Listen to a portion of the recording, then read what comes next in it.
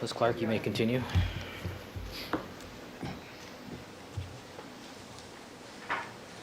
Where was I? I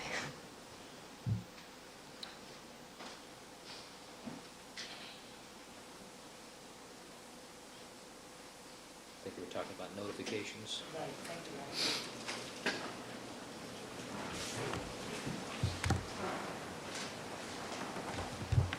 What is the policy, or what is the routine with respect to discovery of the identity of the victims and when you make notification? Well, again, I think that has to be judged on, each case has to be judged on its own merit, and that's what the detectives do.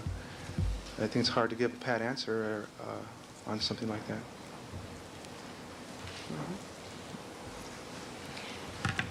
Now, what is the, if you know, do you know what the policy is with respect to who's allowed to touch the bodies of the victims?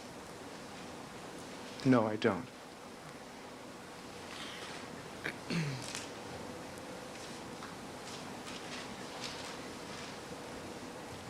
Now, you remained on the scene after the detectives arrived, did you not? Yes? For what purpose? Just to avail myself to them if they needed me to do anything for them or direct any of my police officers to do anything. Okay. So is it your duty to assist the investigating officers once they arrive? Yes.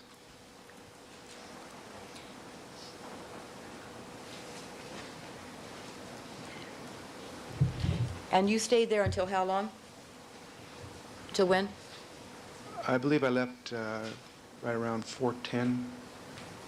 Now, did you just take off by yourself, or what? How did you get to go?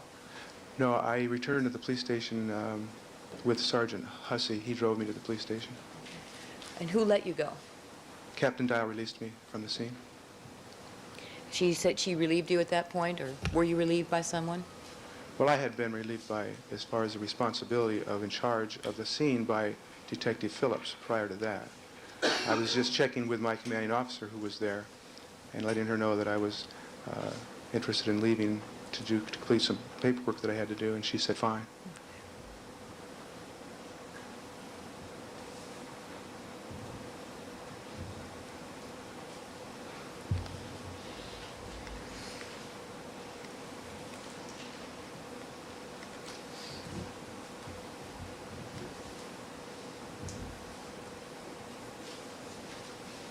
Oh, yeah. You, the lead counsel was asking you if you asked Officer Risky what he meant by secured, that the crime scene was secured.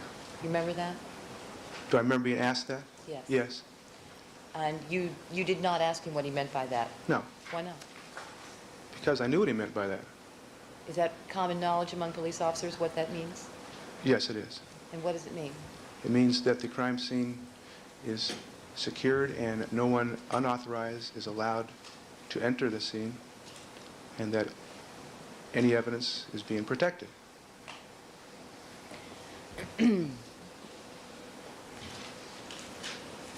And does it mean anything with respect to whether or not there are injured victims or suspects still around?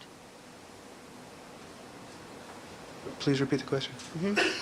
Does it also have any meaning concerning whether or not there are suspects in the area of the crime scene still, or injured victims needing attention in the area of the crime scene? As far as the crime scene being secured? Right. Yes. What does it mean with respect to that? Well, it means that that there, in this particular case, there were two victims of homicide still within the immediate crime scene. And what does it mean with respect to suspects being in the immediate crime scene? That there may be. As far as this particular situation was concerned, when Officer Risky was talking to me, if you recall, he hadn't had a chance to look in the house yet. So is that what you're getting at? No. When you appeared at the scene, when Yes. you arrived at 875 South Bundy, it was about 1:30? Yes. And by that time, had Officer Risky gone into the house? Yes. And at that time, did Officer Risky tell you that the crime scene was secured? Yes. Okay. And what did that mean to you with respect to whether or not there was a suspect in that condominium or on that walkway? Okay. At that point, then that meant to me that there were no suspects. in that area. That's correct. And what did that mean to you with respect to whether or not there were still injured parties in need of attention, living victims in need of attention in that area? That there were none.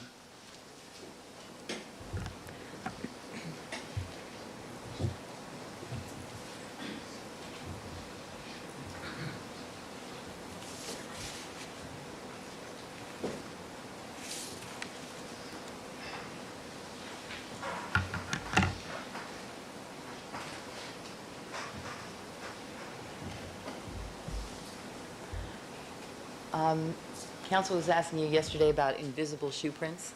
Do you remember that? Yes, I do. Okay. Now, you talked about wanting to preserve the evidence at the crime scene. You remember that? Yes, I do. And what is the point of preserving the evidence? When you say the evidence, what are you talking about? Obvious evidence. Things connected to the commission of the crime Yes, that might help solve the case? yes. Now, that walkway where you saw the bloody shoe prints, Jonathan?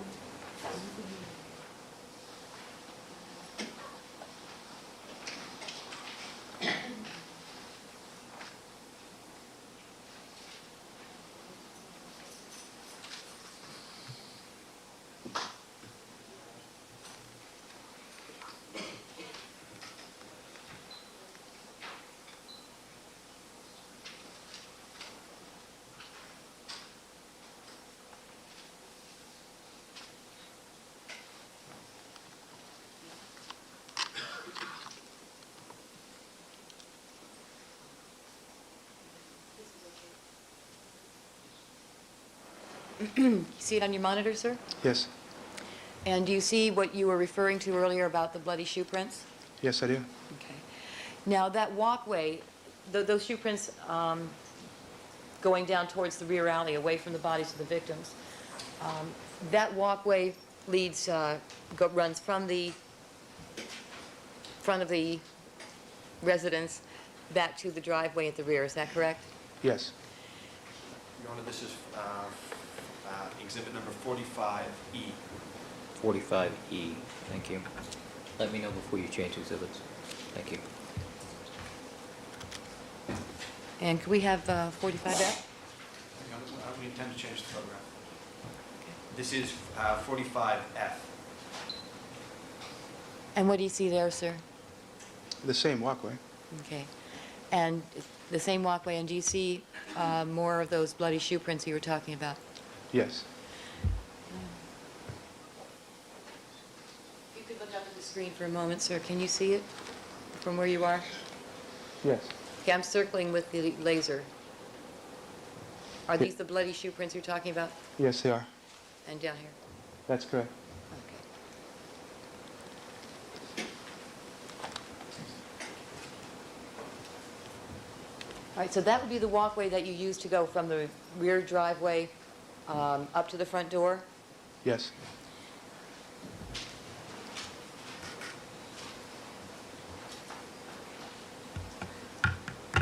Now, if there were invisible shoe prints, given the location of that walkway,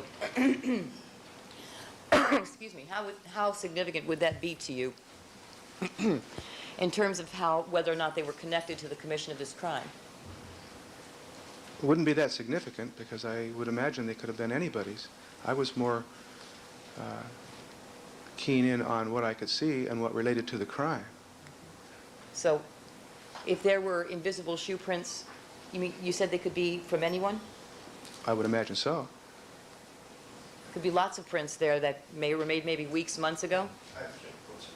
It's the stain, it's leading. Okay, the fact that these shoe prints were bloody, is that what made them significant to you? It's the stain. Okay. What made these bloody shoe prints significant to you? I'm sorry, Your Honor. The fact that they were bloody. And why's that?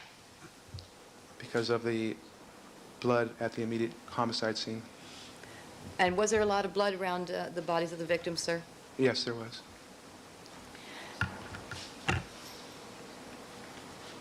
How many sets of bloody shoe prints did you see? I saw one set, 2 prints.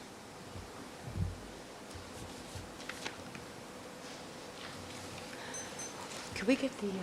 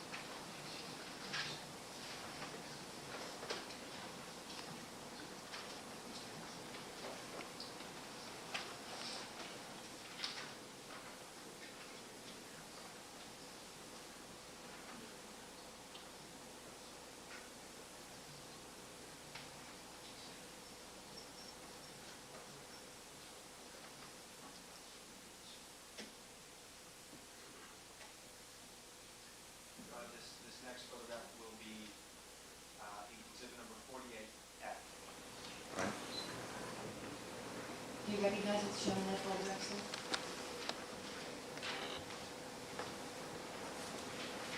Yes, I do. And you see the little tag that's on the ground just inside the gate? Yes. And is that the rear gate? Yes. And what is, what do you recall seeing in that location in the early morning hours of June the 13th? There was a blood spot on the ground? Close up. Yes, Your Honor, this is exhibit number 48G.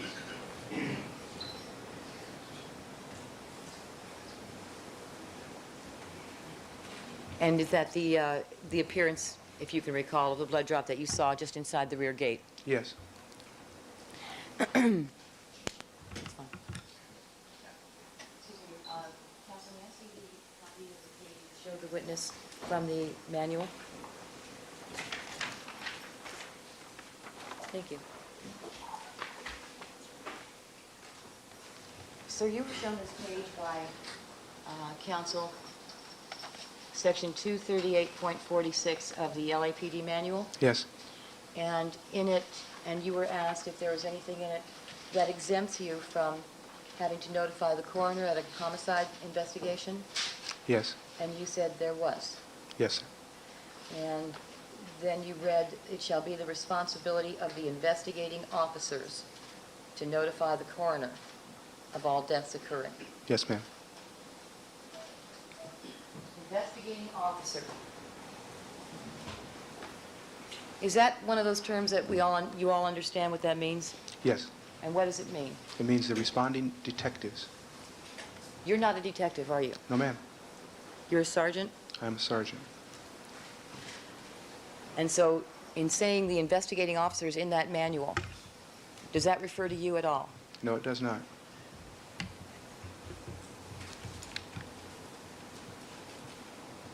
I have nothing further. And Ms. Clark, do you have your next witness available? Do you have your next witness available? All right, Mr. Bailey, recross.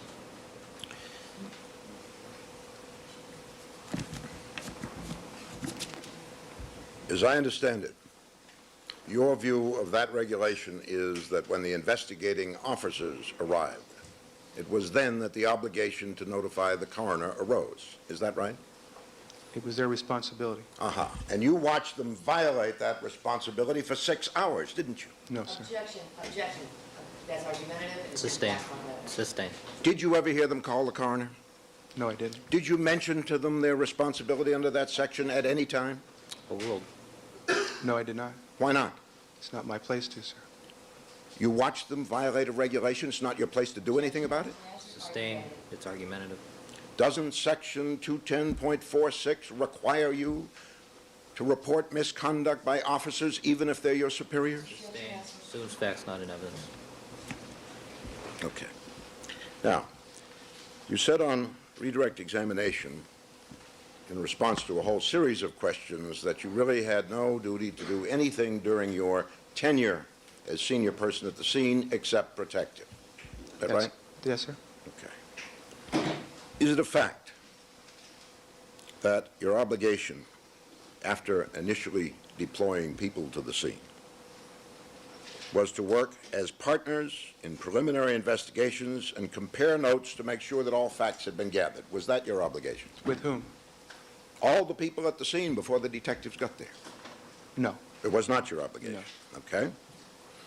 Was it your obligation to locate and identify witnesses, request them to remain for questioning, and question them separately? Objection. Counsel seems to be reading from something. I'm putting questions, Your Honor. He's asking questions, so you can't see each other's notes when you're asking questions, but the counsel, the source of that should be pretty obvious. Do you remember the question? Yes, I do. Okay. Was Yeah. that your obligation? Yes, if it's possible to obtain witnesses, I should, Was it your obligation to establish the elements of the crime and other details relating to who, what, when, where, why, and how, and complete the necessary reports? Was that your obligation? only if possible. All right. Can you tell us how you carried out, if at all, this latter obligation? I did not do that, sir. Okay. Are you familiar with the requirement that you do that? No. Did you ever read a publication put out by the LAPD called General Reporting Instructions? Not that I recall. Did you ever read a section called Conducting the Investigation within that publication? Not that I recall. May this be marked for identification? May I please see what counsel's- Certainly.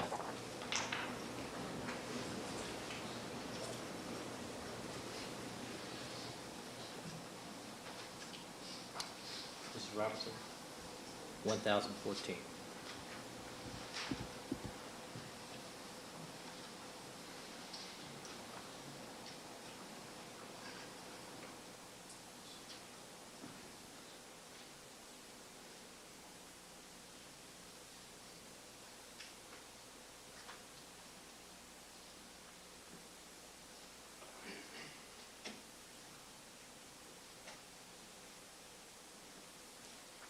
Ms. Clark, how about if I have Ms. Robertson have a photocopy made for you? Thank you.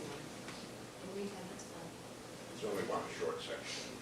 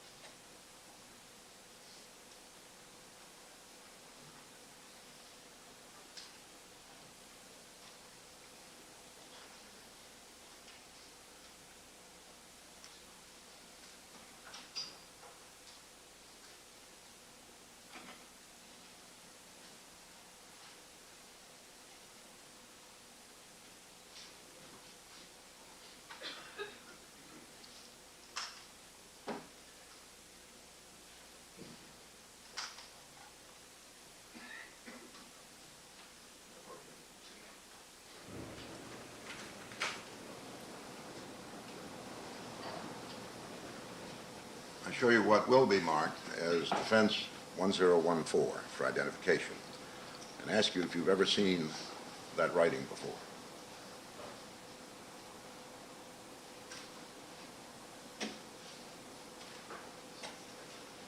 I may have, but I'm not sure. Would you then please read the section to which I'm pointing entitled Conducting the Investigation to see if your recollection is refreshed as to what your obligations were Have that to. morning? You want me to read this whole thing? I want you to read it to yourself to see if it helps you remember what you should have been doing. Objection. Sustained. Curious to disregard the last comment by Mr. Bailey, being argumentative.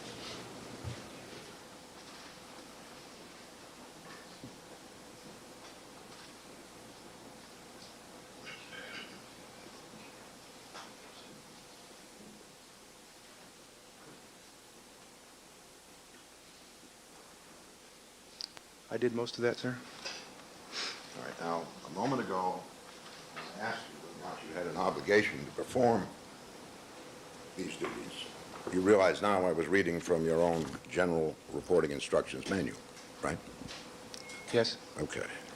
But I believe you said that you had no obligation to establish the elements of the crime and other details relating to who, what, when, where, why, and how, and complete the necessary reports. Do you wish to change that answer? No, I don't. All right. Is it set forth here that that is your obligation? If that is possible. Do you In this disagree case, with it the wasn't manual? possible. Do you disagree with the manual? No, I don't disagree with the manual. Okay. So you are saying that the reason you didn't undertake to perform that segment of what is printed here is because it was not possible? Yes, sir. Okay. You also, I believe, told us that your duty to preserve evidence was only to preserve that which is obvious. Was that your statement on redirect? Yes, it was. And if evidence is not obvious to you, it's okay to obliterate it. Is that correct? Of course not. Well, then why did you restrict your obligation to preserve obvious evidence? Because obvious evidence is the first evidence you see. Okay, but what about evidence that's not obvious, like fingerprints on glasses and other things of that sort? That's important.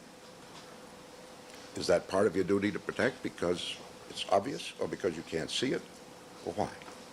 If it's within the crime scene, yes. All right. Tell me what steps, if any, you took to protect that portion of what might be evidence that was not visible to the naked eye. The area was cordoned off and nobody unauthorized was allowed into it. Well, you say unauthorized. Where in the manual does it mandate that you as a watch commander awaiting detectives go to the crime scene personally and go past the tape once it's been secured? Where in the manual? I have no idea. Is that something you do simply because it's a habit? That was something I do because that's mandated by our detectives. Well, you have disclaimed, as I understand it, any expertise or responsibility for solving the crime. Have you not? For solving the crime, that's Yeah. correct, yes. All right. Well, if that's so, why in the world would you jeopardize the crime scene by walking on it? I didn't jeopardize the crime scene by walking on it. Okay. Did you really have any business at all in inspecting those bodies that morning? Yes, sir. All right. And where in the manual is it mandated that you do that? I have no idea. It isn't mandated in the manual anywhere, is it, Sergeant? I don't know. When was the last time you read the manual? Do you remember? Cover to cover? About 15 years ago. And any part thereof? Probably 3 to 4 times a week. Okay. Now,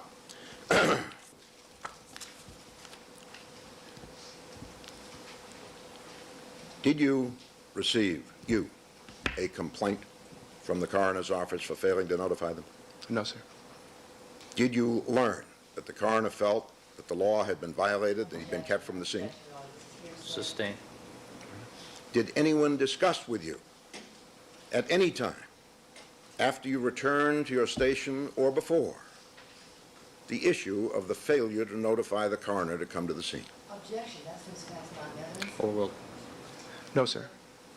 To this day, you have never been queried as to why that didn't happen. Objection. Is that right? Overruled. That's what's passed on evidence. Overruled. No, I have not. Am I the first one ever to question you as to why the coroner wasn't notified? Yes. That's all. Thank you. Oh, I'm sorry. One more question. You said you saw a single set of footprints. Do you recall saying that? Yes, I do. How would you know that? I saw 2 footprints. Are you an expert in footprints? No. Did you examine or photograph the footprints? Just now, you mean? No, at the scene. No. There were no photographs taken until you left at 4:10, were there? Objection, irrelevant. Overruled. Argumentative. Overruled. I don't remember photographs were taken while I was there or not. You never saw a flashbulb go off, did you? Right. It was not light enough to take photographs by natural light, was it? I have no idea. You don't know if it was dark or not, Sergeant? I know it was dark. You do. Yes. Can you take photographs by natural light when it's dark? Objection, irrelevant. If you know. I don't know cameras that well, sir. I don't know. Okay. Now, how did you ascertain that there was a single set of footprints, Sergeant Rossi? I saw 2 bloody shoe prints. A left and a right, 2 lefts, what were they? Oh, I don't know. I saw 2. And how do you know that all the prints that you saw, both of them, were made by one set of feet? I don't know that. Okay. Where exactly, between the two gates, did you see these footprints? Approximately half the way between the rear gate and the front part of the house. Halfway Okay. down the walkway, I should say. Halfway down the walkway. Yes, sir. Now, you know today, from just having viewed a picture of it, that there is no walkway, don't you? There's no walkway? Yeah. Bring up 48, please.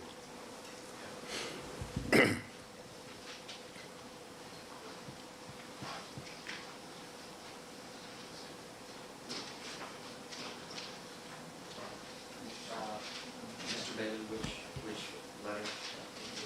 The two that you showed before, one was G. E and F for the footprints.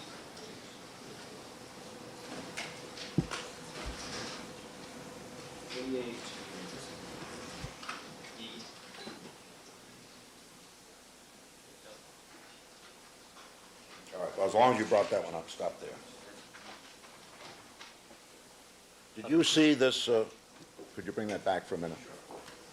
Take advantage of your inadvertence. 48G, a close-up of the blood spot. Yes.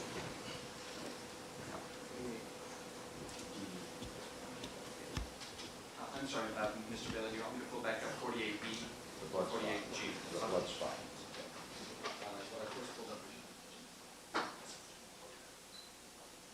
This is 48G, Your Honor. The first one is 48E. Did you see that blood spot that morning? I saw a blood spot that morning. Well, I understood you to say on redirect examination that you recognized this blood spot, do you or don't you? No objection, that misstates the testimony. Sustain. What did you mean to say about this blood spot when it was shown to you during redirect? That's argumentative. Or we'll, I saw a blood spot in the beginning of the walkway area. Does that look like the blood spot you saw that morning? It looks like the area where I saw one. Look at the spot, if you will, on your screen. You notice that it's pretty much circular? Yes, Was the spot that you looked at that morning, that you alluded to in your redirect examination, a circular spot of that type? yes, Do you have any training at all in blood spots? no, Can you tell from looking at that spot that whoever dropped it was standing still? no. You can't, okay. Where, bring up E, please, and print that if you will. Do you wish this particular photo printed? Yes, please. 1015, Ms. Robertson. I'm correct. no, it's already, this is already People's 48G.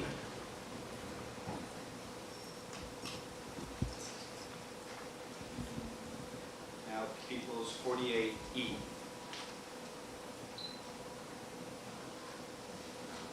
No, E is a shoe print. 45. I'm sorry, 48G. Right.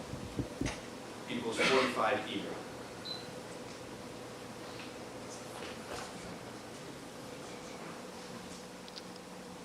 All right, is that the area where you saw shoe prints? I believe I saw it a little bit farther down than that, sir. All right. Do you recognize where we are in that photograph? Isn't that towards the front of the house?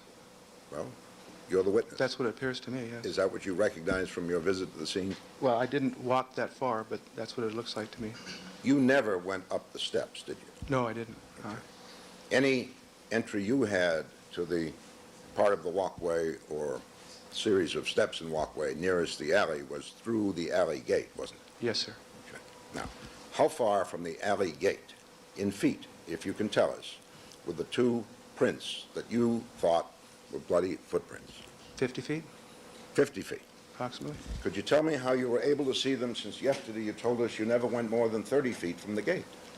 Did I say that? Well, then maybe 30 feet, I'm sorry. Would you like to elect one of the two I think it was as probably your closer. final statement on the matter? I think it was probably closer to 50 feet. 50 feet, okay. You don't think you went any further than that? No, I know I didn't. So as we view the evidence, we ought to find some bloody footprints 50 feet from the gate, Yes, sir. or less, right? Yes, sir. Did you see any other footprints at any time? No, I didn't. Did you look for any other footprints? Yeah, I used a flashlight, but like I said, I didn't go any farther past the ones that I saw. But when you came upon this set, and you had your flashlight in your hand, did you shine it down the walkway to see if there were other and further footprints? Yes, I did. Okay. And what did you see? I didn't notice any at that point. All right. So apparently, some person had walked a distance from the crime scene toward the rear gate, and suddenly their soles got bloody. Is that what it appeared to you? No.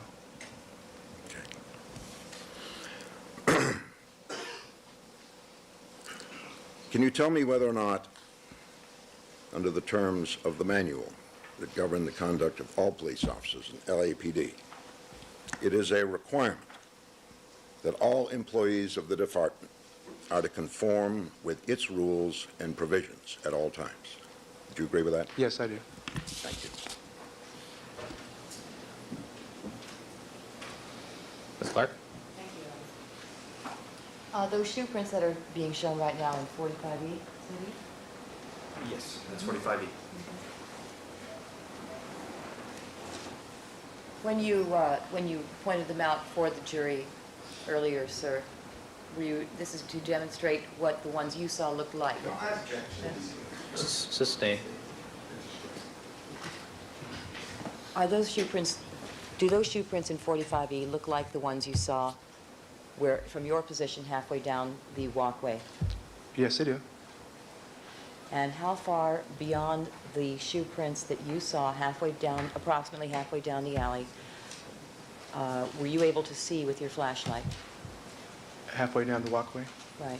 You said you were halfway down the walkway, and you told us that you shone your flashlight down the walkway to see if you could see anything else. That's correct. How far ahead were you able to see? Oh, maybe 10 feet. I'm not exactly sure. It wasn't all that far.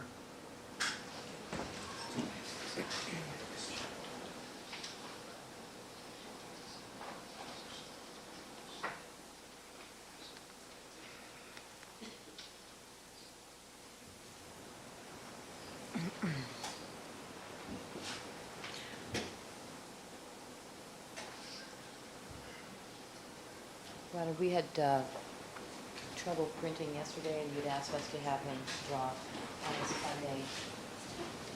What's the status of our, Your Honor, it is again fully operational.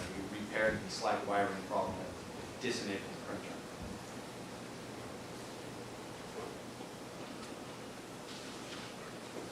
all right, Ms. Clark, refresh my recollection. Which photograph is this? This is 43B1. All right, you may approach. Thank you. So if you recall it yesterday, we were showing you this photograph and trying to have your path, the path you took up to the call box area at the front of the condominium in 875 South Bundy, how you avoided the walkway, Yes, I do. and you indicated that you took a path that took you through the grass, Yes. and we were trying to trace it, but it wouldn't print. Remember that? Yes, I do. All right. Would you please? These are foundational questions, counsel. We give them some leeway on these. Could you please trace your path now, sir? It was over to the left of these plants. That black pen isn't showing up very well, is it? Let me get a red one.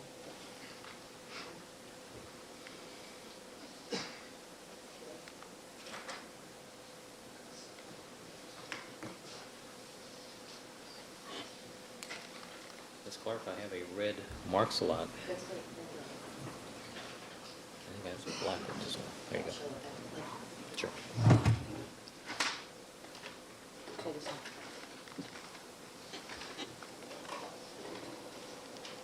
Better? Ended up right about there. For the record, the witness has put an arc in red on it. I'm going to show it on the Elmo now, and perhaps if this is not distinct enough, we have the capability of print now. We're going to just do it again with drops.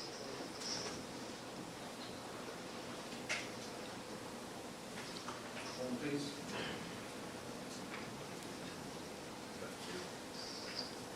Can we cut the feed, Your Honor? I'm sorry.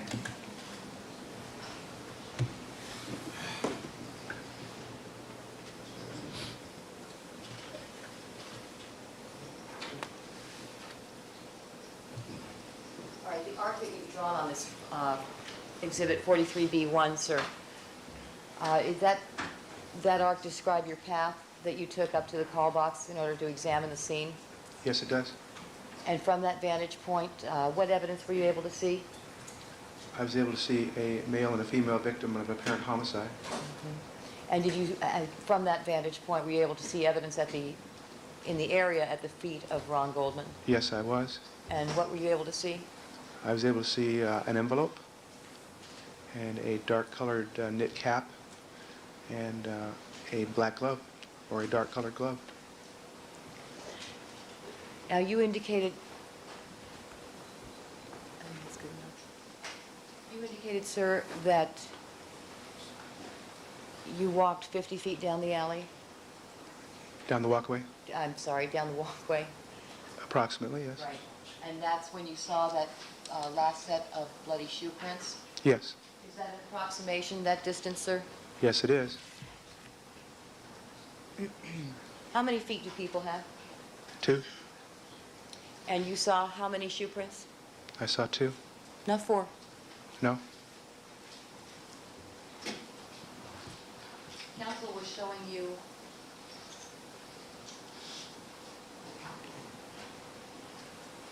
what it purports to be a section from the LAPD manual called General Reporting Instructions. Yes.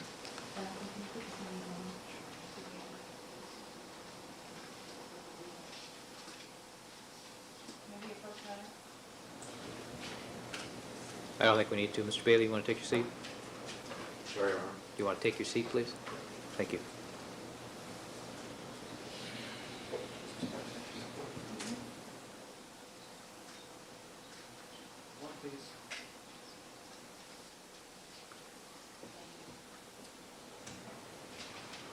All right, so now the jury can see it too. First of all, conducting the investigation. Were you conducting the investigation, sir? No. Now, you notice that after that first paragraph, it talks about officers working in partners, right? Yes. And then it says that there's a duty to notify the investigating unit without delay if there's a need for an immediate major crime investigation. Yes. And start a crime scene log if appropriate. You see that? Yes, I do. Did you do that? Yes. Did you notify investigating unit right away? Yes, I did. And you started a crime scene log? Or you made sure one was... I made sure one was started. And then protecting the scene, e.g. banner tape. Does that mean that crime scene tape that we saw in the photographs you talked about? Yes. And did you make sure that that was done? Yes, I did. And that the tape was placed in the appropriate position? Yes. And it says locate items that could identify the suspect or show how the crime was committed? It says that. You see that on the line? I take that as evidence, yes. I do. We did that. Do you know how you can possibly do that if you don't cross the crime scene tape and look at the crime scene? No, not thoroughly, that's for sure. Can you fly? No. You gotta walk on your feet? Yes, I do. And in order to preserve things like fingerprints, is that how the crime scene tape is put up there? The crime scene tape is put up to disallow people who are not authorized to enter the crime scene, And why is that? And why do you want to do that? to protect the evidence from any type of contamination. And do you know of any way to make sure that the appropriate distance around the evidence is protected? Let me see if I can say this in English. Do you know of any way to determine where the crime scene tape should be placed without looking to see what the evidence is? No. With respect to locate and identify witnesses, what, if anything, did you ascertain with respect to the attempt to locate and identify witnesses when you were at the scene? When I arrived, I was told that there was one team out knocking on doors in the immediate area, trying to get possible witnesses. Now, with respect to establishing the elements of the crime and other details and complete the necessary reports. First of all, the necessary reports. What report? I object. You're going to read, Your Honor. You have to read the whole paragraph and not leave out the key words. Overruled, it's being displayed for the jurors so they can make their own determination. Ms. Clark. With respect to complete the necessary reports, What kind of reports is the watch commander required to make? At the scene of a homicide, Mm-hmm. the crime scene log. Is that yes? I'm sorry, yes? I'm doing it. Okay, the crime scene log, are you required to fill that out, sir? No, I am required to make sure that it is filled out. That someone is doing it? That's correct. And did you do that? Yes, I did. Is there any other report that you're required to complete? No. With respect to establishing the elements of the crime and other details relating to who, what, when, where, why, and how, can you explain what that means, what kind of duty that imposes on the watch commander at a homicide scene? That is not generally what the watch commander does. That is usually left up to the responding detectives. Now this section overall, sir, entitled General Reporting Instructions. Tell us what is this? Is this a rule book you have to follow hard and fast? Does it govern every detail of your work, your specific work as a watch commander especially? No, that it's just what they say. It says general instructions, the reference. And is there anything in these sections that have been shown to you by counsel that specifically refers to what your duties as a watch commander should be at a homicide scene?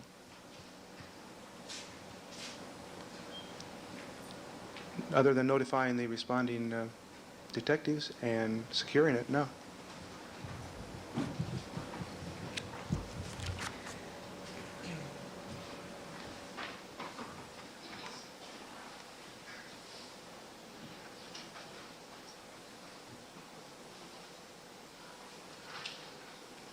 All right, Madam Reporter, why don't we take this opportunity to change paper?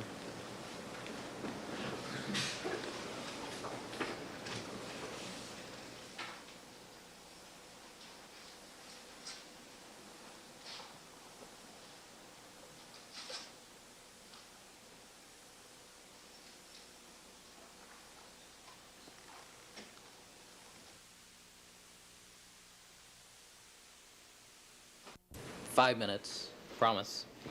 So you can just relax a little, stretch your legs, use the facilities there if you need to. I need to take a look at a few exhibits out of your presence, so about 5 minutes if you'll just step back into the jury room, please.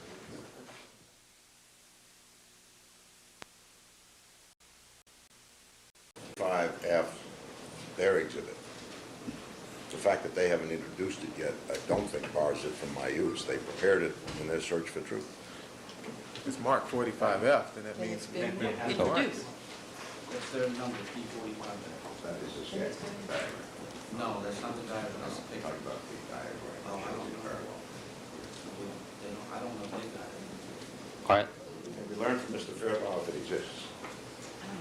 Yes, Your Honor, however, this particular diagram has not yet been decided by the people whether or not it will be used with a witness, so it has not yet been marked. All right, do we have it here in the courtroom?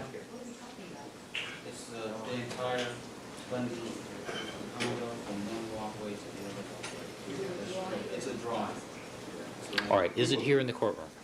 we'll sell it to them, Your Honor. I'm sure you will. Is it here in the courtroom? Simple question, yes or no? Not in the courtroom.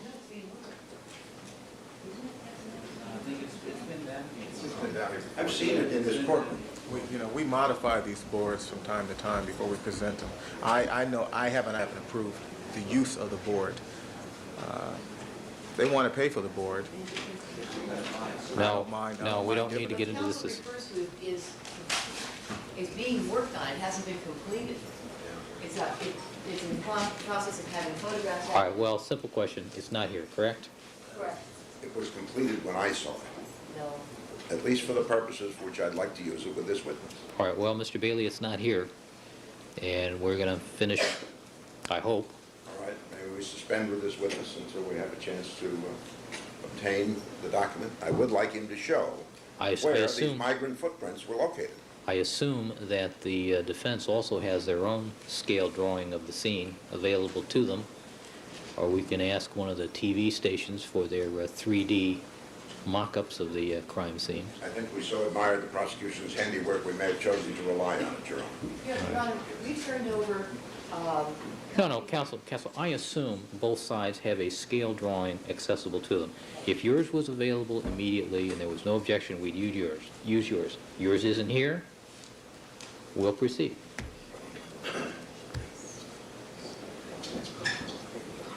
All right, have we given the jurors 5 minutes? I think we still have 2 minutes left. What's that way? I'll take my 2 minutes.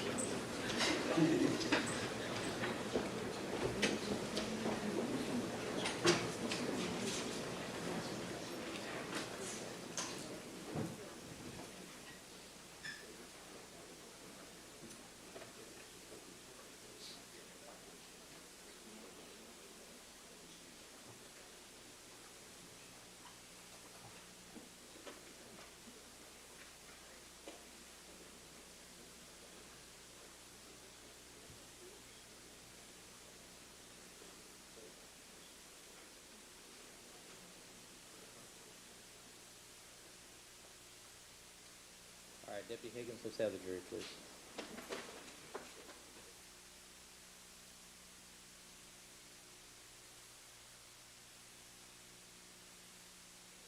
Do. Tonight, a court that Sergeant, why don't you retake?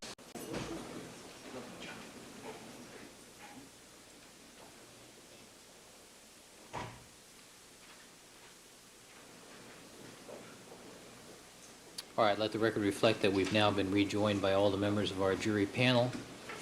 Mr. Bailey, I understand that you need a exhibit and that you have concluded with this witness until we have that exhibit. I have been saved by co-counsel. All right. I'm Proceed. about to mark as defense, I think, 2016. The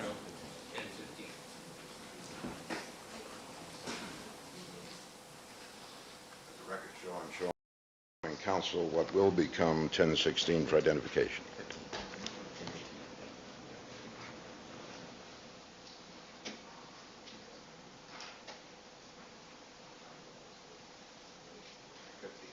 All right, defense 1015.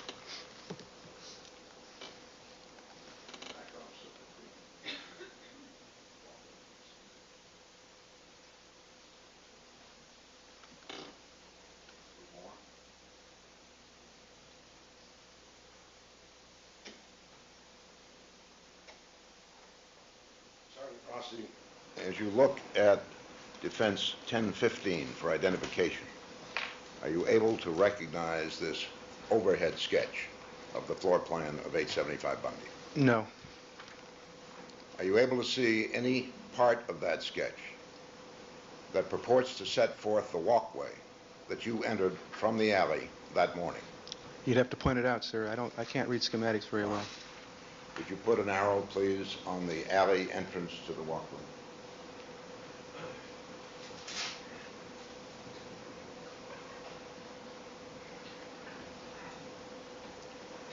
You will recall, Sergeant, that you said it was adjacent to the garage. Yes. You see the garage?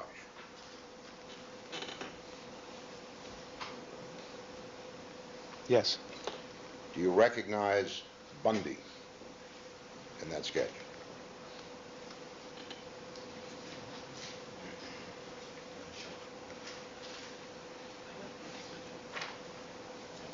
Okay, now I do.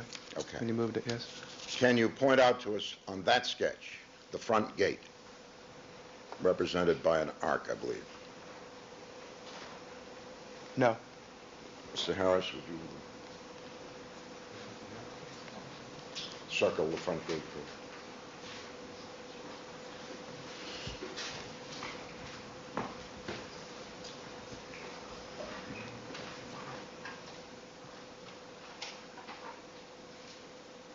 you see the red cross, Sergeant?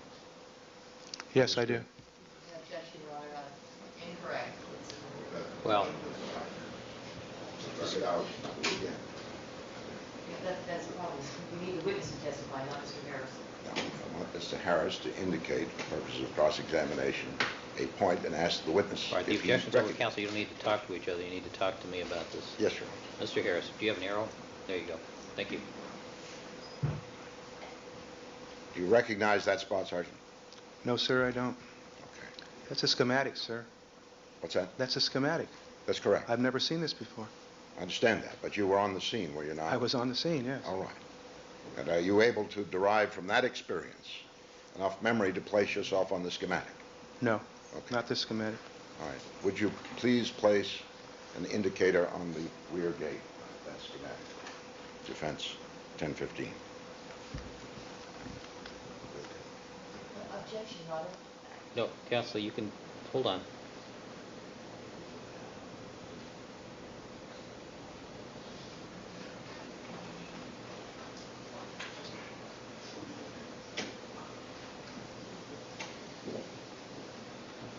Can we have the witness? There should be a question that he's posed to the witness. Mr. Harris is waiting, Your Honor, at your direction. No, proceed, counsel. This- Okay. Would you locate the arrow? The rear gate on the schematic. Right. Sergeant Rossi, do you recognize on the schematic that place? No, but if you tell me that's the rear gate, I'll believe you. No. I don't want you to take anything for granted. Do you see what purport to be steps, up and down steps? It doesn't look like steps to me, sir. Did you go down any steps that night when you entered the alley, either with Phillips or with Risky? Yes. Okay. And after you went down steps, did you then go up some steps? Yes. And then did you descend a second set of steps? I don't recall. Can you tell us, with respect to the steps that you went down and then up, where you saw what you thought were two bloody footprints? If that is the walkway, I saw the footprints approximately halfway down the walkway towards Bundy. All right. You see the scale on the bottom showing it's 170 feet? Objection, that states what's on the diagram. Overruled. 170 feet after Bundy. Overruled. The jury can see the same thing. Yes, I do see that. Okay. Now, can you locate yourself with respect to the steps that you went down and then up, and tell us where precisely you saw these footprints, Sergeant Rossi, About halfway down that walkway, sir. with respect to the steps? About 50 feet from those steps. The down steps or the up steps? The ones by the gate, closest to the gate. All right. 50 feet from the steps going down, nearest the rear gate, Nearest the rear gate. you saw bloody footprints. As I recall, yes. All right. Do I take it then that you saw the footprints before you proceeded up the steps you just told us you climbed? No, I didn't. Okay. Then you see a very brief level area between the second set of steps and the third set as you walk from the alley toward Bundy. If that's what that is. Well, assuming that that's what it is that where the footprints were? Objection, Your Honor. This witness. Overruled. I can't accurately testify to that, sir, off the schematic. I'm sorry. You saw them twice that morning? Yes, They were pointed out. You discovered them with Officer Risky, that's correct. and then you took Detective Phillips so you could point them out to him. Yes, sir. Are you today unable to locate those footprints on that schematic? If I was at the scene, I'd be able to, but not off the schematic. You cannot locate with respect to the steps where you say you saw footprints. Not accurately. All I recall is that they were approximately 50 feet from the gate as you entered that walkway, going towards the front of the house. Would 50 feet from the gate be on a set of steps, or did you see them on level ground? Oh, it was level ground. But you're unable to tell us which level segment of that walkway is what you have in mind. That's correct. Okay, that's all. Thank you. Ms. Clark, anything on that issue? All right. Sergeant Rossi, thank you very much. You're now excused as a witness. I'm going to direct you not to discuss your testimony with anybody else until the case has been concluded. Thank you very much, sir. All right, well, he's an LAPD officer. He's easily available. We know where to find him. All right, thank you, Sergeant. Next witness. Call Detective Ron Phillips.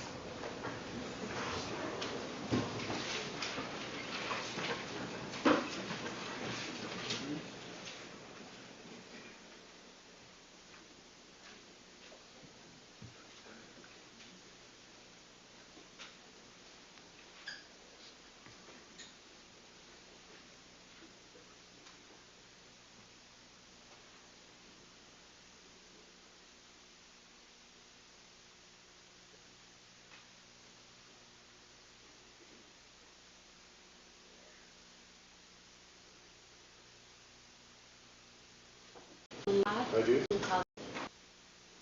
your right hand, please. You do solemnly swear that the testimony you may give in the cause now pending before this court shall be the truth, the whole truth, and nothing but the truth, so help you God. I do. Please have a seat in the witness stand and state to spell your first and last name for the record. Ronald Phillips, R-O-N-A-L-D, Phillips, P-H-I-L-L-I-P-S. Ms. Clark. Thank you, Your Honor. Good morning, sir. Good morning. Will you please tell us what you do for a living? I'm a police officer for the City of Los Angeles, currently assigned to West Los Angeles Detectives, where I work the homicide unit. Now, how long have you been assigned to that particular job? I've been a detective since 1978. I've worked West Los Angeles Detectives since 1989, and I've worked the homicide unit the last year and a half. Now, can you tell us, sir, what are your duties as a homicide detective? Well, I'm a homicide coordinator is what I am. I supervise a homicide unit. My responsibilities are as soon as a homicide occurs in the West Los Angeles area, I am notified by the watch commander or by my commanding officer, who would be Lieutenant Spangler, that a homicide has occurred and request that I roll to the scene. I will then make the determination on how many other detectives out of my homicide unit will roll to that crime scene, and then I will assign that crime scene to a particular detective or team of detectives to handle it. I do not investigate the homicides myself. Did you at one time? Yes. And when was that? The first homicide I ever investigated was back in 1970 in Rampart Division. And I went on loan to Robbery Homicide Division and worked a major officer-involved shooting where a Los Angeles police officer was killed. I've worked some homicides in Northeast, 77th, and Harbor Division.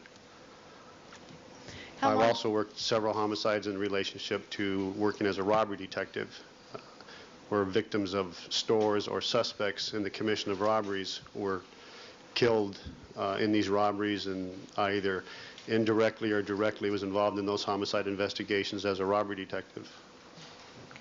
And how long were you a robbery detective? Since 1978, I've been a robbery detective probably 75–80% of the time. And you've been a police officer for how long? 28 years. With Los Angeles Police Department? Yes. How much of that time has been spent in West Los Angeles? As I said, I went to West Los Angeles Division in February of 1989.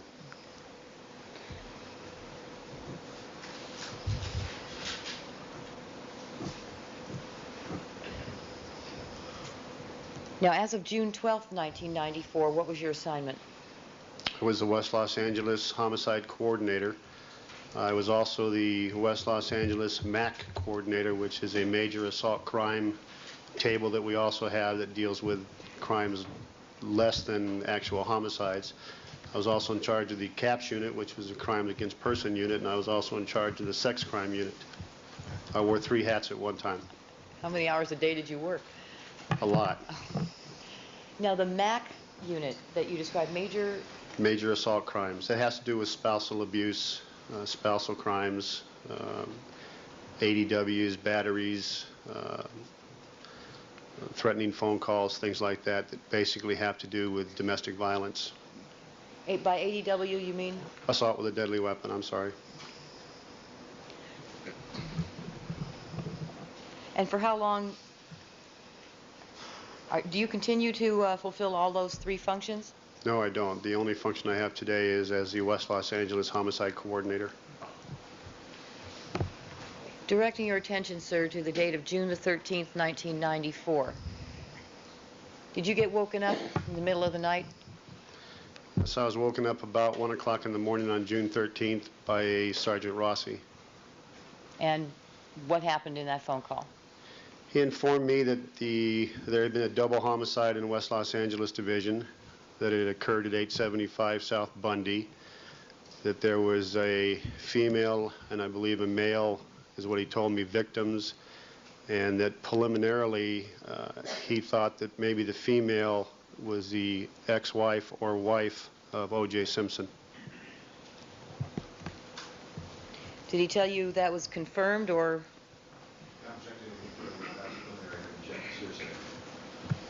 Sustain.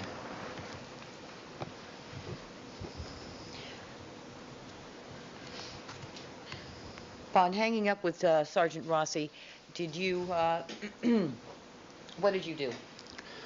Upon hanging up, I then called Detective Mark Furman, who was in the West LA Homicide Unit, informed him of what I had been told, and requested that he respond to West LA Station, where I would meet him and we would travel to the location together.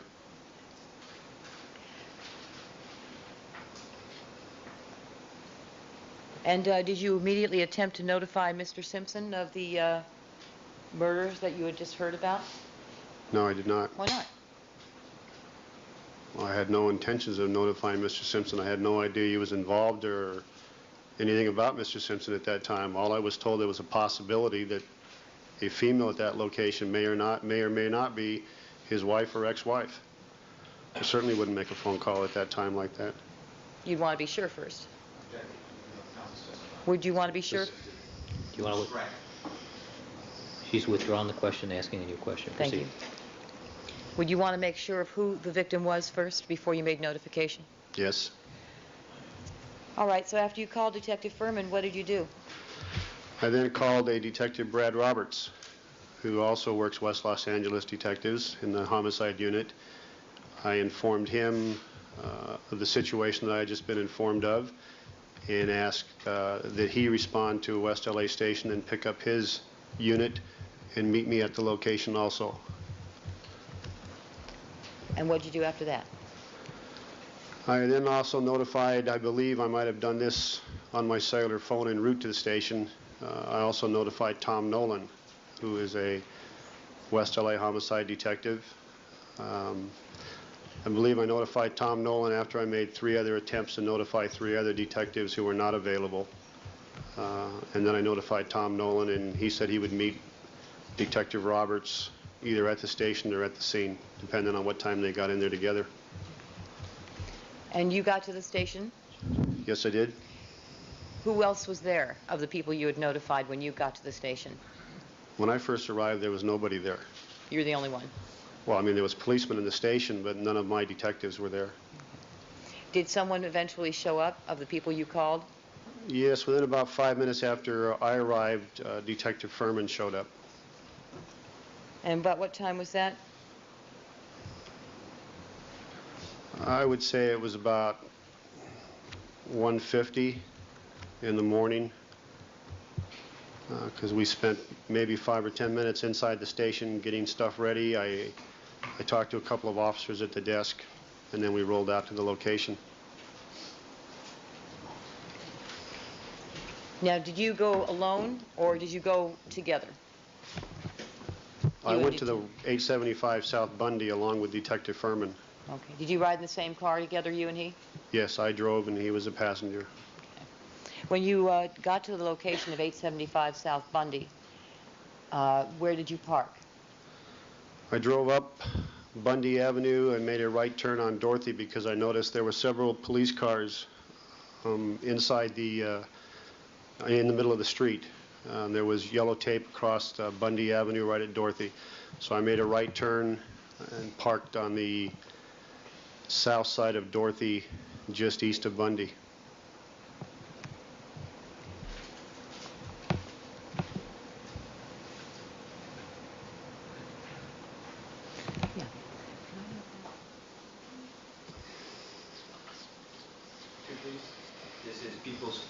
51.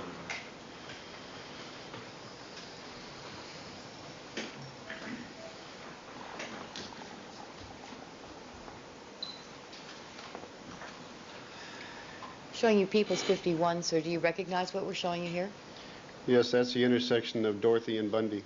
Can you tell us which is Dorothy and which is Bundy? The police cars that are facing, the two police cars facing in one direction with the lights on the police car is Bundy. Dorothy is where this car at the lower part of the picture is facing. Okay. Now, the police car and the brown car, are they, which direction are they facing on Bundy? Northbound. And the car in the foreground of this photograph is facing in which direction on Dorothy? It appears to be facing somewhat eastbound on Dorothy. And if you could orient yourself with respect to this photograph, tell us where you parked the car. If I remember correctly, I think I parked my car would be further east of the car that's parked in the foreground of this picture. On Dorothy? On Dorothy. And on that same side of the street is that car? Yes. And what did you do after that? I exited the car, walked over to the middle of the street where I met with Sergeant Dave Rossi. And where was it you met with Sergeant Rossi? He was standing in the middle of the street at Dorothy and Bundy, more on the north side of Dorothy, but still in the intersection of Dorothy and Bundy, right in the middle of the street. Can you tell us, Detective, for a moment, what is Sergeant Rossi's responsibility there? Overruled. Briefly. Well, Sergeant Rossi is an AWC, which is an Assistant Watch Commander. When the absence of a lieutenant, he's in charge of whatever watch he happens to be working, which means that he is the highest ranking official that's working on that watch. He's responsible for all the police officers, desk personnel, jail functions, anything that goes on in that station during his watch, he's responsible for. I think that his reasoning for being out there... Yeah, his reasoning for being out there is not relevant to the question. Okay.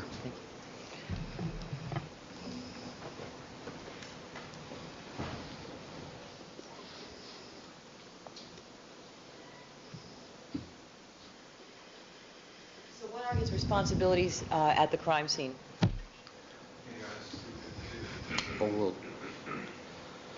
Well, his responsibility at the crime scene would be to protect and preserve that crime scene until we arrive, the detectives who are going to take over that investigation and take over that crime scene. And is it his responsibility to examine the evidence and call the coroner, call the photographer, and the criminalist? It's compound. Sustained. I was trying to put it all into one.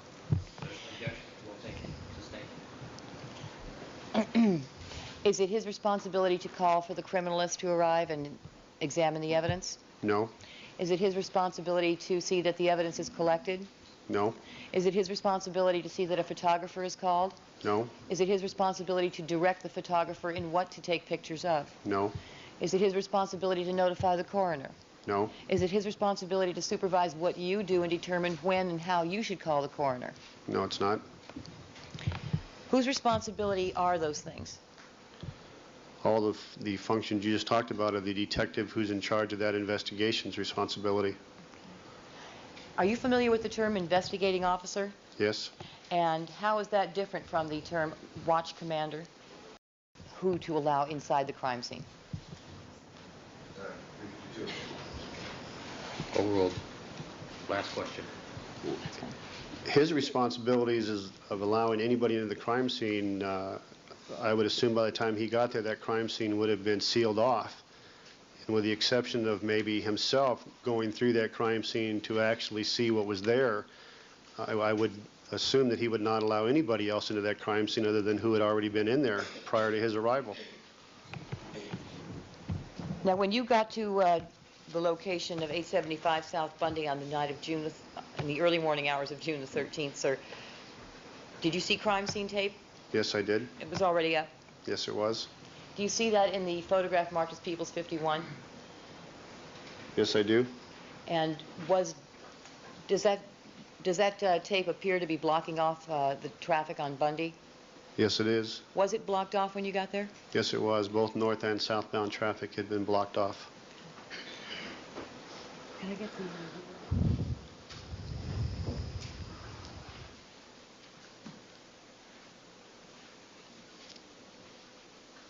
Your Honor, this is Exhibit 38.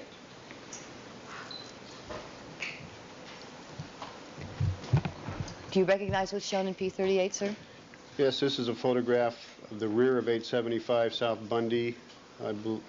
We're standing on Dorothy Avenue looking northbound through the alley at the rear of that location. And you see the crime scene tape there? Yes, I do. And was it in that position when you appeared in the early morning hours of June the 13th? Yes, it was. Were there other police officers and police cars there when you arrived? Yes, there were several.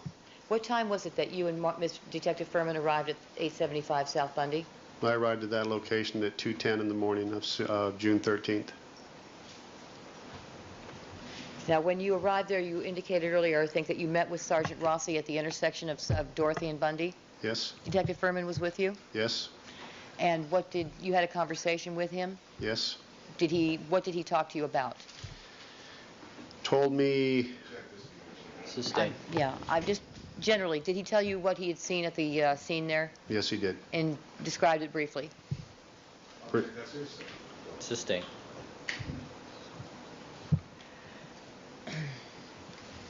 Did he relate to you what he had seen there? Yes.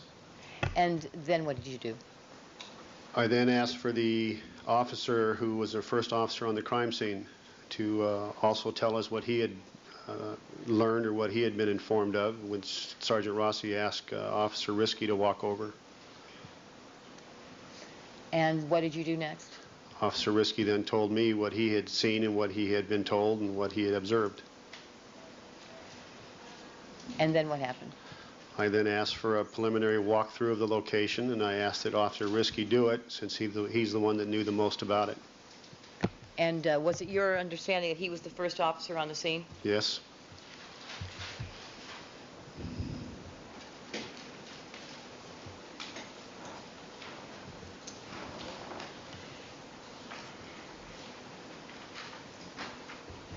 All right.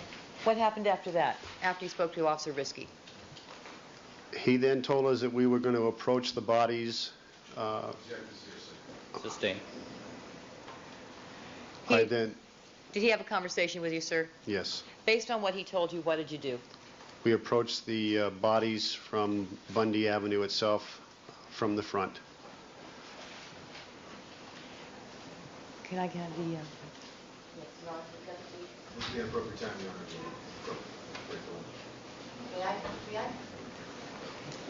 Do you have an appointment, Mr. Cochran? Maybe the first one. Well, if we do that, we'll shoot up our last 4 minutes. All right, Ms. Clark, continue, Yes, can we please. cut the feed, please? Yes, it is. Oh, This is People's 42. Yes, sir. See the photograph that's been marked as People's 42? Yes, I do. And can you tell us, you said you approached the, you approached the crime scene? Yes. Tell us, first of all, you see that walkway? Yes. You recognize that? Yes, that's a walkway that walks from the sidewalk on Bundy to the residence at 875. And do you recall whether it appeared then as it does now in this photograph? It appears exactly the same. Now, did you walk on that walkway, sir? No, I did not. How is it that you approached the crime scene? Officer Risky informed, I went the same way. Sustained. Rephrase the question. Officer Risky had a conversation with you, Yes. and based on what he told you, sir, how did you approach the crime scene? I followed Officer Risky to the crime scene, following behind him as he walked across the sidewalk into some shrubbery and grass and dirt area up to where we could view the bodies. Okay, can we use point monitor?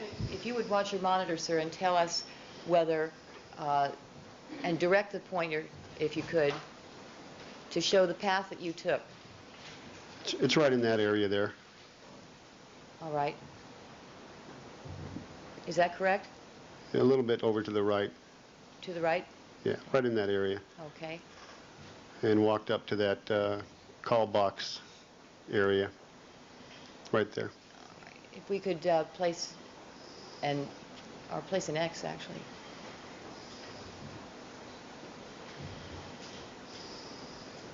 All right. All right, how about if we put RP up in the upper left-hand corner for Ron Phillips? Thank you, Your Honor. Left hand, right hand. Oh. Who cares? I'm sorry, Your Honor. That's right. All right, Ms. Clark, I think this would be an appropriate point. Thank you. All right. Ladies and gentlemen, we're going to take our recess for the lunch hour. Detective Phillips, you can step down. Your order to return at 1:45. Ladies and gentlemen, please remember my admonition to you. Don't discuss the case amongst yourselves. Don't form any opinions about the case. Don't allow anybody to communicate with you about the case. Don't conduct any deliberations till the matter has been submitted to you. We'll stand in recess until 1:45. Then, counsel, we're going to go straight through to 4. Yeah. Mr. Fretlow?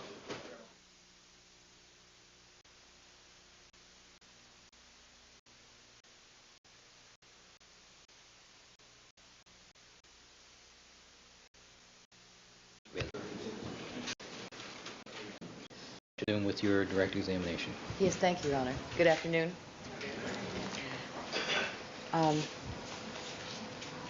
We have printed this out now, Your Honor. I'd ask that it be marked as People's 42A. Mark People's 42A, diagram by Detective Phillips.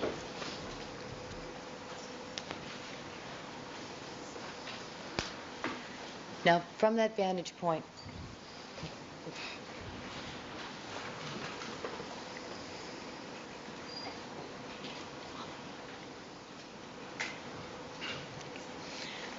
from that vantage point, sir, that was indicated there on photograph 42A and in photograph 42, can you tell us what you were able to see?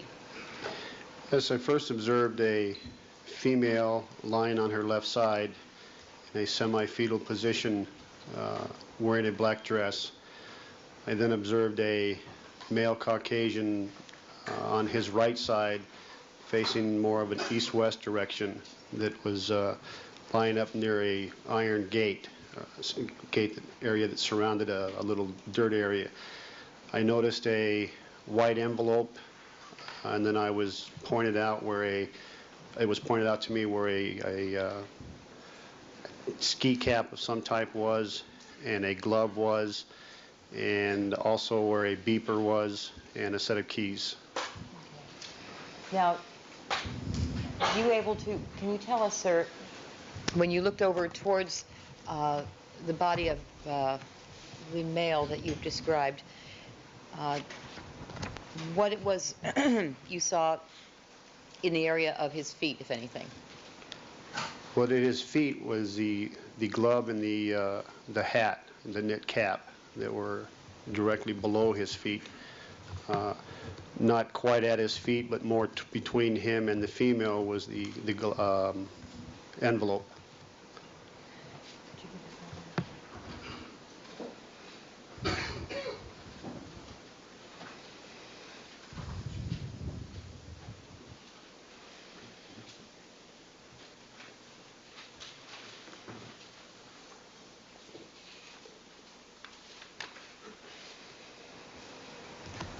Your Honor, this is going to be People's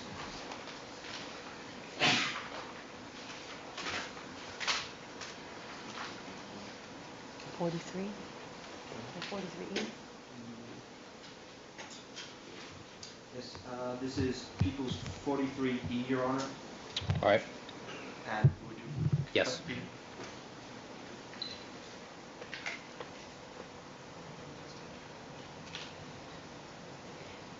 Do you recognize what's being shown to you here, sir?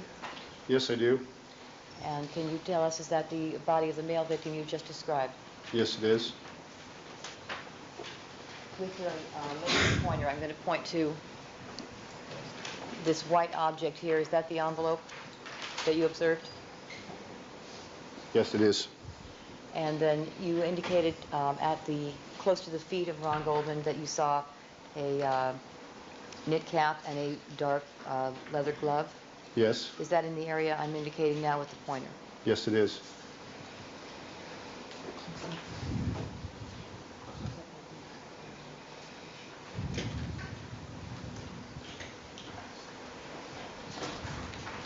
Okay, Your Honor, this is People's 44.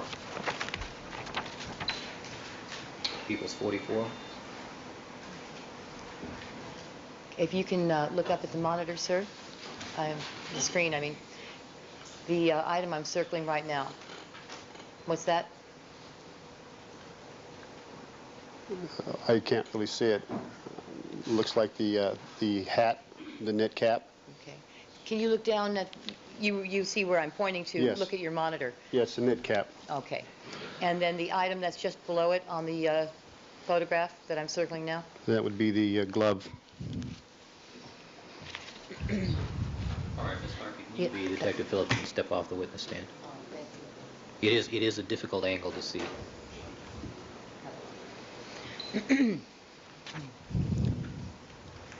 Did you observe anything else from your vantage point at that time? At that particular time, no. Okay. Now, who was with you as you made those observations? Officer Risky and Detective Mark Furman.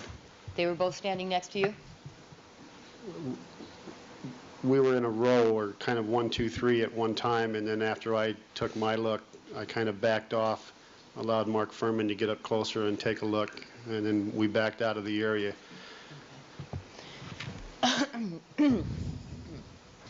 By the way, what were you wearing? A suit. I think it was a blue suit. Like the one you're wearing now? Yes. Okay. What was Mark wearing? He had some, I think he had some black slacks on and a white shirt and a tie. Was he wearing a jacket? No, he was not. Was that uncommon for him? No, Mark Furman never wears his jacket. Now, did you have a conversation with Commander Bushy at around that time when you first arrived at the scene? When I first arrived, and I was talking to Officer Risky, Sergeant Rossi was talking on a cellular telephone, and he handed me the telephone, and the individual on the phone informed me that he was Commander Keith Bushy. Who's that? Commander Keith Bushy is the commander of Operations West Bureau, which is the bureau that I work for. West LA is in West Bureau. And so what does he have command over? He has command over West Bureau. He's directly underneath Deputy Chief Frankel. Does that mean that he's over all of the detectives? Well, he's In over West LA? he's over the divisions in West Los Angeles, or in West Bureau, which is Wilshire Division, Pacific Division, Hollywood Division, and Wilshire Division in West LA. And everybody in those divisions? That's correct. So he's your boss? He's one of our highest ranking bosses, yes. And were you given some instruction with respect to the handling of this case by Commander Bushy? Yes, I was. And what was that? Oh.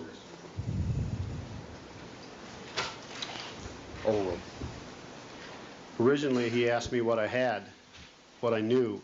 Well, the question was, what instruction were you given by Commander Bushy? Not what he asked. What was the instruction given to you? He gave me two instructions. Okay.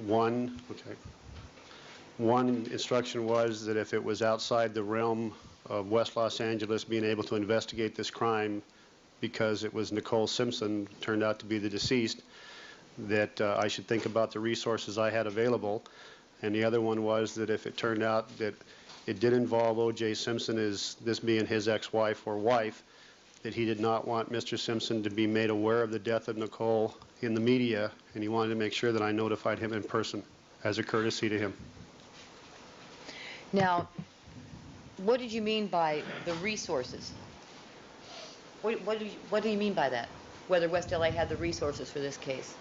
Well, I think I was concerned, and he was also concerned, I believe, that if it turned out to be Nicole Simpson, it was going to become a major news media event. It was going to possibly involve O.J. Simpson only as the fact that he was one time her husband. We had his children at West LA Station. and it may become a bigger case than the 4 detectives I have at West LA could handle the proper way, and that possibly we will want to take this case and transfer it downtown to Robbery Homicide Division, who has many more resources than we have. Talking about in terms of manpower and in just numbers and quantities of detectives and officers available to you? Oh, they have a great deal more resources than we have as far as manpower and ability to go and do things. Person power, Person detective power. power.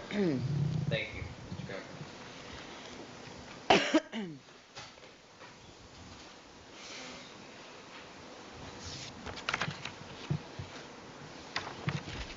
All right, and then he gave you specific instructions to make sure you personally notified Mr. Simpson. Sustained. Just foundation. He's already testified to it.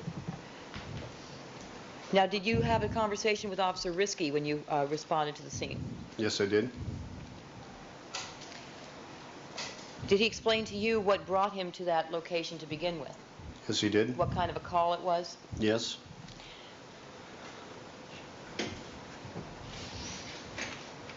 And what was it that he explained to you? Goes to explain subsequent conduct. Oh, well. He told me that he had arrived at that location responding to a 459 call across the street, I believe at 873 or 874 South Bundy. And it... What's a 459 call? Shouldn't that be a limiting instruction in that objection was legal? That's a limiting instruction, it's not serious. It's not very consequential at this point, counsel. It's not. I don't think a limiting instruction is necessary at this point. Proceed. It's just to explain subsequent conduct after talking to Risky. And what is a 459 call? It's a penal code section for burglary. And so Officer Risky told you that he'd received a burglary suspect call from 874 South Bundy? Yes. And that was a 911 call? Yes. So did you go to investigate the source of that call yourself? Later on that morning I did. And did you speak to the person at 874 South Bundy who had called 911? Yes. Who was that? The lady's name was Elsie Tisterat. I don't know how to spell her name. Tister? Tister. And you had a conversation with her? Yes, I did.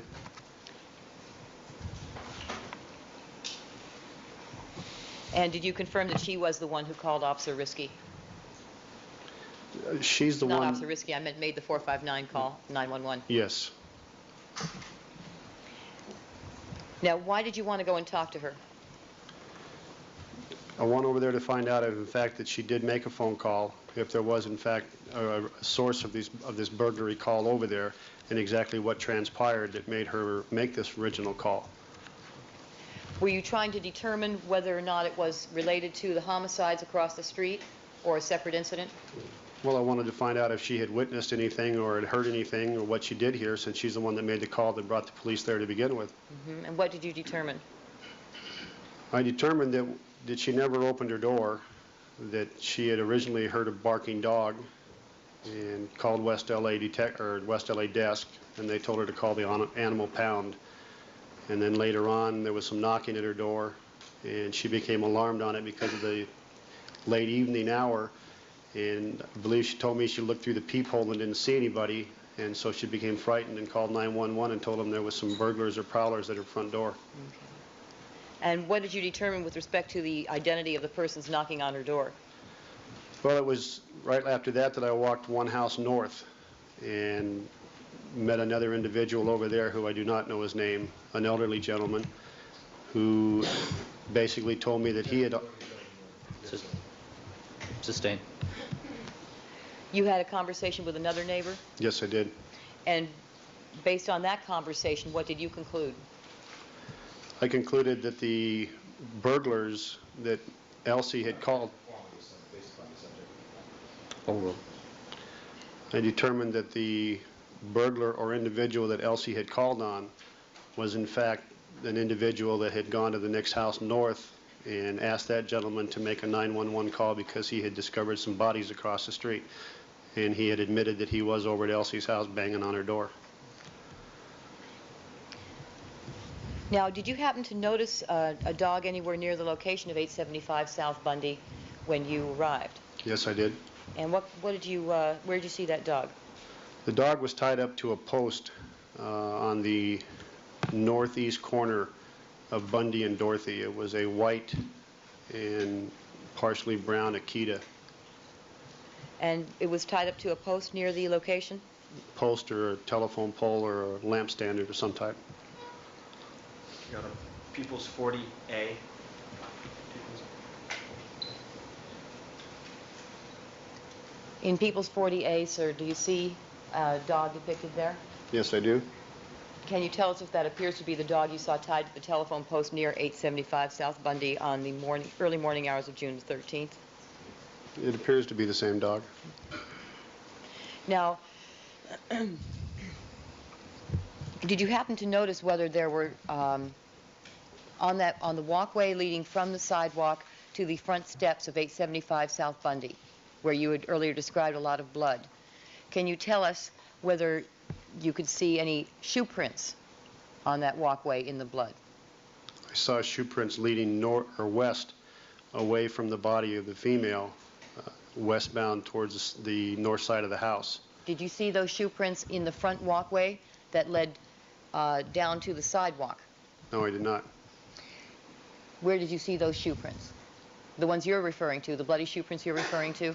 They were at the top of the stairs, 3 steps up from where the body was, and then led off in a westerly direction.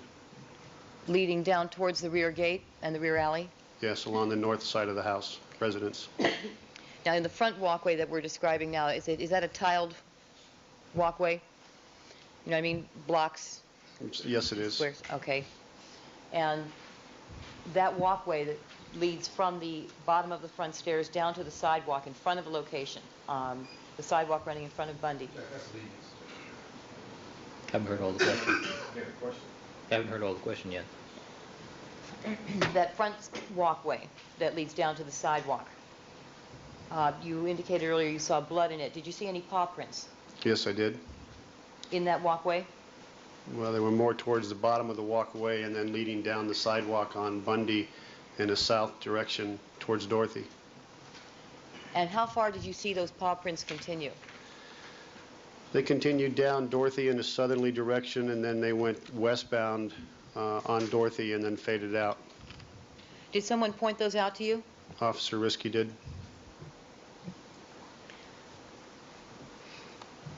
All right, after you made your first view of the crime scene and you saw the bodies of both victims, what did you do next? I backed out of the planted area that we were in, and Officer Risky walked us around to a walkway which was just north of where the male body was lying, in a small area there, and we viewed the bodies from over in that location also.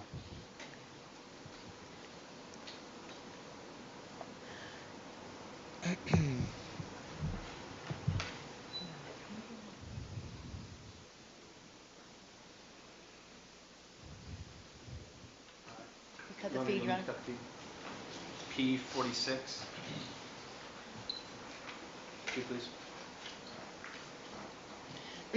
All right, sir, do you recognize the location shown there? Yes, I do. And what's that? That's the front entrance to 875 South Bundy. And do you see the crime scene tape in front of the location? Yes, I do. Is that the position it was in when you arrived? Yes, it is. Now, that front walkway, excuse me, is that front walkway that is shown in this photograph, is that the one where you saw the bloody paw prints? The bloody paw prints are started towards the bottom portion of that walkway and led out into the sidewalk. And then did they proceed to the left as you faced this photograph? Well, most of them led to the right, and that's all I saw at that time, southbound. As you faced the photograph? It'd be to my left. Okay. Now, you indicated an area that you went to examine the bodies from the north of the victims? Yes. Can you see it here? Yes.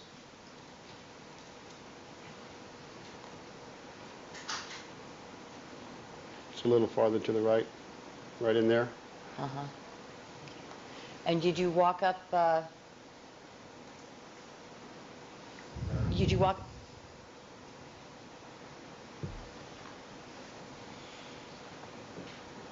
I'd like the witness to tell us where the markers started going up there.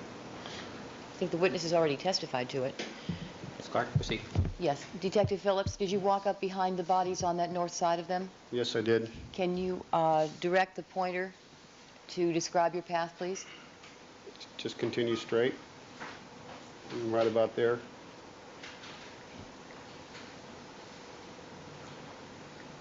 Now, were you behind the, was there a gate or a fence there that you were behind? Yes, there's a wrought iron gate, wrought iron fence. From that vantage point, what were you able to see? What side of Ron Goldman were you on? We were to his backside. And what were you able to observe from that location? I was able to observe the beeper and the keys that Officer Risky had told me about that we could not see very well from the other location. And I could also see the glove and the hat from that location a little bit better. And who was with you at that time? Officer Risky, Detective Furman, and myself.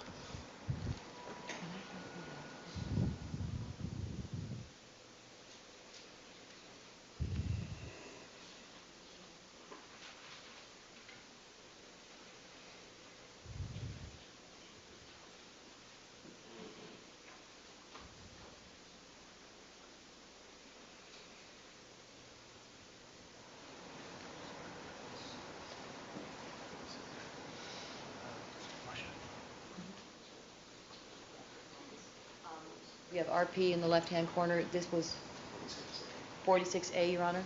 All right, 46A.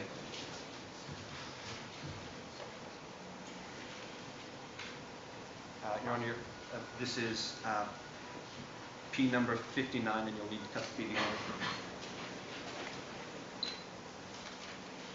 Can you see in this photograph, sir, the area that you described where you stood to observe the scene from the north side of the gate? Yes, I can. And can we...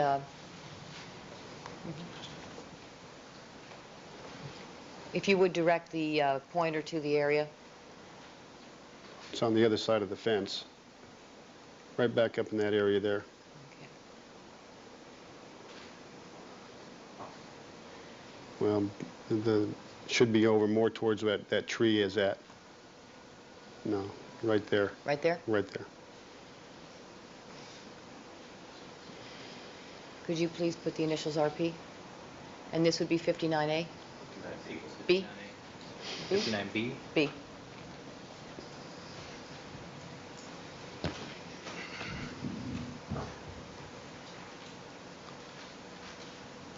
And we do that on the back.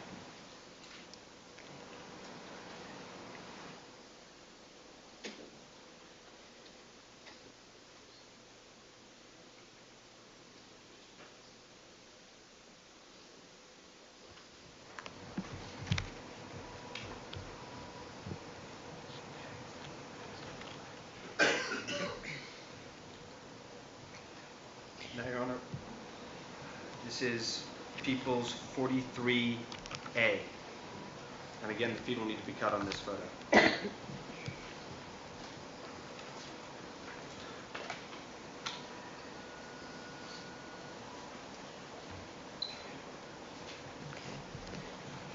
you see this, you see what's depicted in this photograph? You're looking at your monitor, sir? Yes, sir. Yes, ma'am. And can you tell us, sir, if you can see the paw prints that you were earlier referring to? Yes, I do. Now those, you see splotches on this, of blood, what appears to be blood on this walkway? I'm going to circle it. If you can't see it, you can step down. Yes, I do. And another one over here? And Yes. up here? All right. You were there, sir. Tell us what they appeared to, what they looked like to you. They were just pools of blood.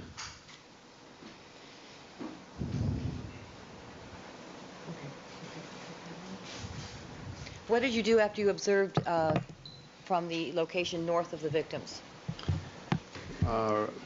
We were told that you could get a better look. Sustained. What did you do, not what you were told? walked around southbound on Bundy, and then walked westbound on Dorothy, and then northbound into the alley to the rear of the residence at 875 South Bundy. Now, who was there? Who went on this walk? Officer Risky, Sergeant Rossi, Mark Furman, and myself. And there may have been a Sergeant Kuhn, but I'm not sure. And did you walk into the alley then? Yes? Where did you go next? Walked northbound in the alley to the rear of 875 South Bundy. And where did you enter? Did you enter through the garage, or how did you go in? When we originally entered into the house, we went through the garage. Now, before you entered the garage, did you make any observations outside in the driveway? Yes, I did. What did you see? I noticed a Jeep parked in the driveway with the passenger doors semi-ajar. Looked like it hadn't been shut all the way. I noticed some change in the driveway and also a couple of droplets of blood.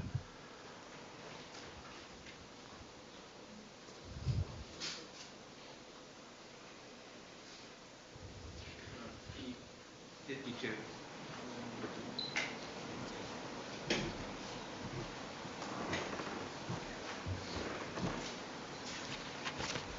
Do you recognize what's shown there, sir? Yes, I do. What is that? That's the rear of 875 South Bundy. Now, did Officer Risky point out to you that the garage door was now open? Yes, he did. Did he explain to you in what condition he originally found the garage door when he first appeared on the scene? Yes, he did. And was it open or closed when it was... Sustained. Did he explain to you how the garage door came to be opened? Yes. Now, where, if you can recall, did you see the change and the blood drop on the driveway? It was to the left of the Jeep, I believe. Your Honor, exhibit number 48K. Excuse me, the left of the Jeep as we face it now? Yes.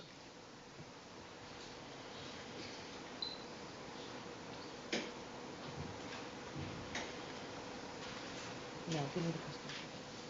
Okay, you've seen that photograph. I'm going to get a perspective shot for you. This is 48J. And 48J. And now a close-up on the photograph. 48I. Now, do you recognize the close-ups and the perspective shot of what you've just seen here? Yes. And what is that? That's the change in the blood drop that I observed by the Jeep. Did you make those observations before going in through the garage? Yes, I did. Okay. So your first entry was in through the garage, is that right? Or was it through the rear gate? The first entry I went in was through the rear gate with a Sergeant Rossi. He wanted to show me something. And when you walked through the rear gate, who went with you? Just myself and Sergeant Rossi. And what happened to Officer Risky and Detective Furman? They stayed out in the driveway by the Jeep. What happened when you went through the rear gate with Sergeant Rossi? We walked eastbound a portion of the way until he pointed out some faded footprints, what appeared to be faded footprints, and then said he had not gone any farther than that. And I said, well, let's go back out and get the rest of them. And we went back out. We didn't go any farther. Okay, those footprints, how were you able to see them? With the aid of a flashlight. Sergeant Rossi had one and I had one. Did they appear to be, what color did they appear to be? The footprints appeared to be in a red stain. Did they appear to be blood to you? Overall, he's a homicide detective. He can answer that question. It appeared to be a red stain that resembled blood, yes. Now, before you entered through the rear gate, sir, was anything pointed out to you to be careful of? Well, I was pointed out some blood that was on the top rung of the rear gate and also on the bottom rung of the rear gate, and then also at a latch on the rear gate. Okay. And so, did you touch the gate? No, I did not. And was there any other blood pointed out to you near that area of the rear gate? I believe there was another drop of blood or two in the vicinity of that rear gate. On the ground? On the ground.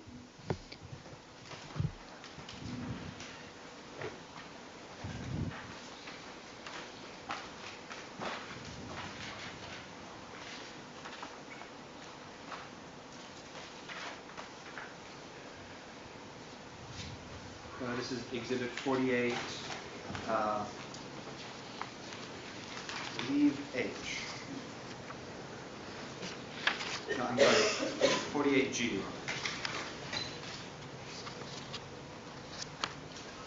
No, give me a perspective.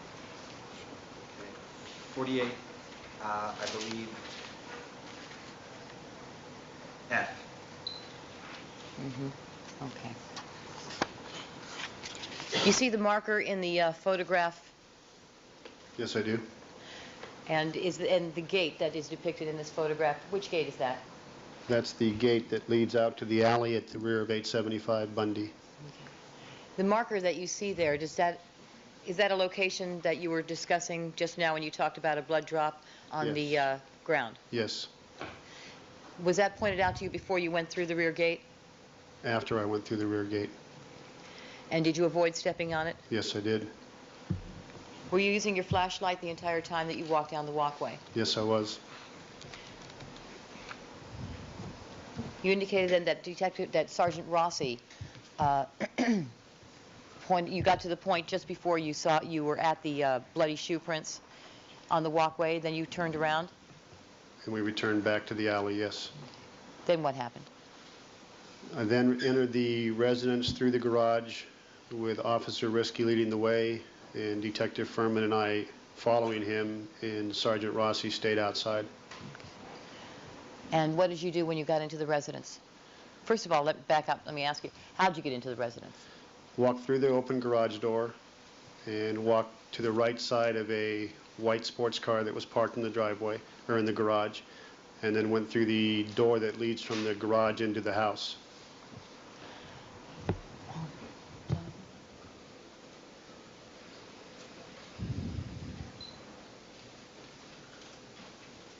And what did you see when you got inside the house?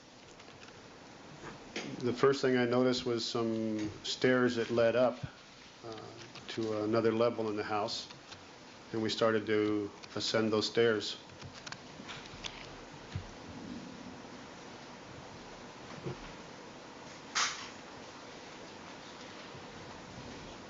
And tell us what you observed when you first entered the door.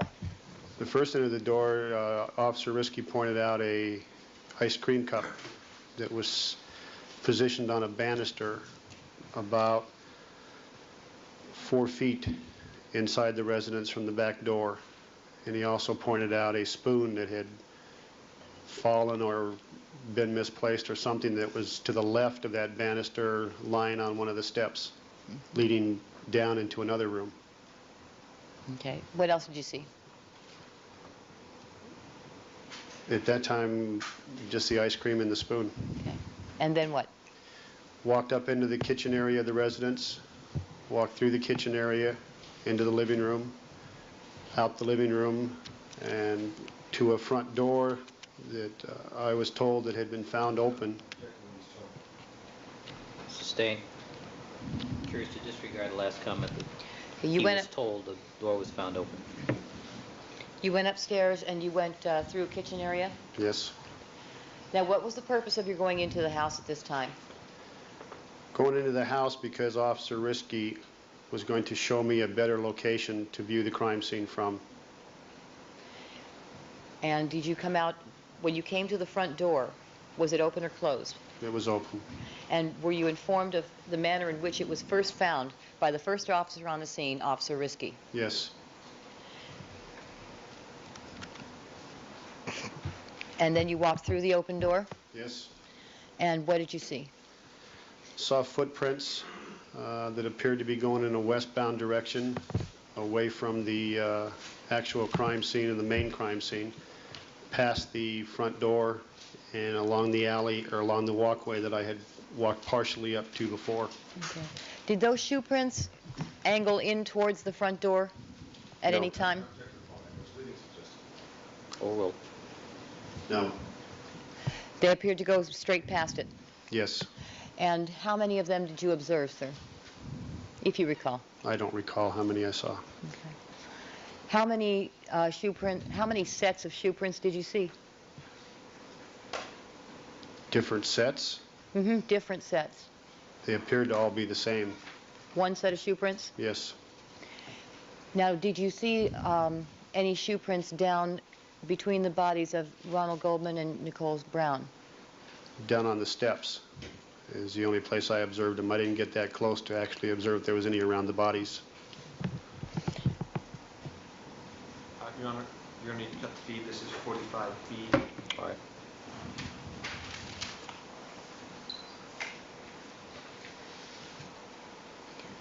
Okay, do you see one of the shoe prints that you saw that night from the vantage point of the top of the landing? Yes, I do. And if you can see it on the screen, I'm going to point it out with the laser. Is that? Yes. That's one of them? Okay. Move up. Next shot up. Okay, 45C.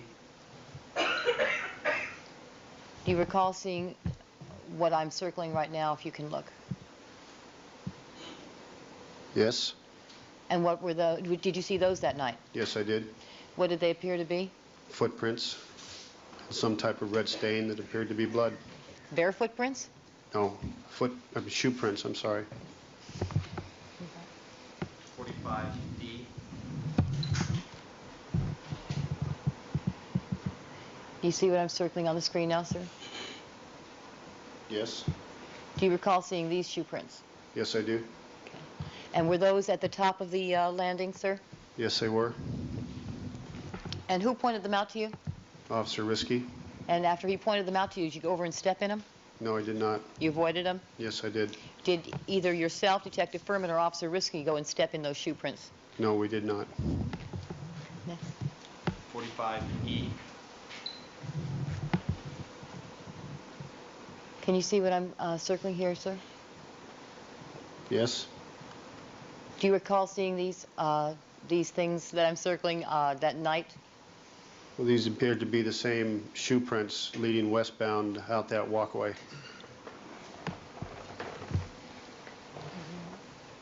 45F. And once again, you see what I'm circling? Yes. Same thing, those bloody shoe prints? Yes. You saw them that night? Yes. 45G. Were you able to ever examine them closely, sir, by shining your flashlight and looking closely at these shoe prints? I never examined them closely, no. Did you ever see one as close up as you're seeing on the screen here? No.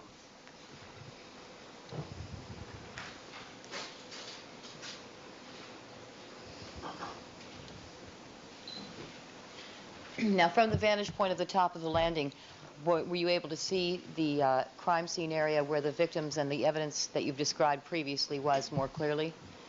Yes. And after making those observations from the top of the landing, what did you do? I then followed Officer Risky westbound out the north pathway to the north of the residence to the rear gate and exited out the rear gate. As you did so, did Officer Risky point anything out to you? Yes, he pointed out droplets of what appeared to be blood and also these footprints until they faded out. Now, did Officer Risky explain to you what he had done when he went inside the house earlier? I don't understand your question. Did Officer Risky tell you what he had done at the scene before you arrived? As far as the inside of the house? Yes. Yes. Did he tell you about going through the house and what he had done with any persons he found inside? Overruled. Yes. All right, you said you walked down the walkway. He pointed out blood drops to you. Yes. Did you observe those blood drops next to any of the bloody shoe prints that you've described to us? Yes. And to what side of the bloody shoe prints were they? To the left.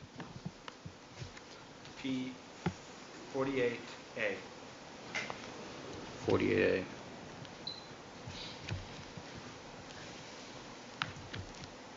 Okay, you can see the item 112 Yes. and the area I'm circling right there. Is that one of those bloody shoe prints you were talking about? Yes. All right, and the item 112 close up? P48B. Do you recall seeing blood drops, and that appears to be to the left of the shoe print that you earlier described? Yes. Sure. With the report.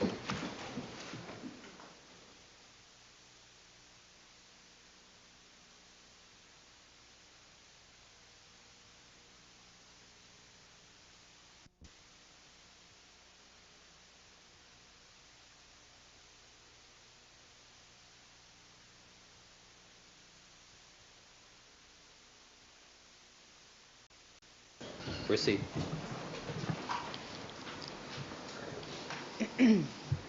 Sometimes they're sustained, Sometimes they're overruled. sometimes they're overruled.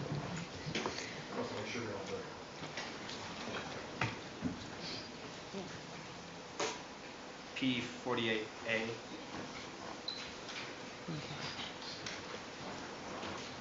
Now, are you able to see in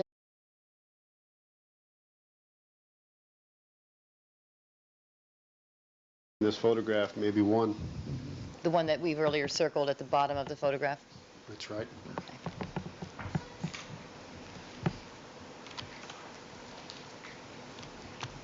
As you walked down the walkway, were you using your flashlight, sir? Yes. Officer Risky was leading, Yes. and was he pointing these things out to you? Yes. Where was Detective Furman? I believe Detective Furman was following me. I think it was Risky, then myself, and then Officer Furman. But it was all three of you. Yes, we were walking in a single file. Did you avoid the blood drops and the shoe prints? Sustained. Did you step in the blood drops and the shoe prints? No. And did you exit through the rear gate? Yes, I did. What happened next? Oh, let me back up, sir. Let me ask you something. Did those bloody shoe prints continue all the way down the walkway to the rear gate? No, they did not. Did they stop at some point?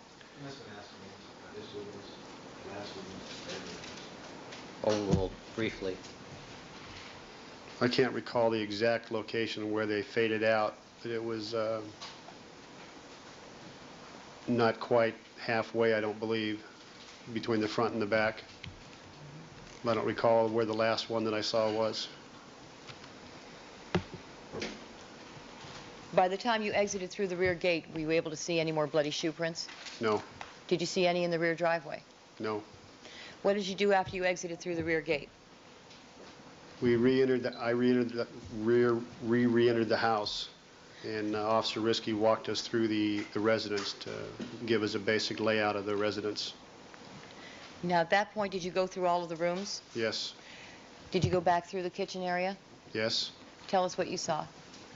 Went back through the kitchen area. I didn't observe anything at that time. Then we went into the living room area, and I noticed some candles on a table. Were they lit? Yes. Were these, do you remember how big these candles were? I don't know how big they were, no. But they were still burning. Yes. And where is the living room in relation to the kitchen? The living room's in the front portion of the house. The kitchen would be more or less in the middle of the house. And I think there's a dining area of some type between the kitchen and the living room. And after you looked in the living room and the kitchen, sir, did you see any evidence of ransacking? No, I didn't. Did you see any blood? No, I didn't. Did you see any leaves tracked inside the house? No. Were there leaves outside the house around the bodies of the victims? Yes. Did you see, let's strike that. Where did you go next? I then went upstairs into the master bedroom where I observed the television on and a bed unmade, and then went into a master bathroom where I noticed a couple of candles also on a bench type area behind the bathtub. I believe it was west of the bathtub. Then exited that master bathroom and walked down another hallway into two rooms that I was told was the rooms of the children. And in those locations, sir, did you see any signs of a struggle or fight? No. Did you see drawers pulled open? No. Did you see any blood? No. Did you see any items of jewelry or property thrown on the ground? No.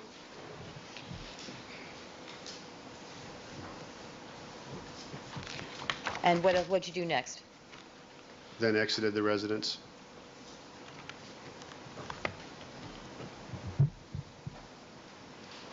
And who was with you at this time? Officer Risky and Detective Furman and myself. Okay. And how did you exit? Through the garage door, out the garage, back into the alley. And who did you see when you got out of the house? When I exited the residence and walked to the alley, I was met by my commanding officer, Lieutenant Frank Spangler. Was there anybody with him? There was a couple of policemen standing there with him. I think a short time after that, Captain Connie Dial showed up. Was Sergeant Rossi back there as well? Yes, he was. Now, Lieutenant Spangler, is he your direct boss? Yes, he is.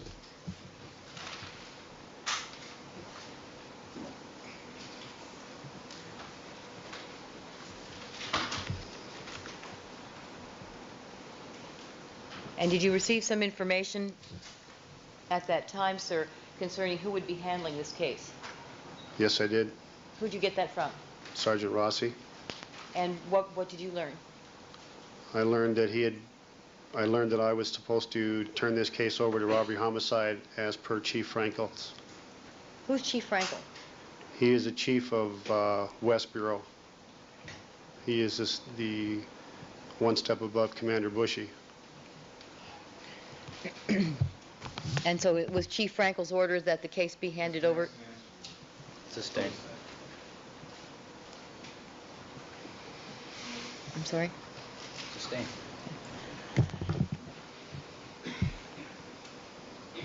After you received that information, what did you do? I then made a telephone call on my cellular phone to Detective Headquarters Division, which is the central detective facility for the Los Angeles Police Department during morning watch, and asked that they put me in touch with Captain Gartland, who is the commanding officer of Robbery Homicide Division. Then did you speak to Captain Gartland? Yes, I did.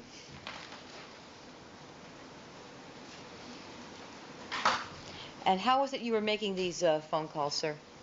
On a cellular telephone? You had it with you? Yes. And after speaking to Captain Gartland, what did you do? Then either made or received another phone call from a Lieutenant John Rogers, who also worked Robbery Homicide Division, and was informed at that time, actually Captain... Sustained. What did you do? Not what you were told.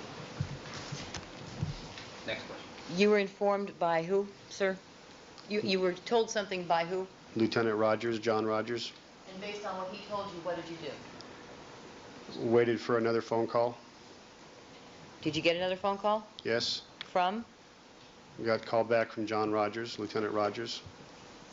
Did you have another conversation with him? Yes. Who is Lieutenant Rogers, sir?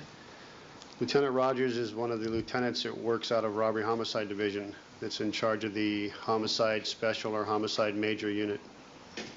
And the Homicide Major or Homicide Special unit is what? It's two entities out of Robbery Homicide Division that handle specialized homicide cases. So those are detectives that handle specialized homicide cases? Yes. And is Lieutenant Rogers, he was their boss? He was their supervisor, yes. Supervisor.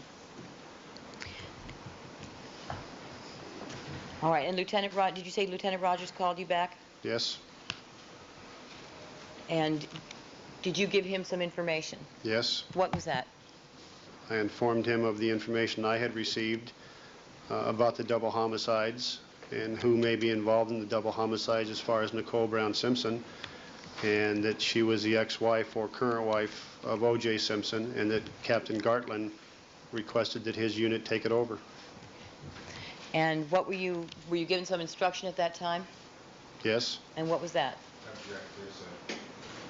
This just explains. Overall.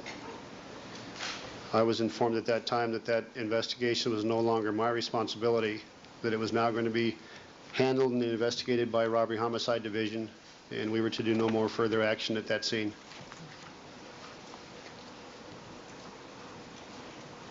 And after having received that information, sir, what did you do? I walked back into the residence and informed Detective Furman, and I believe there was a police officer with him, that the case now belonged to robbery homicide. It was no longer our investigative responsibility, and that we were going to leave the residence and go back out to Dorothy and Bundy and wait the arrival of the robbery homicide detectives. So you notified the uniformed officer and Detective Furman who were inside the house? Yes, And did they then come out with you? yes. And where did you go? I walked back southbound in the alley to Dorothy, and then back out to Dorothy and Bundy, where the police cars were parked and the other supervisors were standing around. So at that point, was there anyone left in the scene? Not in the crime scene itself, no. The perimeter was still established. And by the perimeter, you mean? We had officers north and south of Bundy, and we had them on north and south of the alley, protecting the crime scene, that no one would enter that location other than police officers.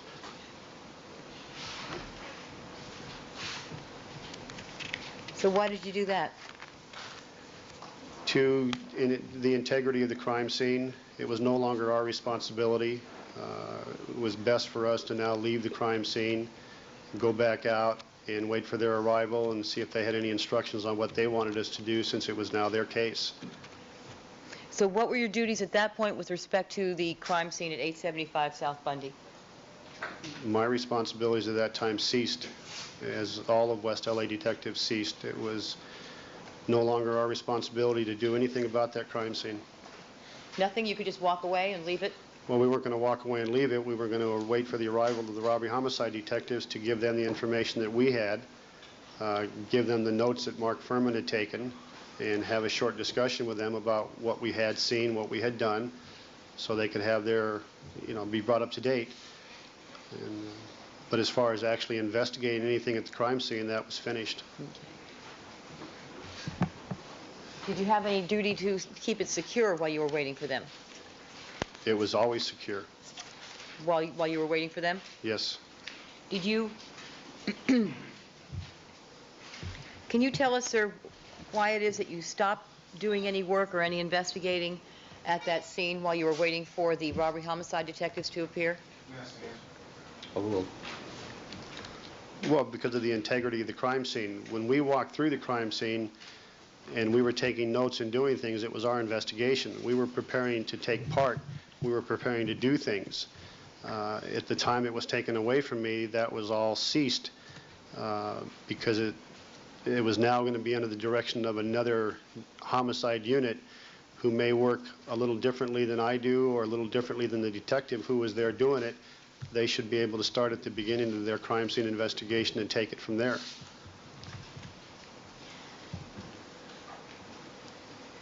Now, is that an established procedure or policy? Is that a routine thing? When a new set of detectives is assigned to a scene, that the first detectives on the scene stop all work?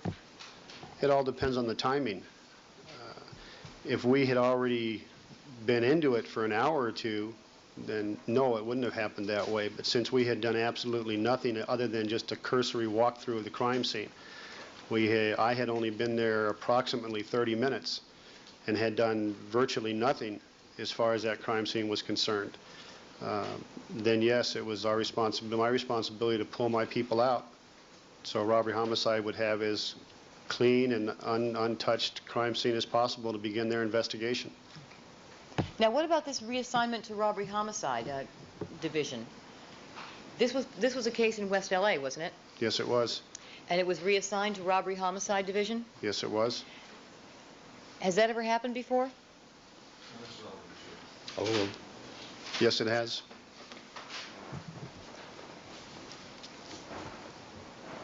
And why, on previous occasions, has it happened, if you know? Overruled. That each case has its own merit.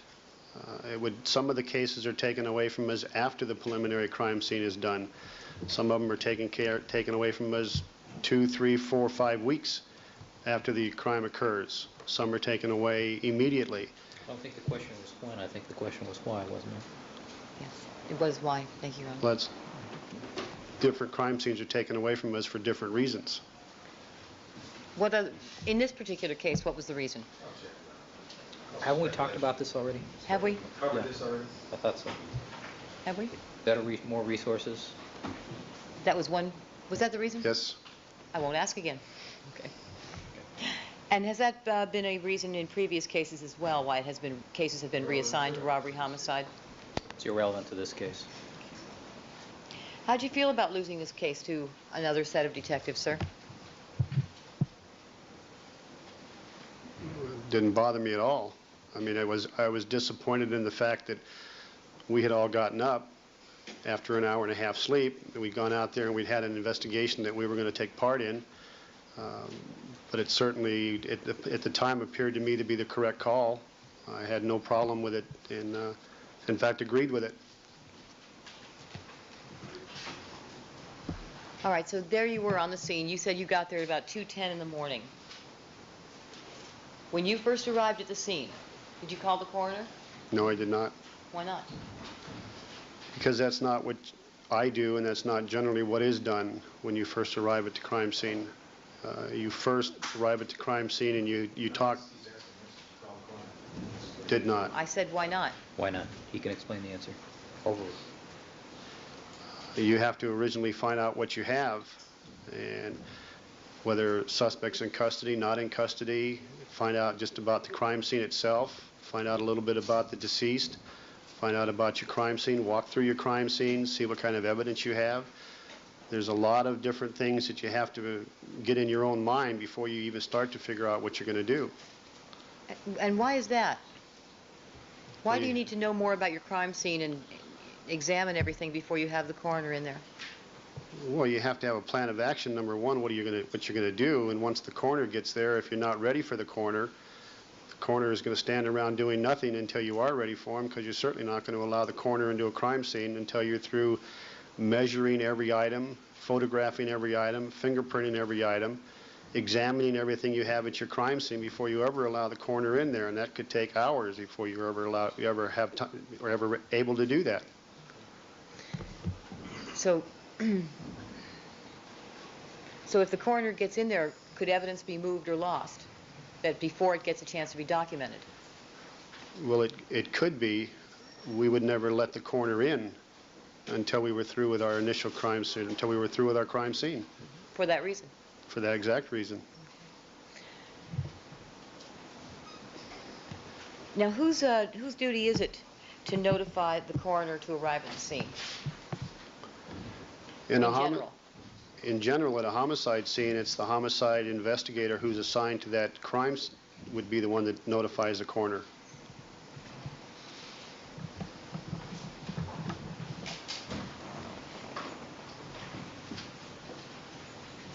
Now, about what time was it that you received final word that the case was going to be reassigned to Robbery Homicide Division? I believe it was 2:39 in the morning of June 13th. And at some point, did you attempt to or ask permission to make notification to the coroner? Yes, I did. At what time? It was about 10 minutes or 5 minutes to 3 that morning. I made a statement that I was going to notify the coroner. And who did you make that statement to, sir? Lieutenant Spangler, my commanding officer. And what was his response to that? Overruled. Told me not to. And why not? That's hearsay. He gave you, but I take it he gave you a reason. Yes, he did. He gave me an order. And what did you do after you received that order, sir? I did not call the coroner. Okay. And what did you do? Went out to Bundy and Dorothy and waited for the arrival of the robbery homicide detectives. Who were the robbery homicide detectives assigned to the case? Phil Van Adder and Tom Lang. Prior to that night, sir, had you ever met them before? Never met either one of those detectives before. So that was the first time you ever saw them? That's correct. Who got there first? Phil Van Adder. And when he got there, did you have a conversation with him? Yes, I did. in general terms, did you tell him what you had seen at the crime scene Yes, and what you had learned from the first officer on the scene? yes.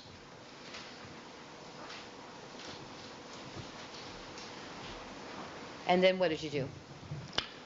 I took Phil Van Adder up to the crime scene, the same route that I had been taken up to prior, and showed him the bodies.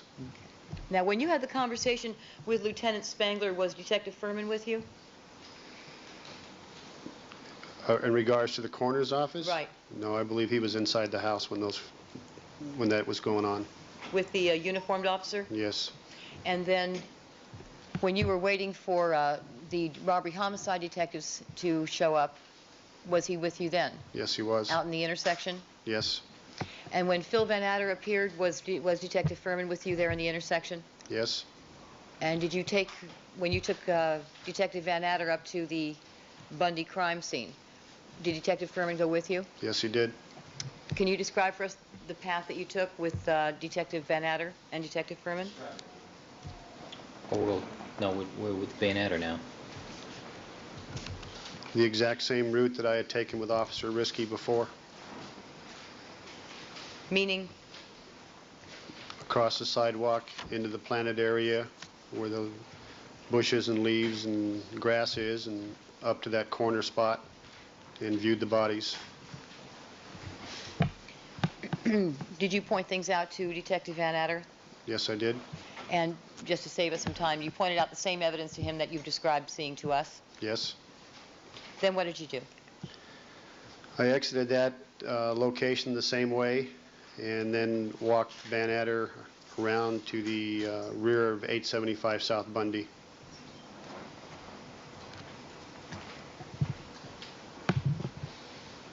And at the rear of the location, what did you do there?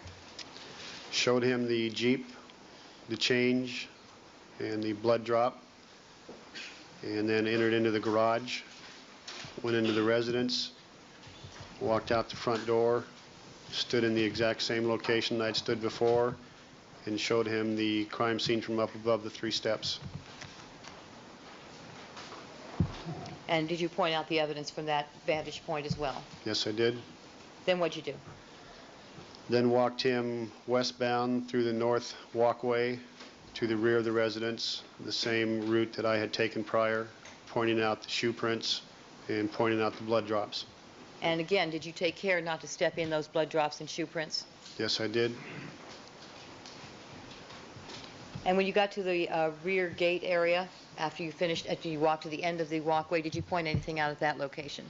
Yes, I pointed out the 3 areas on the gate that had been pointed out to me where blood was. Okay, and were you and Detective Furman and Van Adder all walking together along that walkway? We were walking in single file. Did you walk out the rear gate at that point? Yes. Where'd you go then? Went back out to Bundy and Dorothy. Did you point out the bloody paw prints going south on Bundy from the front walkway and around to the corner of Dorothy to Detective Van Adder? Yes, I did. And then what did you do? We stood in that intersection again, waiting for his partner to show up, Detective Tom Lang, who showed up approximately 25 minutes later. And where did he contact you, sir? At Dorothy and Bundy in the middle of the intersection.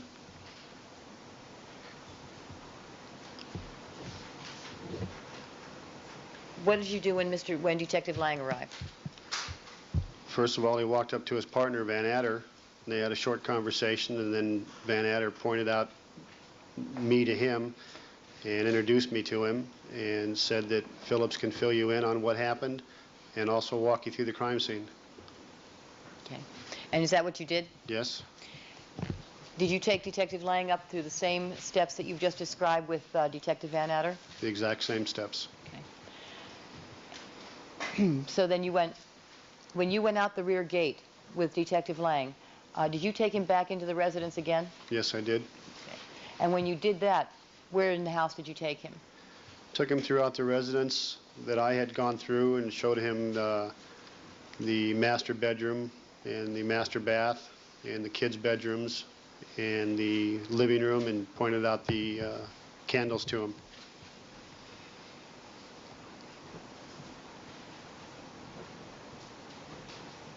And then did you exit the residence with him? Yes? Okay. Now that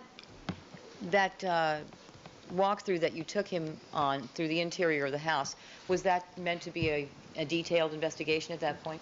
No, it was a very cursory, quick walkthrough just to give them an overview of what I had been told, what I had seen myself.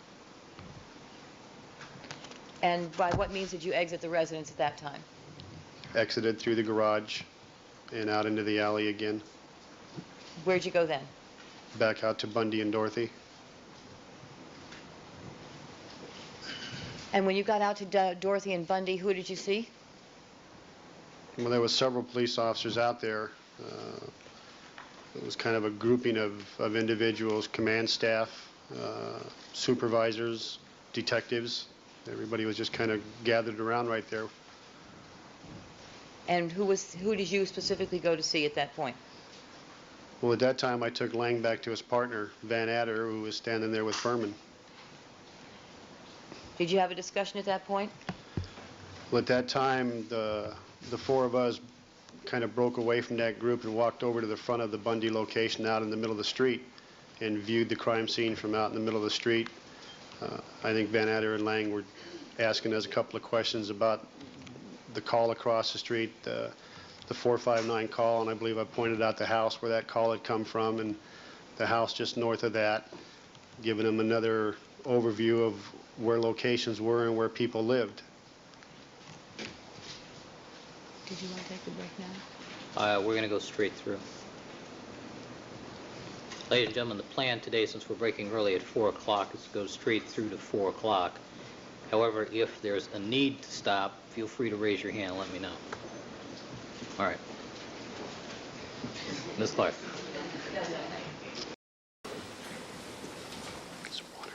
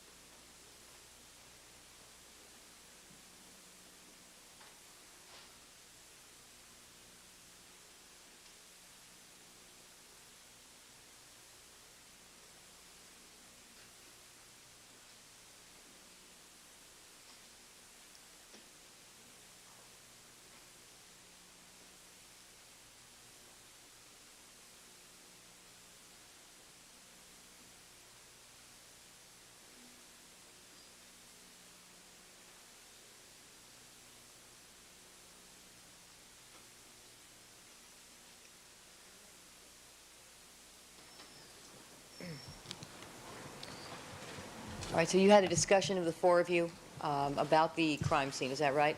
Yes? Okay.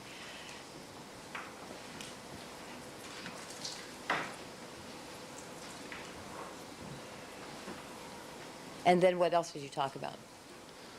Then I believe that I brought up the fact that I had been told earlier in the evening that I was to notify O.J. Simpson of the death of Nicole Brown and that we had his children, and I was to do that in person.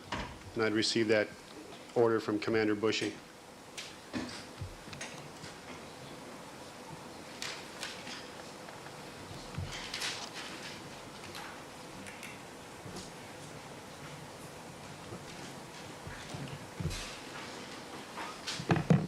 Now, in the West LA division where you work, sir, are there a lot of wealthy and famous people there?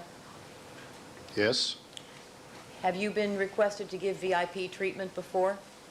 This is not object, that's simple fact matter, this is the, we approach one of those. Sure.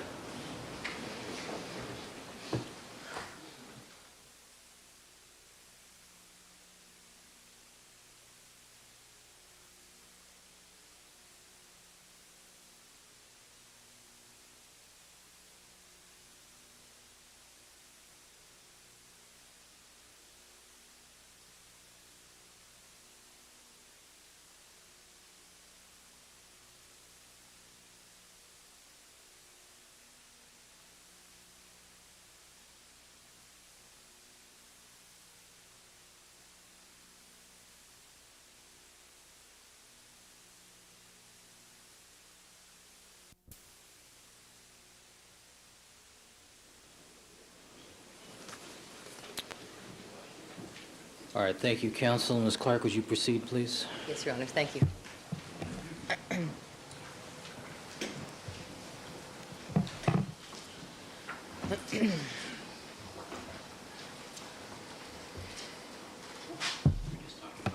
Notifications. Right, thank you, Your Honor. Detective Phillips.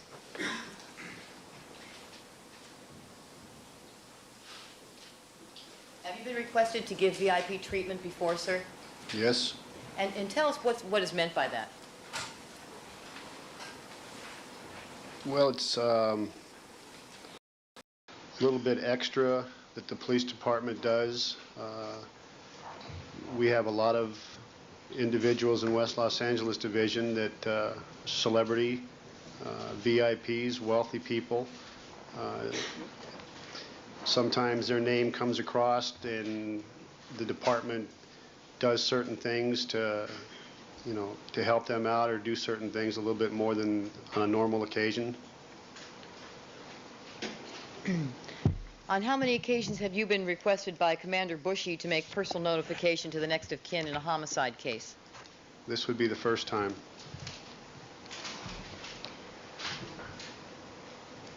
Now, you're a homicide detective, is that right? Yes. Is there a policy with respect to how notifications to next of kin are supposed to be made? Yes. And what is that policy? Policy is that whenever practical, the homicide investigator assigned to the case should notify the next of kin if the next of kin lives in the area that the homicide occurred. If they do not live in that area and they live outside the area, then a police officer from that adjoining area would make that notification. And if it's out of state, then we'd make inquiries to that jurisdiction to make notifications then. All right. Is it done is it the policy to make those notifications in person or by telephone? Whenever possible is to be done in person. And why is that? Well, I think it's a courteous thing to do that the police department tries to do instead of making a phone call and telling somebody that somebody's dead. We try to do it this way. It doesn't always work that way, but we try. So why is it so unusual that Commander Bushy told you to make the notification to the defendant in person? It's not unusual that we were making the notification. It's unusual that the commander gave me a direct order that I should do everything I could to find Mr. Simpson and notify him in person before the news media became aware of what happened out at that residence. He thought it would be very insensitive if we knew about it and did not notify him in person prior to the news media notifying him.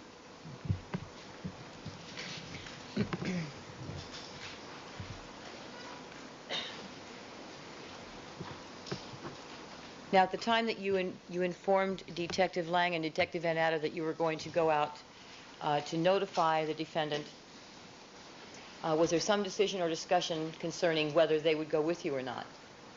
Well, it was kind of a conversation. Yes, it was a conversation that took part, and this was all part of the same conversation. We were all talking at one time. And what was discussed about that? Well, I was making the statement that I need to go up and notify O.J. Simpson, if I can, about this death. And they were making the statement, well, we should probably go up and talk to O.J. Simpson at the same time and get a statement from him, or maybe he can give us some information.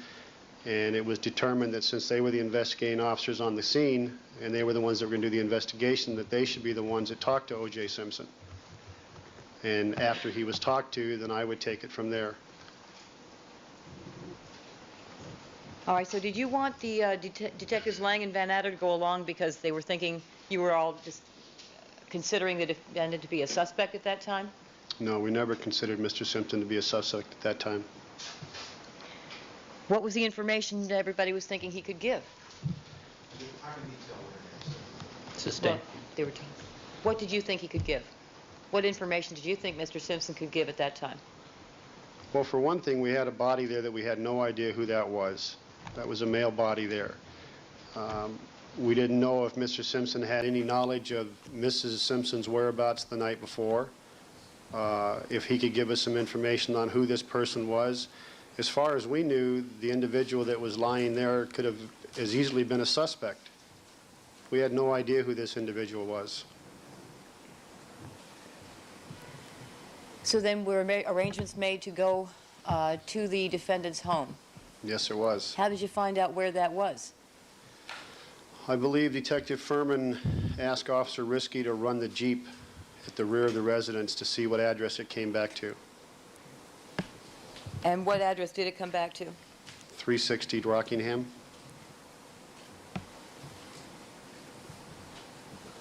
So how did you decide to proceed to 360 Rockingham? 360. 360. Yes. Detective Furman and I went in our car, and Detective Van Adder and Lang went in their car. And we went first to basically cut down the time and show them what the quickest route to that location was. So you went in two separate cars? Yes, there was a reason for that. And what was the reason for that? Well, Van Adder and Lang were going to return as soon as they talked to Mr. Simpson. Furman and I were going to stay at the Simpson residence, and my theory, along with after talking to Lieutenant Spangler before we left this location, was that we were going to offer Mr. Simpson a ride, if possible, if he wanted it, back to West LA Station to pick up his children. There was a possibility he may have been too upset to drive, or that we should have allowed him to drive. I did not want Mr. Simpson going back to the Bundy location to see the scene, so I was going to do whatever I could to keep him from going to Bundy. So I was going to offer Mr. Simpson my services, my police vehicle, until he got some support, or at least we got his children back to him. Why did you want to keep him from the Bundy scene? Objective, that's fairly clear. Overruled. Well, I didn't want Mr. Simpson going back to see the very bloody crime scene. I had no idea at that time the relationship between Mr. Simpson and Nicole Brown. So you wanted to prevent him from the trauma of seeing that? Sustained, bleeding. Sorry.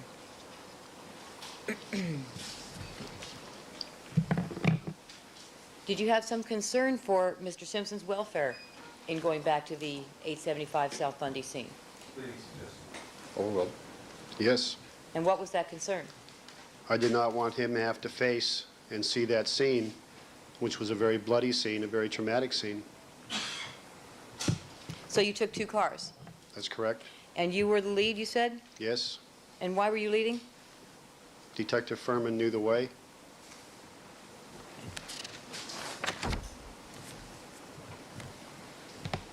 Had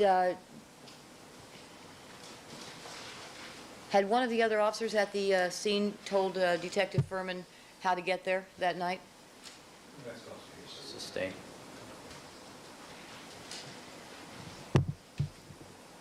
Before you left, did Detective Furman say he was going to go and ask for directions? Sustained. Under... Sustained. I can't give a theory. I have a theory. Okay. I thought of the theory, I've sustained it. Sustained. You're welcome. I haven't tried. Sustained. Okay.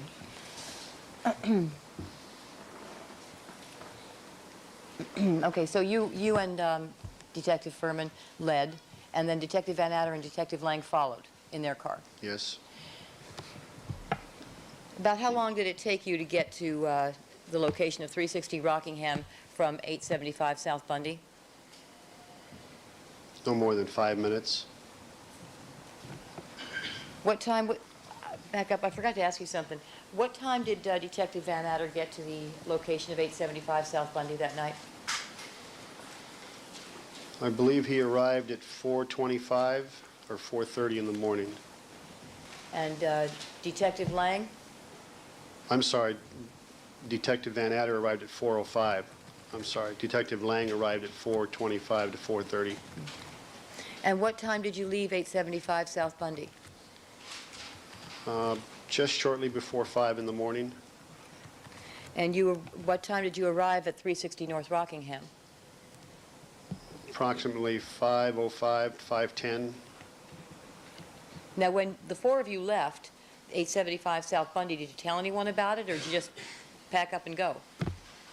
No, I had walked over to Lieutenant Spangler and John Rogers and informed them of where we were going and what we were doing, and told them that we should be back in a very short time, and I informed Lieutenant Spangler of my intentions of offering my services to O.J. Simpson. And you spoke to Lieutenant Rogers as well then? Well, he was standing in the area. I wasn't speaking directly at him. I was speaking directly at Lieutenant Spangler. When you left, who was in charge of the crime scene at 875 South Bundy? Lieutenant Rogers.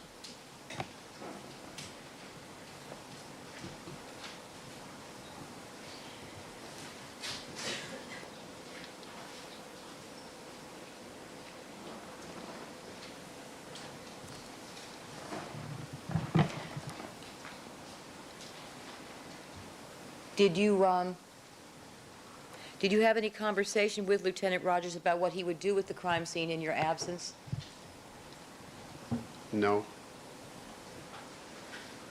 And did you see Detective Furman go over to ask for directions from another officer there? Same question. Sustained. Did you see Detective Furman go over to Officer Risky at some point? Yes. And was that just before you left for 360 North Rockingham? A few minutes before, yes. After Detective Furman spoke to Officer Risky, did he come back to you? Yes. Did he give you some information? Yes. And did that concern the route you would take to 360 North Rockingham? Sustained. Sustained. Sustained.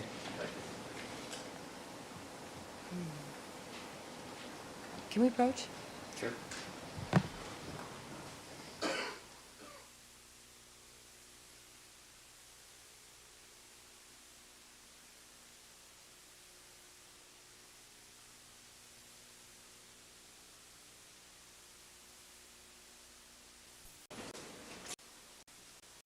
All right, Miss Clark. All right, Miss Clark. Certainly.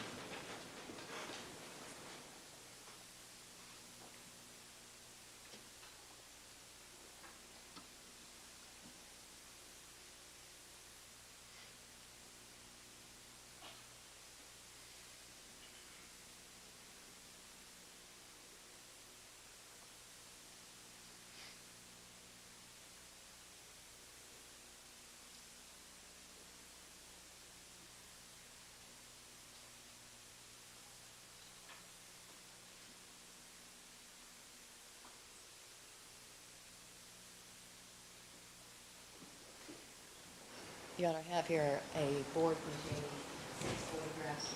Ask that the board be marked people's, I'm sorry, Your Honor, next to order. People 62. 62. All right, 62. And Ms. Clark, would you have your assistants put on letters on any remaining so we can avoid the confusion? Yes. Great. Thank you. If I may, for the time being, simply indicate, Your Honor, what they are. Certainly.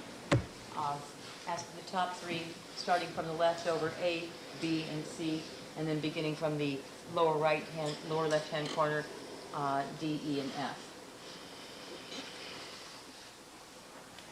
That was 62. 62. People 62.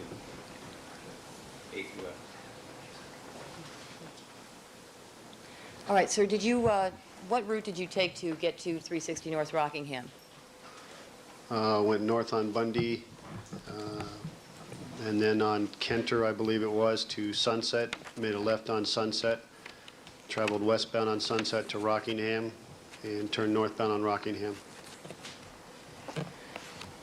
And when you went northbound on Rockingham, what did you see?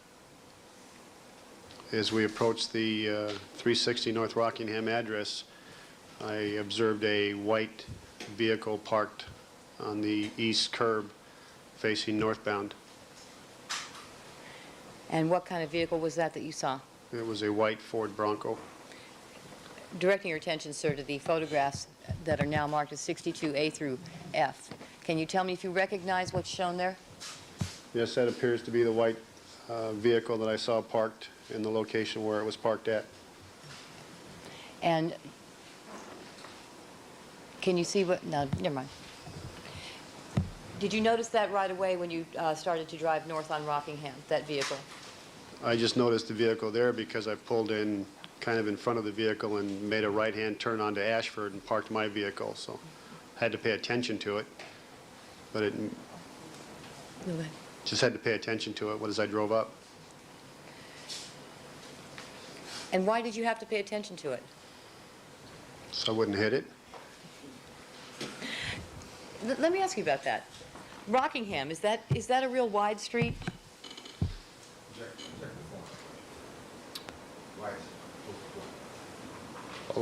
Overruled. Anybody who drives in Southern California knows the difference. Besides, the jury has been there. Is that a very wide street? It's not a real wide street, no. Where did you park?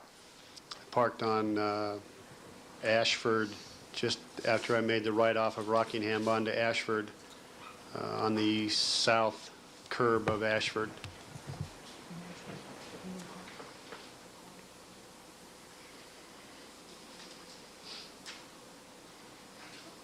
Are these going to be Rockingham photos? Your Honor, may this photograph be marked People's 63? All right, People's next in order, 63.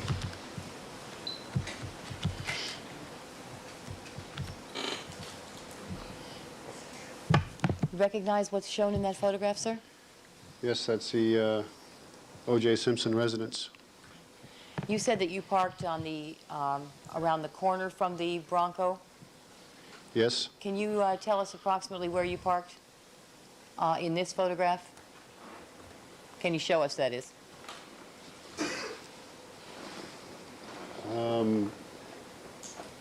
right about in that location there,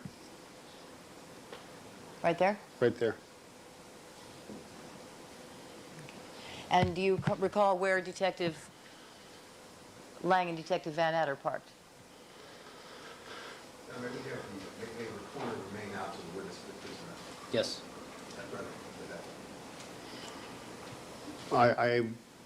I don't recall where they parked. And when you got there, so did you and Detective Furman get out? Yes. And what happened next? The four of us walked up to the Ashford gate, and I believe that I was the first one to push the intercom buzzer to try and raise someone in the residence. Now, when you went to the Ashford gate, sir, let me ask you this. The gate, was it covered with any kind of material? No, it was just a wrought iron gate. Okay. In the photograph next to you that's been marked as 62D, that'd be the lower left-hand photograph? Yes. Can you tell us what gate is depicted in that photograph? That would be the Rockingham gate. And does that depict the gate in the condition you saw it on June the 13th? Yes. The vehicle that's depicted in these photographs, A through E, is that the vehicle that you've described having seen on parked just north of the Rockingham gate at 360 North Rockingham? Yes. And the position in which it's parked in these photographs, is that the position in which you saw it parked in the early morning hours of June the 13th? Yes.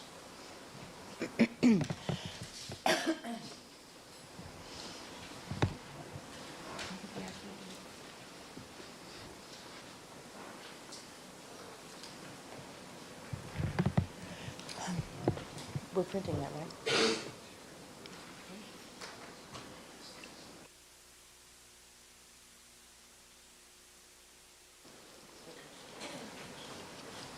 Your Honor, may the print of the image be marked as 63A? 63A. Your Honor, may this next image be marked People's Exhibit 64? 64 next in order.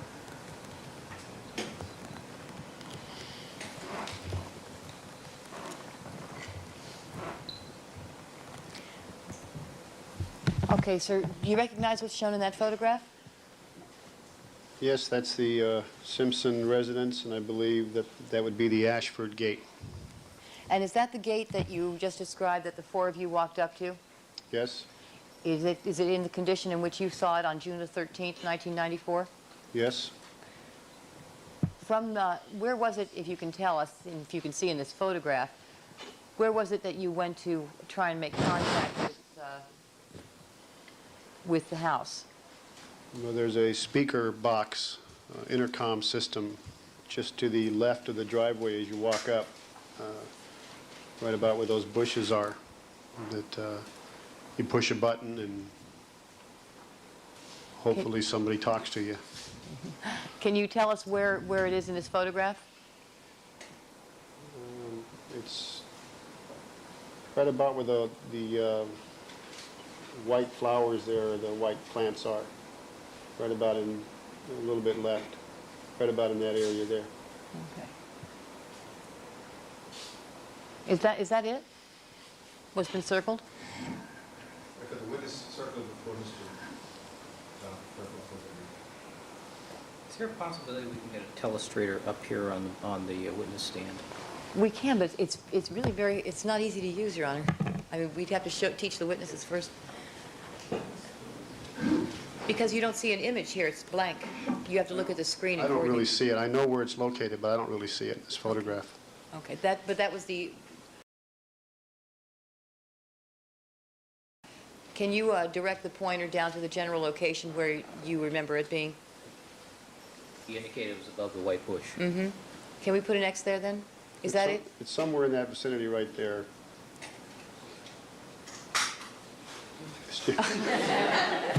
No, let's try this again. How about we just put an arrow on the bush? Yeah. That's the white bush. It's above the white bush. Just Okay, leave and just leave an it. arrow. A little more left. A little more left? Yeah. All right. All right, in just that leave the area. arrow there.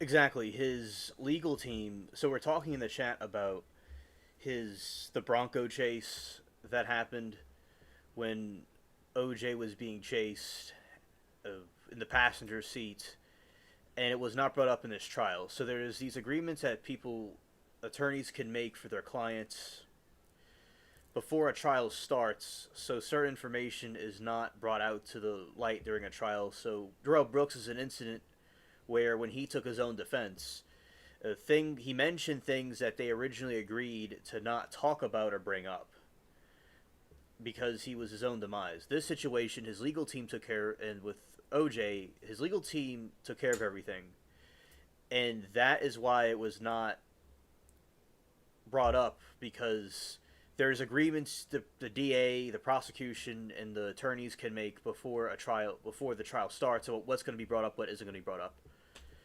That is something they were very, I'd say, clever on doing, so people didn't know about other parts of his history of strange behavior. Let's just say. So yeah, that is very true, Judy, about that, yeah. And for everybody that was watching, that must have been the chase of that era.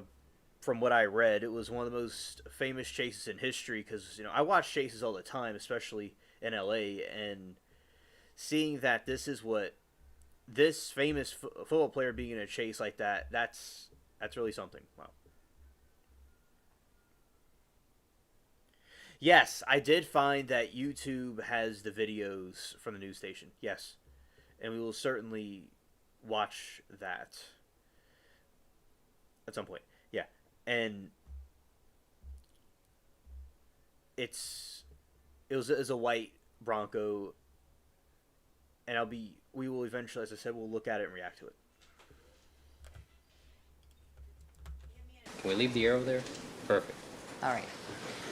Can we put initials on it?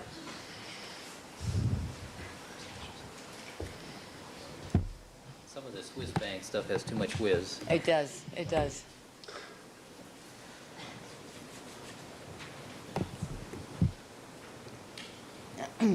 All right, so when you went to press the buzzer, sir, could you hear it buzzing? Yes. And did you get any answer? No. How many times did you buzz that buzzer? Several times in the next 10 to 15 minutes. Not myself as being the only one that did it. Several of the other officers also pushed it. So how many officers were there? 4. Now, when you went to press the buzzer, where did Detective Van Atter and Lang go? We all stood right there for the first couple of minutes, hoping that someone would acknowledge us. And at some point, did you fan out? Yes? Who went where? I believe I walked back to my car and got my cellular telephone. And what about Detective Lang? Where did he go?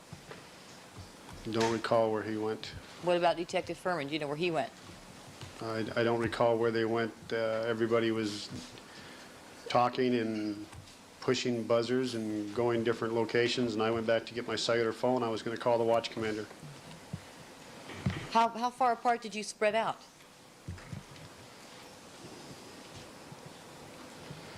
Well, to be honest with you, I really wasn't paying attention to what each one of us was doing at that time. Next question. What were you doing? I went back to my car to get my cellular telephone, And for what purpose did you do that? call the watch commander, Why? because I'd noticed a West Tech sign in the front yard, and I thought perhaps West Tech might be able to assist us in raising somebody at that location or giving us a phone number of someone at that location. And so you called the watch commander? I called Sergeant Rossi at the West Los Angeles Watch Commander's office. May I have a moment, Your Honor? You may.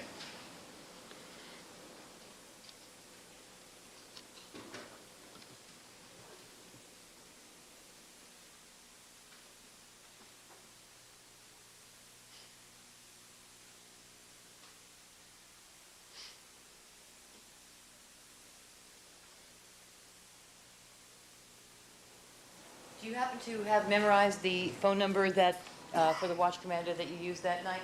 Yes? Do you use it often? Yes? Show you a phone number that has been written down previously and marked as People 61 and ask you if you recognize the phone number Yes, that's the inside private line. for the watch commander. Yes. And is that the phone number that you dialed that night on your cell phone? Yes, it is. You spoke to Sergeant Rossi? Yes? Did you ask him to do something? Yes? What? I asked him to get a hold of West Tech Security and asked them if they could assist us in raising someone at that residence, getting a phone number for us at that residence, possibly getting a key for us at that residence, and also telling us if they had any information whether the people that were at that residence were out of town for an extended period of time or not. And did you receive word back from Sergeant Rossi Yes, I did.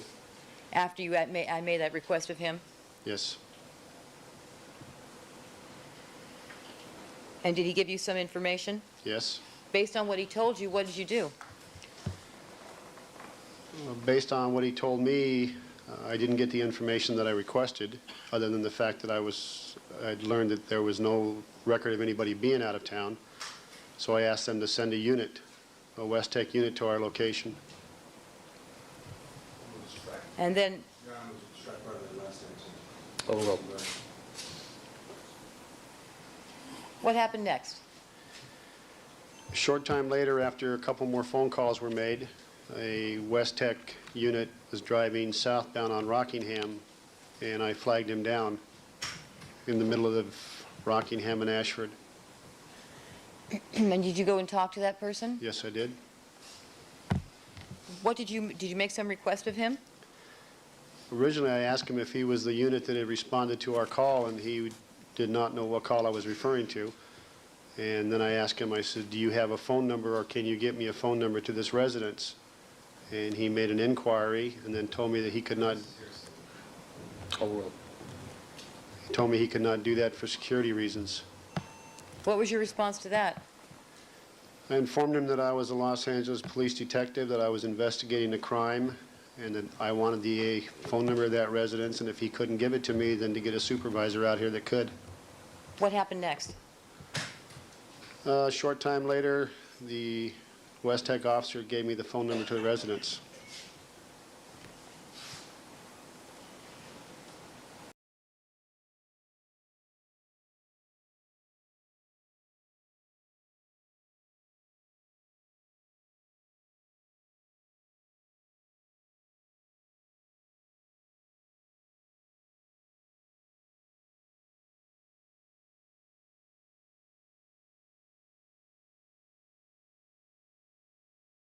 The location.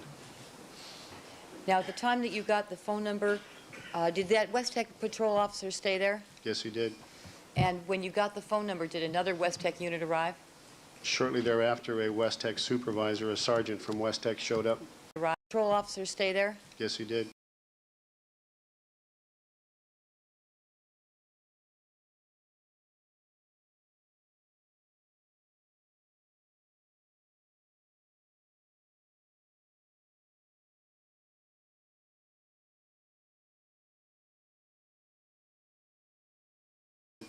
And when you got the phone number, did another West Tech unit arrive?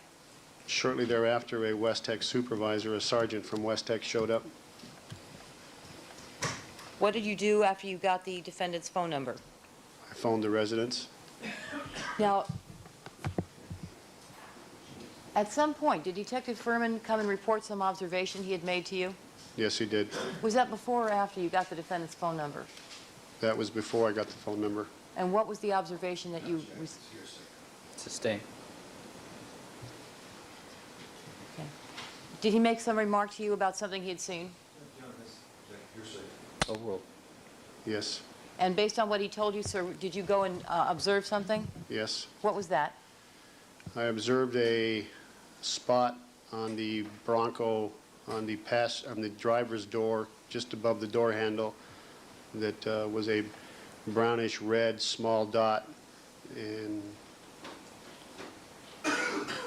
And directing your attention, sir, to the photographs that have been marked as people 62, B, and C. Do you see what's being shown in those photographs? Yes. What? It's a man pointing to a spot on the driver's door, and then it's a close-up of what he's pointing to with a figure of number 1 in his hand, numeral number 1. Is that the location in which you saw the spot that you've just indicated you saw that night? Yes. And did you make that observation before or after you got the defendant's phone number? Before.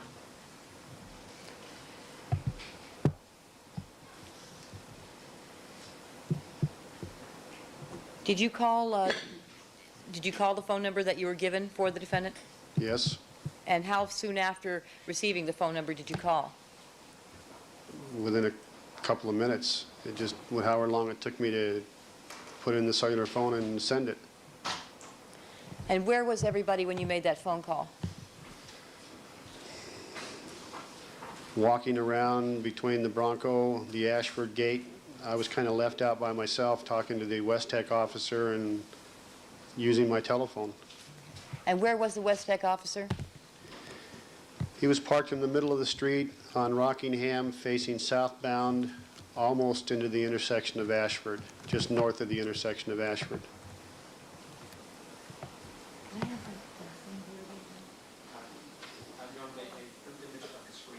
Marked as People's Exhibit 64A. Right.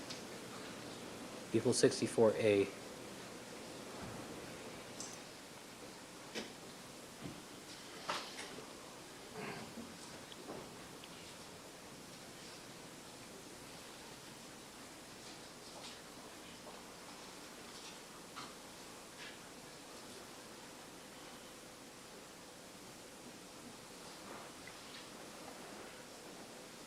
Your Honor, this is People 63.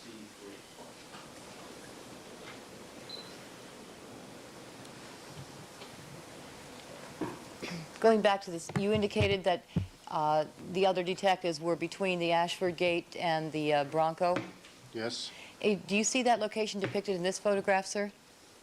That area? Yes? On the left-hand side of the photograph, do you see the location of the Ashford gate? Yes? Can you direct the pointer to that area, please? To the pointer of the Ashford gate? To the Ashford gate. Okay. Let's put the... Get the... Okay. Tell it where to go. That's the Ashford gate. Okay. Can you make a small X there? Is that correct, sir? That's the Ashford gate, yes. Okay. And in this photograph, where the Bronco would be? It's completely to the right side of the picture. You can just barely see the front end of it. That white spot? Right. Make an X. Or, yeah, why don't we just leave the arrow there? Thank you, Jonathan. Initial that.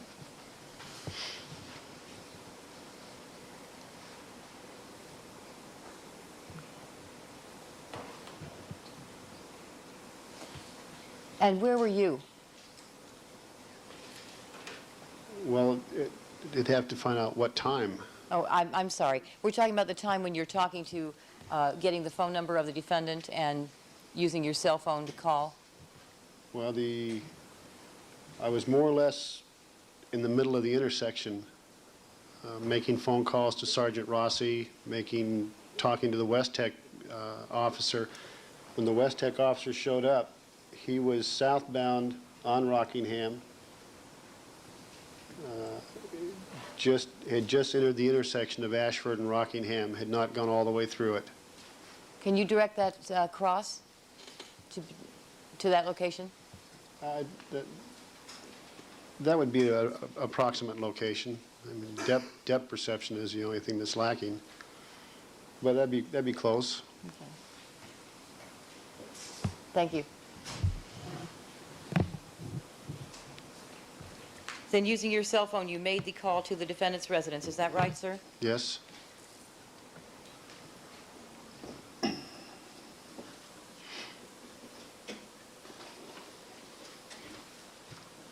After another board, Your Honor.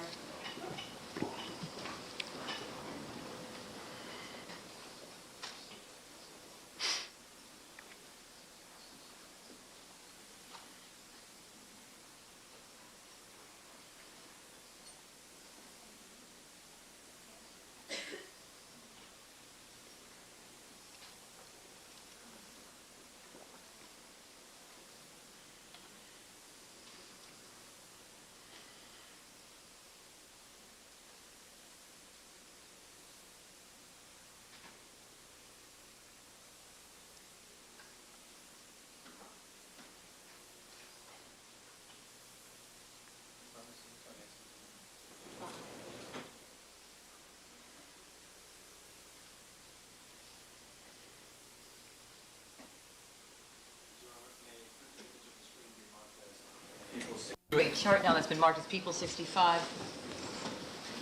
Can you tell us if you recognize what is shown in this chart? That's a photocopy of my phone bill, a cellular phone that I was using that night for the date of 6/12 to 6/13/94.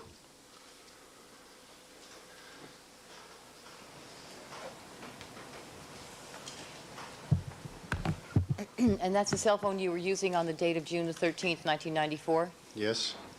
And do you see a phone call at the time of 5:36 a.m. for June the 13th made from your cell phone to the number 310-476-4619? Yes. And now it's being shown up on the screen. I'm going to indicate that with the laser. If you could see it, can you see it, sir? Yes. Do you see what I'm indicating on the screen there for the jury? Yes. So at 5:36, you called this number 310-476-4619. Yes. And where did you get that phone number from? That's the phone number I received from the West Tech officer. When you dialed that number, what happened? I received a recording, answering machine recording. And what did the answering machine say? Sorry. I don't recall exactly what it said, but it made reference to the fact of, hello, this is OJ, I'm not home, leave a message, something to that effect. So you got an answering machine. Yes. Did you inform anyone of that, of the fact that you got an answering machine, no one answered the phone? Yes, I informed the other detectives at the scene that no one answered, that there was an answering service.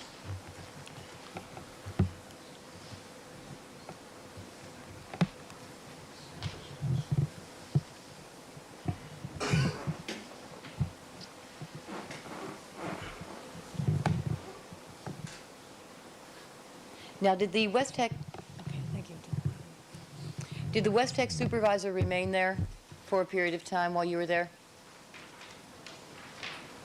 Yes, he did. Both West Tech units stayed there for a little bit of time. And did one of the detectives have a conversation with West Tech about whether or not a maid was supposed to be on the premises? Yes. And did you learn anything about that, sir? Yes. What did you find out? Sustained. You and the other detectives learned something about a maid being on the premises, is that right? Yes. Did you then have a conversation? Overruled. Proceed. Did you then have a conversation amongst you, or did Detective Van Adder, Detective Lang, Detective Furman have a conversation about what they were going to do next? Yes, I was just separate from the group. The answer is yes or no. Yes, Yes. to the conversation. Next question. And after that conversation, sir, what happened next? Detective Furman went over the wall of the Rockingham residence. Was that at someone's request? Yes. Whose? Van Adder or Lang, I believe it was Van Adder. And what happened next? Detective Furman then opened the gate from the inside and allowed the other ones of us in.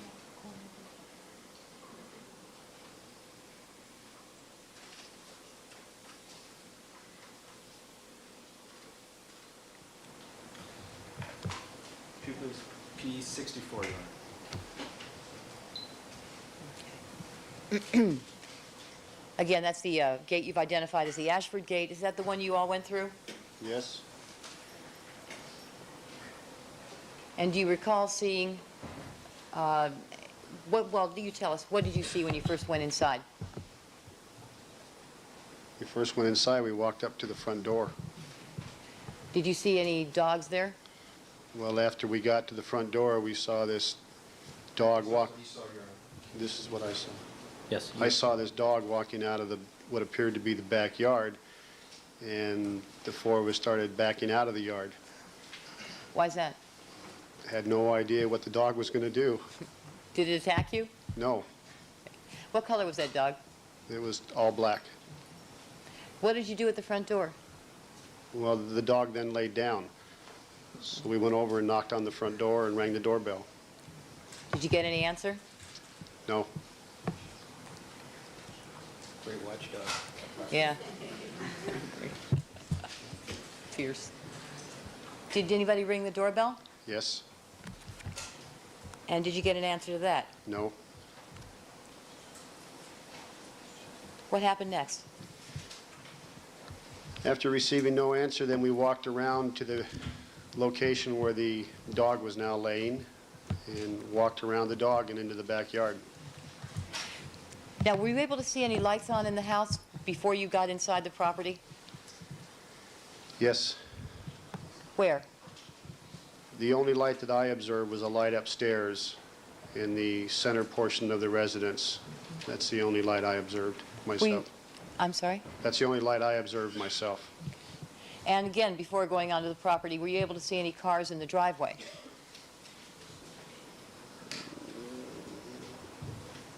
I believe I saw one black vehicle in the driveway, yes.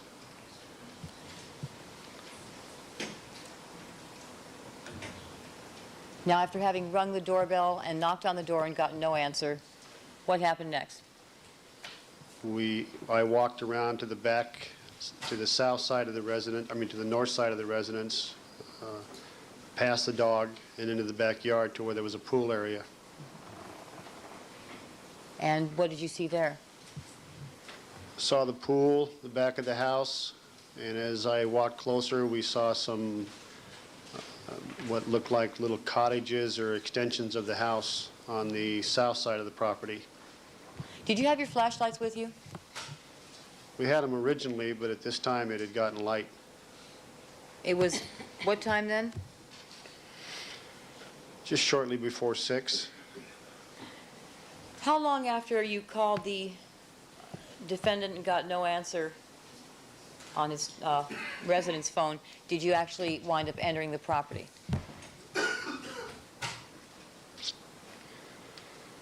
I would say 5 minutes, 6, 7 minutes, somewhere in that vicinity.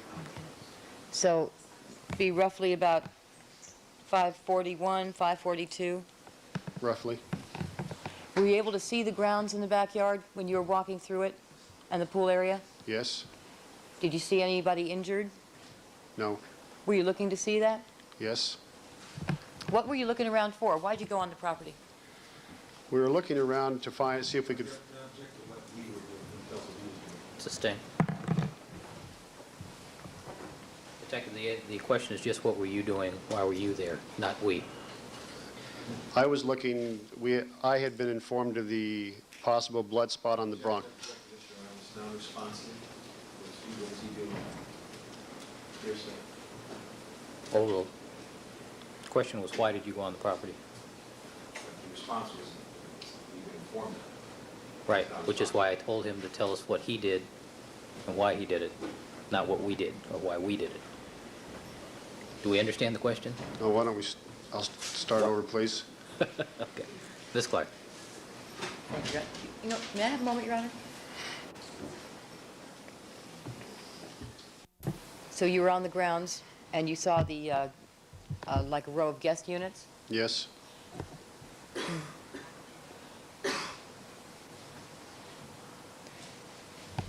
And where were those guest units in relationship to the main house? They were at the rear of the house, running along the south end of the property, going east away from the main house.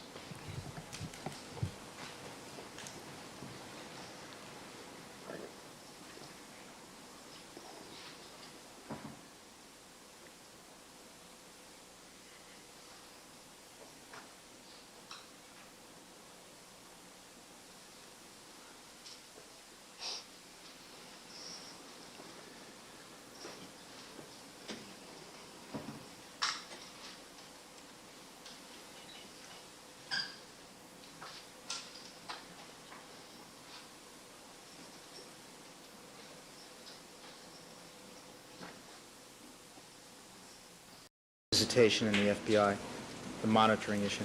Well, yeah, Mr. Harmon, are you ready to address that matter?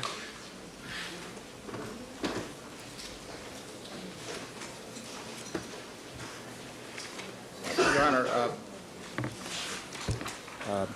just as we finished our colloquy this morning, I asked Mr. Harmon, as he was exiting, what arrangements could be made to observe the sampling of the sock and any other item that the FBI was going to do for purposes of EDTA testing. And he indicated to me as we left that that would not be permitted. And no observations, no outside observers. yes, and no photography and no videotaping. I understand that to be the policy. Now, again, this raises, just in terms of timing and equity, the same point that I made this morning, but I didn't realize that this would actually be the case with the FBI with respect to this test. And that is that if, for example, they are going to be cutting apart the sock, as Mr. Harmon indicated this morning they would be at various different points, we would not have an opportunity to examine that sock, to look at it under a microscope, to examine it before it is again cut and destroyed. We want that opportunity before the witnesses get on the stand and they testify to have our experts look at it. Now, the court did note this morning that I think the actual term you used was examine, that Dr. Blade had a chance to examine the sock. No, I thought I was being very precise in what I said. He's had the chance to observe it and to conduct photographs, or had the opportunity to videotape. However, I note, just so the record's clear, that he did not physically touch it, feel Yes. it, look at it. Yeah, that's the problem, that he doesn't have the opportunity to do that, nor does he direct the examination in any way. Mr. Sims gets samples, does what he wants with them. Dr. Blake is there simply as a recorder and observer. And that's the problem here. So again, I would beseech the court to permit us, with respect to the sock, to have that opportunity, perhaps this weekend, so that we can have our experts examine the sock along with the other evidence, so that we can at least see it before they perform a destructive test. And I think that's consistent with the reasoning of Griffin. and some ground that we traveled over once before this August. About 3 times before. All right. Mr. Harmon? You know, it's just amazing. They just don't want us to do this the way we've proposed to do it. And if we reflect back on when I first broached this subject, I invited them to avoid this very thing by joining with us. Let's not, you know, don't make us pick a lab that you don't like and then want to nitpick with discovery. And I have a little difficulty with Mr. Scheck's surprise that that the FBI won't allow visitors. He knows that. He's a national DNA expert. They just don't allow that. So this feigned indignation or surprise is, to borrow one of his favorite phrases, disingenuous at best. We could have avoided this had they sought to do this to find out the truth of what's in those socks and now the gate stains which have been identified as Mr. Simpson's. And they didn't do it. And now we have finally found a schedule that pleases this court, and they want to do something before that to interrupt the logistics. Doesn't please me, it mollifies me. I'm not sure I'm in the business of mollifying anybody, Your Honor. I'm sorry. Well, lawyers should always be in the business of mollifying the court. Only when it suits the ends of justice, Your Honor. All right. Dr. Blake has seen these things. He's seen when they've been sampled. I've recounted a day in the life of Gary Sims, October 27th, when they were there till midnight. And now, you know, we're in the business, or we've been setting up this elaborate pickup and delivery schedule where we will get the evidence where we said we would on Friday, and now they want it to be someplace else on Saturday and Sunday. So I'm at a loss to do anything except to say, you have told us what we could do. That is what we would like to do. We will be glad. Everything's been documented. There's nothing to fear except the truth of, is there any EDTA in that sock?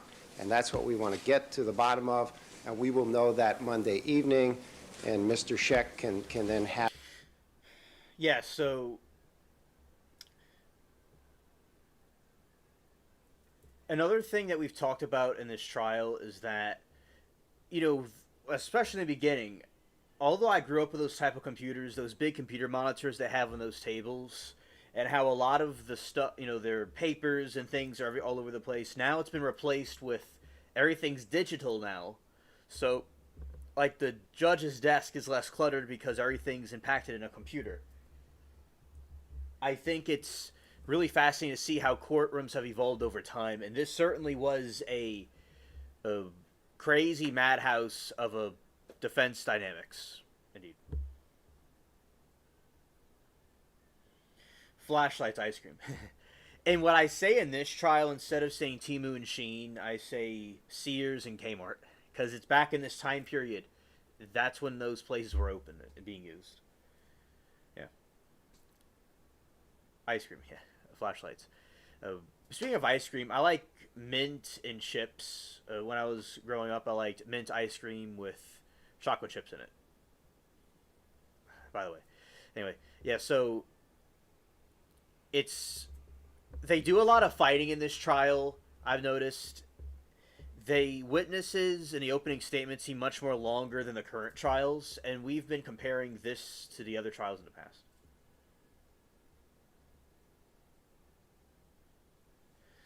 All right. Tom said several O.J. Simpson jurors later admitted they felt he was probably guilty.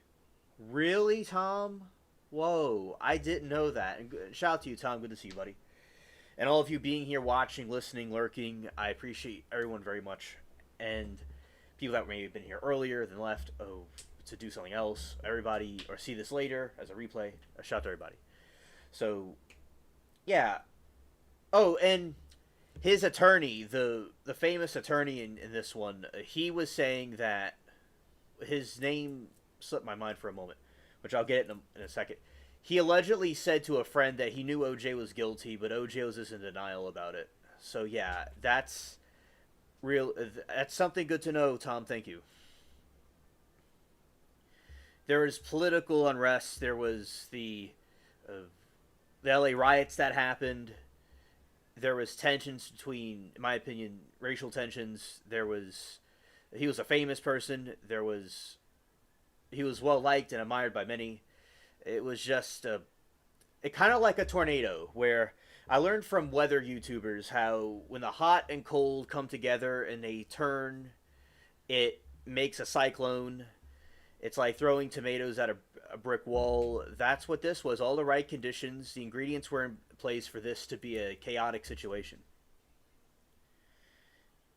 Yes, thank you, Tom. Cortrin. I probably said his name wrong, but yes. Yeah. He was the one that said that he knew OJ was probably, he knew OJ was guilty, just OJ was in denial about it. And Shapiro, he was very, from what people that watched the trial, and from what I could see, he was very arrogant. John Travolta played him in the movie about it, or the TV show about it. But of course, it's good to have confidence as an attorney, obviously. But they had they had something about them where people can tell that there is an entitlement, perhaps, or something. Really, the thing is not even about the arrogance. It's about something sinister. It's because I would say confidence and all that stuff is good and you need it, but there's something sinister about Shapiro and the OJ from what I can observe from people that were there watching it. And if guilty or innocent, there seems to be something people could say unsettling. And it really was a clown show of a trial. And even in this time period, in the 90s, there is unrest. There is division in this time period. Yes, the LA riots for Rodney King, right.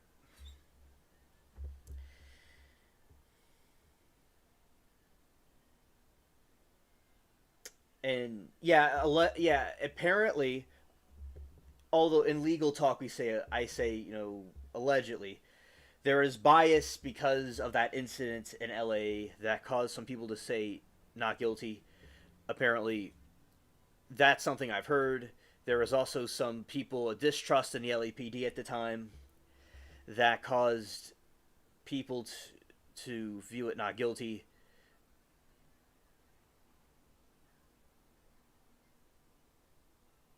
But of course, as I said, all are welcome to say their opinions about it. I like to hear what everybody has to say about it. Linda says, it was OJ, hard to believe yet. The trial was deep and relationships came out. I remember being stunned. Oh yeah, especially the Bronco chase that happened before. That must have been crazy for people to see on TV. I see LA riots all the time. I do see LA riots sometimes, but LA chases every day pretty much. I'll see it here and there, right? Because they'll have it on YouTube. And it must have been wild to see like OJ being involved in something like that, and then all this stuff coming out. A powder keg. Oh, okay. Yeah, exactly. So there's all these tensions building up that led this trial to be the way it was.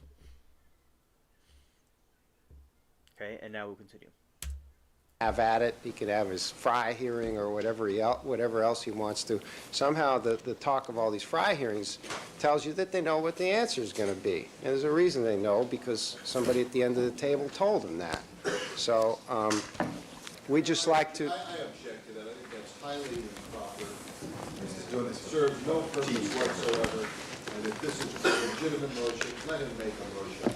But if he's here to give speeches to the public, we have a place out. Well, counsel, come on. Well, Mr. Harmon, actually the issue we're discussing here is the FBI policy regarding outside observers. Will they be videotaping? No. Any photography conducted during the course of their testing? I assume some. Whatever they routinely do, I'm ignorant of that point, Your Honor. I'm sorry.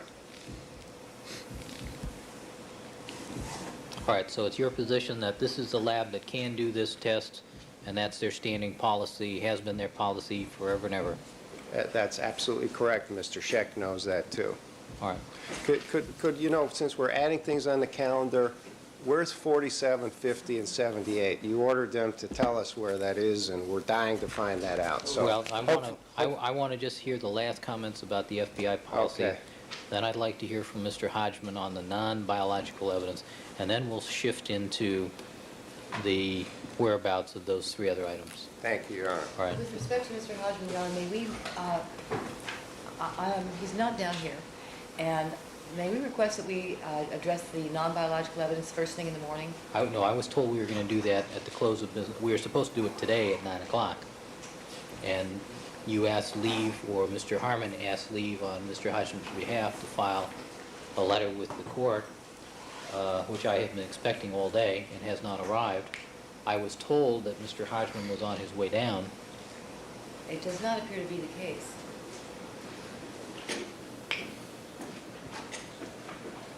We have not had a chance to discuss this with Mr. Hodgman. The first I heard that he was coming down with any kind of letter was when the court told me just a few minutes ago.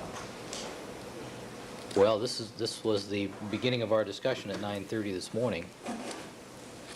If you recall, my recollection is that you were here in court with us. That was concerning biological evidence, Your Honor. Correct. And the agreement was that Mr.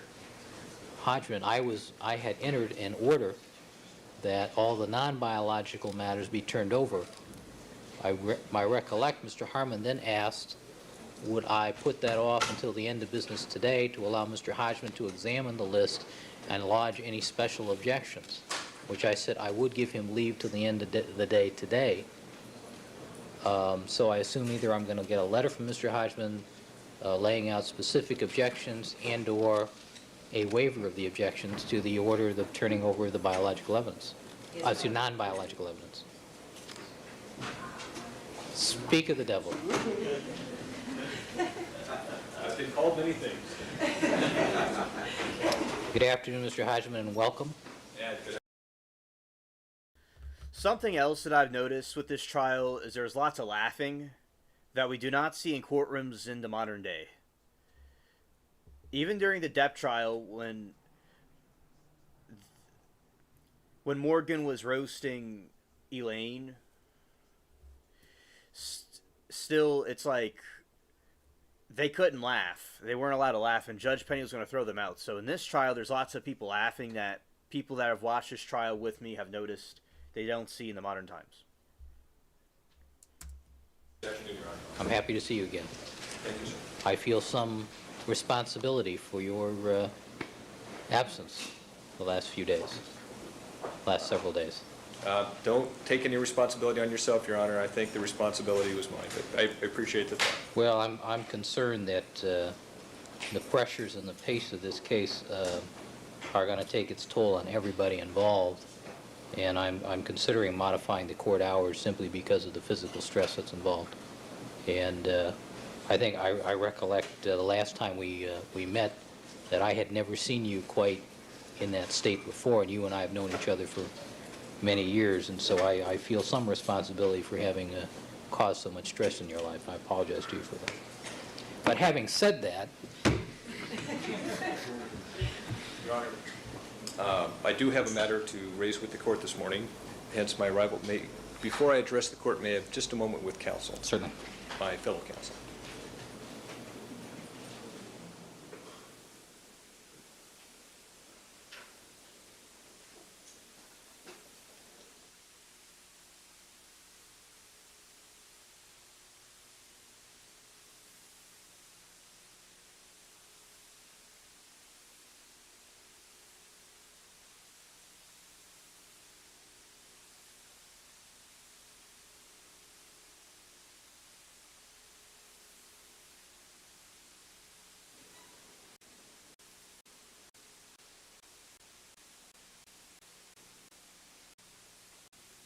Letter which I have served upon the court as well as counsel.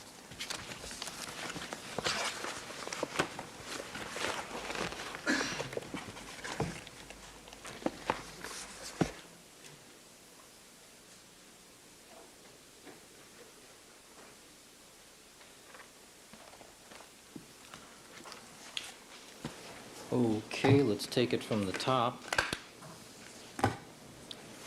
Items.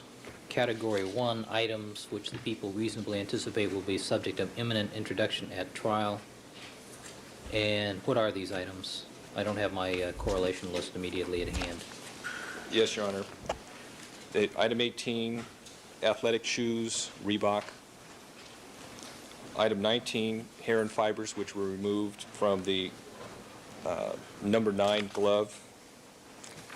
Item 27, a plaid cap. Item 35, keys, which were recovered from the ground at the Bundy crime scene. Item 40, a white metal ring recovered from the Bundy crime scene. Item 46, a menu or paper menu recovered from the Bundy crime scene. And item 110,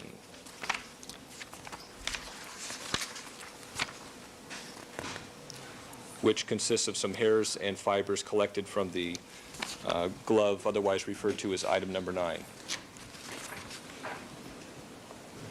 All right, when you say imminent introduction, Ms. Clark, when do you anticipate getting to these items? The plaid cap, the ski cap, are going to come on with the very next witness. The keys are going to...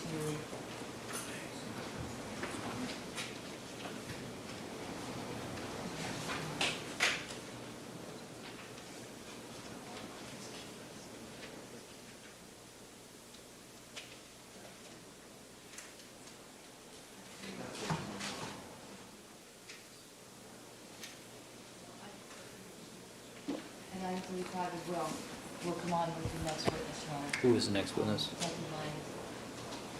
I'm sorry, Detective Lang. And the ring as well. Have we identified that ring as belonging to anybody? Yes. Well, good. The other ones. And the menu also. I mean, these are all coming in now. I mean, Friday. Or again, tomorrow. For Detective Phillips. All right, let me ask as to items 113, 160 through 169, 221, 225 through 235 items in paragraph 2. Mr. Scheck, it's the representation of the people that these items have already been examined by the defense. Do you recall this, Mr. Chairman? All right, let's do this. Counsel, I've had my court reporter working all afternoon, so let's take a break. Why don't you guys compare your notes, because you attorneys compare your notes. I've been criticized for referring too generically to you all. Why don't we compare our notes to see which items, because by item number I can't recollect as to what each one of these are. Let's compare our notes and then we can confer in chambers afterwards. I need to give my court reporter a break. All right. All right, we'll stand in recess then as to 9 o'clock. We're in recess until 9 o'clock. I'll talk to Mr. Scheck and Mr. Hodgman in chambers.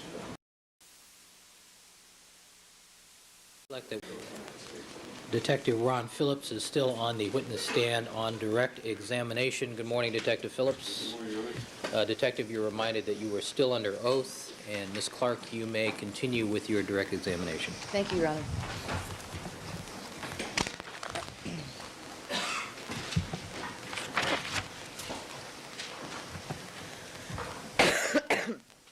Good morning, Detective Phillips. Good morning. Yesterday, I believe, when we left off, you had gone to the guest unit that is behind the main house at 360 North Rockingham, and you said you went and knocked on the door. Yes. When you knocked on the door for the first time, what happened? When I knocked on the door, nobody answered the door originally, so I bent down because the louvers on the bottom part of the door were open, and I peered into the louvers. Be a hand and an arm in a lying position. And informing the detectives that there was someone in the room lying down, and shortly thereafter, someone answered the door. And that's someone that you later determined was Cato Kalin. Is that what you testified to? Yes. All right.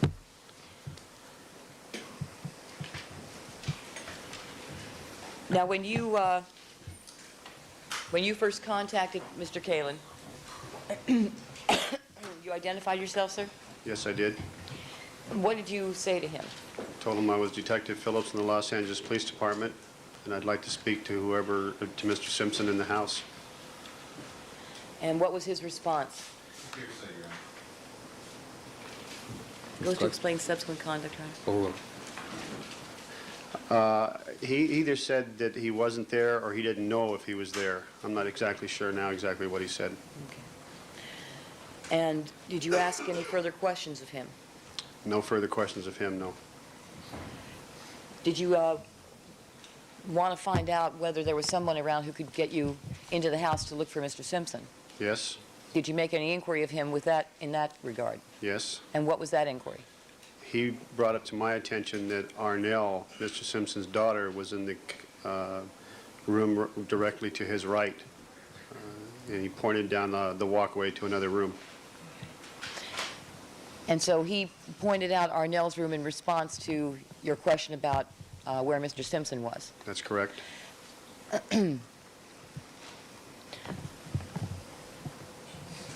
Now, did you tell him what you were doing there, why you were at that location? No. Why not? Didn't know who he was to begin with. Didn't want to cause any hysteria around the residents by telling the wrong person the wrong thing. I wanted to tell this to Mr. Simpson himself. Did you know at that time whether he was related to anyone on the premises? I had no idea who he was at all. So after he pointed out Arnell's unit to you, what did you do? I walked down to Arnell's room. And was that right next door to his? Yes, it was. And was everybody with you at that point when you walked down to Arnell's room? Only Van Adder and Lang walked with me. I believe that Detective Furman stayed behind with Mr. Kalin. Did you actually see him go in and talk to Mr. Kalin? No, I didn't. But he did stay behind with him while you went next door.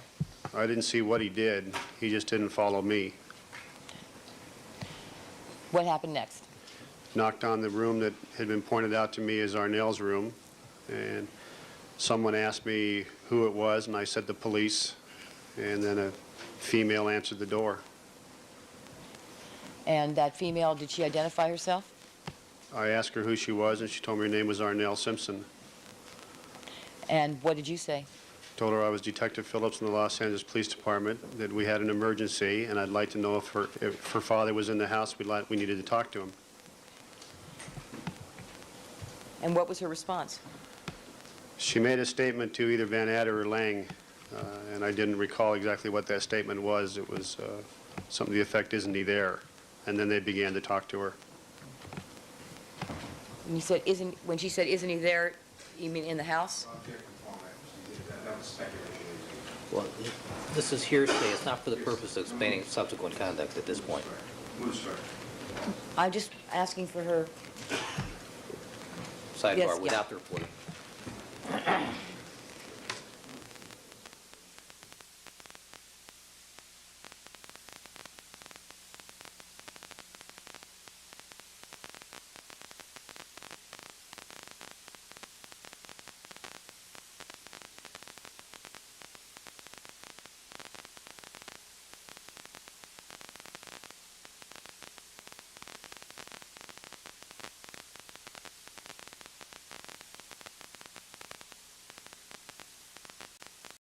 Counsel. Ms. Clark, you may continue.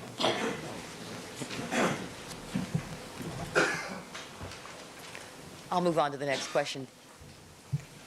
And after Arnell asked you that question, what happened next? Myself and the other two detectives and Arnell walked towards the main house. Now, during that time, could you hear conversation in going on in Cato Kalin's room while you were talking to Arnell? No. Did you walk with Arnell somewhere after you spoke to her? Yes. And where did you walk?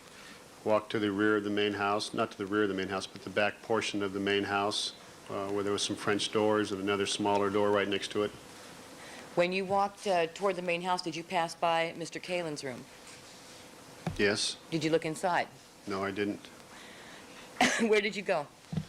Walked up to one door that led into the house, and Arnell Simpson unlocked the door for us and opened the door.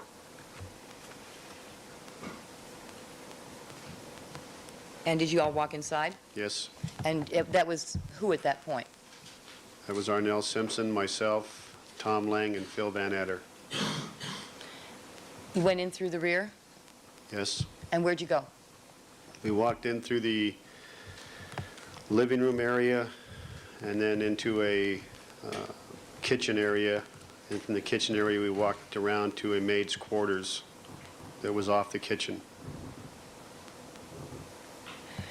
All right, now let me ask you something, sir. Before you actually went into the house with Arnell, you indicated that there was a conversation that took place while Arnell was still in her room between Detectives Lang, Van Adder, and Arnell Simpson? Yes. Okay. And were you present during that conversation? Yes. Do you recall what they said to each other? I don't recall the entire conversation. Next question.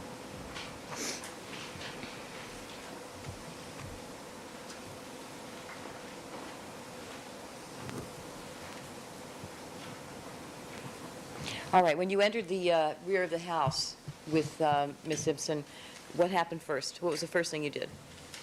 We walked into the kitchen area, through the living room, and we went into this room right off the kitchen, which turned out to be a maid's room. Why did you do that? We went in there to see if a maid named Gigi was in the residence, Why were you looking for Gigi? because we had been told outside the residence before we ever entered it that there was a full-time maid that was supposed to be living on the premise. And Arnell had made reference to Gigi when we were outside the residence before ever entering. What was that reference that she made? Something to the effect, isn't Gigi in the house, or something of that nature. So you were looking for Gigi? Yes. Why were you looking for Gigi? Well, we had been told by the West Tech people that she was a full live-in maid, full-time, and Arnell had already also brought her name up. So we thought if we could find her, she may know where Mr. Simpson was at in the house. And you went into her room then? We just went into the room briefly, yes. And what did you see in the room? There was nobody inside the room, and the bed was completely made, and the room was well organized, and it didn't appear that anybody had been in there recently. Then what did you do? Walked back out into the kitchen. Now, was Arnell talking to you during that period of time? She was right with us. And what was she saying? Wanted to know what was going on. Did you tell her? I did not. Why not? Wanted to find out where her father was first, talk to her father first, and Tom Lang was talking to Arnell at the same time. But why did you want to talk to Mr. Simpson before you told Arnell Simpson what was going on?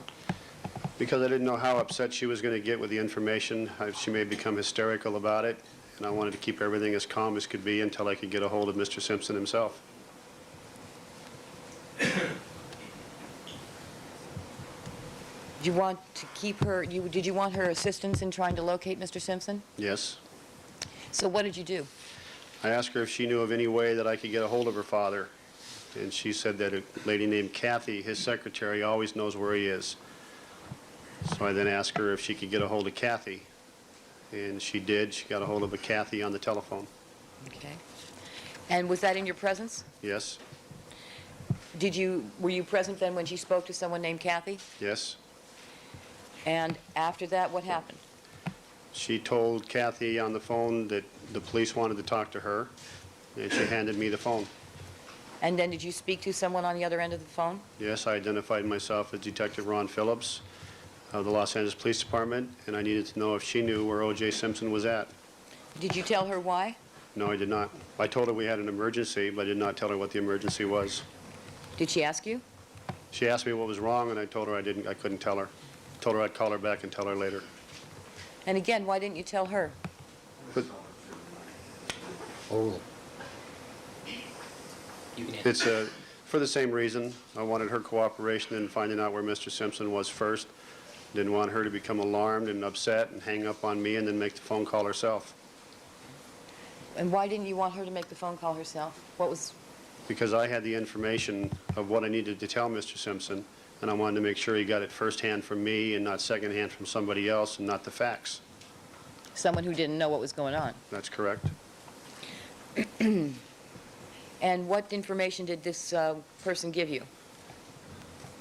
She told me that Mr. Simpson had gone on a red-eye flight the night before and had traveled to Chicago, and that he was staying at the Chicago O'Hare Plaza Hotel.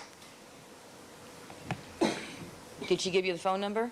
No, she did not. She didn't have it, but I thanked her very much for her cooperation, and I called information and got the phone number. Okay, did you do that immediately after you hung up with her? Yes, I did. And what did you do immediately after you got the number? Called the hotel in Chicago. And did you ask for Mr. Simpson? I asked for O.J. Simpson's room. I asked if Mr. Simpson was registered at that hotel, and they said just a moment. And then? Shortly thereafter, a male voice, which I recognize as Mr. Simpson's voice, answered the phone, and I asked him, I said, "Is this O.J. Simpson?" And he stated, "Yes." "Who's this?"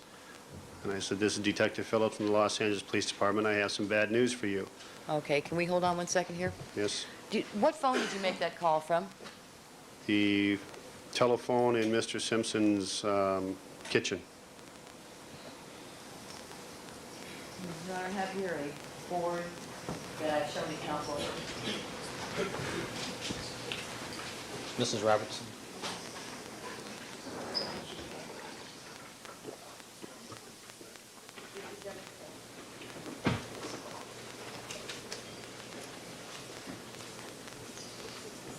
$67.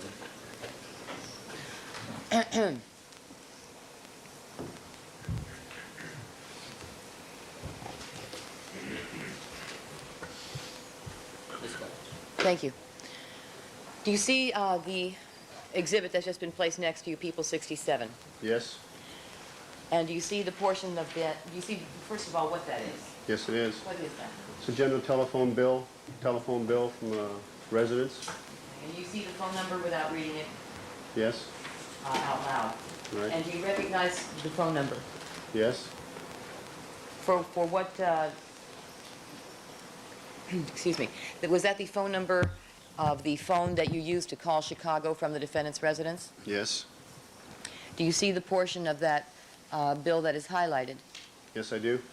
And does that indicate that there was a call made from the phone in the kitchen of the defendant's residence to Chicago at 6:05? Yes? I don't think that bill tells the phone. It's made from the kitchen. Sustained. And that speaks for itself. Sustained. Oh, I'll throw that, Your Honor. Does that reflect that a phone call was made from the defendant's phone on June the 13th at 6:05 to Chicago? Yes? And the phone number to Chicago that is shown at 6:05, is that the phone number for the O'Hare Hotel, O'Hare Plaza Hotel that you called? I don't. It looks like the same phone number, yes.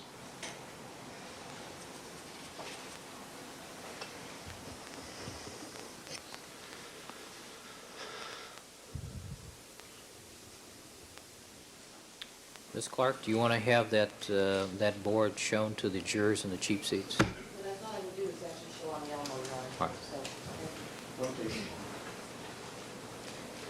Let me ask, is this still Mr. Simpson's phone number, counsel? Okay. I didn't want to send it out if it was still his phone number. Regarding the number? Yes. Yes. May I say a word to Ms. Clark? You're in the-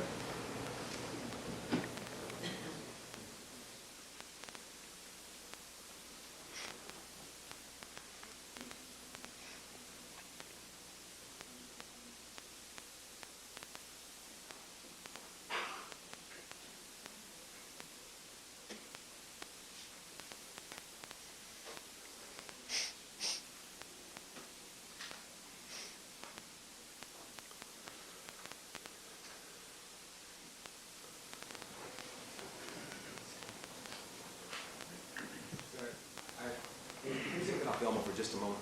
I want to maybe approach on it. Sure. I'm just concerned about some of these other people's numbers. There have been a lot of calls that have gone out, so let's-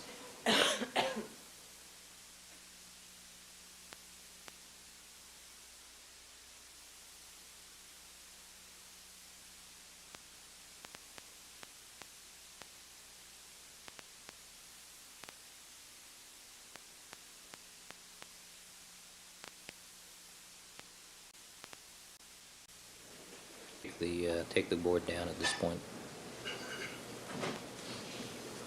All right, is there a stipulation that you care to offer? Yes, Your Honor. Rather than air the phone numbers of everyone else on the bill, we will stipulate that the defendant called, excuse me, that the Detective Phillips called the defendant in Chicago on June 13th at 6:05 a.m. No, let me take it down. At 6:05 a.m.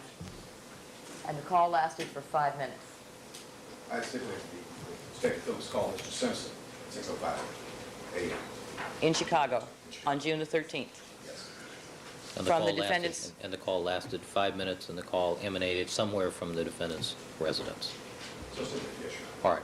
Ladies and gentlemen, as I told you, a stipulation is an agreement between the attorneys as to the facts of the case. You were to accept the stipulation as evidence. The reason we're doing this is the phone bill has other persons' phone numbers on it that we just don't want to subject to any undue harassment because of this case. And there's no dispute as to the phone number. All right. Thank you, counsel. I appreciate that. Thank you. Ms. Clark. Thank you, Your Honor.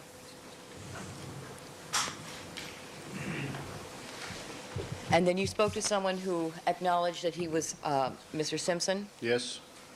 What happened next? I told him that who I was. I was Detective Ron Phillips from Los Angeles Police Department, and that I had some bad news for him. And he said something about, what's that? And I says, well, I've got some bad news. Your ex-wife, Nicole Simpson, has been killed. What happened next? I think the first words out of his mouth were something to the effect, oh my God, Nicole is killed, or oh my God, she's dead. And then he got very upset on the telephone. And then what happened? I kept trying to calm him down, and he continued to be upset, which I expected. And he continued to be upset, and I finally said, Mr. Simpson, please try to get a hold of yourself. I have your children at the West Los Angeles Police Station. I need to talk to you about that. And he stopped and he said, what do you mean you have my children at the police station? Why are my kids at the police station? And I said, because we had no place else to take them. They're there for safekeeping. I need to know what to do with your children. And at that time he said, well, I'm going to be leaving out of Chicago on the first available flight. I'll come back to Los Angeles. Is Arnell there? And I said, yes, she is. And he said, let me talk to Arnell, which I gave the phone back to Arnell. Now, did he ask you when the murder occurred? I didn't tell him that she'd been murdered. I told him she'd been killed. Did he ask you when that had happened? No. Did he ask you how that happened?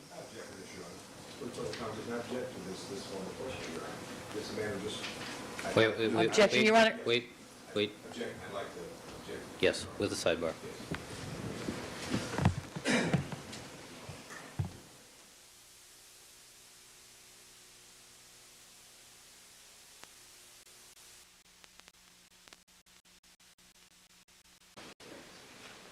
All right, proceed. Thank you, Your Honor. Did Mr. Simpson ask you how she was killed? No.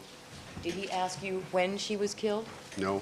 Did he ask you if you had any idea who had done it? No. Did he ask you where it had occurred? No. Did he ask you anything about the circumstances of how his ex-wife had been killed? No.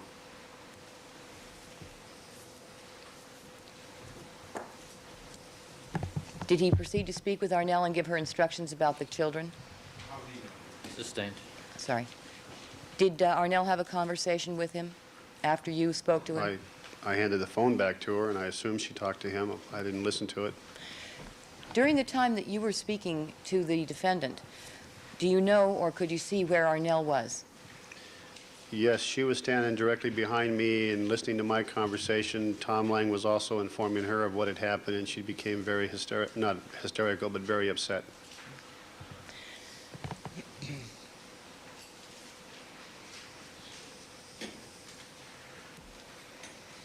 May I have a moment, Your Honor? Certainly.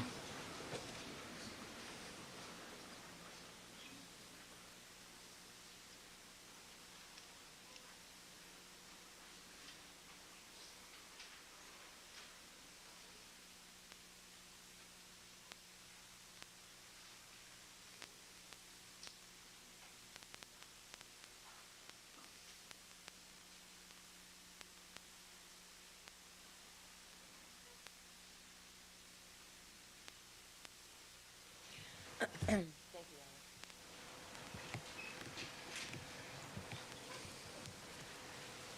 All right, after you handed the phone to Arnell, what happened next?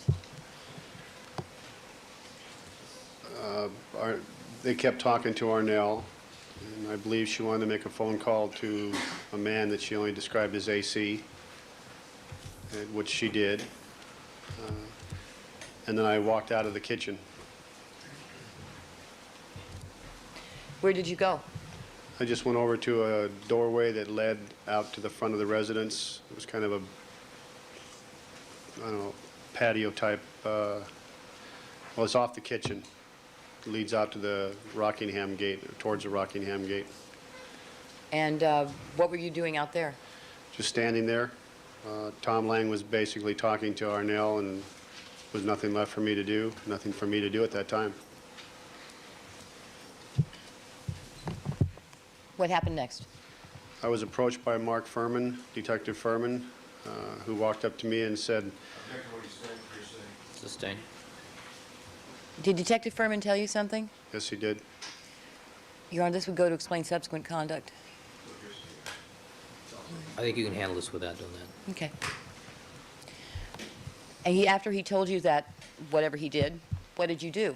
I followed him. Okay. And based on what he told you, why did you follow him? He wanted to show me something. Where did you go? He took me around to the south side of the residence, to a walkway on the south side of the residence. It ran east behind the residence. We walked back there for a considerable distance until we got to a certain point, and he stopped and he pointed out an object to me.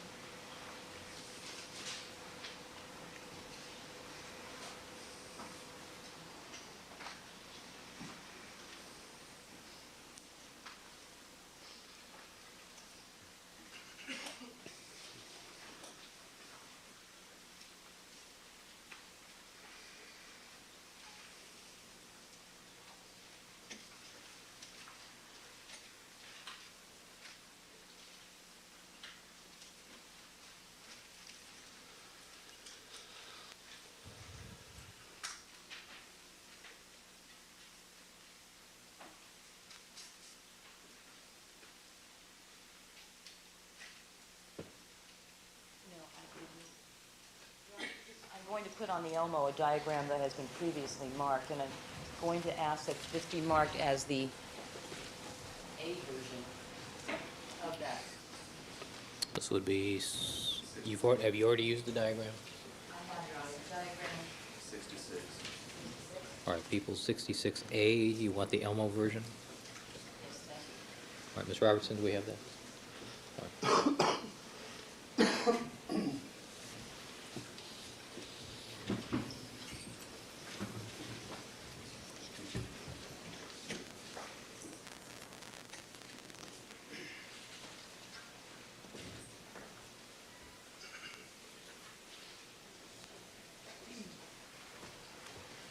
All right, sir, do you recognize the diagram that we've previously marked as People 66? Yes?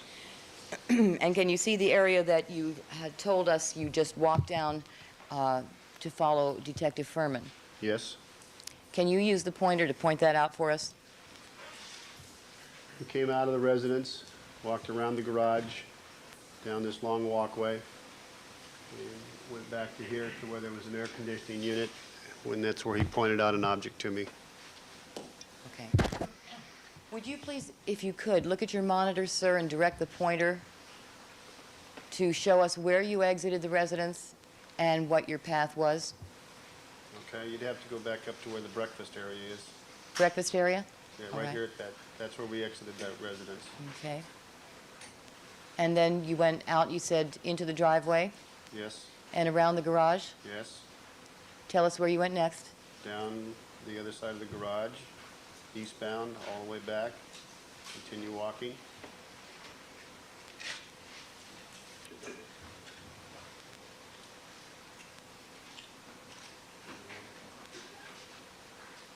Continue to go farther.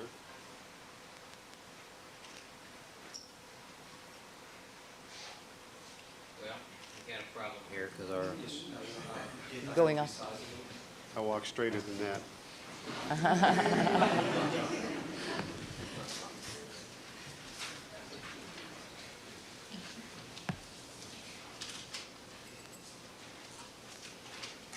Why don't we try that again, okay?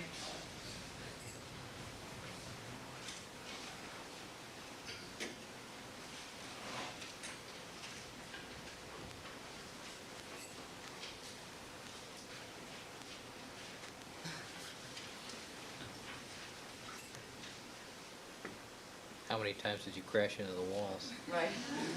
Just the one time into the garage.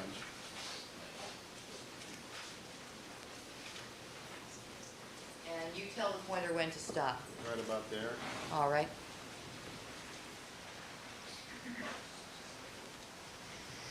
And if this could be 66A, Your Honor? Yes. And could we have the initials RP on that?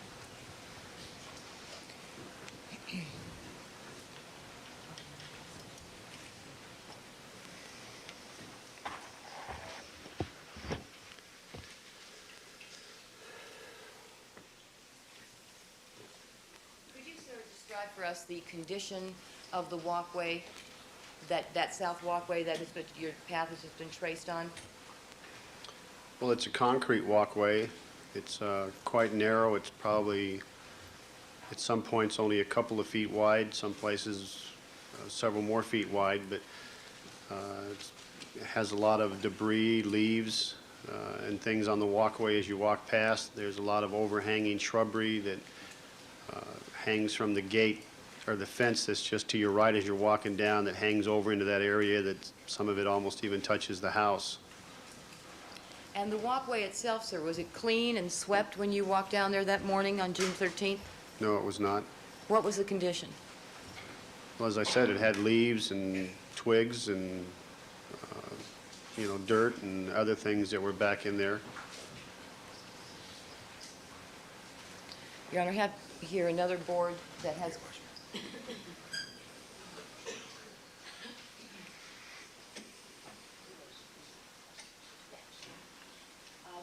Asked it to be marked People 69? 68. All right, people 68. Board with 4 photos without A, B, and C. Asked for it, but they will all be done, Your Honor. Thank you. I'm sorry. Sorry, just makes it easier for all of us. It does, it does.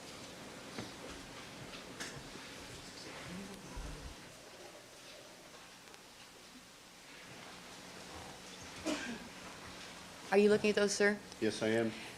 They will be labeled from left to right at the top, A and B, left to right at the bottom, C and D. What is the location shown in those photographs? This is the walkway to the south of the Rockingham address that I previously stated that I'd walk down. And does that appear to accurately depict the condition that you found the walkway in that morning? Yes, it does. In photograph A, I'm going to put it up on the screen. You can look at your monitor. Do you see that box hanging out of the wall there? Yes. What is that? It's an air conditioning unit. And was that unit for Cato Kalin's room? I would have to assume that's for Cato's room. Okay. Cato Kalin's room, yes. Did you ever go into his room? No. Okay. Now, John, can you get B? And photograph B. You see that area of the ground, sir? Yes. Is that the condition in which you found it on June the 13th? Yes. C. And photograph C? Yes. Is that the position and the condition in which you found the glove? That's the item that Detective Furman had pointed out to me, yes.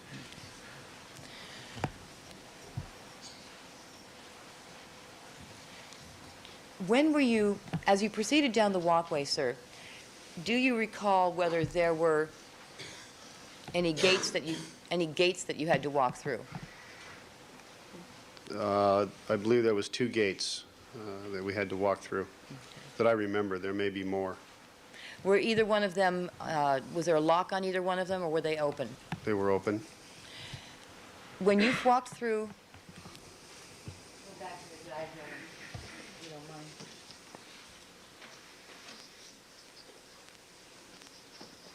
When you walked through the first gate, sir, were you able to see the glove on the walkway? No. When you walked through the second gate, were you able to see the glove on the walkway? No. How close to the glove did you get before you were able to see it? Quite a ways, I mean, very close to it. It was light outside, but it was still dark in that area because of the overhanging shrubbery. Basically, I had never seen this item before, so I didn't know where to look. And so how close did you have to get to it before you actually saw it? I got to it within about possibly 3 or 4 feet. Did you touch it? No. And when you got to within 3 or 4 feet of it, what did you do? I stood there and shined a flashlight on it and observed what it appeared to be, and then told Mark, I says, let's go back to the house and inform Van Ander and Lang of this. Did you think that was significant, that glove? Overruled. Well, it appeared to be some... No, I'm sorry. You can answer the question, yes or no. Did it appear to you to be significant? Yes. Next question. And why was it significant to you? It looked like it was also the same type of glove that we had seen at the Bundy location. Did you ever go back farther than that glove to see what was behind the guest units in that house? No. After you got within 3 to 4 feet of the glove, what did you do? Walked around, turned around, and went back into the house. And how did you enter the house? Through the same door I'd exited. That breakfast area? Yes. Did you give some instruction to Mark Furman? He came with me. Right. After seeing the glove, did you give him some instruction? I gave him some instructions that we were to notify Van Ander and Lang of what he had found and what he had showed me.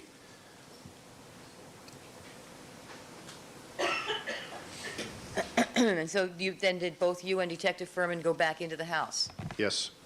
What happened next? Detective Furman, I believe, walked up to Detective Van Ander first and told him what he had basically told me, and then Van Ander and Furman then left and went to the same, looked like they were going to go to the same location that I had, but I did not go with them. Where did you go? Stayed right where I was at, right by the kitchen breakfast cook door.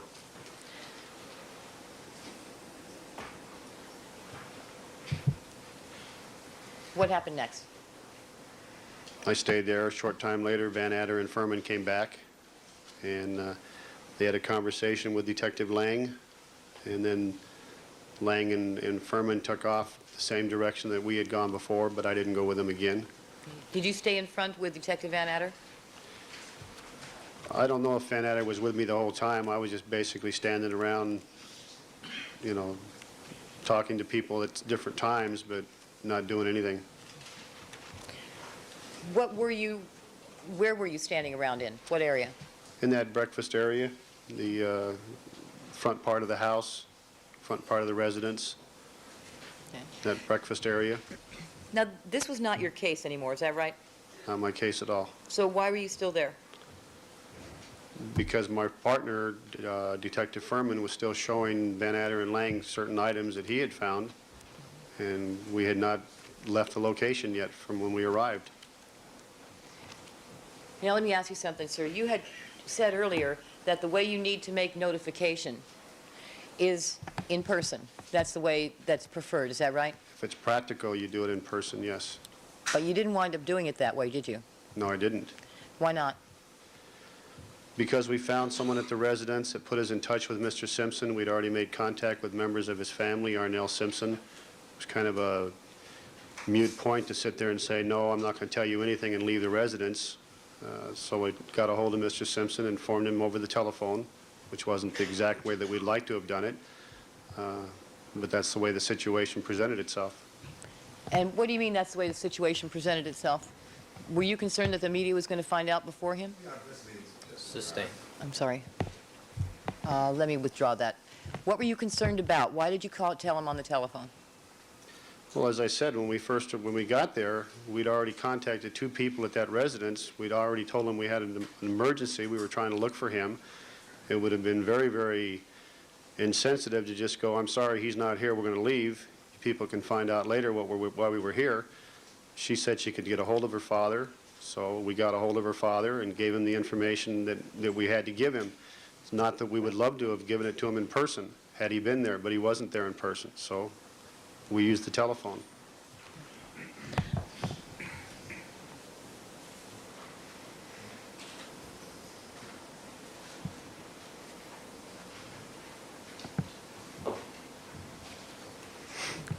During your phone call to Mr. Simpson, can you tell us where Detective Van Adder was? Did you know?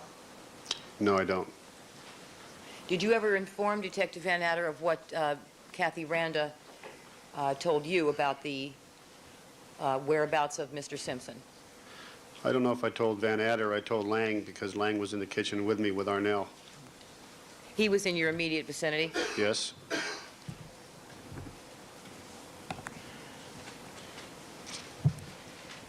Now, after Detective Lang came back with Detective Furman, what happened next? They asked Mark Furman and I to go back. Tom Lang did ask Mark Furman and I to go back to the Bundy location. And for what purpose? What were you going to do? Tom had asked Mark to go back to the Bundy location and look at the glove at the Bundy location and get another look at it and see if it was in fact a match to the one that we had up at the Rockingham location. And then what happened? Mark Furman and I left the Rockingham location and drove back to the Bundy location. So you left, you went back in your car Yes. together. When you went back to the Bundy location, did you see where did you go? What did you do? We parked our car. I saw Mark Furman walk over to the Bundy location. He was going to take a closer look at the glove, and I saw Lieutenant Spangler and Captain Dial and some other command staff standing in the middle of the intersection, and they were looking at me, and I walked over to them to give them information that I had received or what had been done in the last hour. And what time was it when you got back to the Bundy location with Detective Furman? It was about 6:30. And you saw him walk over towards the location? He walked over to the crime scene location, and I walked over to Lieutenant Spangler and Captain Dial to inform them of what had been taking place, and also John Rogers. Now, was the crime scene still taped off? Yes? And did you see anyone walking on the front walkway that leads from the sidewalk of Bundy to the front steps of the condo? No, there was no one walking around. Your Honor, could we cut the feed, please? People's Exhibit 55. Can you- Officers are directed not to attempt to take photographs of the screen. Can you tell us who that is pointing to the evidence in that picture, sir? That's Detective Mark Furman. Is that what he was wearing all night that night? Yes? That's how he was dressed? Yes? From the time you arrived at Bundy at 2:10 a.m.?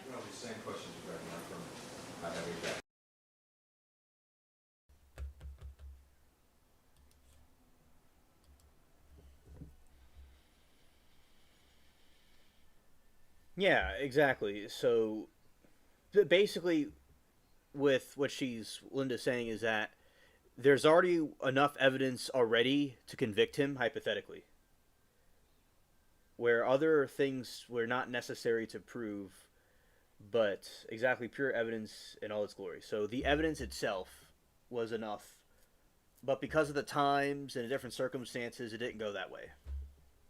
And his attorneys were very good at what they were doing. Like they were, I will say, they were quite skilled, and there's quite a few of them. Overruled because there was some other testimony regarding clothing in the interim. What was that answer, sir? Is that Yes. how he was dressed when you arrived at 2:10 a.m.? Yes? And the location that he is pointing to, you recognize that? Yes? What's he pointing to, sir? It's pointing to the location where the glove is. And is that the direction in which you saw him leaving when you went to talk to Lieutenant Spangler? Yes, I did not see this photograph taken. And this is People's Exhibit 55? 55. Cut. Jonathan. Thank you. All right, and at some point while you were there, after you got to Bundy, did another detective arrive? Yes, Tom Lang returned. How long after you got back to Bundy did he arrive? Probably 10 or 15 minutes. And what did he do? He began to do his crime scene and investigation of the Bundy location. Did he make some request of you, sir? Yes, he did.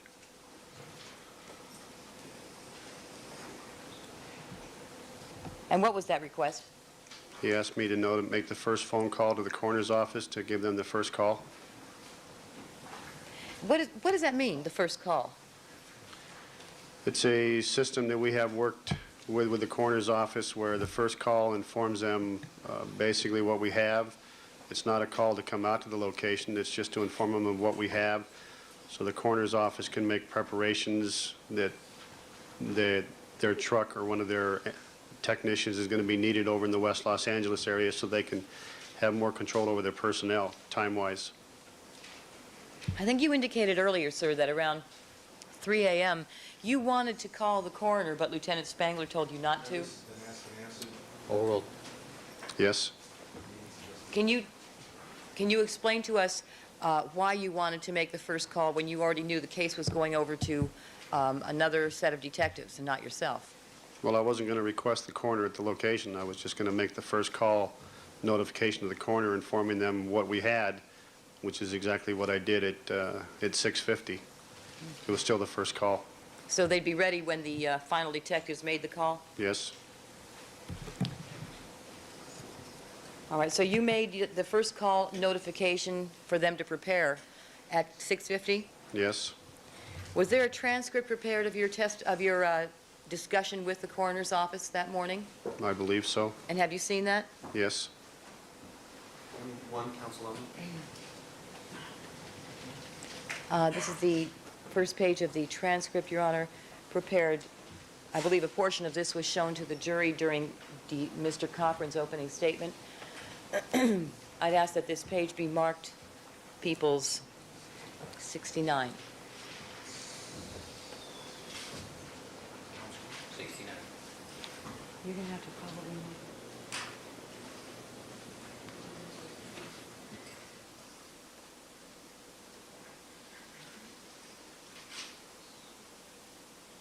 One, please. All right. Do you recognize what you see there?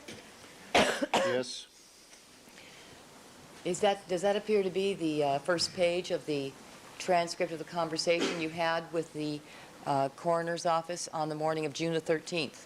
Yes? In the very first passage where you are speaking, sir, do you recognize that passage where you tell them you have a double homicide? Yes?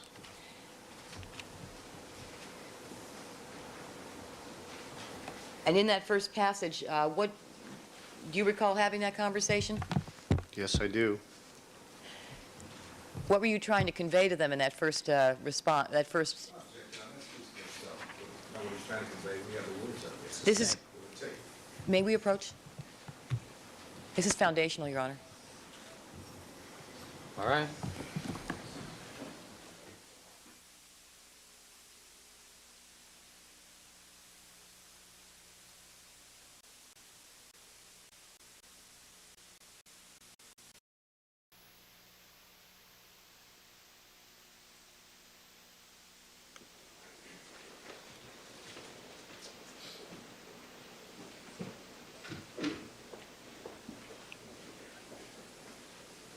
Quick. Does that show the whole thing? All right. Let's look at that first paragraph, sir.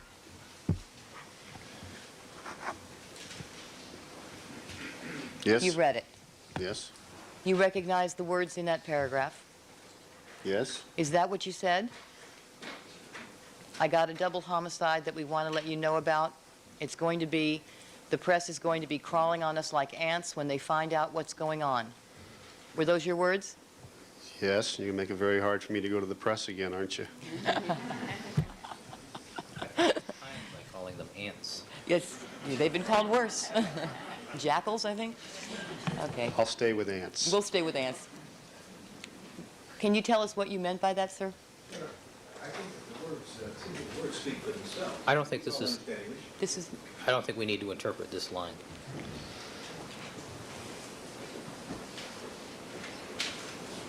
but I do, let's go to the next one. All right.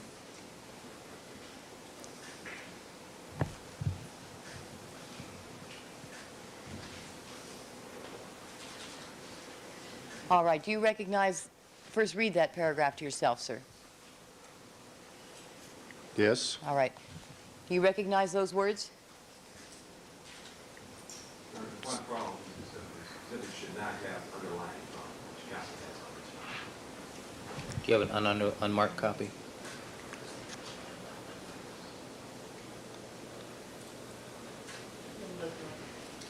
All right.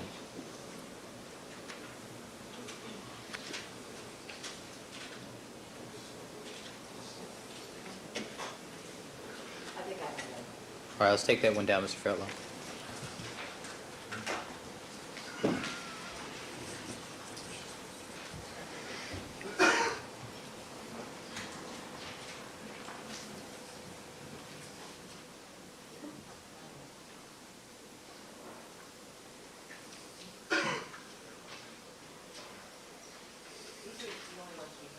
This is a very faint line.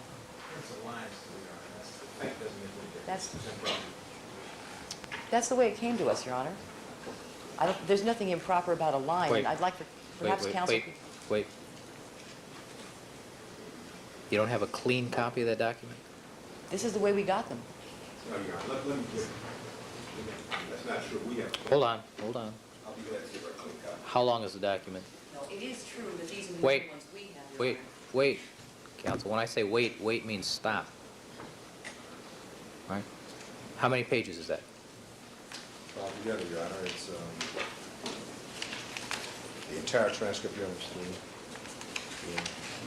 4, 5, 6, 7, with a message page, like 8 pages altogether. All right, Ms. Clark, how much of this transcript are you preparing to proceed with? I believe it's only the first page.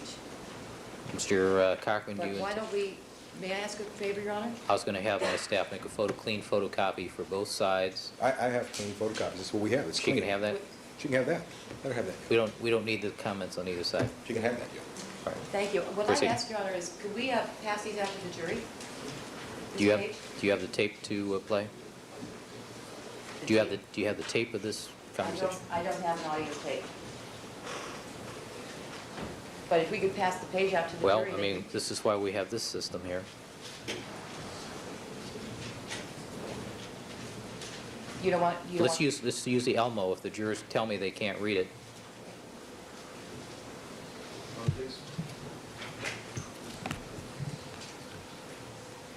All right, 1492, can you read that? Thank you.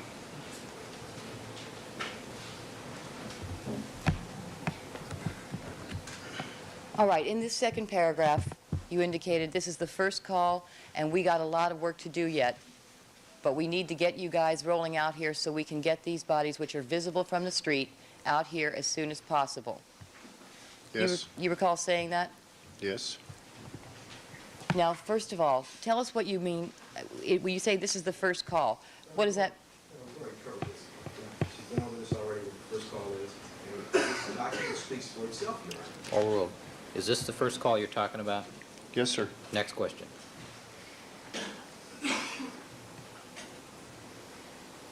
You indicate you've got a lot of work to do yet? Yes? And what do you mean by that? Well, Tom Lang had just returned to that crime scene, and as of that time, very, very little crime scene investigation had been done. He hadn't even begun to really evaluate the crime scene that he had, so he did have a lot of work to do yet. As that, what you were describing before, earlier in your testimony when you said you have to get work done before you get the coroner out? Sustained. Do you recall referring to that situation earlier in your testimony? Yes? And is that what you're referring to here? Yes? Overruled. Yes? All right. Now, when you said these bodies which are visible from the street, were you making a comment about the visibility at that time of day, sir? Sustained. Okay. What were you trying to convey with respect to that? Overruled. Hold on. Hold on. What problem is created by bodies being visible from the street? Well, they're viewed to the public. The public can see them. We just as soon get them moved as soon as possible out of the street. Just common decency? Common decency to the families, to the victim. Next question. And they were visible at that particular time, sir? To you? Yes? Was it light out by then? Yes? Now, when you say we, who are you referring to? I was making this phone call for Tom Lang, so I was referring to we as in Tom and I. And you indicated as soon as possible? Well, that's why we were making the first call to get them ready to go. We would make our second call when we wanted them, and they would be ready to do it. We could get it taken care of as soon as possible.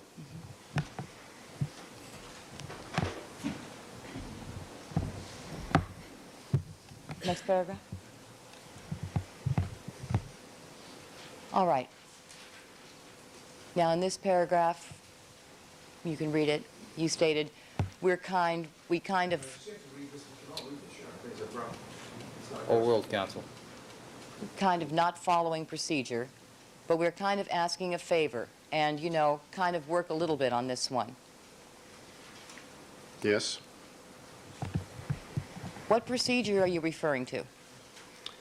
Well, I'm referring to a procedure or policy of the Los Angeles Police Department where if I'm the investigating officer or the senior officer at a scene of a major unusual occurrence or a major news media event, it's my obligation to notify the press relations officer or the media about the situation that's going on, and I chose not to do that. And is there something in your manual, actually, that says you are required, or the investigating officer is required to notify the media when a high-profile case occurs? Well, it talks about, I believe, the senior officer at the scene, and at the time I was making the phone call, I was a senior officer at the scene from West LA.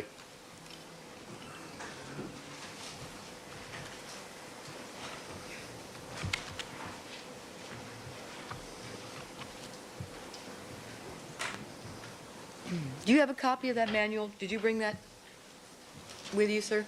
Yes, I do.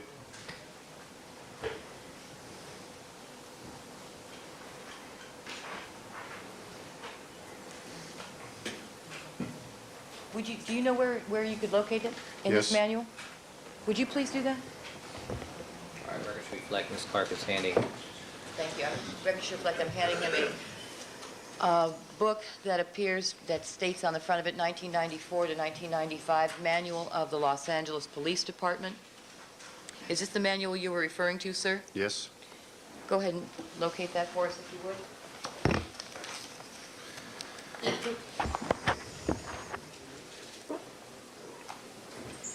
And Detective Phillips, what section are you making reference to? We're looking in Volume 1, 420.40. All right, Mr. Cochran, do you have a copy of that? No, may I put it in? Do you want to have the clerk make a photocopy of that, counsel? Yes, sir. All right. Detective Phillips, why don't you just hand that to me, please?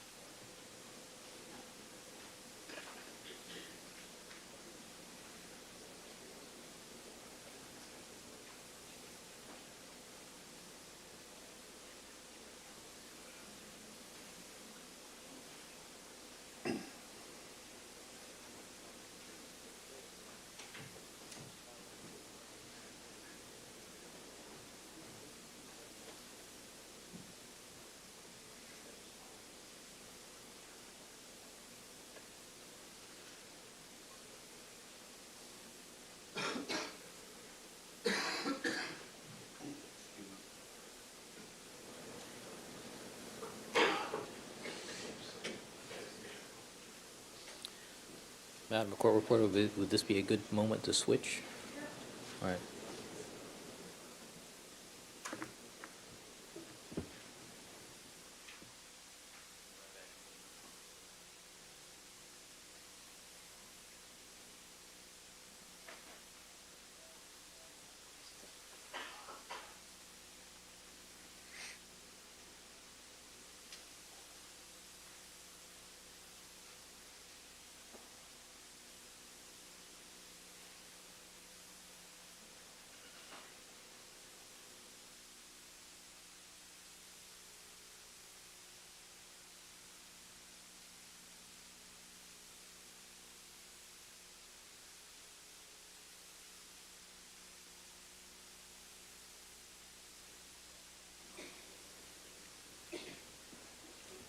We're having our standard Murphy's Law problem with the photocopy machine.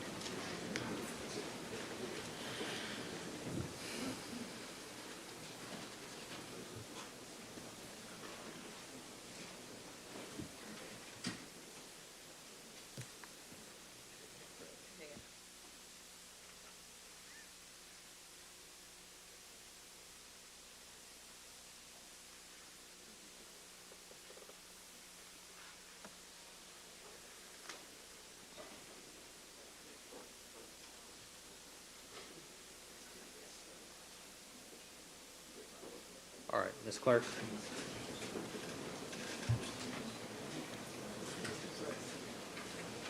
Ms. Maximum, you ready?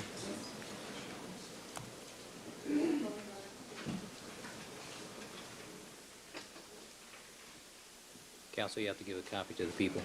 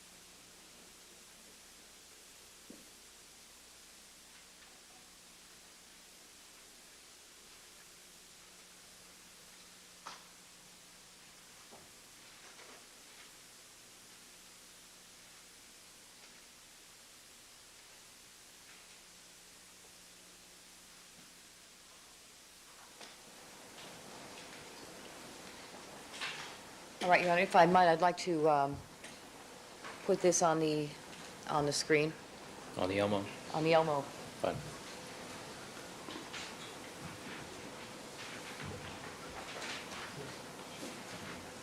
All right, you indicated that in your conversation with the coroner, there was...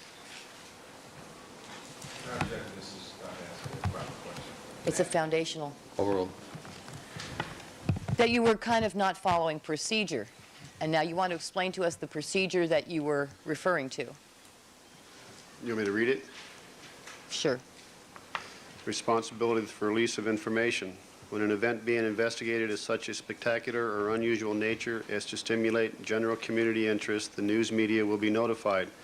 Normally, it is the responsibility of an area or division commanding officer or the senior officer at the scene to make such notifications. However, when there is an event of major proportions, a press relations officer will assume responsibility for the release of information. And that was the procedure you were referring to in your conversation with the coroner that morning? Overruled.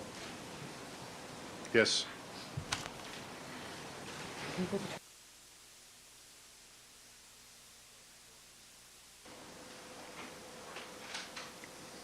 All right, did you want to mark that portion as a People's Exhibit, People's 70?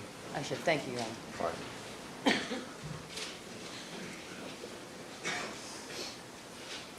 Okay, then what did you mean by we're kind of asking a favor?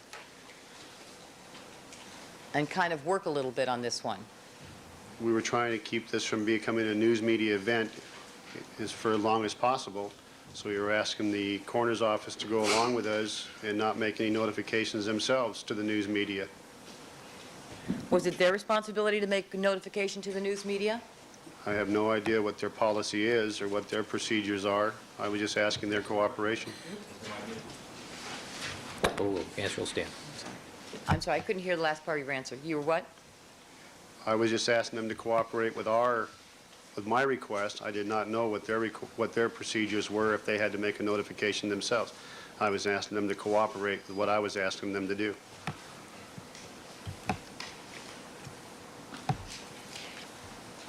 Under ordinary circumstances, what should you have done? In this situation, you indicated to us that you called the coroner. You said, look, I don't want to call the media. They're going to be all over us. And so you didn't. You didn't notify the media. Under ordinary circumstances, what would you have done if you were to follow the procedure that you were trying not to follow here? Trying to get me in trouble, aren't you? What I should have done... Hold.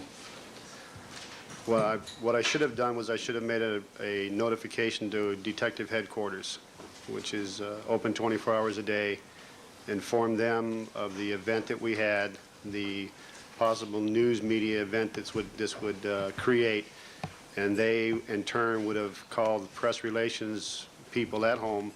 Press relations people would have been notified, they would have come out to the scene, and they would have handled the press. That's what I should have done. Now, the press relations officer, that was Deputy Chief Dave Gascon. At that time, yes. He's Deputy Chief now. He wasn't He's then. commander then. And would it have been his responsibility to notify the press of this case? I have no idea what his responsibilities at press relations would have been and who he would have notified or when.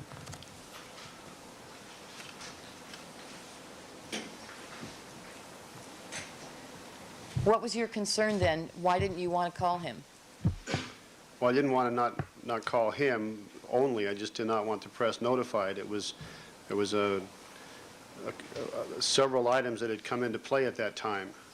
As the West LA coordinator of the homicide unit, and I don't actually work the homicides, I'm a peripheral person out there.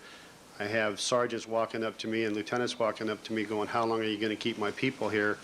We have other calls for service. There's other people that need the police out here.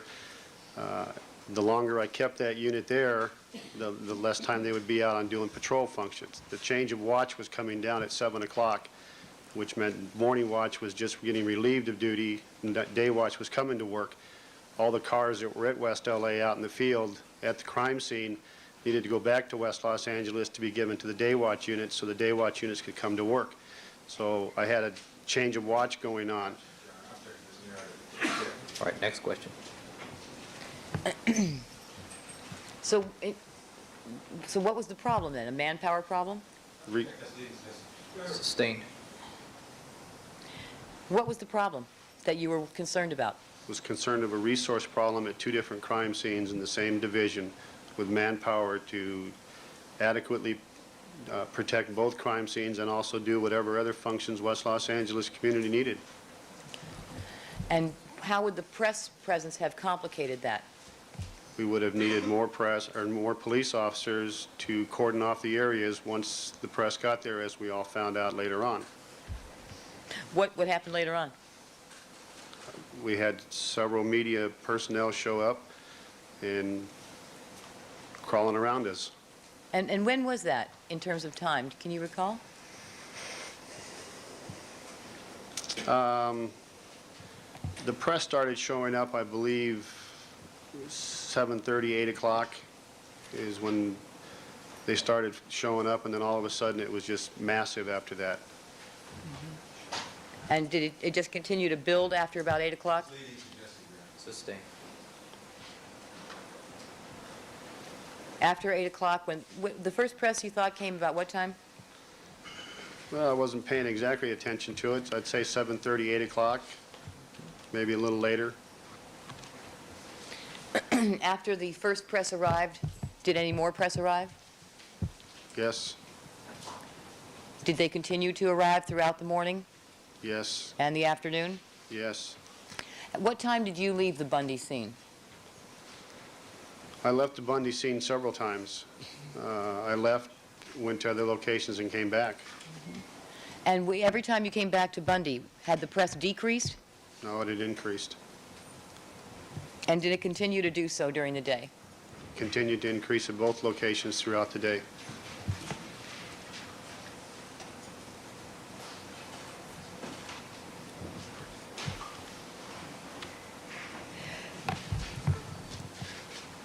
So you made your first notification at 6:50? Yes? Did you subsequently make a second call to get the coroner out to the scene? Yes? And do you know what time that was?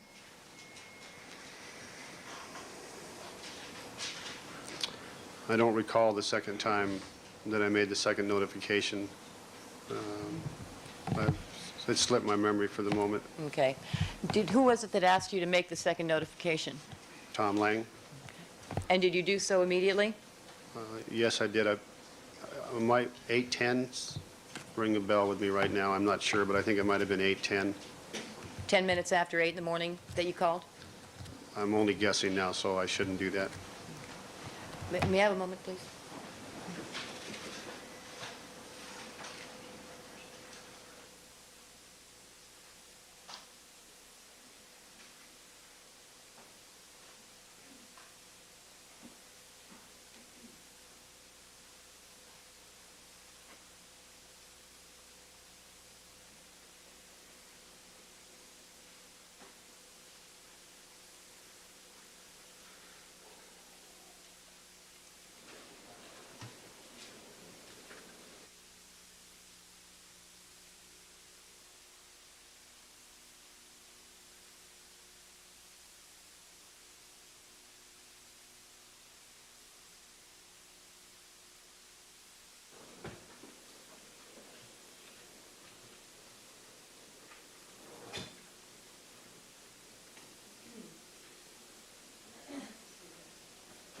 On the same transcript, Your Honor, I'd like to proceed to page 6. All right, that's page 6 of People 69.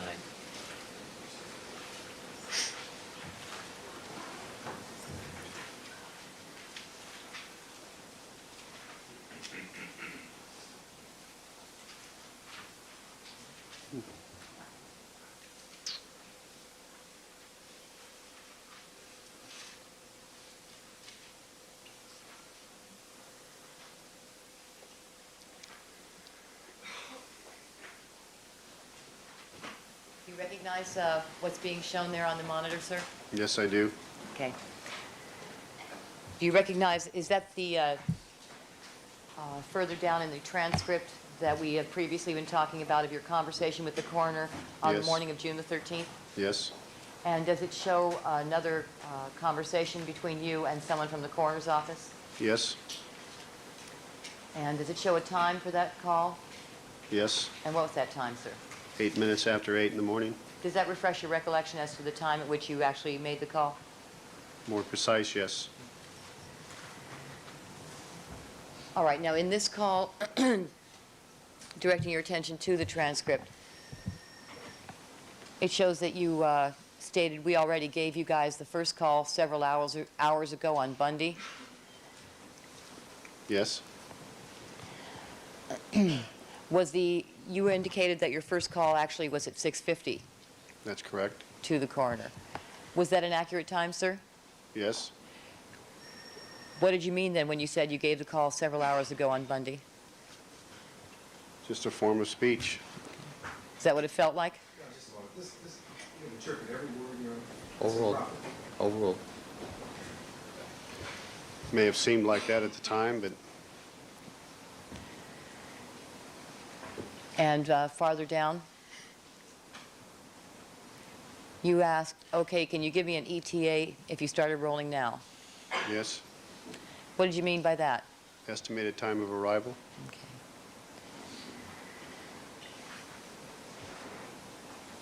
And if we could go farther down. The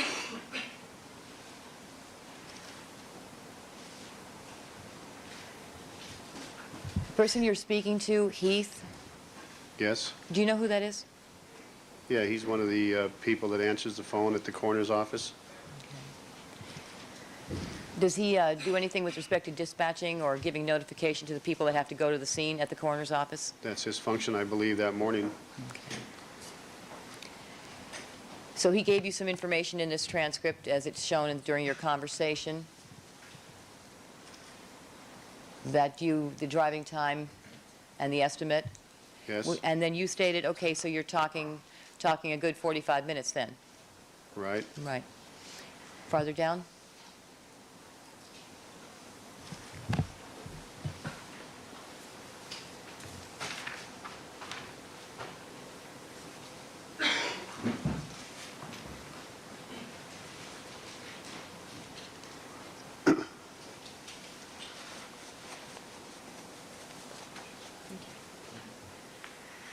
Now, why are you asking for an ETA? What is the purpose of that?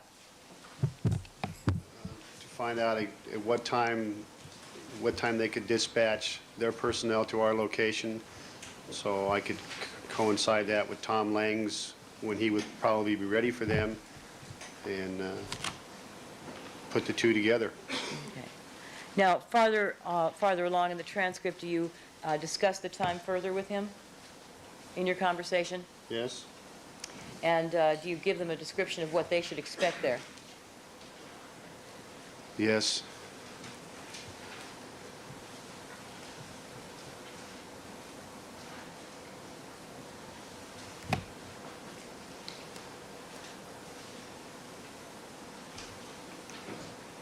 Sorry, is that a question?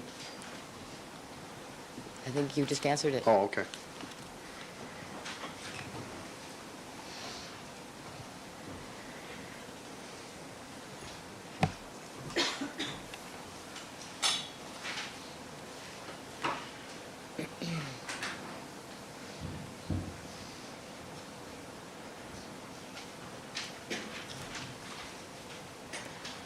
Do you see the further information here? Do you recognize these statements about you got coroner's number yet? Yes? Is that you?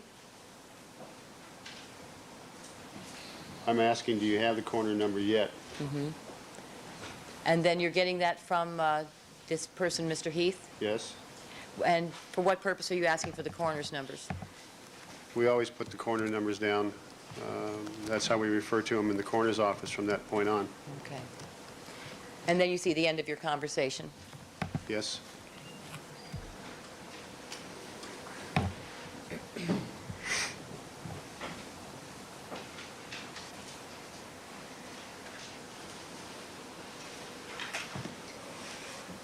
I think that's all. May I have a moment, please? Certainly.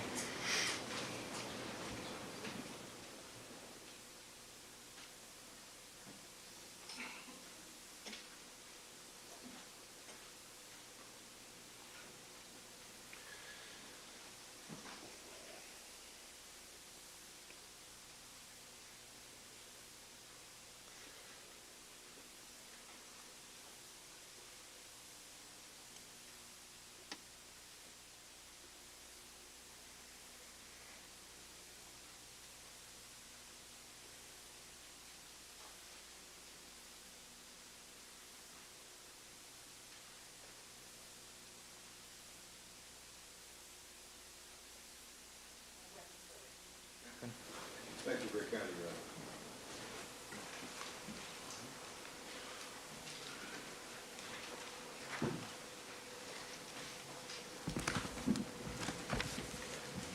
Morning, Detective. Good morning, Mr. Cochran. How are you? I'm just fine. How are you this morning? Fine.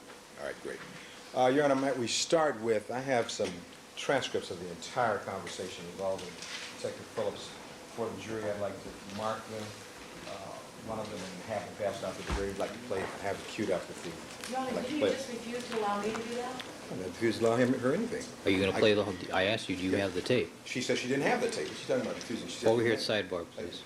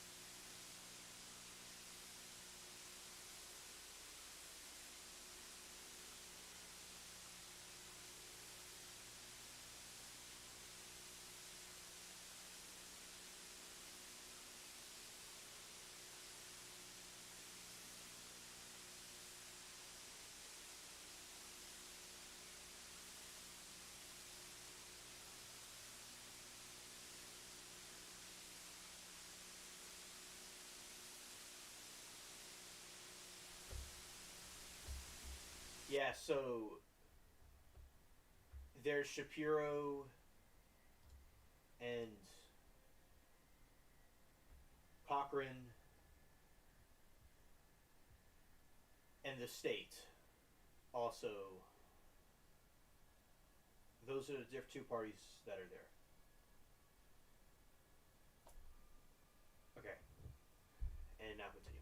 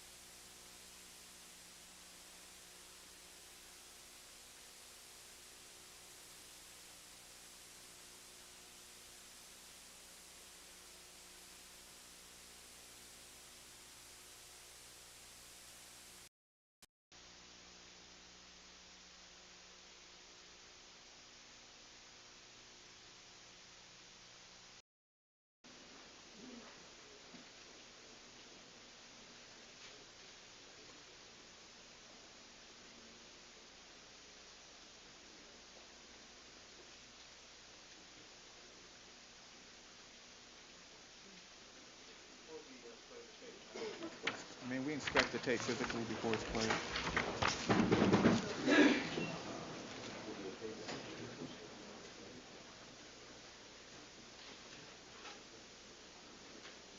All right, folks, if you just hold on to those transcripts, don't read them until we actually start playing the tape that it pertains to. Your Honor, we get another clean copy of the defense's script one we were using. I'm sorry, Ms. Clark, I didn't hear that. Could we get another clean copy of the defense of the court? The defense just took the one we were using. I think it's the same. It's the same one that you have without the underlines, isn't it? I realize this one, but we wanted to mark it, and the defense objected to the copy we were Wait, using, so. wait, wait, counsel, wait. When I say wait, everybody stops talking and sits down. All right, Ms. Clark, have you had the opportunity to look at the tape? Mr. Darden? I have, Your Honor. Mr. Cochran has told me that the tape has not been enhanced or otherwise edited, and I accept that representation. Thank you, sir. Thank you, sir. Mr. Cochran, you may proceed. Thank you very kindly, Your Honor. Just a couple of questions. Good morning again, Detective Phillips. Sorry for the delay. I'm going to play the tape now, and I want you to assist us in identifying the voices. Would you like a copy of the transcript also? Yes. To go along with you? You perhaps need one. May I approach you, Your Honor? You may. Thank you.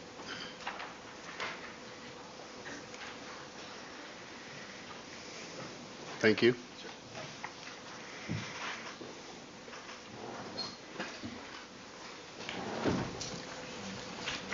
Now, I'll ask Mr. Harris, Your Honor, to place the tape in now. I'll ask him to stop it at certain points.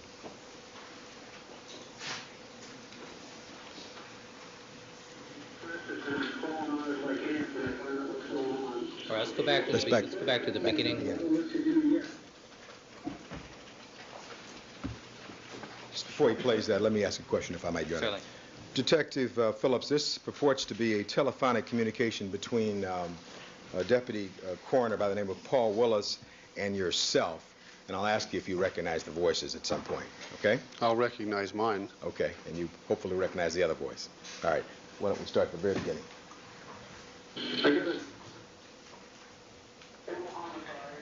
So we want to let you know about, it's going to be pressed and it's falling on us like ants when they find out what's going on.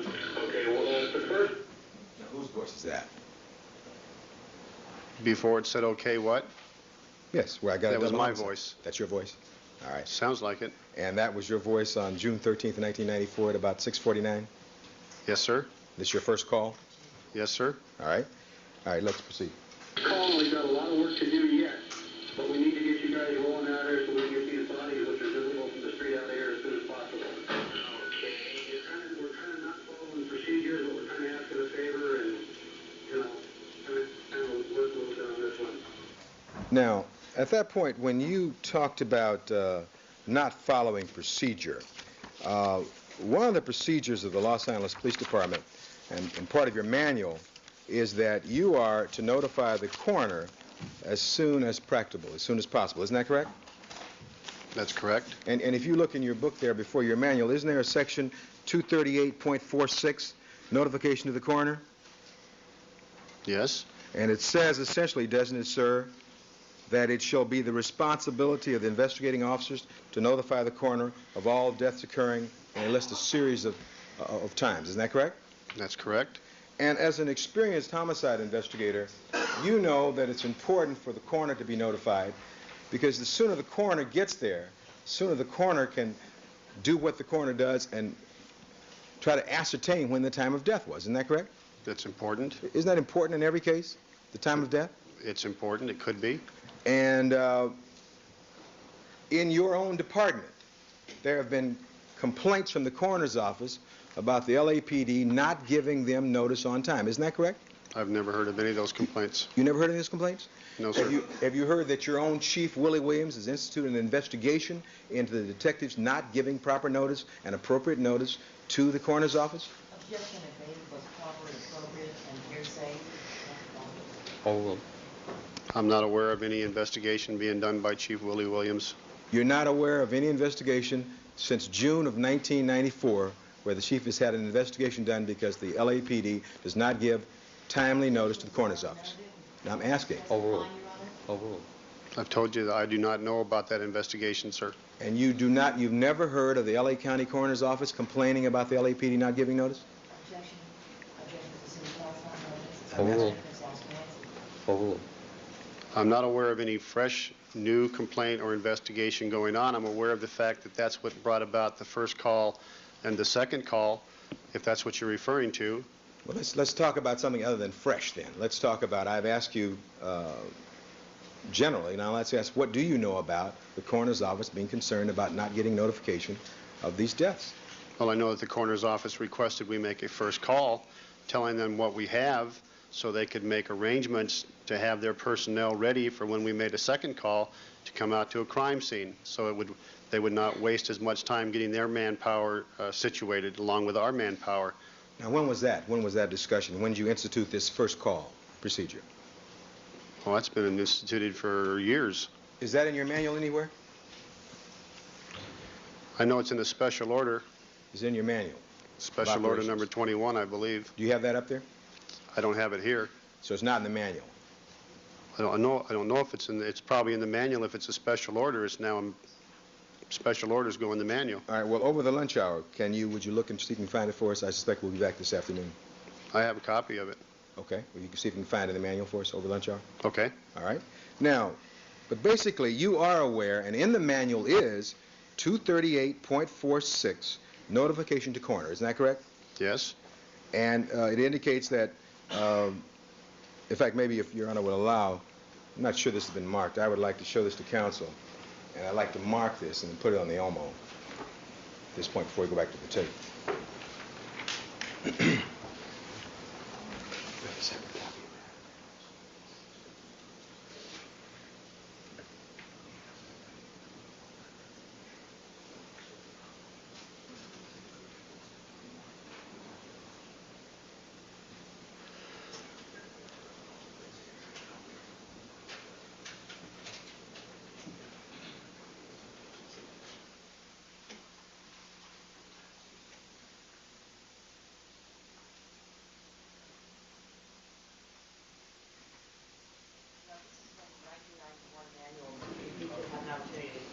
check it against the 94, 95, make sure it's the same. All right.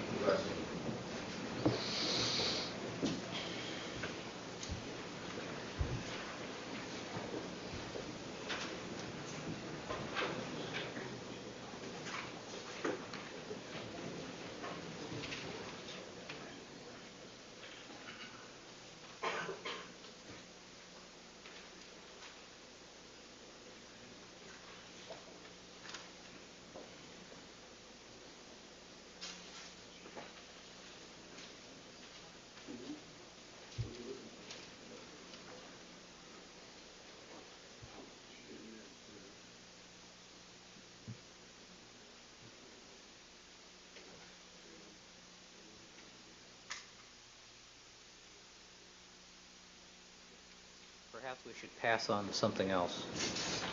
Just a second.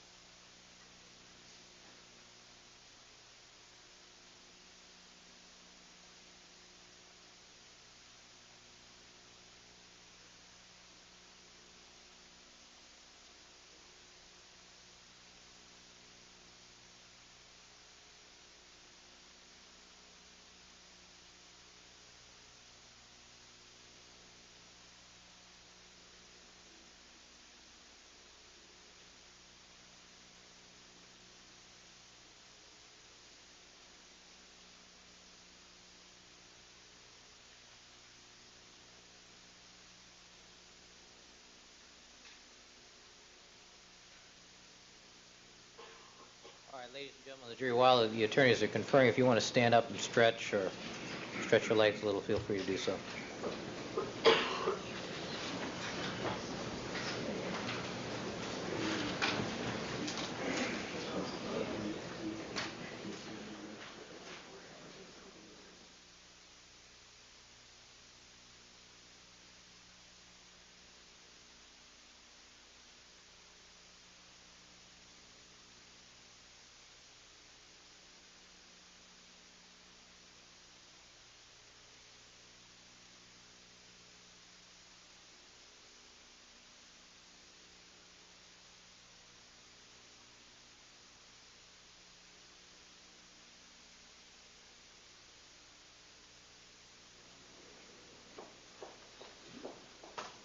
Mr. Cochran, would you give those items to photocopies of Ms. Moran, please?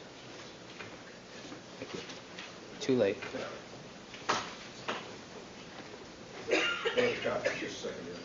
All right. Hey, Mr. Tyler, would you tell Ms. Moran I need about a half dozen of each, please? Half dozen? Thank you.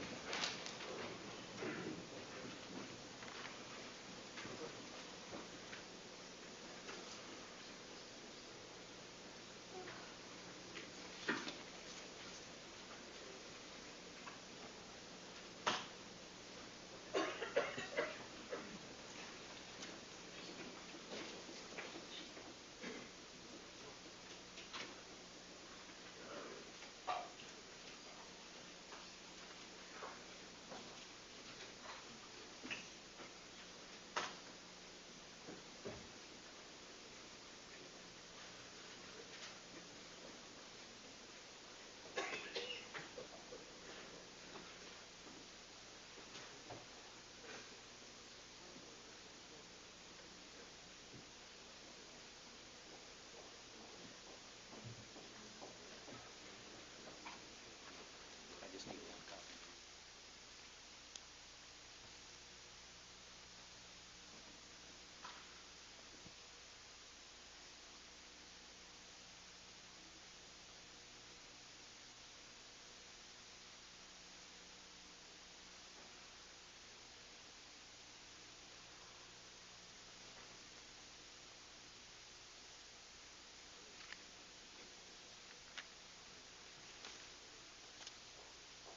Thank you very kindly, Your Honor. I believe we're now, I think counsel has a copy and I have a copy, and we're now, I believe, ready to proceed.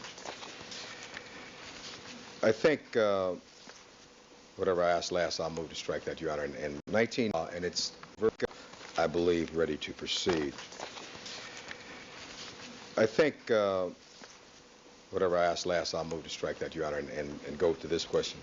Detective Phillips, you've now provided us with a 1994 version of the notification to coroner, and it's 238.46 of the Los Angeles Police Department manual. Is that correct? Yes. And do you have a copy of that still? No, you took mine. All right, I'm going to bring it back to you. Okay. I'm going to ask the court to mark that as the defendant's next in order and put it on the Elmo, Your Honor. I'm going to return these to Detective Phillips. All right, that's defense. Thank you, sir. 1016. 1016? Yes. Now, can you bring that a little clearer, please? And now it's 238.46. 46.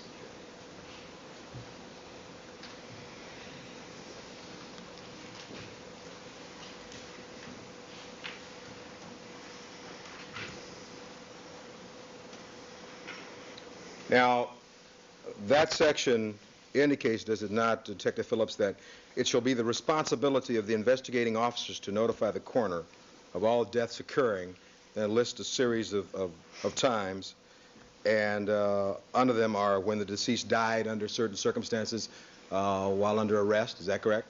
Yes. When the deceased has not been attended by a physician within 20 days preceding death. Yes. When the deceased committed suicide. Yes. When the attending physician is unable to state the cause of death. Yes. When the deceased died as a result of an accident. Yes. And when there is any suspicion that the death resulted from the use of narcotics. Yes. And then, and I hope we copied that, over at the next page at the top, goes on to say, under such circumstances as to afford a reasonable ground to suspect that death was caused by the criminal act of another. And this, of course, was the section under which you were operating. Is that correct? Yes. And so that was part of your manual, part of your responsibility as an investigating officer. Is that correct?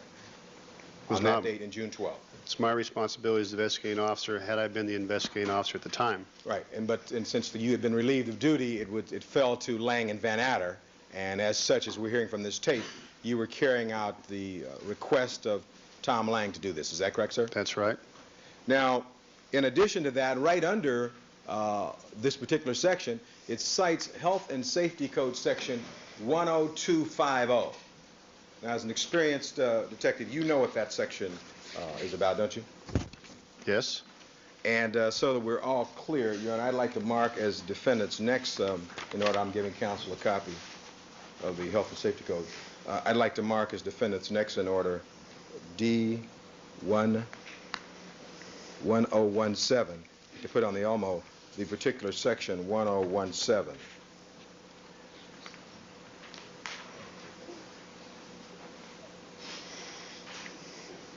Now, what is your understanding about responsibility of the coroner and this particular Health and Safety Code section 10250? If the coroner is not notified promptly and appropriately, what is your understanding of that? Well, it's been a long time since I've read the Health and Safety Code, but I understand if you were to have a situation where you would have a dead body and you made no notification at all to the coroner's office, and I imagine just left and walked away from it, you would be guilty of a misdemeanor or of some type of crime. All right, let's look at this section. This section does provide, under 10250, that if you look right at this section. Excuse me, counsel, is that the 94 version? I hope it is. We got it from Your Honor's clerks, I think. I hope it is. That's. We got it from Your Honor's clerk. No, there is a 1994 amendment to. All right, well, we got the one from Minnesota. May I see that?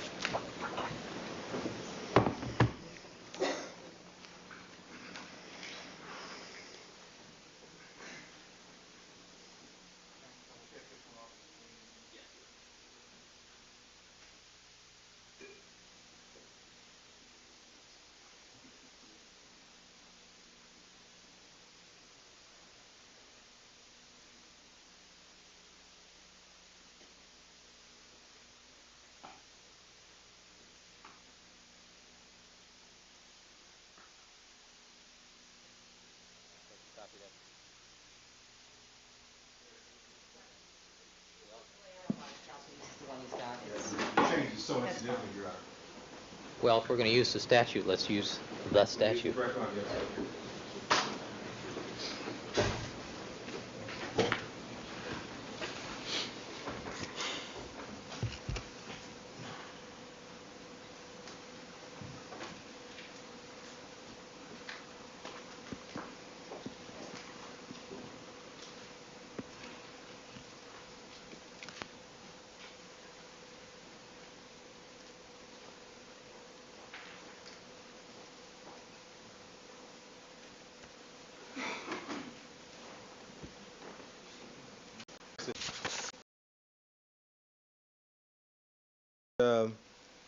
Where it says any person who does not notify the coroner as required by this section is guilty of a misdemeanor. So it makes it a crime, does it not? If you were to do that, yes. Right, if you didn't give notice to the coroner under these circumstances spelled out in 10250. Is that correct, sir? If you didn't notify the coroner when you had a dead body and you were the police officer, I'd assume you were violating the law. All right. And with regard to this whole concept of the first call, you were kind enough to give us a special order number 21, dated November 17th, 1993, and the subject deals with notifications to the coroner. You have your original back, do you? Yes. And this was signed by our Chief of Police, Willie L. Williams. Is that correct? That's correct. And with regard to this particular document, can you copy this? Give a copy of this. All right, thank you, guys. I'm going to mark this.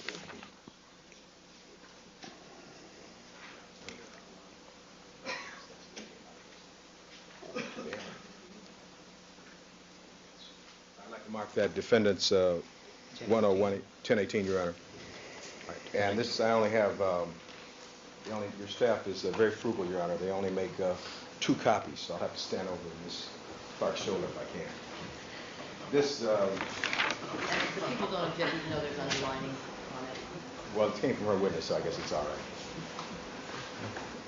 May I proceed, Your Honor? Yes, you may. Now, this document, Special Order Number 21, November 17, 1993, the purpose of this document was what? Do you recall the purpose? It was just a purpose for me to read it. Well, as you understand the purpose, yes, sir, you can read it. It has to do with immediate notifications whenever it is determined that a death falls within the purview of the coroner's office. All right, let's say when you said immediate notification, does that mean quickly, right away, immediate? As soon as possible. Is that what immediate means to you? In these types of circumstances, that's what it means to me. All right, and so it says immediate notification when the death falls within the purview of the coroner's office. And what does that mean, sir? Well, when it comes under one of the sections that we just previously read about whether it's an accidental death and not within 20 days and in custody or as a narcotics or as a hands of another. So these deaths would come within that purview, would they not? I would think so. And this will allow the coroner to be more effectively deployed, resources throughout the city and reduce potential delays in responses to death scenes. Is that correct? By the coroner's office, yes. And then the chief goes on to say this order revises procedures for notifications to the coroner's office, right? That's correct. And pursuant to this, based upon when you received this order, you received this order, did you, out in West Los Angeles? Yes. All right. And then once you received this order, you proceeded to try and implement it, did you not, on cases you were investigating? Yes. And you'd have to assume, would you not, that the detectives at robbery homicide, which is the downtown unit in Parker Center, also received this unit. Is that correct? I would have no idea if they received it. Wouldn't you think that general distribution, an order from the chief of police, would go to all units? I would imagine that they got it down there, but I don't know for sure if they've got it. All right, I understand. But it was in general circulation. You got it out in West Los Angeles. Yes, I did. And it goes on to say, does it not, that the investigating officer at the scene of a death, which requires notification to the coroner, shall make the notification immediately upon determining that the death falls within the purview of the coroner's office. Is that what it says? Yes, it does. If the coroner is not immediately needed at the scene, the investigating officer shall advise the coroner of an approximate time when the coroner's deputy can respond. Is that right? That's correct. If no time can be estimated, The investigating officer shall arrange to make a second notification to the coroner when response is appropriate. Is that correct? That's correct.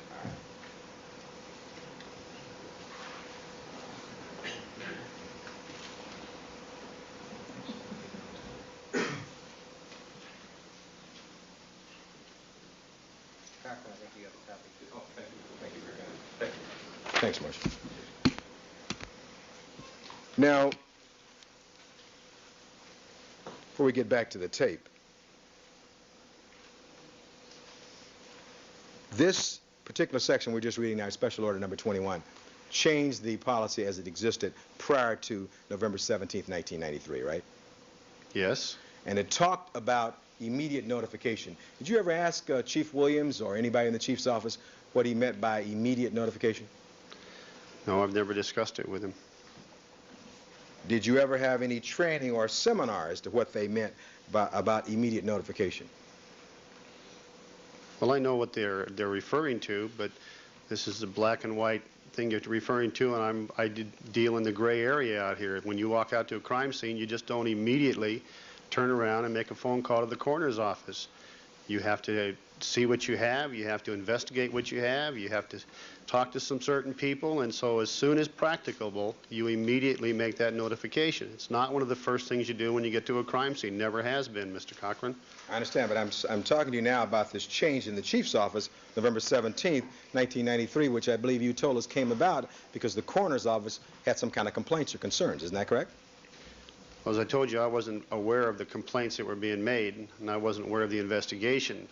But I think the complaint was basically because we would call and then we would wait hours and hours and hours for a coroner's office to show up.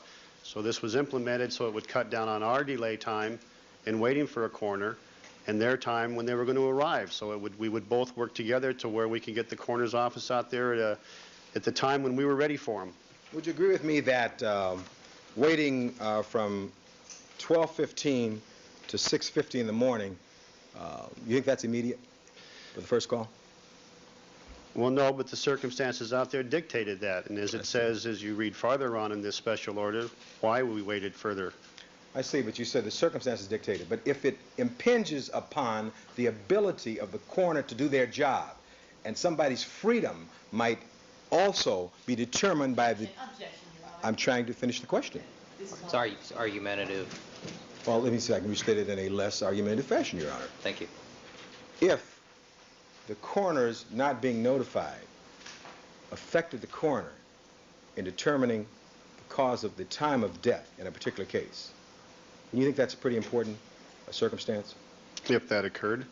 And did you think that might be certainly more important than notifying the press relations officer downtown about the press being crawling on the scene like ants? If you compared the two, do you think that would be more important? Well, the coroner's office was notified, Mr. Cochran. No, I'm asking you if you compared the press relations officers and your concerns with that, with the notification of the coroner, who could then come out and start a process by which he could perhaps, with greater specificity, determine the cause of death. Wouldn't you think that's more important? Well, it would be more important to have the coroner out there, sure, than it would be to notify the the press relations officer. But all right, you've answered. Did them both at the same time. All right, you've answered the question. Thank you. Now, Your Honor, if we might, may we proceed with the tape now? Yes. Okay, you're at the scene now? Yeah. Okay, but what is your callback number at the station? 310-575-8441. Do we have names on these people? No, I don't. Okay. Now, at that point, when he asked if we have names on these people, you said, no, I don't, right? That's correct. And you didn't, at that time, you didn't have to tell him anything about Simpson or anything of that nature. Isn't that correct? This is your first call, right? I didn't have the names of the people. But I'm saying you didn't have to tell him anything about it, even being high profile at that point. This was your first notification, was it not? That's correct. And so you didn't have any actual names, right? Didn't have both names. Okay. You suspected one name, but you said, do we have, when Willis asked you, do we have names of these people, you said, no, I don't, right? That's correct. Okay. All right, let's continue on. Both males or? Male, female, a female and a male. All right. Are they Caucasian? It appears that both of them are Caucasian. The female is definitely Caucasian. The male appears to be Caucasian. Okay.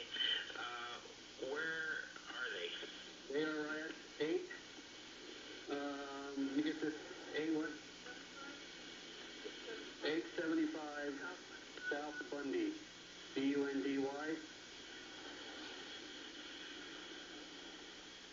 Okay, and you say they're in plain view? Well, you can see them, yeah, from the street here. They're a little off the sidewalk. They're at the front of the house. But the problem is, when this thing breaks, we're gonna have news from everywhere here. It's gonna be a high profile.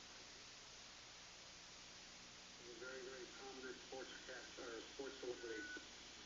So, can you give me the name? All right, so you then kind of volunteered that it was the ex-wife of a prominent sportscaster or whatever. It was a high profile. Is that right? Yes, I did. And he had no way of knowing that at this point. You were just trying to get a number to get them alerted, weren't you? Isn't that correct? Well, he asked me a question, and I gave him an answer. Oh, wait a minute. Now, you're a police officer, and people ask you questions all the time, and you don't answer. Isn't that right? Sometimes, sometimes not. All right. So in this instance, if you were concerned about keeping this matter quiet and not getting any great publicity, there was no obligation on you to say to Mr. Willis that it's going to be a high-profile type deal. It's the ex-wife of a very prominent sportscast star or sports celebrity. You didn't have to tell him that, did you? I didn't have to, no. Okay, but you did, didn't you? I did. All right. Now, he then goes on and asks you, can you give me the name? Is that correct? Pick it up there. Well, you're not gonna let this... No, I'm an investigator. Okay, I'm gonna have to trust you on this. It's O.J. Simpson's ex-wife. Oh, boy. Okay, So now, you told him you had to trust him on this. Did you know this man before this, Detective Phillips? Oh, I've talked to him before. All right, but had you ever met him personally? I may have. Well, I mean, I've met a lot of guys down at the coroner's office. I may have met the man, and I may never have met the man. I recognize the name from calling in several times. Well, I understand. But you can't, we sit here now, can you place the face with the person? I believe so. All right. Well, were you such good friends that you could trust him on this? Well, he's a coroner's office examiner that I'm calling and talking to, so I did trust him. All right. But if you wanted to keep this low profile and kind of a secret at this point, why would you share this with him? It wasn't necessary at this point, was it? It wasn't necessary, but I didn't think it was unnecessary either, so I just did. So you did at any rate. All right? That's right. Okay, let's go on, Mr. Harris. He's in Chicago. He doesn't know anything about this. He knows now, and that's what's going to break this thing wide open. Okay. Now, again, you had, by the time you made this call at 6:50, you felt that you should tell this person on the other end of the phone that O.J. Simpson was in Chicago? Evidently I did. I did. Well, I mean, you heard... I said evidently I did, so I must have told him. All right, let's continue on. Are these both gunshot wounds? We don't know. We haven't moved the bodies yet. We don't know exactly how they died yet. Okay. They were either shot or bludgeoned. Now, this 875 is near Montana, isn't it? Yeah. Yeah, I'm familiar with West L.A. there. It's right on the corner of Dorothy and Bundy. Yeah. I was say Darlington. No, it's Dorothy and Bundy. Okay. You want us rolling out now? Hold on a second. Tom? Stop there. Now, he was asking you at this point whether or not the coroner's office could come out right then. Isn't that correct? That's correct. And you hadn't made a call before this, had you?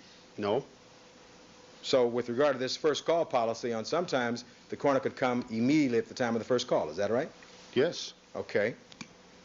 Now, at this point, since you were just doing a favor for Detective Lang, is that correct? You had to talk to Tom Lang about what comes next, isn't that right? Tom Lang was requesting that I make this phone call for him. Okay. All right, let's proceed on then. Tom, you want the coroner now? No. Hold on a second. How long? Okay, you're just getting the first call. Yes. All right, we'll give you a call back when we want to move. Okay, fine. It's probably going to be about an hour to an hour and a half. An hour to an hour and a half. Okay, I won't give you any numbers yet. Right. Okay. And what this is going to be, it originally was ours, but it's going to be taken over by RHD. Okay. Okay, Mr. Phillips, we'll give you a call. If you can kind of figure out your driving time with traffic and so forth about that time, because what we got now, we got 7. So about 8:30 is when we're going to probably want someone pretty close to here. Okay. All right? What I'm going to do is I'm going to give this to the supervisor because I'm leaving now. All right. And tell him that you're going to be calling back in about an hour, hour and a half. Right. Okay, Mr. Phillips. Okay, and again, we don't want that out. Right. I'll tell the supervisor, but there's just the two of us will know that. Okay. Now, would you agree with me the best way of not getting something out is not to tell somebody? In as a police hindsight, officer? yes. All right. Okay, I just wanted to see if we agreed on that. Okay, you can continue on. All right, thank you. Now, after that, that call was at 6:49 in the morning, and that was the so-called first call. After that, you still remained at the scene. Is that correct? I just stood around, yes. All right, okay. And you had occasion to make another call, which we now know was about 8:08. Is that correct? That's correct. All right, you have the transcript before you. I'll ask Mr. Harris before we break for lunch, Your Honor, to play. This is the second part of the tape, the second tape.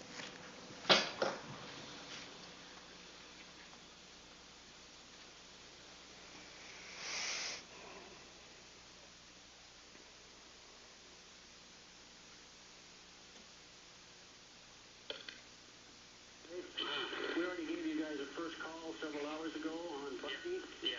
Okay, can you give me an ETA if you started rolling now? Sure can, Phillips. Hold on just a minute, okay? Okay.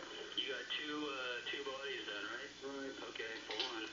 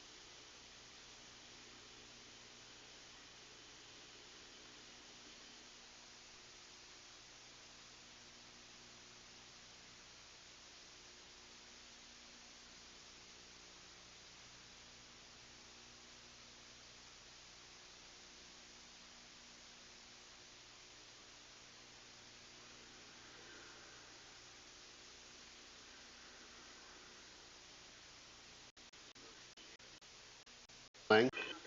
Thank you. Who are you talking to? Lang? Tom Lang. Okay, thank you. Continue.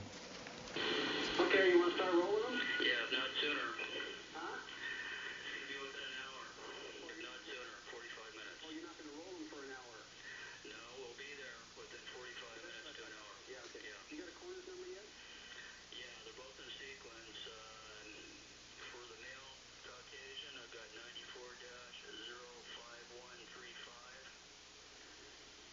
And for the female Caucasian, I have 94-05136. Okay. And my name's... We'll see you here. Okay. All right. All right. Bye-bye. Now, just to end this portion, sir, that call started at 8:08 and apparently lasted maybe 10 minutes or so. Were you still at the scene by 10 o'clock? I'm sorry, was Were I you still at Bundy there until 10 o'clock that morning, a.m.? I believe so. Can you tell us what time the coroner finally arrived that morning? No, I'd have to look at the crime scene log to know that, sir. And would the crime scene log help you in determining that? Yes. Well, we'll find that out right after lunch. Thank you, Your Honor. Perhaps that'll be the appropriate place. Ladies and gentlemen, we're going to take our recess for the noon hour. Please remember my admonitions to you. Don't discuss the case amongst yourselves. Don't form any opinions. Don't allow anybody to communicate with you regarding the case. Don't conduct any deliberations till the matter has been submitted to you at the conclusion of the case, and we will reconvene at 1:30. Detective Phillips, you're excused till 1:30. All right, we'll stand in recess. Thank you, counsel.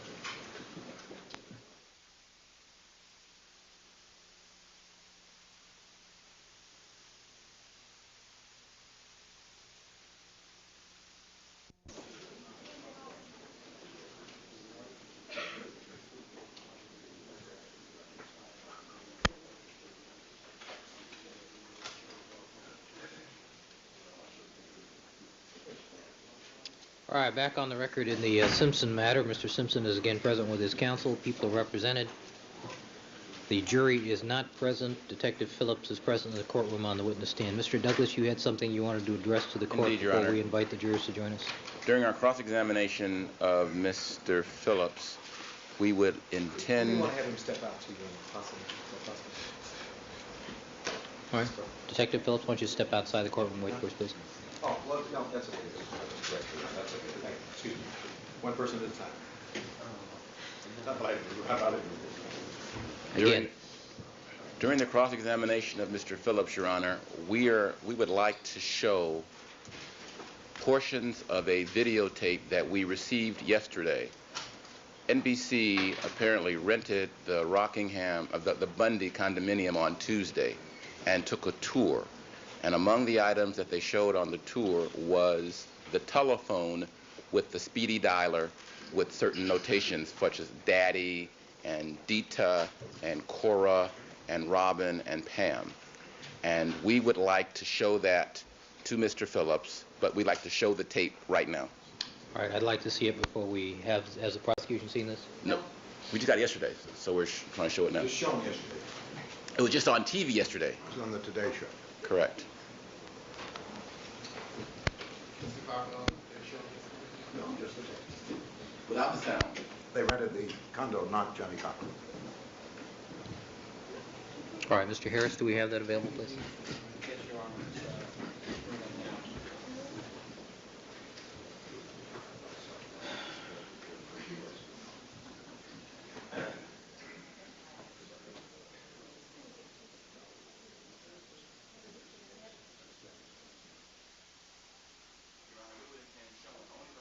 Dealing with the What's he saying? telephone, Maybe but you we're want just it on giving there. context.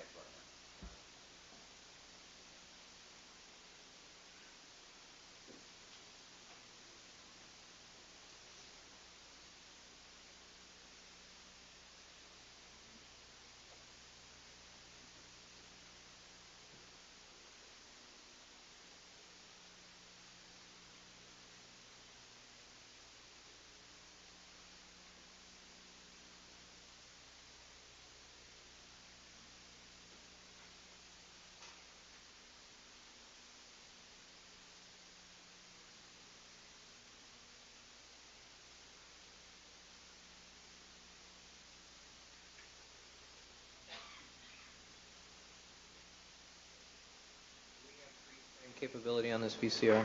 Yes, Your Honor. Here's our realtor. Correct.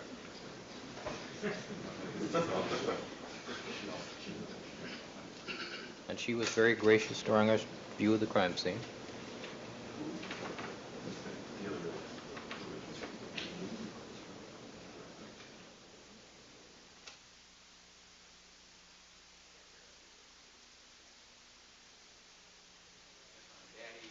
Dita-Opa, Cora, Robin, and Pam. And Dita and Opa is German for grandma, grandpa. No, Dita is not. Dita is Judita. Yes, Your Honor, I'm sorry. All right. All right, just that one little spot. Correct. We want to give context so everyone can see where it comes from. All right, can you back that up a little, Mr. Harris?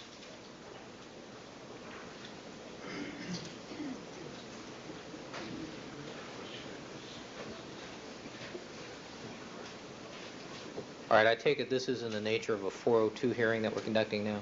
Yes, Your Honor, it is. All right. You may proceed. Thank you, Your Honor. Do you have some questions you want to ask of Detective Phillips? At the appropriate time, we will be. Please frame just the telephone, sir. Just the telephone? Just the telephone. No objection. All right. All right, Mr. Harris, can we get up to that spot so we know that we're just frozen on? Yes, Your Honor. There it is, right there.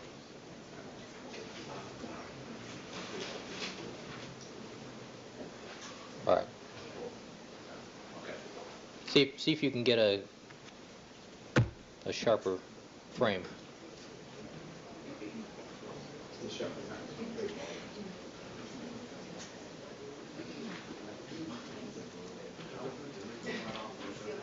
not clear.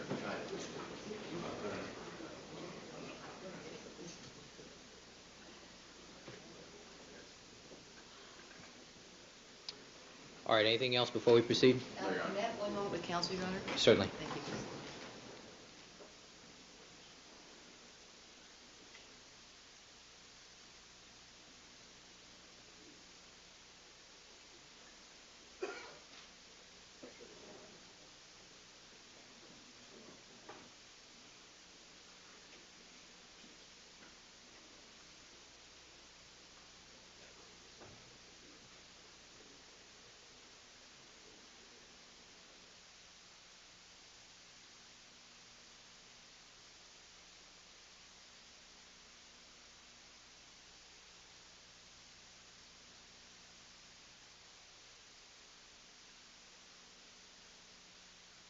Microphone there.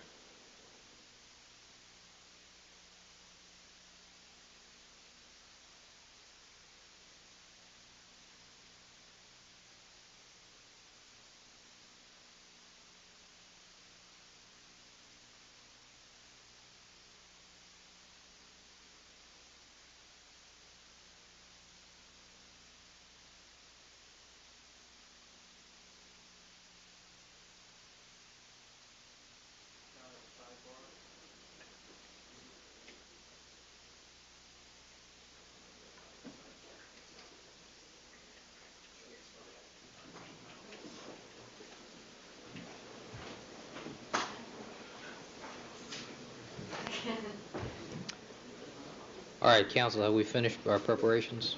I think we're ready. I want to get the audio tape back in, and then I think we're ready for procedure. All right. Just take a second. Do you need to cue that tape up, Mr. Cochran, or are we ready? All right. Hold on.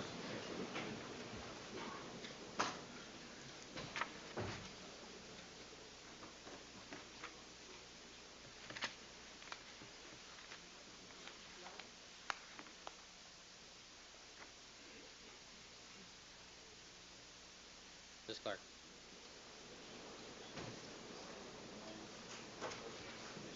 This witness never saw the speed driver. Why are you showing this witness? Well, they can ask if he thought. You said you had no objection to it being shown. And I don't mind it being shown. Right. The thing is that it should be shown with the witness beside. Well, Who's waiting to Well, testify right after this? look, hold on. Ms. Clark, do you have an objection to showing it? In general, no. With this witness, the only problem is there's no foundation here. There's no reason to show it to a witness who never saw it. There's nothing to be gained by it. Detective Lang, who will testify immediately after Detective Phillips, did.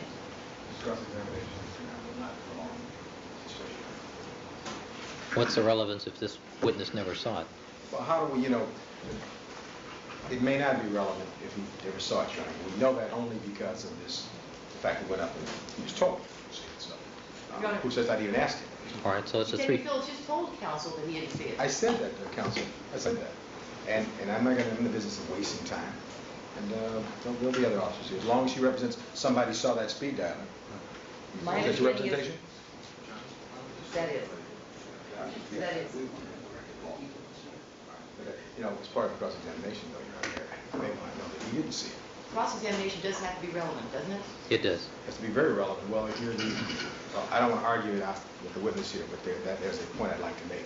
When we get to that point, I'll approach the bench. All right, when we get to that point. Yes. Sidebar. That's the I was question. going to ask for a sidebar, Your Honor, because of the... Well, I said. Well, we're here. We're here. Well, let's talk Let's do about it it. now. Okay. What's the relevance if this guy, look, we agree that it's probably the speed dialer that was there. Sure, we certainly do, Your Honor. All right. And we What's, agree. what's the point? This is not the detective. This is somebody who took a cursory run-through. Well, Judge, he was in charge for 2 hours, from 2:10 to 4:10. He was inside that house on several occasions. He wanted to know where O.J. Simpson was. You're right. If there's a Okay. speed dialer in the You're kitchen right. that has Daddy, Your Wait, Honor. I'm you're sorry. right. I just said you're right. Okay. All right. Thank you, Your Honor. Your Honor, he was not inside from 2:10 to 4:10. I understand The that. testimony makes that very clear. I understand it. But Mr. Cochran's making the point that there was the ability to just walk over to the phone if they knew, since they knew that Sidney and Justin were the children of Mr. Simpson, and if there's a daddy on the speed dialer, there was an easy way to have contacted the residents. That's the only thing that it's worth, and that'll take about 40 seconds worth of testimony. Thank you. Were you aware of the speed dialer? No. Did you see this phone? No, I didn't. Somebody else will come up and say what it is. It's interesting whose name is not on there.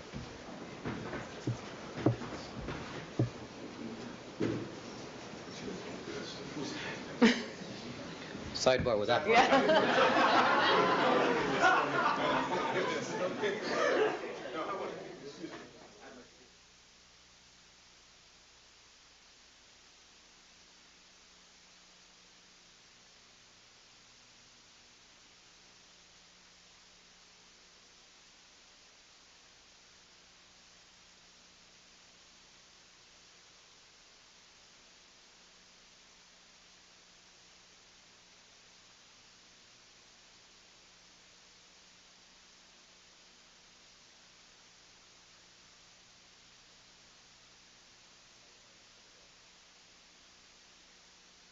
That was our one light moment for the day. All right, counsel, let's have the jury. Yes, we are. Thank you.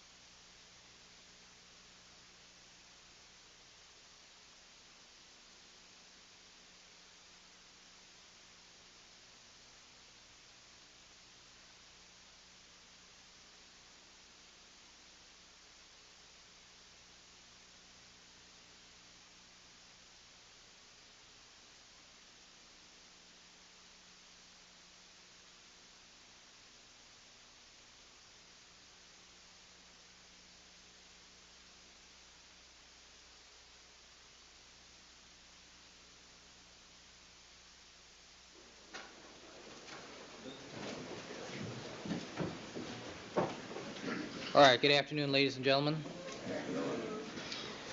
Records reflect that Detective Ronald Phillips is still on the witness stand. Good afternoon, Detective Phillips. You're reminded you're still under oath. Mr. Cochran, you may continue your cross-examination. Thank you very much, Your Honor. Good afternoon, Detective Phillips. Good afternoon, sir. When we broke at lunchtime, I think we were going to determine or see if we could determine through either your notes or the log, which has been marked now as Defense Exhibit 1006, what time the coroner finally arrived in this matter to the Bundy location. Do you have some notes which would help you in that regard, sir? No, I reviewed the crime log at the DA's office. In the DA's office over the lunch hour? Yes. Were you talking with Ms. Clark during that time? Yes. And with Mr. Darden? Miss Clark. Okay. And at that time, in reviewing that crime log, did it assist you in determining what time the coroners finally arrived at the Bundy Street location on June 13th, 1994? Yes, sir. And what time was that, sir? 9:10 in the morning. And you were aware that Officer Risky first discovered these bodies sometime around 12:10 when he arrived, is that correct? That's correct. This was some 9 hours after that, is that correct? That's correct. Now, with regard to, before we finally leave the tape, Your Honor, I do not believe that as we pass the transcripts out to the jury, I don't believe that we numbered that. I would ask leave now to number that 1019, defendants 1019, and the tape, the tape will be 1019, and the transcripts which the jury had will be 1019A. All right. Please. We've done that with the clerk over the lunch hour, Your Honor. I'd just like to go back just briefly, Detective Phillips, to that that tape that we played this morning. With regard to your statement that we're kind of not following procedure, when you were talking about that, were you talking about the fact you weren't following procedure in giving immediate notification to the coroner? No. Okay, but you weren't following that procedure either, were you? Yes. At that time? Okay, but we're kind of asking a favor. Now, in saying that, you were asking this man Willis a favor at that point? The coroner's I was office? asking a favor, yes. Okay, let me get to it. What we're kind of asking a favor, and kind of work a little bit on this one. Remember using those words? Yes, sir. All right, now, when, at that point, when you told him you weren't following procedure, it was about 6:50 a.m. on the 13th, right? Yes? And at that point, he didn't know anything at all except there was a double homicide out at Bundy. Is that correct? That's correct. He didn't know whether they were males or females or whatever. Isn't that correct? At that point. Well, at some time in the conversation, I told him they were male and a female. I don't know if you have it before you, but this is at the very first part of the conversation. And at that point, you just said you had a double homicide, I believe. Okay. Okay. So he would only find out that which you would tell him. Isn't that correct? Yes? And so if you'd wanted to, as an experienced detective, you could have just told him that we have a double homicide out here on Bundy. We're not ready for you yet. We'll call you back, give us some numbers, and let us know how long it will take to get out here. Isn't that correct? Could have done that, couldn't you? It could have been done that way, sure. Now, Tom Lang didn't instruct you, when you were doing him a favor, to go and tell him that this was the ex-wife of a very prominent sportscast star or sports celebrity. Tom Lang didn't tell you to do that, did he? No, but I was informing the coroner's office of that. No, the question is, Tom Lang didn't ask you to tell the coroner's office that, No, did he did not. Okay, you did it on your own, didn't you? Yes, I did. And when he asked you, can you give me the name? That's what Willis asked you.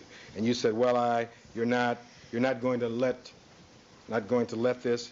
And he goes and says, no, I'm an investigator. You didn't have to give him the name either, did you? I did not have to give it to him.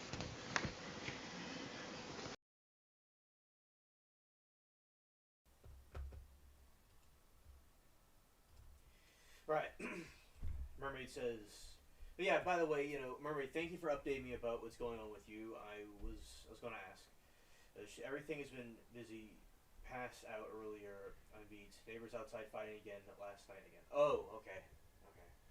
Well, I hope it gets better, because I know there's been lots of commotion going on from what you told me. And yeah, I'm sure you certainly need some rest. So you need a break. And you got a lot of stuff going on, so thank you for letting me know. I think y'all can hear me now, right? Let's see. Oh, okay. All right, that is correct. I'm going to rephrase that. Okay, so I had the microphone a little bit away from me. Now you can hear me. Okay.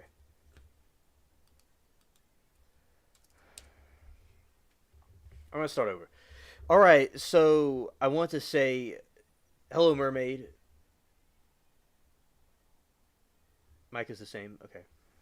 So now you can hear me. Okay.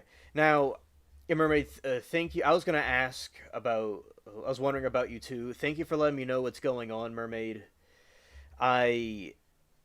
Hopefully it clears up, because I know there's been lots of commotion going on from what you told me about some of the neighbors fighting.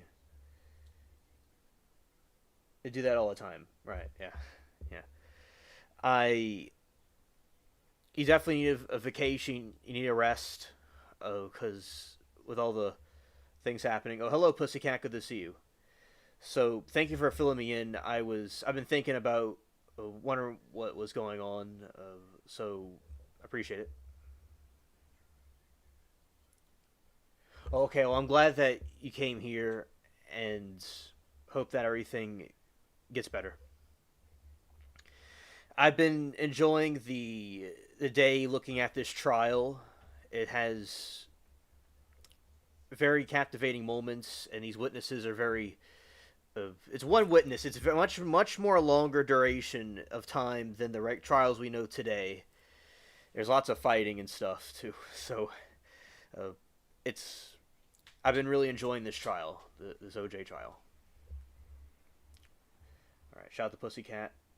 And Mermaid says, yeah, since I know I see myself, and it's been... Oh, okay, understood. Doing gifts. Oh, that's certainly...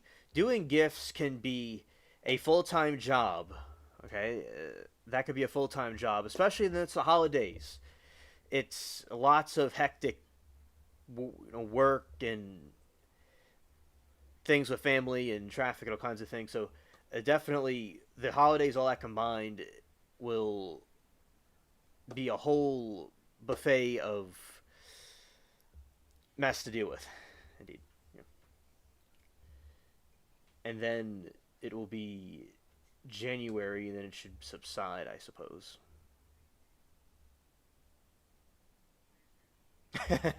Yes, you should be paid for that, Mermaid. Absolutely.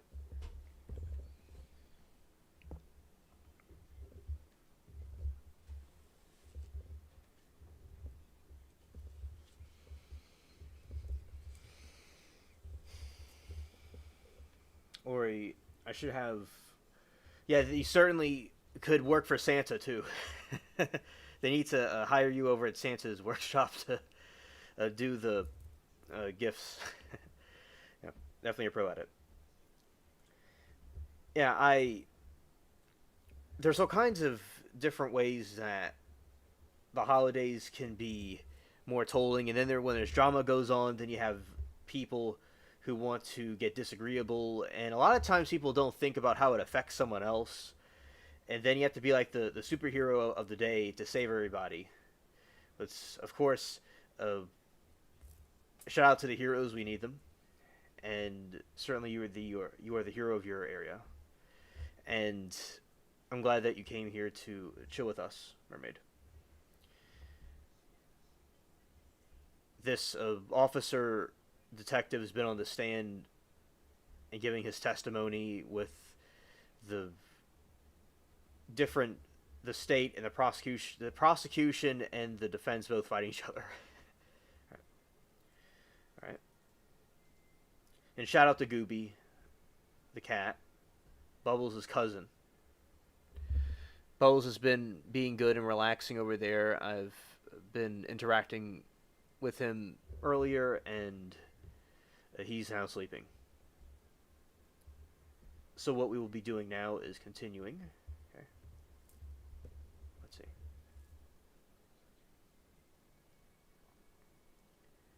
Yeah. And then there's going to be New Year's, too. And there's going to be all the fireworks. Thanks, Alien. Gooby says hi. He's been really good, too.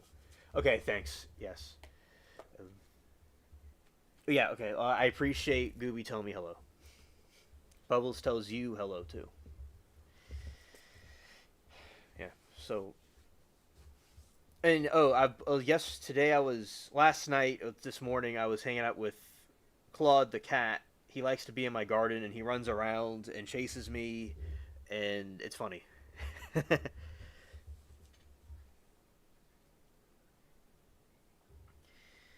It's going crazy. Dan's flying in town too right now. I'm setting up for that. Oh, you got Gooby's hair all over. Okay. And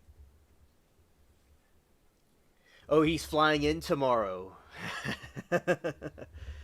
Yeah, the cat's hair is all over, staying rent free without asking. The cat hair just goes all over the place. Okay, so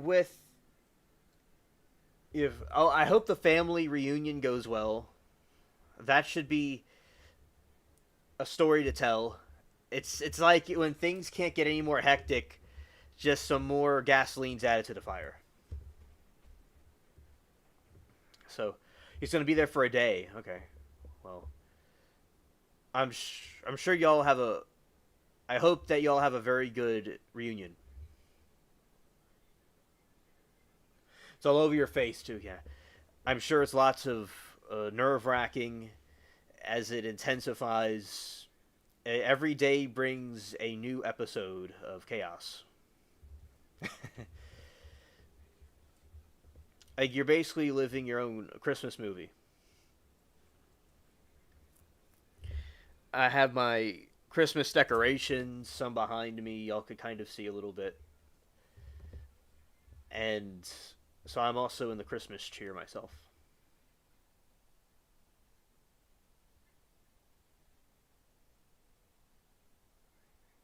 Oh, okay, Mermaid. That's good. I hope y'all have it sounds like y'all gonna have God willing, a relaxed, chill time.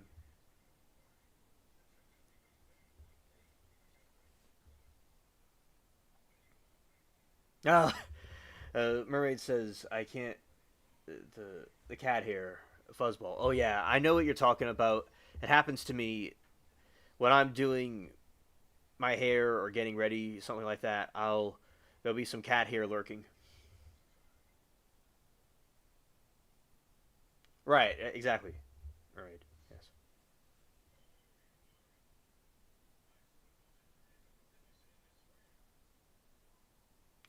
Oh, it is. It is. And a lot of times when people have hatred, it's like that's like the most miserable people on earth. It's like they wish they could be you for a second. The people that are trying to be having hatred, the haters and stuff. Yeah, just like a Scrooge type people. You, in spite of the nerve-wracking things you're going through, you are filled with the Christmas spirit.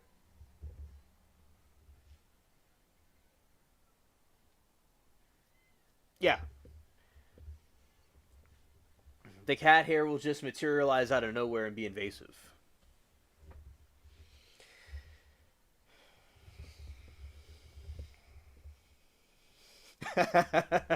It's chilly outside. That helps. Yeah, yeah. It's where I am. It's chilly too. Ray said, "I'm truly lucky and blessed. I to own Horn, but a little bit around here, but I don't really have anything to upset about in my life. Yeah, me neither. I have, I'm very, in spite of the uh, drama that occurs, I'm still alien spaceship, and I'm actually have achieved lots, and I'm very thankful myself for uh, being where I am at the moment by God's favor and grace, of course. Yes, I wish over here it was a bit colder. One would be hanging outside. Oh yeah. It's depends on the different regions. Some places are deserts, but at nighttime it'd be pretty cold in deserts.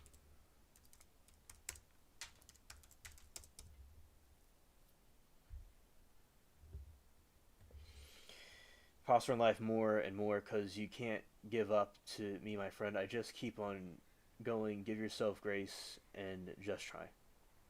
Amen. Absolutely.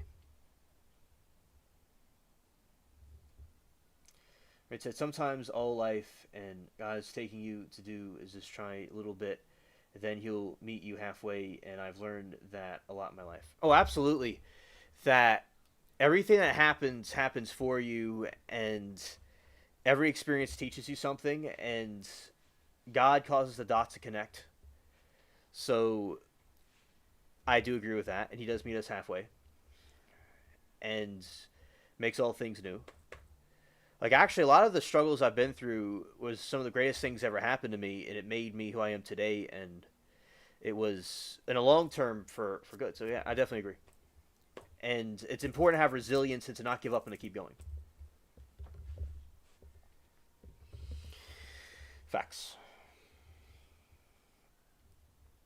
And I appreciate the people that always, like, those that are like in your corner on your side, and those that go away are, it's like pruning the tree, so to speak. Yeah, risks. Yeah, risks are important to do, absolutely. Because without any risks, there's no success.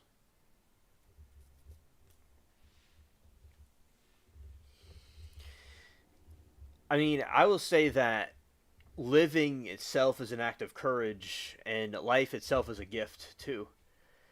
And being thankful for the things that you do possess is important because you'd crave them if you didn't have them. And being thankful for where you're planted, you'll be also thankful whenever you achieve where you're supposed to go.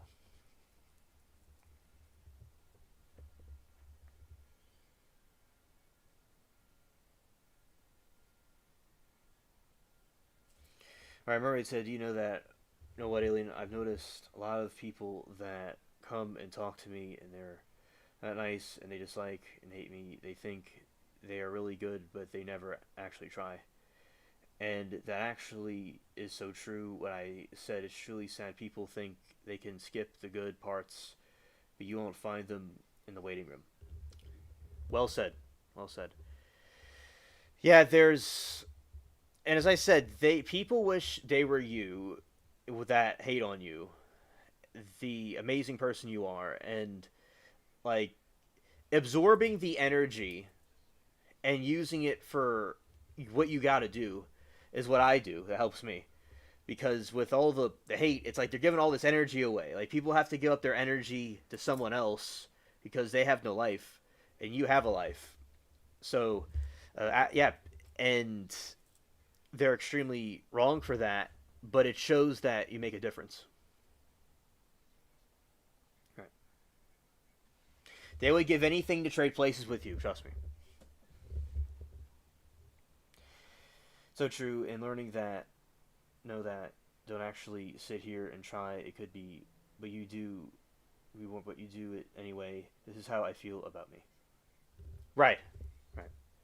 Well, I like your view of life and your outlook on things, especially, say, on the internet. There's lots of hate everywhere.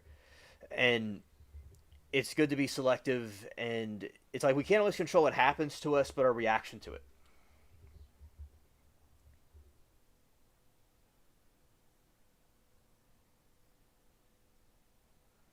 All they need to do is try. I definitely agree with that. You know, life is too short, you know, to not fulfill your destiny, and then they get bitter and lash out in the wrong way, and they want to steal stuff from others, but they're, you know, energy vampires. And they try to suck the energy away from people. But what, instead of it being taken away, we absorb it and use it for what we got to do. Because when you go through a painful situation or a bad thing, that is fuel you could use for something that either needs to be done or you want to be passionate about, or both.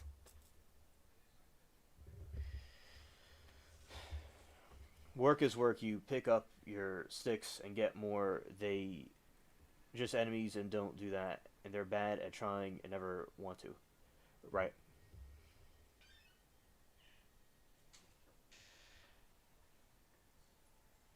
Okay, Mermaid, I like to hear that because it's good to pray against it. Shout out to Mary Toodles.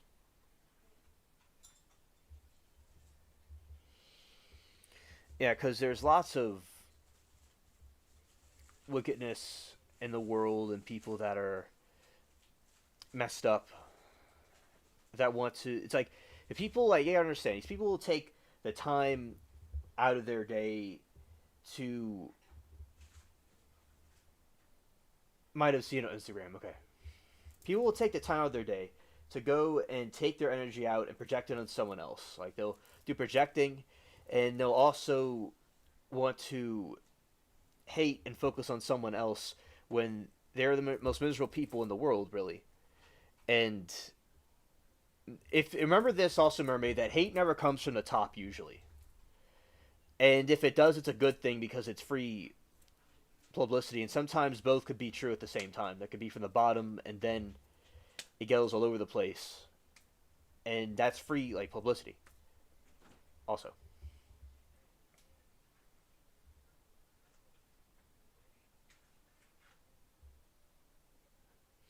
In Jesus' name, amen. Right. Right. I agree. The alliance in Christ, and we denounce any witchcraft and hope that it comes back to them tenfold, and he curses. They do. Goes back to them. Yeah. There's a psalm about that where that the enemy will fall. King David would sung these psalms, and that the enemy will fall in their own traps and snares. And that God will shoot his arrows at them, and they will be wounded suddenly, and all men will wag their heads.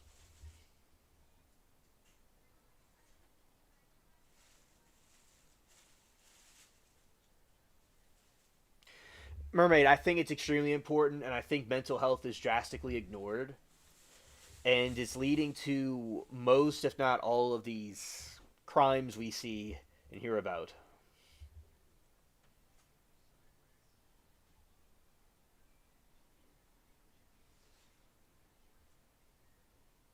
Well, I'm glad you're learning more about that because that's what they're doing. That's what they're doing. They want to put other people down to make themselves look bigger.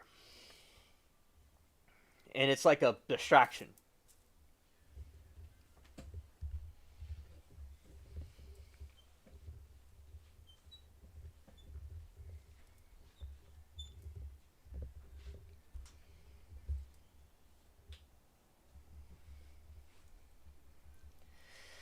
Imagine all the people who go through this all the time. It's sad, but it's liberating to be set free. Yes, and Jesus said the truth will set you free. And when you realize that, it's a freeing experience, and then you get a release from it. And it's like when people have controversies with seeing someone else go farther than they did, they will, lash. Not all people, but a lot of these people, they'll lash out and act wrong, and it's up to us to absorb the energy of this attention to put it into something else. Is the point? Right. Imagine all the people who go through this, and it's sad, liberating to be set free. Right. Do you know Lamar Wilson? Oh, I didn't know. Rest in peace, then. I'm not familiar with this YouTuber you speak of. But I didn't. Yeah, I was not aware of it. Let's see. Let's see what this is about.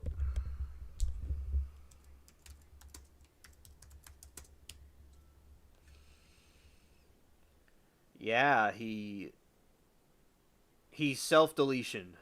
Suicide. Oh, that's a shame. Rest in peace. Not that he was like a bad person, just that this happened, this situation occurred. Yeah. Many people take their lives by self-deletion, suicide, and it's really an unfortunate loss of life.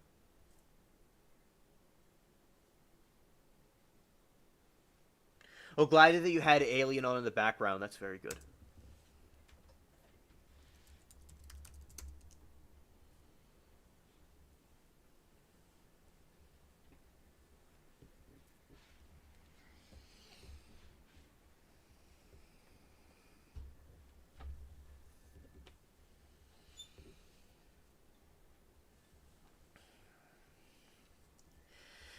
Mermaid said he's a black YouTuber and he would unbox lots of items and games and type things where he said, oh, well, he sounds like he was a very creative person, and I love unboxing videos, and he looked like a very funny person to watch, a humorous, a good content creator. Yeah, the world, see, people like that aren't alive, but there's these evil elites and stuff in the world are still alive, and the evil trolls are still around. It's a real, like a backwards world we live in. I'm sorry, it's grief, one of the hardest things to ever deal with. Why people end out of truly is a haunting mystery. Yes, it is truly a haunting mystery. See, this is the thing, Mermaid, is I remember I watched different bands, and there's one dude in the band would talk about, he had a friend that killed himself, and the guy's funeral, there's so many people in the church that the guy couldn't even go in a couple of feet, and if he would have seen that, would he still have done it? If people only knew the people that support them and would be against them, their own destruction, would they even still do it? So it's certainly a very sad situation when people feel that they're so lost, when there's always, the sun's going to rise in the morning, in the sense that when I say that, what that means is that there's always a new day to do something new.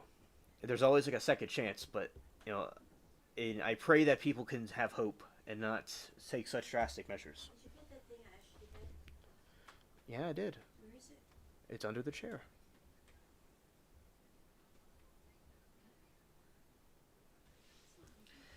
It's really shocking. Yeah, because people battle their own personal demons.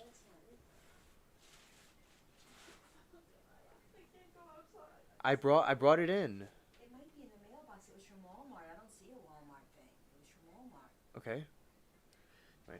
So, it's something I don't understand is he felt the way I'm sure never followed through with it.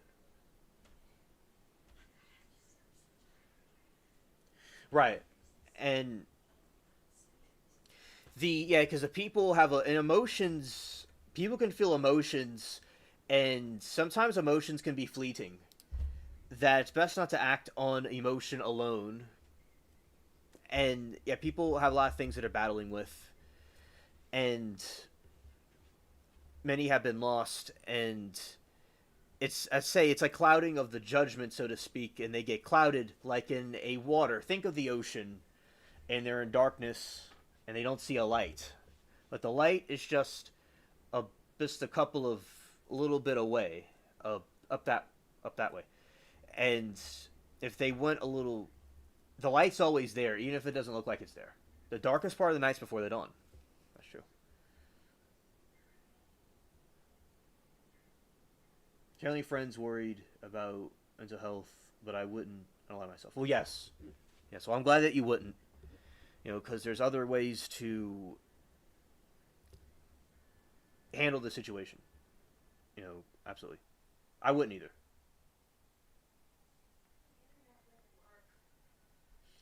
Sending you healing vibes. Well, yeah, facts. Yeah, healing vibes are all facts. Shout out to everybody.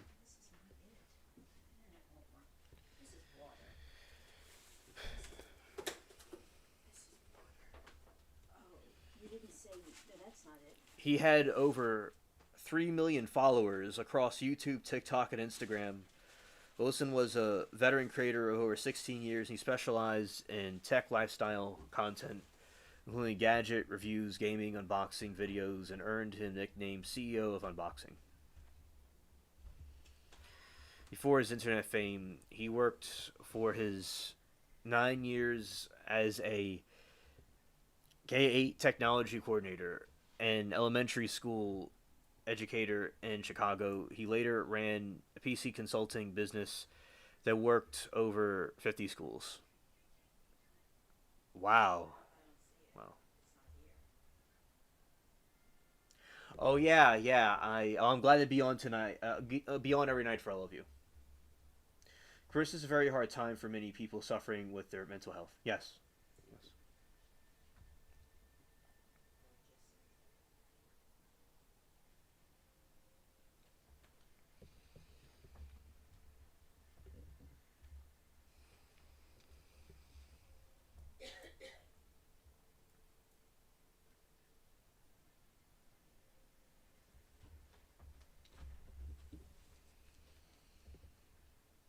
Actually felt sad and alone, so glad 3 of us here together now. Yeah. Yes, absolutely.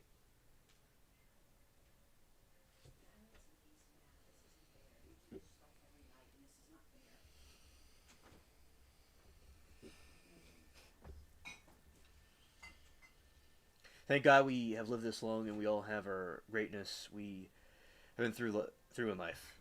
Yes. I agree. We all been through a lot. The fact, we could have been not alive anymore. Yeah, group hug, indeed. Years ago, but we are all here, and we are blessed to be here together.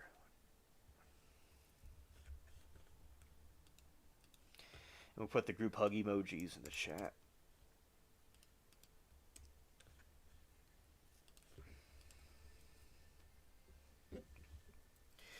I learned that it's best to accept whatever is woven in your destiny, for it was exactly what you needed. And even gems are not polished without friction. So that's is what we need. Oh, congratulations, Pussycat. I'm glad that, your channel is very cool. I definitely deserve it, indeed. It's an important milestone to get to. Yes. Yeah, well deserved. Your cats are cute, and yeah, she does have cute cats. Yeah. I remember that night she was herding the cats home. And she's like a cat, it's like a shepherd, but a cat shepherd. and a catard. You know, she has her, it's a cat gang.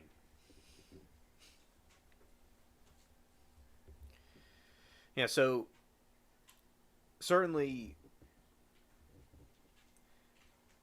people all go through all these different things, and it builds resilience and strength also.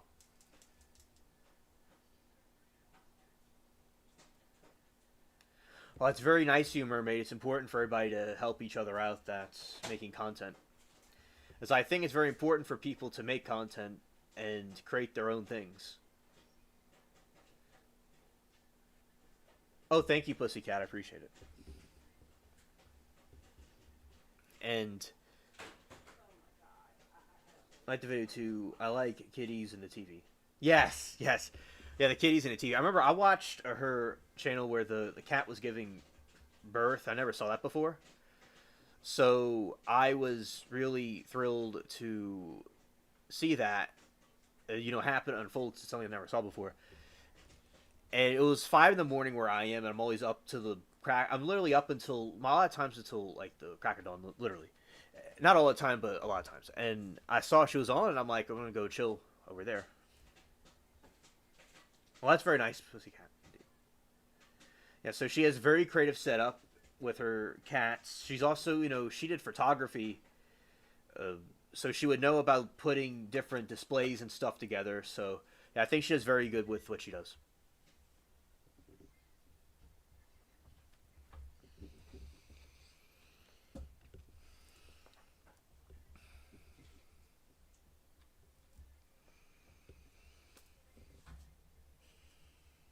Just a simple channel run by videos help me when having anxiety attack. Oh, well, that's good. Yeah, definitely is the cure for that. Your videos definitely are the cure for that. Yes, indeed.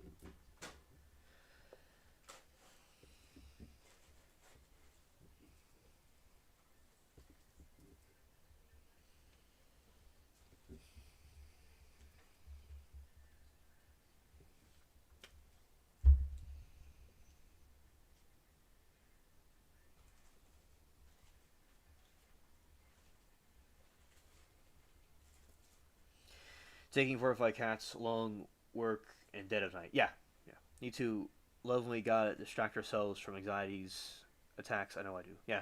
Oh yeah, and that's why it's good to have these outlets where people can express themselves and use the anxiety to think different and absorb the content like the cute cats and or making content, whatever it is. So that is something that I think is very positive about it.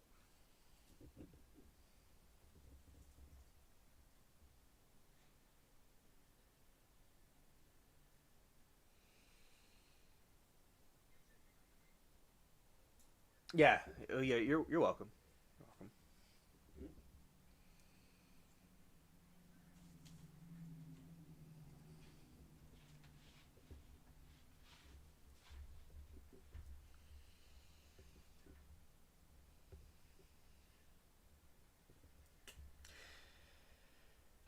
Yeah, you're welcome. And yeah, I mean, and I also want to say I appreciate all of you. I appreciate you, Pussycat and Mermaid, very much. Y'all have been a very, everyone else also in chat. Shout out to all of y'all too.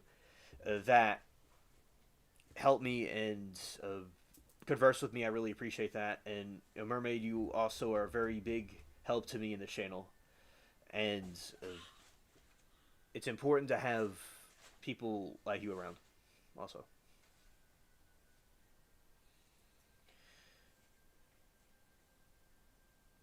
Let's see, speaking of my cats here, she's just laying here listening and looking away. Oh yeah, yeah. So, oh yeah, shout out to the cats that are listening.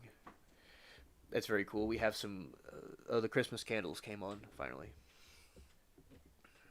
Yeah, yeah. I remember there's it's 2 other cats.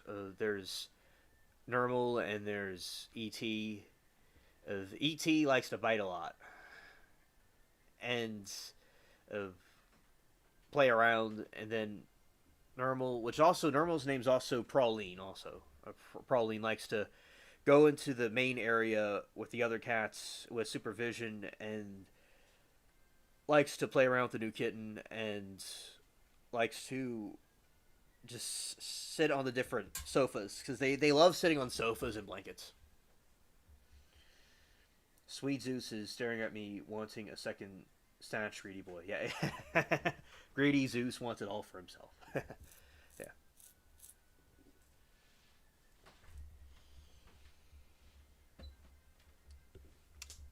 There's some cats. Speaking of cats, some cats have a catnip gene, where they, and some cats don't. So there's cats that'll have a reaction to catnip, and others don't have a reaction to catnip.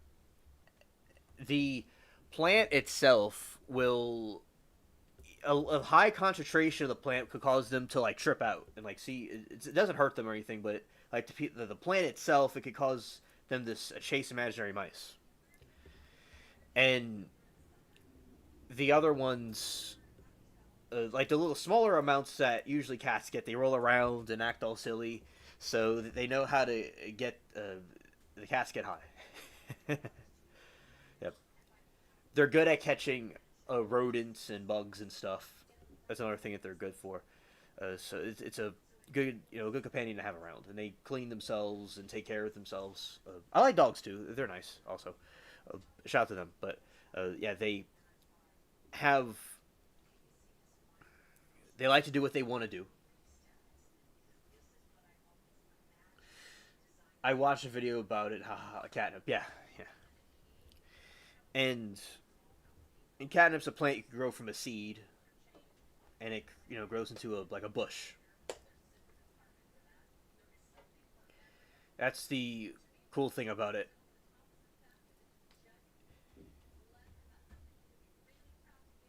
Oh.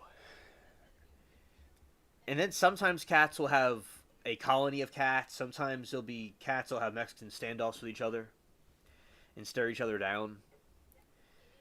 And some just want to lay like on the grass, like someone threw them there, and just they're in some other dimension.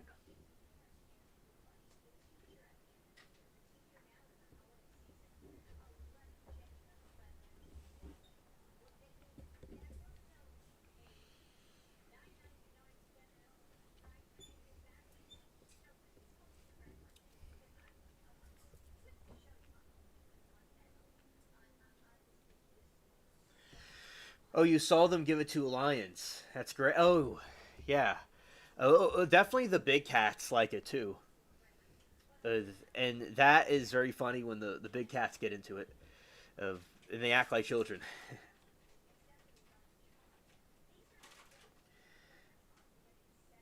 Oh, yours had a lot of catnip last night? Oh, okay. Yeah.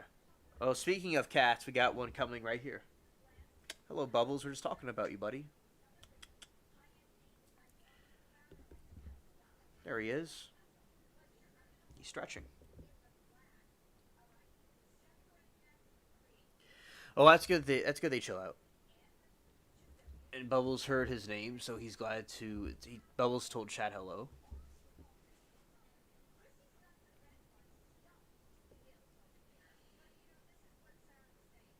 Yes, it does work like it, Mermaid. Absolutely.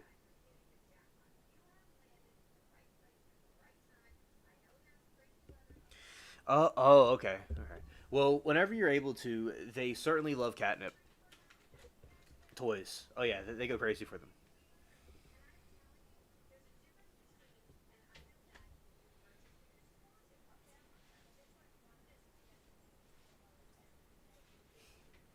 If it has a silver vine, some cats don't go for it unless it has the silver vine.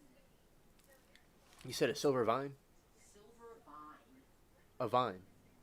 I don't know. It's one word. Silvervine. Silver vine. It's something some cat they put in some catnip, and some cats that don't like catnip will like catnip with silver vine. I never knew that. Thank you, Mary Doodles. You want to see? Yeah. Okay. Let's see. This kitty. All right. Well, he's going to get unrested.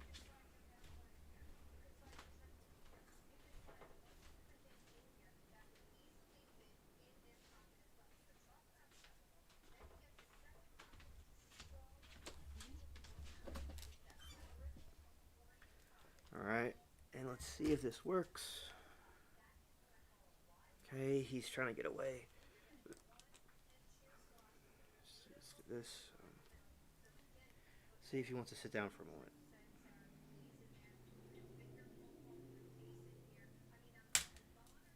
And he went away, but you may have seen him for just a moment. Because usually what I'll do is have him on my lap and show him point the camera towards him, but I think you may have seen him for a moment because one time I raised him up to the camera and he got scared and he went vroom, and clawed my back up and ran off to another world. Yeah, it's cute like catnip.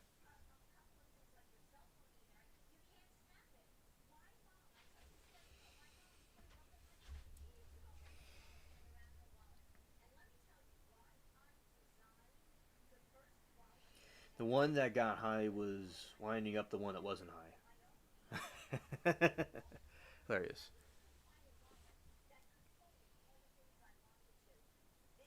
Yeah, he's acting like Gooby and looks like Gooby. And related to Gooby. Yeah, I've seen Gooby before, and it certainly looks like a cousin of Bubbles. Or a sibling.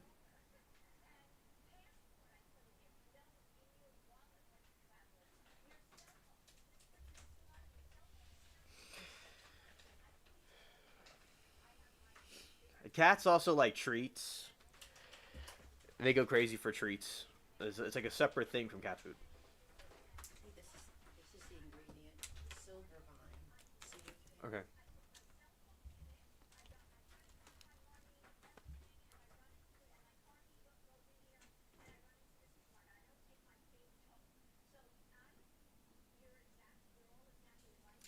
This is a catnip, right? It's catnip.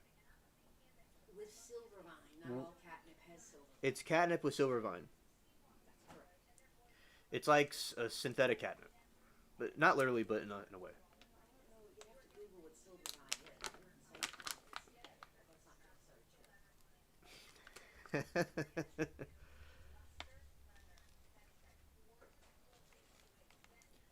I remember one time.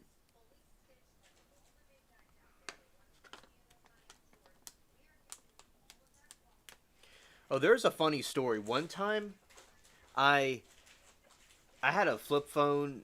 I had an iPod and a flip phone, and one time the flip phone got left outside by me, my intelligent brain, and I put it in rice because it was supposed to like help it. And I had a little clear bag of catnip, and everyone was saying, they were saying I was the plug or the dealer. And one of my friends didn't know he thought it was weed, and I said, no, it's catnip. And he said, come on, what is it? We know what it is. I said, no, I'm serious. And the dude looked it up on Google. My friends, he's like, okay. That was like the funniest thing ever that year.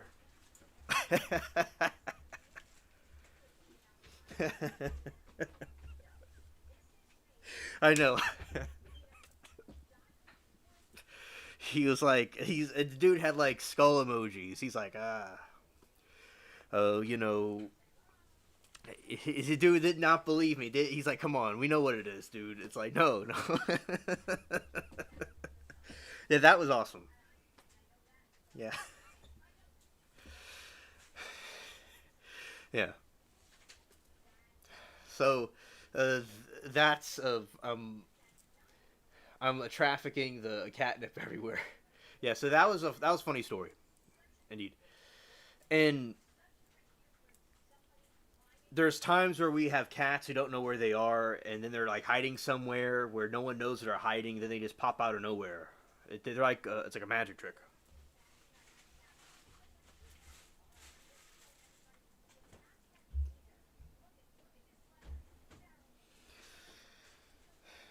Sometimes like cats will go under things, like when it's storming. Bubbles hides somewhere when he gets scared, and he goes and he hides somewhere.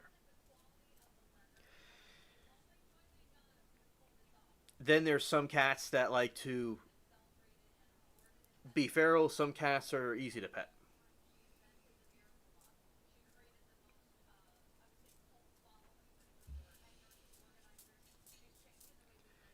Pussycat said, I had to hide catnip, high cupboard in the kitchen, but he can still break in and knock everything down to get it.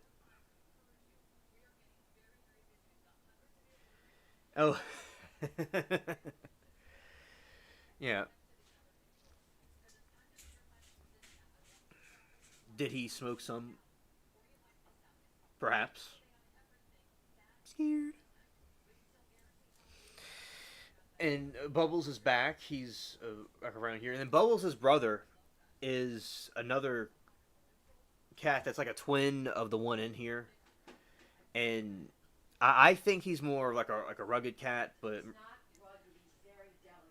Murray Toodles disagrees with me with that. It just he seems more like an outdoors cat that's like tough. It's not tough. He's not tough at all.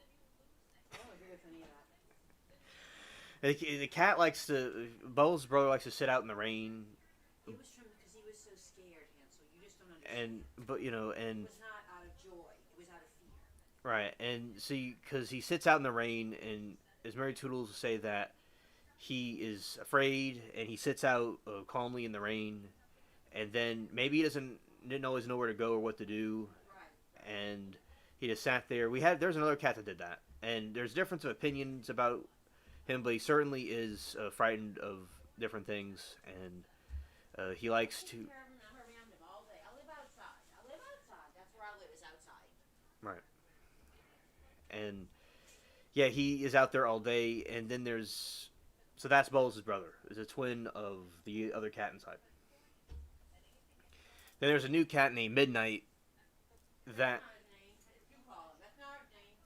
that was what the other ones called him, right? I'm the one that takes care of him, and I haven't given him a name. Okay, a cat with no name, whatever. So there's cat with no name. That's black. Some call him Midnight, and he likes to sit outside and eat food and hang out when he's able to.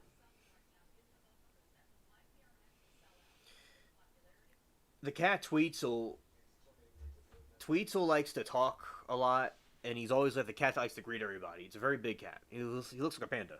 Yeah, cat lovers are cool people. Yeah, so that cat is cool people. Definitely. He greets the cats and he greets people that come into the cat room. Sometimes he has beef with other cats, but usually he's good. All right, and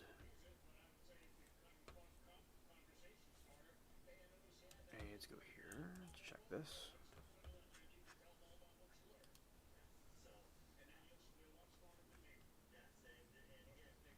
Okay, it's all checked out.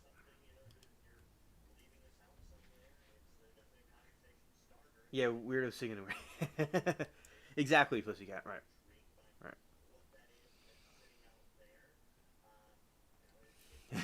Right. Right.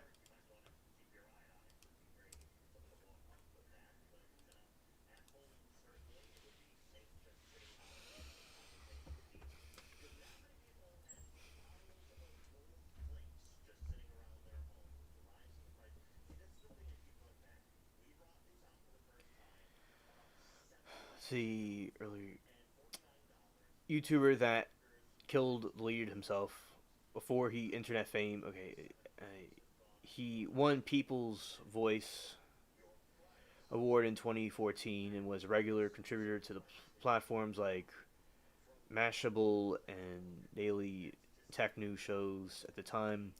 Death, and he had been appointed as judge for upcoming 2026 awards.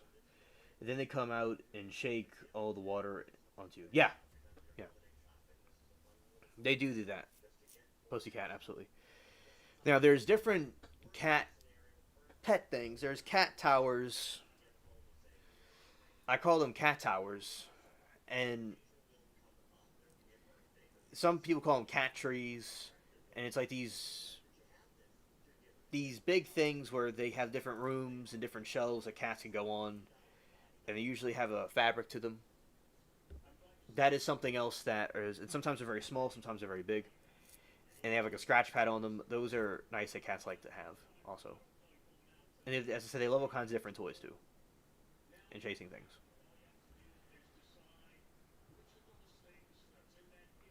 All right, and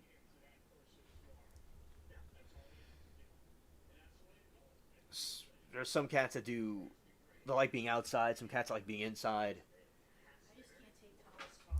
And okay, and then there's all kinds of different things, regards about that. Where okay, so anyway, with cats, they will do these. They'll play around in their playhouses.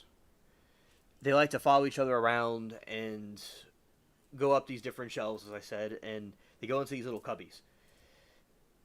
And they basically have like it's basically like a cat playground, right? And they'll go and kind of like chase each other, where one will be inside a cubby and the other one's looking for it, and then one comes out and they start chasing each other.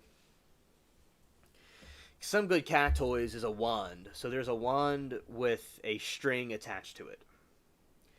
And the string attached to it, they get really engaged and they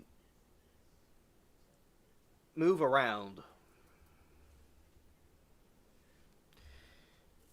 And they dart all over the place because they have a very high, like, reflexes. Much better than humans. They're able to reflex and bounce around and, like, say, like, someone had a laser pointer and the cat chases the laser.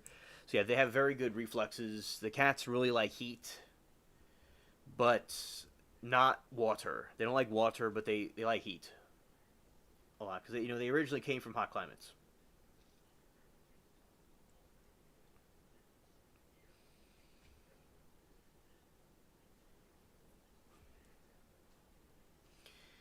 So they also there's various round objects that they can have. They have bouncy ones, and they have ones you can play around with, like rubber type toys, and they have the rat and mouse toys, and other millions of different themes of toys to them, and like feathered ones, and all that gives good engagement to the cats and what they want to do.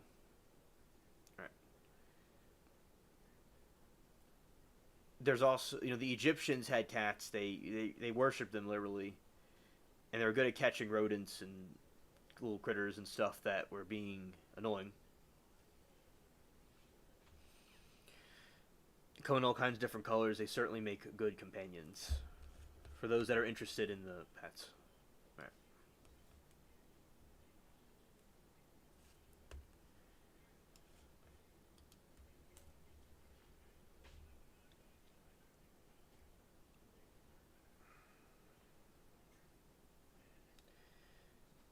And your kitten loves cat trees.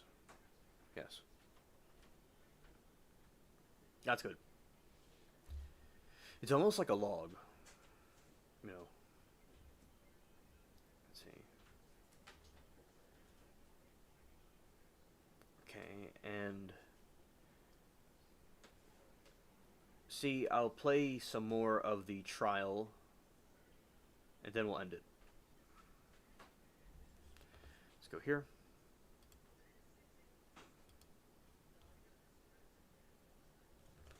Let's switch over.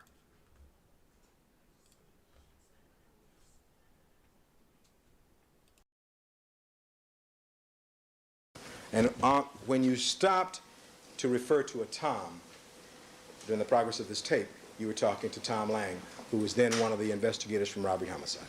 He was the lead investigator on the case. Was he the lead investigator, or was Van Atter the lead?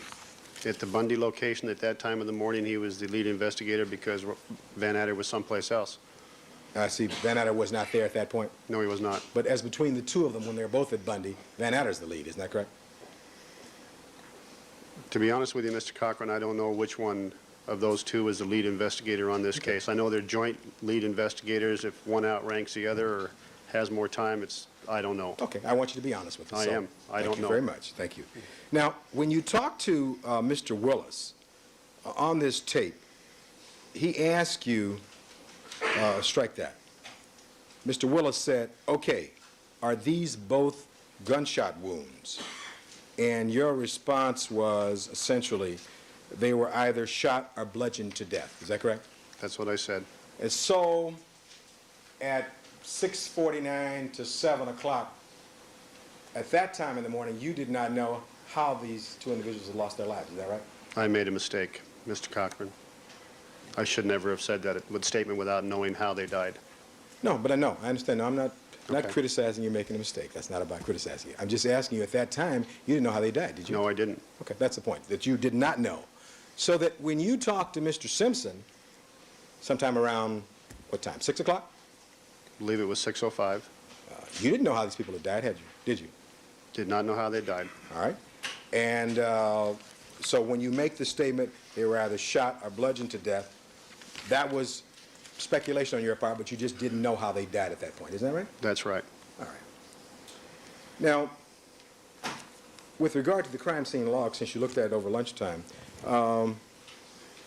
under Phillips and Furman, what time did you and Detective Furman leave the Bundy scene that morning per the log? I don't believe it's on the log, sir. Well, let me see. I'll approach, if I might, with 10:06. You arrived there about 2:10, right? Yes, sir. Okay, let me approach. And I want you to just read this to yourself, first of all, where it says Phillips and Furman investigators, and look over there. Can you read that to yourself? Oh, it says time left 10 o'clock.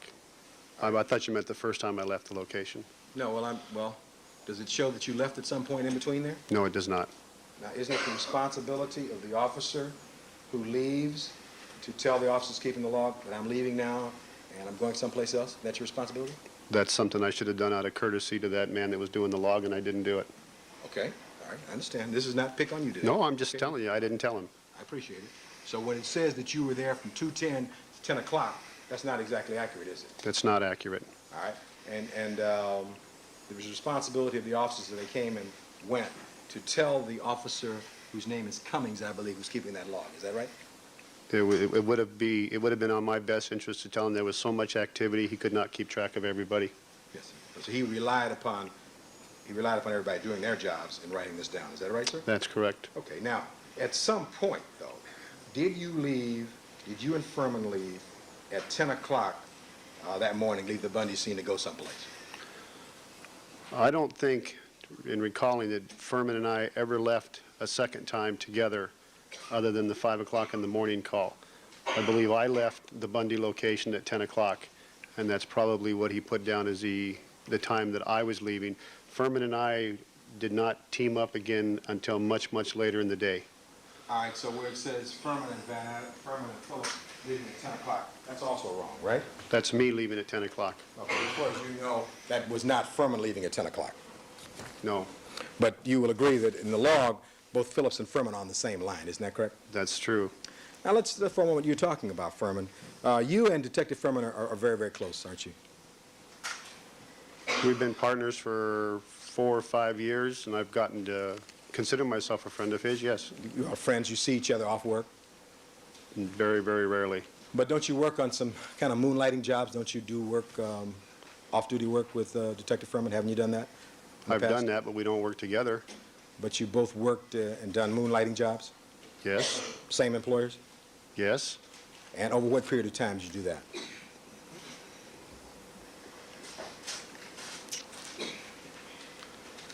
Maybe a year and a half, 2 years. Ago, or just it lasted for a year and a half, 2 years? Well, I haven't worked at that location in probably over a year, so it's okay. A year and a half before that. Okay, about a year and a half before that, and you worked at this the location. I won't ask the location. But you worked the location for a year, at least a year. The two of you did. I think he might have worked there longer than I did and worked there after I did. I'm not sure when he left that employment. I know that I did. Okay, there was a period of time when you both worked at this location, right? Both worked there, but not together, sir. All right. Only one at a time. All right, but both worked for the same employer. Yes, sir. And that, at the time we both worked there, was at least a year. Is that correct? I don't know how long he worked there, sir, and I don't know if I worked there a whole year. I may have. It's close to a year. All right. But at any rate, you consider yourself a friend of his, and you've worked together for how many years altogether now? I think Mark came to the robbery unit in, I want to say probably 91. He worked up in detectives, but I did not have him as a partner at that time. He worked another table, completely separate table. So I didn't really get to know him until we worked the robbery table together. I think that was 91. That was 91, so that would be a minimum of 3 years before this happened. Is that a correct statement? Roughly. 91 to 94? Yes. All right. And you knew who he was, but you became close and partners after 91. Is that right? We became close as partners, yes. Right. I understand. And so that when you received the call that morning to come out and respond to this homicide at 875 Bundy, did you tell Sergeant Rossi that you'd call Detective Furman yourself? I always called the detectives out, so I did tell them that I would call Detective Furman and all the other detectives. I do that on every call out. All right. But did you say specifically, don't call Furman, I'll call him? No. I said, don't have to call anybody. I'll make the notifications, which I always do. All right. Were you aware that Rossi made a number of other calls in addition to calling you? I'm not aware of any phone calls that Rossi made. All right. But at any rate, you then called Furman yourself. Is that right, sir? He's the first detective I called, yes, from my residence. All right. And what time was it that you received your call?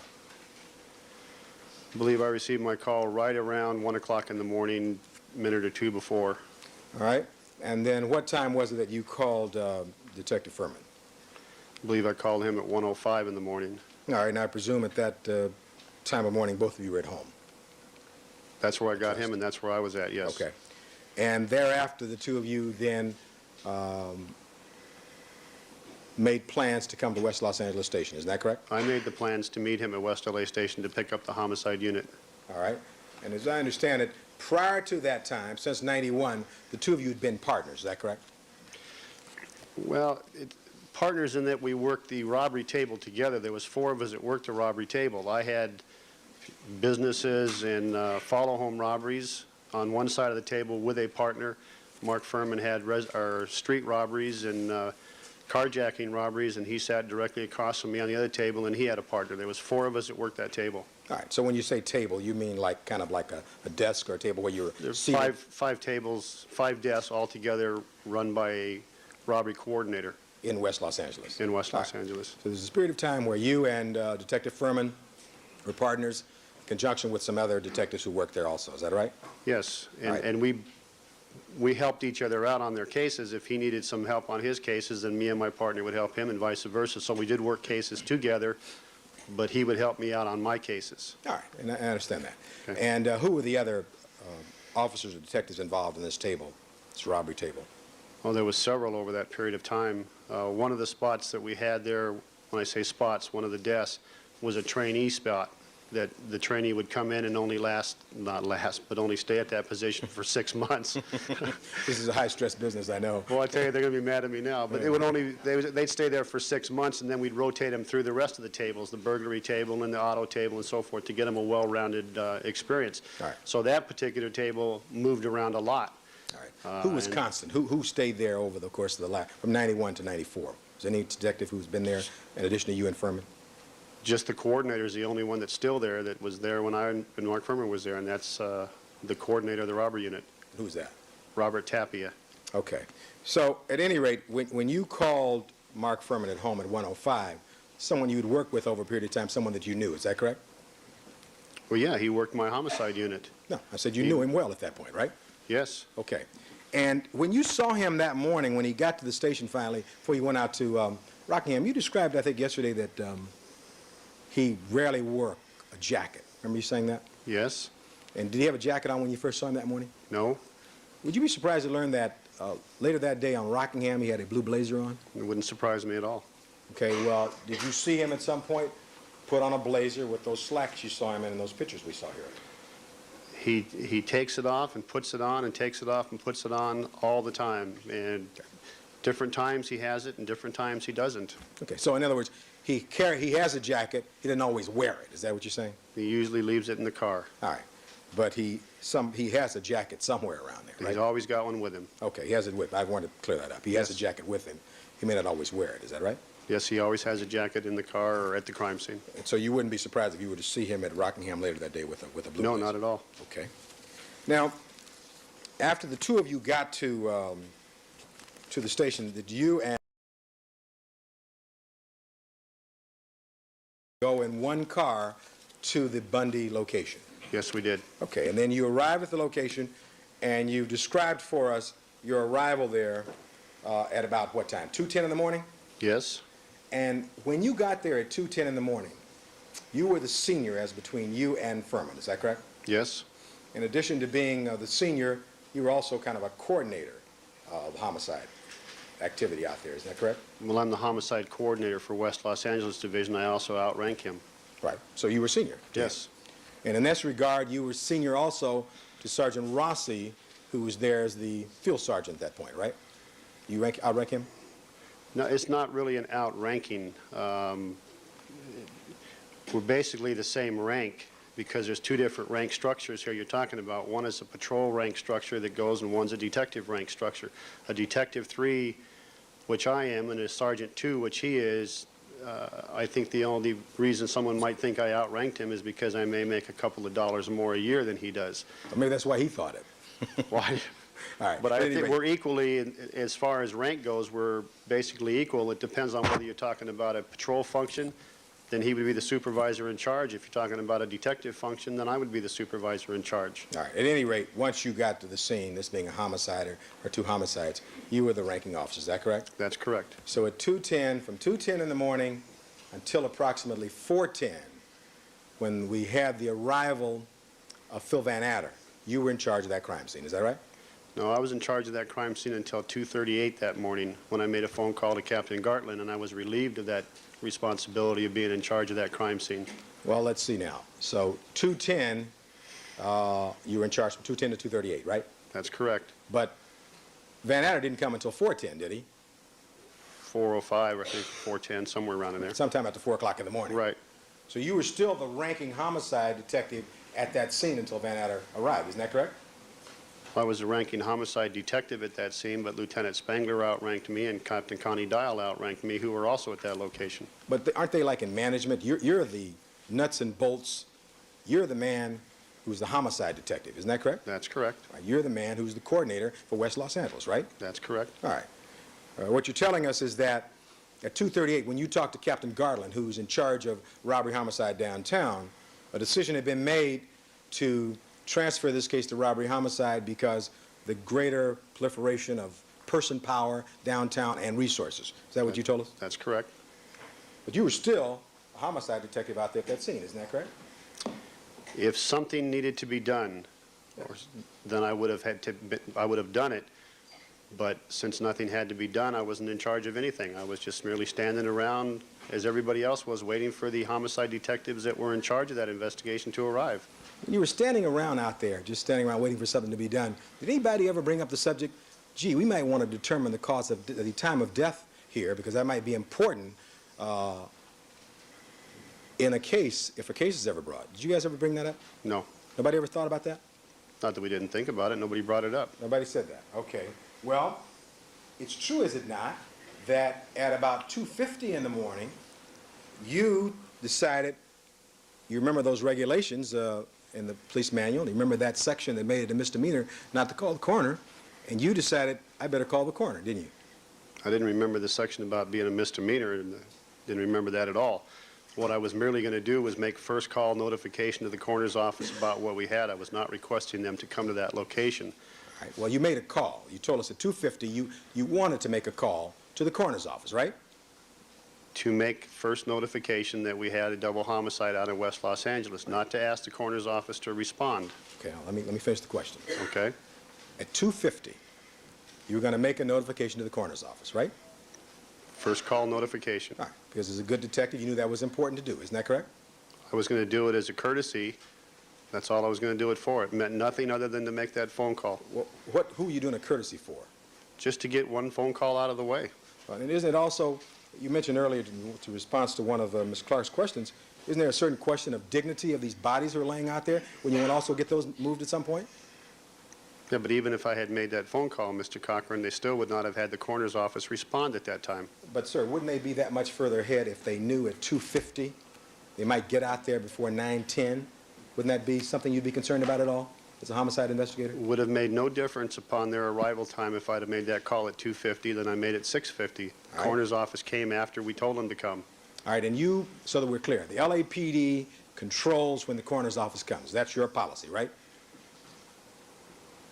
They don't come out there until we call them up and tell them we're ready for them to respond. And you've never heard that they're upset about that policy, have you? No one's ever told me they were upset about it, and I haven't read anything about them being upset about it. All right. Now, And I know we try to work together better as time goes on. We try to improve things, so our response time and their response times is better for both agencies, so there's not so much downtime. I know we're constantly trying to improve things. try to improve your coordination. Is that in communication? That's correct. Okay. So at any rate, you had this idea to make the first call at 2:50, but Lieutenant Spangler told you don't do that, right? He gave you an order not to. That's correct. Is that right? And so you didn't make the call then? I did not make the call. Okay. And you continued to stand around at this scene. Is that correct? Yes. Okay. Now, at some point, you were shown, as Mr. Clark took you through all this litany of places that you went, you were shown around the scene. Is that correct? Just cursory, yes. Okay, well, cursory. Shown around the scene, yes, sir. All right. All right. And at some time, you were shown inside the house. Isn't that correct? Yes, sir. And one of the reasons you wanted to go inside the house as an experienced homicide detective was to get a view of what was going on so that you could brief Van Adder and Lang when they came as to what you had there. Isn't that right? No, the call, the search, not the search, the cursory look that I did through that residence was done before I made the call to robbery homicide. I was doing that because it was still our case. Okay, I understand that. That's between 2:10 and 2:38. Is that correct? Yes, sir. And that's when Risky and the others showed you and Furman around. Is that correct? Yes. All right, well, let's talk about that now.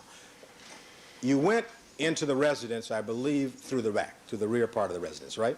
Through the garage. Okay, and first of all, I want to clear up one thing if I can. Here and I want to mark this as defendant's next, it'll be 1020.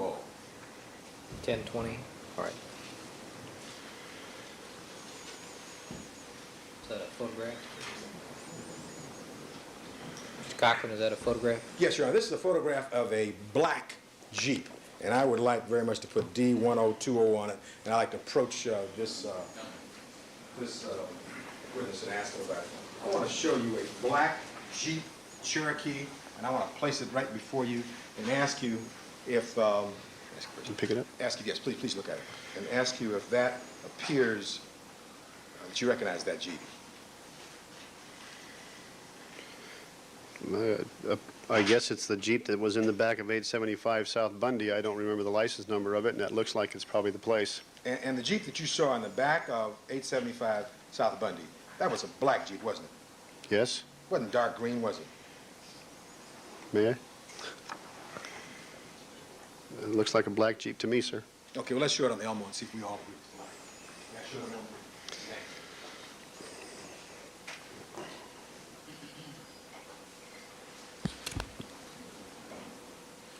This is only... Now, that's the Jeep, is that correct? Yes. Okay, and that area around the Jeep, see that little marking in the front, right by the right front tire there? See that marking? Is that an LAPD marking of some kind? I don't know. One of your little rulers? What are you talking about, sir? Oh, I'm sorry. Can you look and see that? See that little marking there?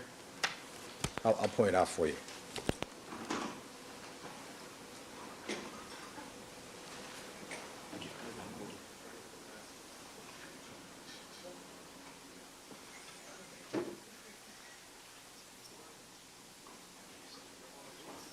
Now, right there. Thank you. Being overshadowed, Your Honor. Now, is that an LAPD marking there? I don't know what that is, You don't know sir. what that is? I can't see it well enough to Okay, decide I understand. what it is. I understand. There was a time you could probably see that, right? Before You don't have to last- answer that. Don't answer that. Don't answer that. At any rate, that area was to the rear of the 875 Bundy location, right? Where you saw the Jeep? Yes. Okay. And back there, by the way, didn't you testify wasn't there some change on the ground back there? Yes. And were there some dimes and pennies back at that location? I do not recall at all what the change denomination was. Okay. At any rate, after you went past this Jeep, you went inside the house. Is that correct? Eventually, yes. Okay, now let me ask you this. Was there room on the left side of that Jeep for another vehicle to be pulled alongside there, if you recall? That is on the north side of the Jeep. Well, I don't, I would say probably not, but then there's some awful small cars, so I'd say normally no. All right. What I remember, no. Do you remember how much space was between the Jeep and the fence? Wasn't that much space, but I don't recall what it is. All right. Now, in looking at the Jeep, you noticed, I believe you told us, that the door was ajar of that Jeep, right? Well, it looked like it'd been closed, but it didn't close all the way to where the lock all latched all the way. It was just ajar, maybe a half an inch or something. All right. I was going to ask you, what is your recollection? Was it about 3 inches between the door and the closing there? Was there about a 3-inch space there? You mean where the door didn't close all the way? Yes, sir. I just recall it was ajar. I recall maybe a half an inch to an inch. All right. Somebody said it was 3 inches, they'd be wrong?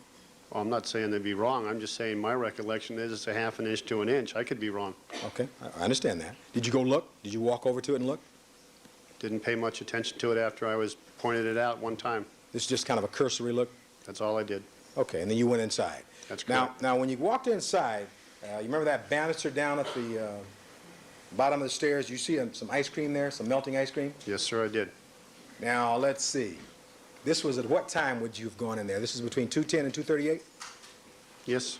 And what kind of ice cream was that? I have no idea. Is the name Ben and Jerry's? Oh, I thought you meant the flavor of it. Well, no, I meant the brand name. I'm sorry. Does the name Ben and Jerry's ring a bell? It was a Ben and Jerry ice cream cup. Okay. Can you estimate for us how big that cup was around the bottom?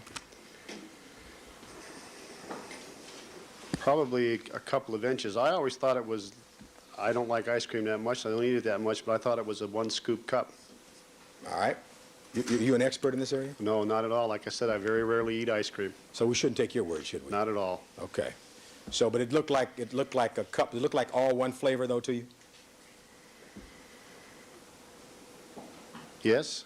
All right. Now, by the way, at the time you saw this is between 2:10 and 2:38, right? Yes. This photographer, Rokar, R-O-K, for the record, R-O-K-A-H-R. He was at the scene by then, wasn't he? I don't think he arrived until, without looking at the log, somewhere 3 o'clock, after 3 o'clock, 3... Well, okay.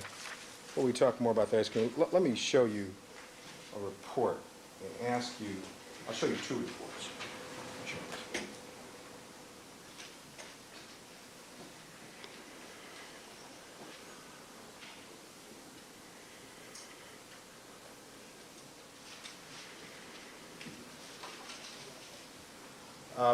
I would like to approach you, Your Honor. You may. I'll show you a report from a individual by the name of Rolf, R-O-L-F, Rokar, R-O-K-A-H-R. This report was taken on 11/22/94, and apparently it was a telephonic interview. I want you to review and read this second full paragraph. First of all, read that to yourself.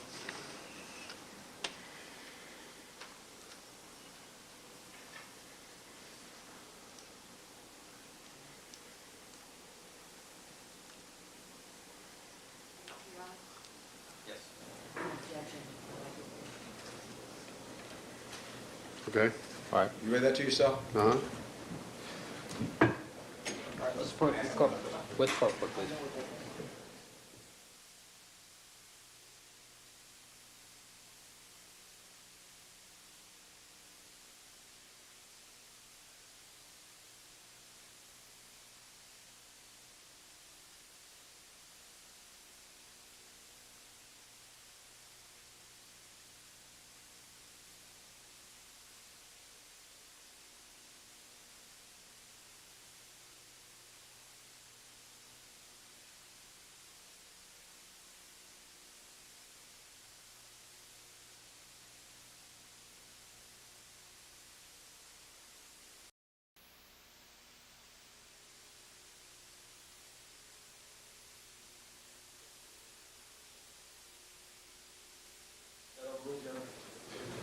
Counsel, we're not going to engage in that either anymore. I was on the it wasn't on the record. Now, they were Yeah, but the jury heard it, Counsel. Hold on. Thank you. You may resume. Thank you. Now, you've now read this second paragraph, haven't you, Detective Phillips? Yes, sir. And does this refresh your recollection as to what time the photographer Rolf Rokar arrived at the scene that night? No, it doesn't. That doesn't help you at all? No, I'd have to look at the crime scene log to ask what time he got there. All right, well, let me show you the crime scene log, and let's see if together we can look at it. I'll point it, read that to yourself also. 1006. Thank you, Your Honor. The other group has not been marked.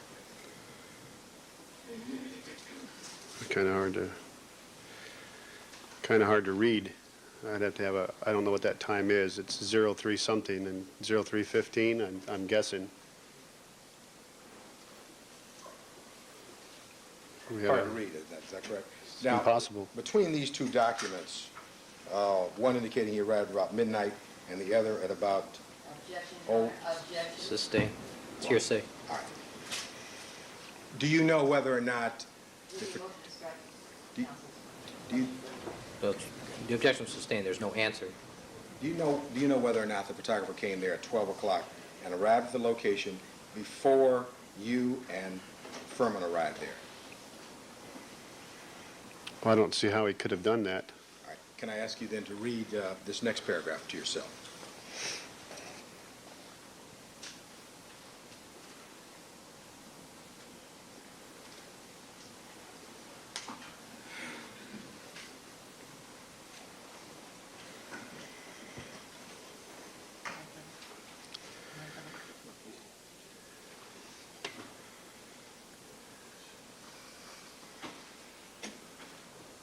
Sir.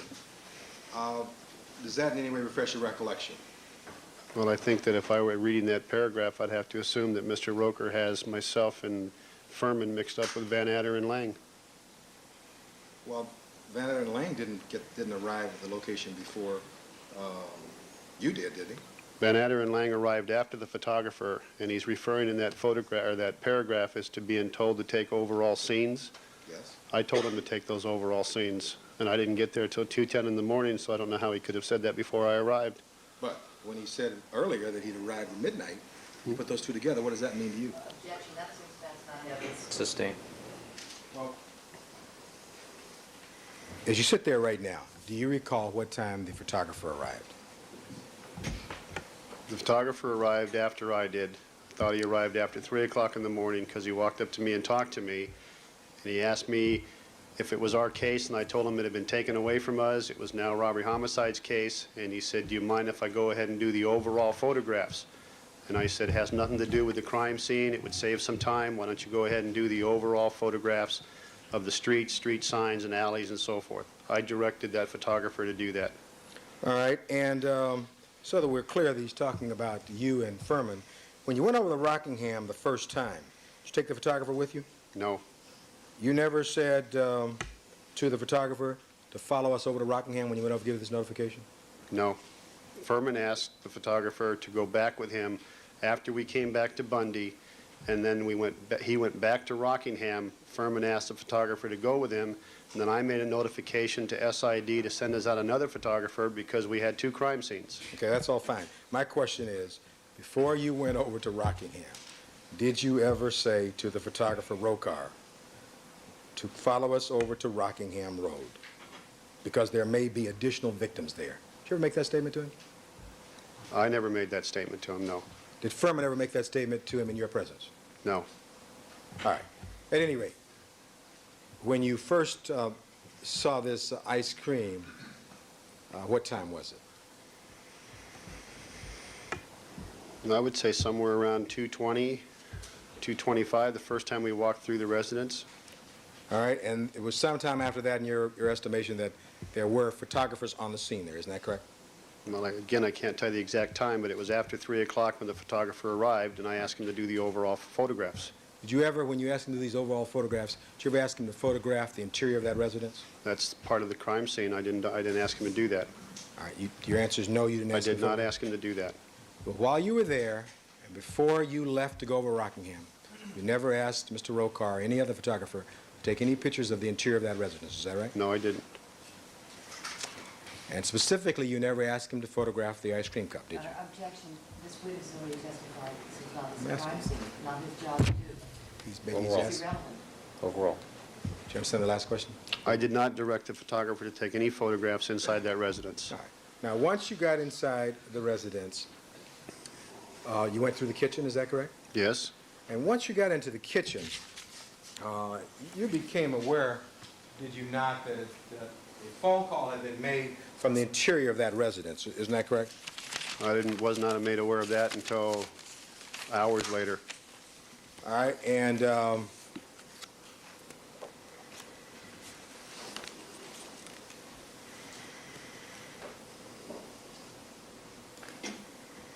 you knew by the time you entered the residence, did you not, that this was the home of O.J. Simpson's ex-wife, isn't that correct?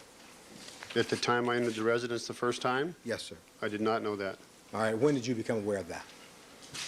I can tell you that I assumed that might have been the case because of what I was told by Sergeant Rossi, that Nicole Brown Simpson may be one of the victims. As I walked through the house, I noticed photographs.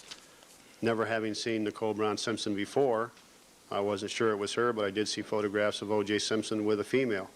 You saw his picture inside the house, didn't you? Yes. All right. And did that help you think that was Mrs. O.J. Simpson's or Mrs. Nicole Brown Simpson's residence? Well, I had to assume it was probably her residence, yes. Now, it's true, is it not, Detective Phillips, that upon arrival at the crime scene, you met Lang and Van Adder, and you told them that Nicole Brown Simpson was the ex-wife of O.J. Simpson, the well-known athlete actor. You told them that, didn't you? Someone had told me that earlier in the evening. Now, the question is, did you tell them that when they arrived? Yes, I did. Okay, that's the question. All right. You also told them at that time that Mr. Simpson and Mrs. Nicole Brown Simpson had been embroiled in previous domestic violence situations, one of these resulting in Mr. Simpson having to go to court. You told them that too, didn't you? I never told them that. So if Detective Lang so indicates in his report, he's wrong? If he tells you that I told him that, he may have learned that from Detective Furman, but he didn't leave the information from me. I never knew that. Okay, may I approach, Your Honor? Sure. I'd like to, you both gave permission. It's okay. No, no. I'd like to mark this, Your Honor. I'm sorry.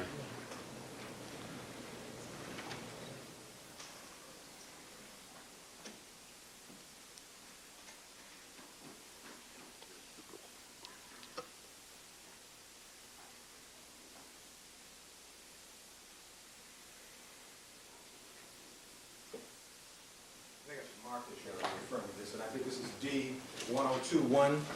1021. 1021, and I'd like to approach, and I've shown this to counsel now. I want you to ask some questions after you read this to yourself. I want you to read two paragraphs. The paragraph 2 and the next to the last paragraph, that one, to yourself, first of all.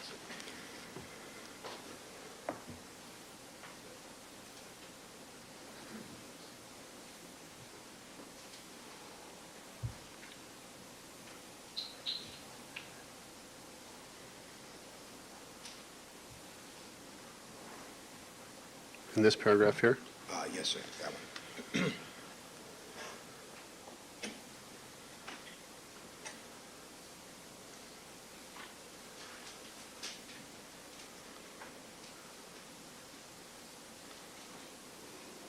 Okay. Now, you read those two? Yes. Now, I ask you then, does that refresh your recollection, sir, that you, in fact, told Detective Lang about this previous incident involving Mr. Simpson and his ex-wife, resulting in him going to court, and that Mr. Simpson resided at 360 North Rockingham Place in Brentwood? You remember telling Lang and/or Van Adder that when they arrived on the scene? I never knew that, sir, so I couldn't possibly have been the one that told him. So if Lang puts that in his report, he's all wrong, right? Well, objection, Your Honor, that misstates what counsel's read in. It indicates here by inference, what council's trying to attempting to indicate is that they were informed about that. Is that an upon objection? arrival. Is that an objection? This speaks for itself. I'll be glad to read it then. This meeting, Your Honor. Let me see how the it's- document. All right. May I approach? You may.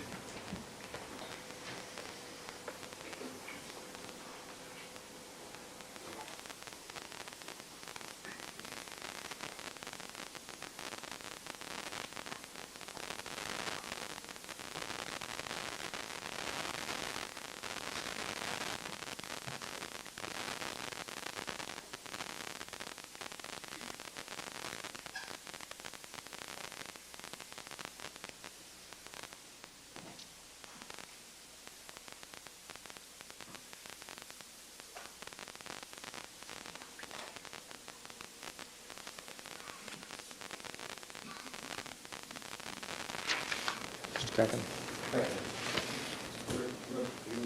Last paragraph also. Just some questions. Yes, I read it.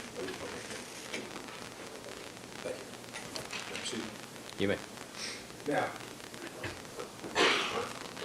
so that we're clear on this, did you ever say to Detectives Lang and/or Van Adder that when they first arrived at the scene, they were met by you? You're Detective 3, Ron Phillips, right? Is that correct? Yes. And you're the West Los Angeles Division Homicide Coordinator, isn't that correct? Yes. But Phillips stated that Victim Brown was the ex-wife of O.J. Simpson, a well-known athlete actor. Did you ever say that? No. Didn't you tell us you found that out at some point? Somebody else told you that? Someone told me that later that night. I didn't know that before I got there. Okay, but this is after they arrived. Okay. So it's after you were there for a while, and they arrived after 4:10. All right. You know that by that time? Did you know Okay. it? I knew it after someone had told me I arrived, yes. And what time was that? Sometime between 2:10 and 4:30. Okay, so did you know it by the time that Lang and Van Adder arrived? I knew about her being the ex-wife of O.J. Simpson, yes. Okay, and did you tell Lang or Van Adder that? I don't recall telling Van Adder and Lang that was believed another detective did. I didn't believe I did. Does this refresh your recollection that you told? Well, my recollection is that I didn't. Is that I... Additionally, Phillips stated that Mr. Simpson and Victim 1 had been embroiled in previous domestic violence situations, one of these resulting in the arrest of Mr. Simpson. Did you tell him that? No, I didn't. Mr. Simpson resided at 360 North Rockingham Place in Brentwood, approximately 2 miles from the crime scene. You tell him that? I did not tell him that. That was brought up as we made our discussion about going up to Rockingham by Detective Furman after talking to Officer Risky. All right, but your answer is not all the other stuff. You never told him that. Is that right? Well, these things came up as far as the address on Rockingham came up in a discussion there, and about O.J. Simpson being the ex-husband of Nicole Brown came up, but nothing I recall ever came up about any domestic violence or the fact that they went to court. I didn't know that until this case was long on its way. Detective Furman never told you that he responded to the Rockingham location back in 1985 and had written a report in 1989, 4 years later, about that incident in 85? After this case, he told me about it, yes. I'm talking about that morning. He didn't tell you that morning? No. June 13th. No. He never told you that? No. All right. And now, so that we're clear, what this document I have here, this is a follow-up report by one of the detectives, isn't that correct?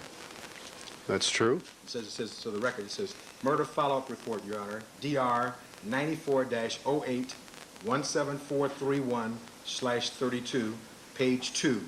And that's defendant's 1021. Is that correct, sir? Yes. All right, now, did you also inform the detectives that Miss Simpson, strike that, were you also informed by Arnell Simpson that her father was in Chicago, Illinois, after leaving the LA area late the night before? Did she tell you that? She did not tell me that. Kathy, and I don't remember her last name, is the one that told me that over the telephone. All right. Miss Simpson tell you, Arnell Simpson, that she had returned home at approximately 1 o'clock after attending the movies in Westwood? She didn't tell me that. I never asked her that question. Okay. Now, while you were inside the house, did you go in the living room area at Yes. some point? And you hear any music playing in the living room? Yes. And where was that music emanating from? Well, I didn't exactly go over and look and see what it was. I believed it was coming from a stereo in the living room somewhere. All right. And did you see some candles somewhere in the living room area or downstairs area? Yeah, they were on a coffee table or some type of table in the middle of the room. And how many candles did you see? There was more than one, but I don't remember how many there were. Any pictures ever taken of these candles? Not to my knowledge. I didn't direct anybody to take any photographs. And to your knowledge, did Van Adder and Lang ever direct anybody to take any photographs of these candles? I don't know, sir. I've never asked. Have you ever seen any? No, I've never seen the crime scene photographs at all. All right, now, you then went upstairs in this cursory look, is that correct? That's true. Before you went upstairs, I want to show you an area in the kitchen, if I might. Your Honor, may I cue that up and show this to you? Yes. I want to show you an area in the kitchen. And Your Honor, I suppose, how should we mark this? 1022? Can we freeze frame and print that from the We will try. VCR? We have freeze frame, I do have a freeze frame of it. That'd probably be the better way to do it. Okay, Your Honor. All right, I'd like to cue this up if we can. I want to start just before and short this witness. Perhaps we can ask a foundation question and see if there's no... Oh, we covered this already. I thought we dealt with this already. We covered this. You proceed. You can look at the monitor, please. Forward. I'll ask him to stop at the appropriate time.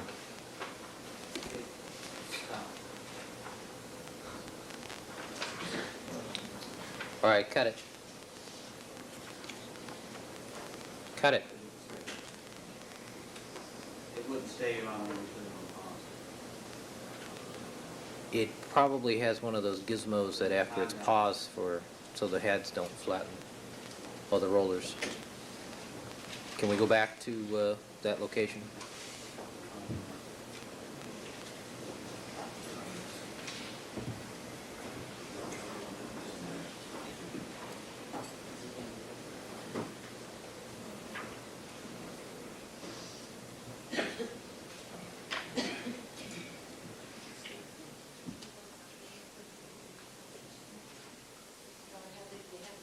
Why not just use it?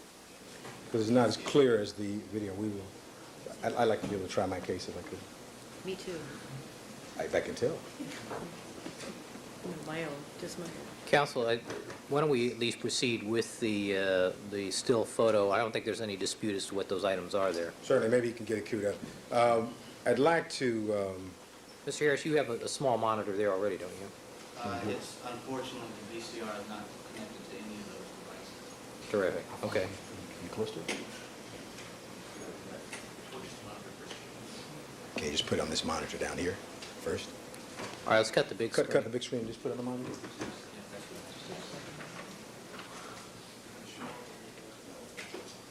No, just cut the big screen.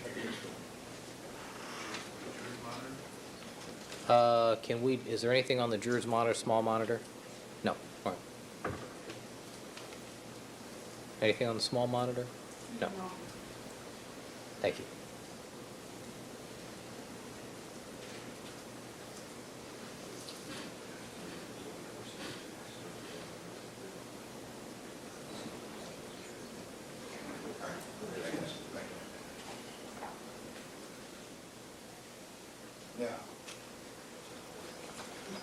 Now we'd like to start at this point, Your Honor. Right there. Okay. Now, All right. now put it on the big screen. Yes.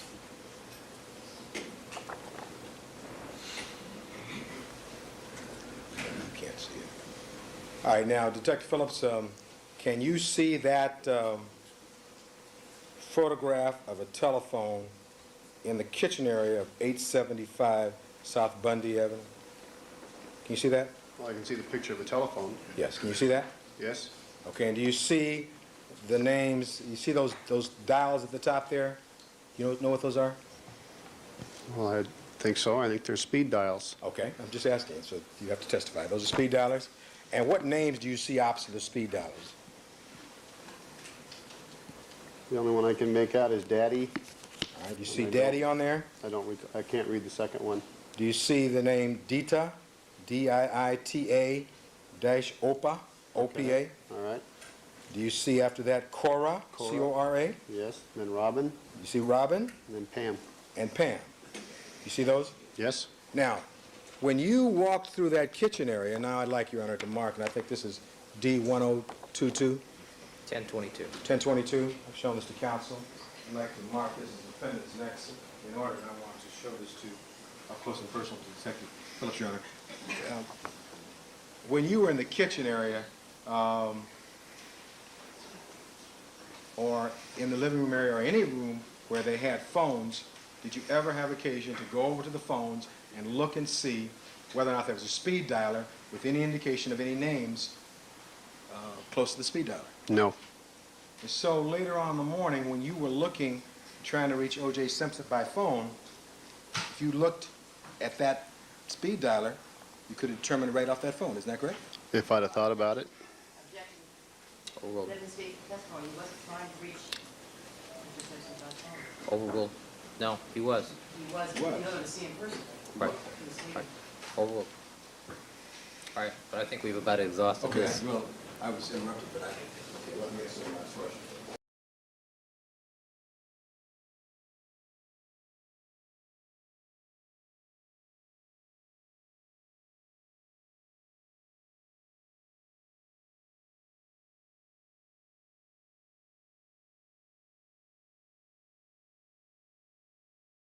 Right. You never looked at any of the phones in the house to determine whether Daddy's phone number was right there on the speed dialer, did you? No, I did not.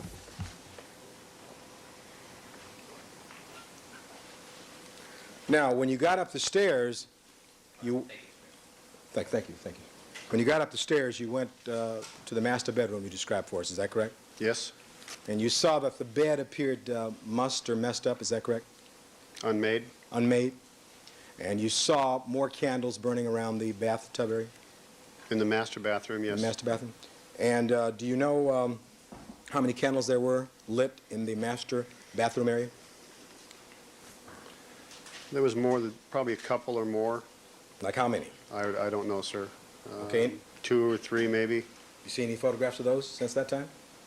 I haven't seen any photographs at all. All right. Did you see any bath water in the bathtub in the master bedroom? I don't recall ever seeing any water in the master bathtub. You have no recollection of that? No, sir. Did you write a report in connection with your observations inside that residence? No, I did not. Did not write a report at all? No. You have any notes? No. So what you're testifying about today is just purely and simply your memory from June 13th, early morning hours. Is that right? That's all I've got to go with. All right. And now, did you look into the 2 other bedrooms upstairs that belonged to the children while you were there? Just briefly, yes. Have the children been taken out at that point? Yes.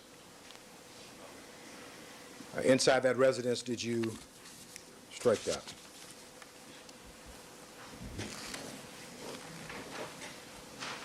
Did you see a television on in the master bedroom? Yes, I did, sir.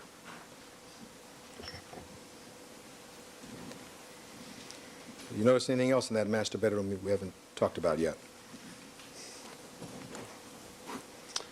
No. All right. After you completed your tour of the interior of the residence, you came back outside. Is that correct? Yes, sir. And how many times did you go on tours, if we can call them that, of the exterior of that particular residence that morning before you finally left? I believe I went on 3, possibly 4. 3, perhaps 4? I think it was 3.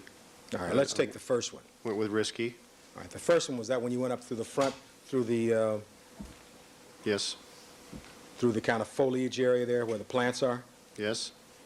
And Risky led you through that way, did he? Yes. That's when you went up by the call box? Yes. While you were there, by the way, did you ever have occasion to check to see if how that call box worked? No, sir. Did you see any officers there check that call box to see how it worked that morning?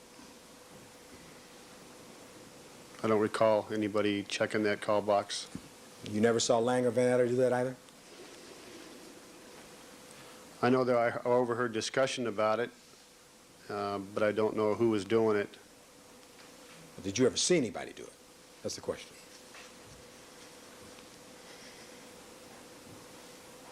I may have gone out at one time to listen for a click much later on in the day. I think I did that once. Well, when was that? Well, that was, as I say, it was much later in the day. Like what? I don't have any idea of the time, sir. It would be later in fact, it may not even have been that day. You have a report on that? No. It's not on your log. And you left at 10 o'clock, right? Well, that's one of the times I left there at 10 o'clock. And as I said, that may not even have been that day that I'm referring to, but I remember listening to that click sometime during this investigation, and I'm not sure what day it was. But weren't you off the case after that morning? Why were you back out there to listen to a click? Oh, there was times when they called us up to assist, to go out and assist them in doing stuff, or... All right. Well, if you listened to a click and you heard a click, can you show me a report where you wrote that down or you told somebody about that? I didn't write anything down. What else did you go back out and do that you've not written down? That would be it. All right. So the question was, though, did you see any detectives that morning checking that call box out and seeing how it worked from inside the residence? I don't recall seeing anybody do that. Okay. While you were there, in addition to calling the coroner, it's also very important, is it not, to call the criminalists out so they can start trying to collect evidence. That's important also, isn't it? That would have been done by the homicide investigator that was assigned to the scene. My question, listen to my question. My question was, it's also important, is it not, to call the criminalists early to the scene. Is that correct? Yes. All right. And during the time that you were in charge, between 2:10, 2:38, did you ever call the criminalists? No. Do you know the names of the criminalists who ultimately came on this particular case? I only know of one. I think that was Fung. Fung? Fung. Is that F-U-N-G? I don't. What, did Mr. Fung come to the scene prior to the time that you left? Which scene? The Bundy scene. I don't know what time Mr. Fung got to the Bundy scene. I had nothing to do with him. All right, no, but I'm asking your recollection. You went back to Bundy. I don't recall him coming to that location. Well, you were there when the coroners got there about 9:10 in the morning, right? That's correct. Would I be correct in assuming that the coroners came before the criminalists came? I don't know, sir. Well, if we were to look at the log, would that help you, Gang? It would tell me what time they got there, but it still wouldn't refresh my memory as to me seeing them there. All right, well, you have no recollection of seeing him at all at Bundy? No, I don't. Not that morning. All right. You see him at Rockingham? Later on in the day, yes.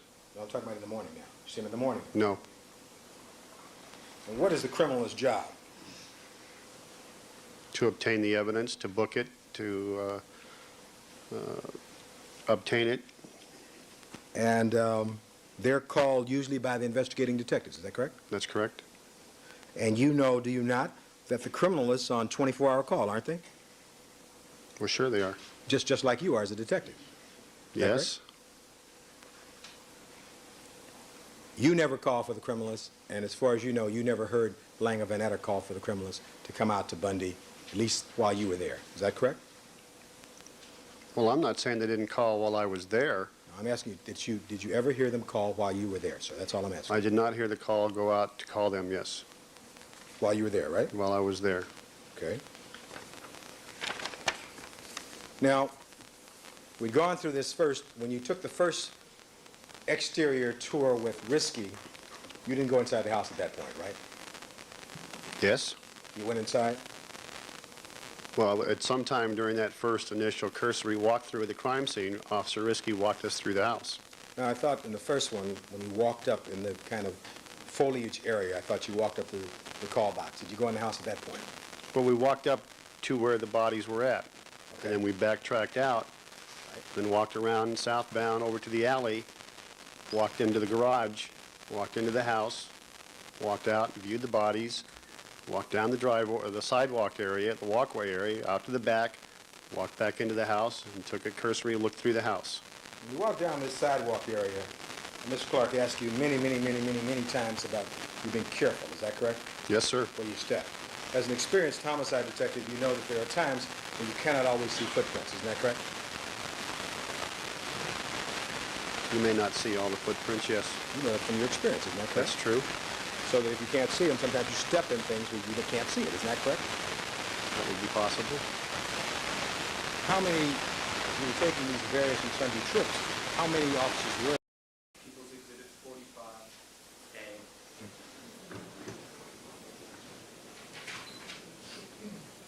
Maybe move on that one. 45B. 45C. 45D. Just stop there. Stop that one. Now, what number is that, Jonathan? That is 45E. 45E? I'm sorry, that's 45D. 45D, Your Honor. Can you see it on the monitor, Detective Phillips? Yes, sir. And I think you were asking questions about this particular photograph regarding some alleged bloody footprints or whatever. You recall that? Yes. You see those shoes there? Can you see those? There's a pair of white shoes or light shoes and also a pair of dark shoes up there. You know those Yes. shoes belong to? No, sir. Would I be correct in assuming that, you remember that the photographer, Rokar, that morning was wearing some light-colored shoes? Like those shoes there? I have no idea what kind of shoes Mr. Rokar was wearing. You have no recollection of that? No, sir. All right. So you don't recall whose shoes those are?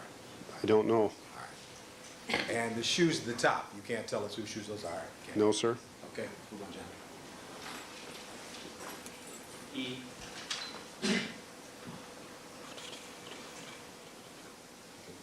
Now, with regard to these footprints, the shoe prints you were asked about, do you recall that as you looked down this particular route where these shoe prints were supposedly going toward the alleyway, that there came a time that you saw two shoe prints that were facing parallel toward the house, perpendicular to the house? Do you remember two footprints that went right toward the house? No, sir. You remember seeing those? No, sir. Anybody ever show you those? No, sir.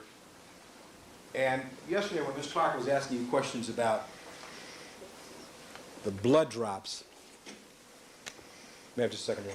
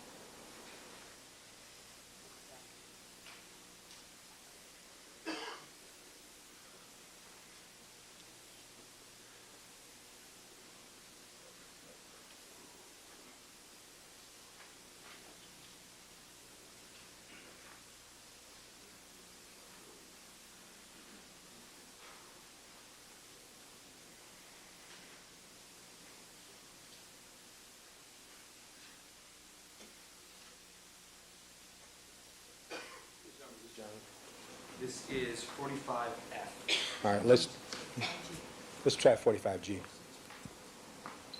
45G. No, try the next one. Want to try? 45H. No. 45I. Why don't you move to 48 series? Move to 48. 48.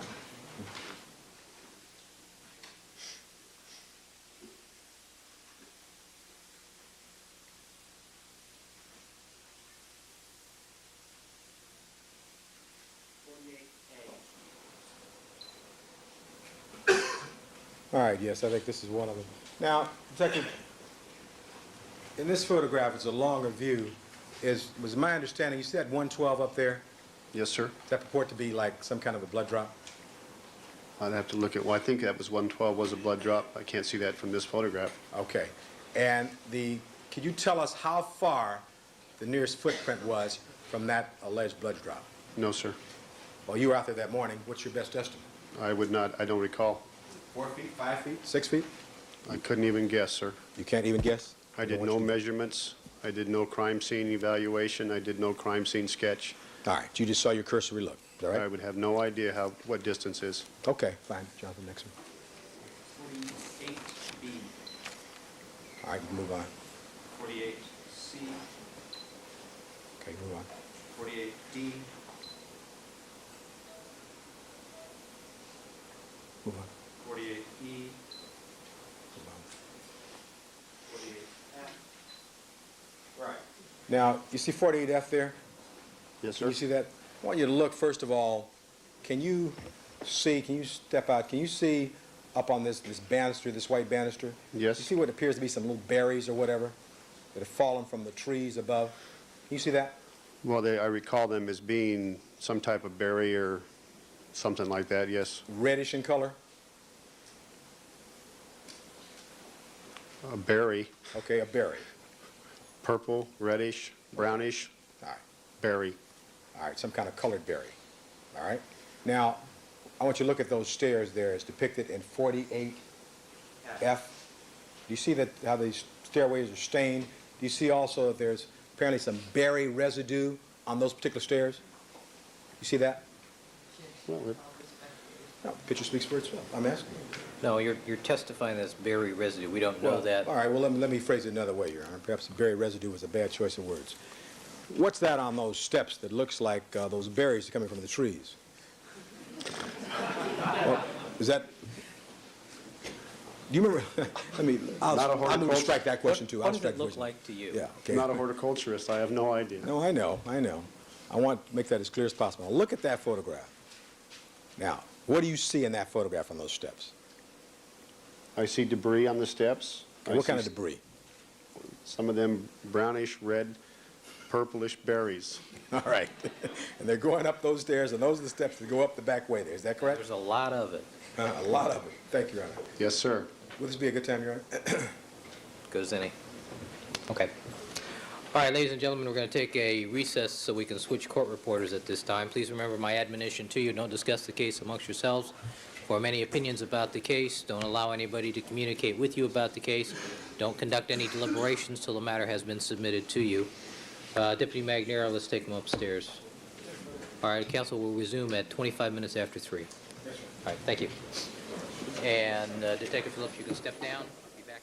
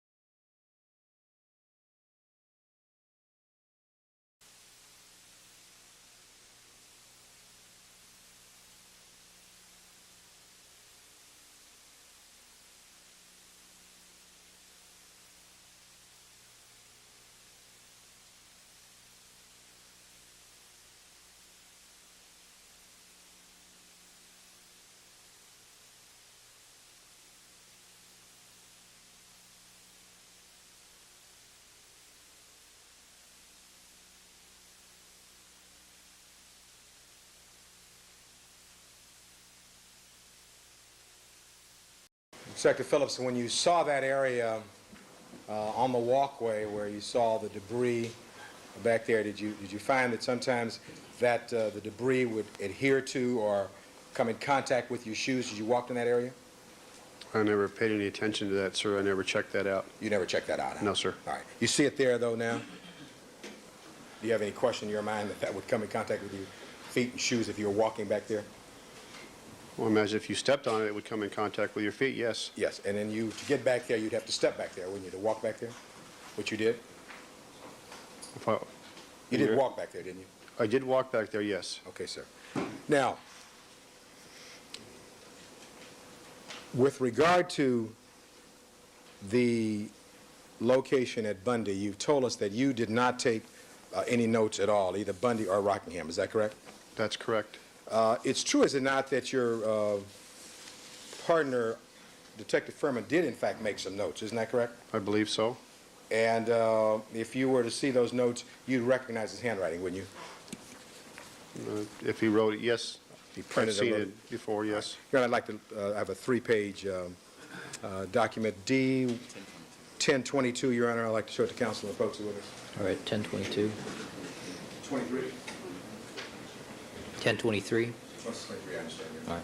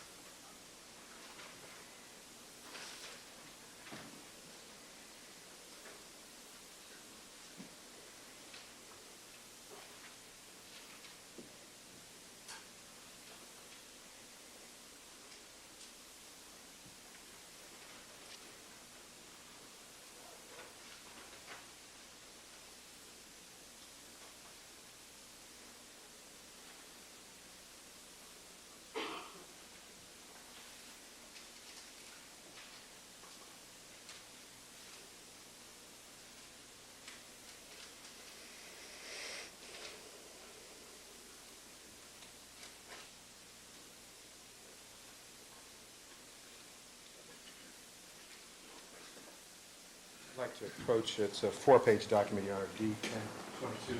Dr. Phillips, I'd like to show you, let's look at the first page of D-1022. Do you recognize the printing contained therein? It appears to be Detective Furman's printing. And you recognize that from your prior association and the fact that he's your partner for some number of years, is that correct? Looks like his handwriting, yes. All right, and these are notes that he took in the course of the investigation that particular evening, is that correct? Yes. I assume they are. I just took them from him and handed them over to Van Adder and Lang. I never read them. So, if you're asking me if these are the notes that he took that night, Yeah. Well, I'm asking you, first of all, is this his handwriting? it appears to be yes. Okay. By the way, did you find a handwritten note on an upstairs coffee table at that residence? No, I didn't. Did Detective Furman find a handwritten note on the upstairs coffee table? I wouldn't know that, sir. You don't recall that at all? No. I want you to look at this item number 5 and see if this refreshes your recollection at all. You read it yourself.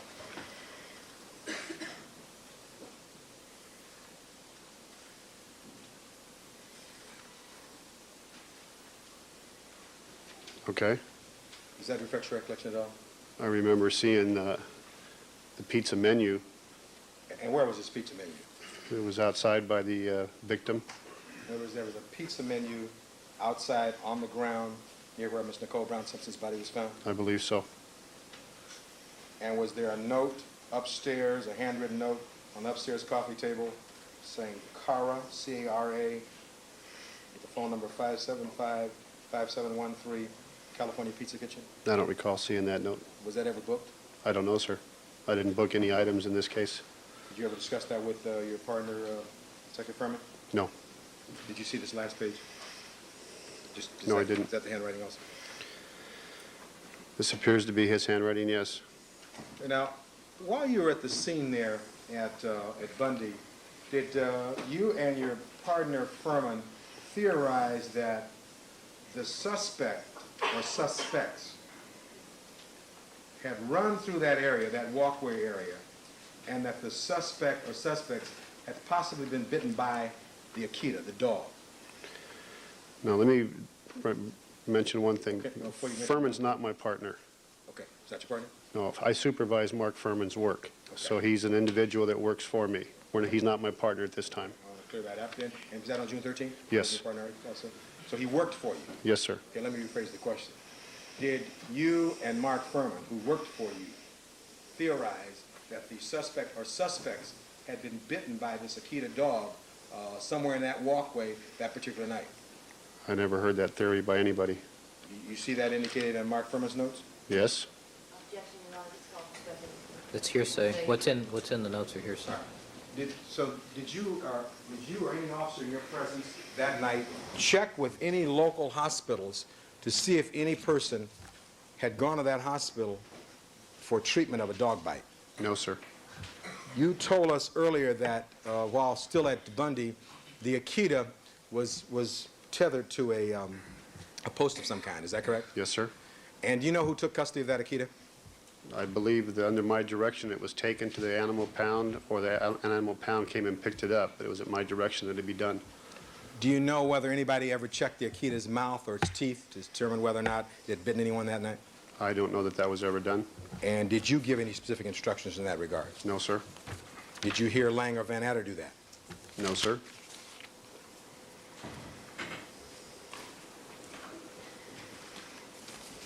Now, you described for us yesterday that at strike that. Have you ever seen any pictures of this pizza menu that was outside near Miss Nicole Brown Simpson's body as it was out there? You seen any pictures of that? The only crime scene pictures I've seen, sir, are the ones you showed me here. Okay. I haven't gone through them. Okay, and have you seen some with Miss Marcia Clark? The ones that have been shown here in court. All right. And did you see this photographer, Rokar, or anyone else take any pictures of that menu that night? Never saw Mr. Rokar take any photographs other than some photographs of the street when we was first arrived. It's overall orientation photos. And even the photograph that was taken of Mark Furman, you never saw that taken either? No, sir. Is that right, sir?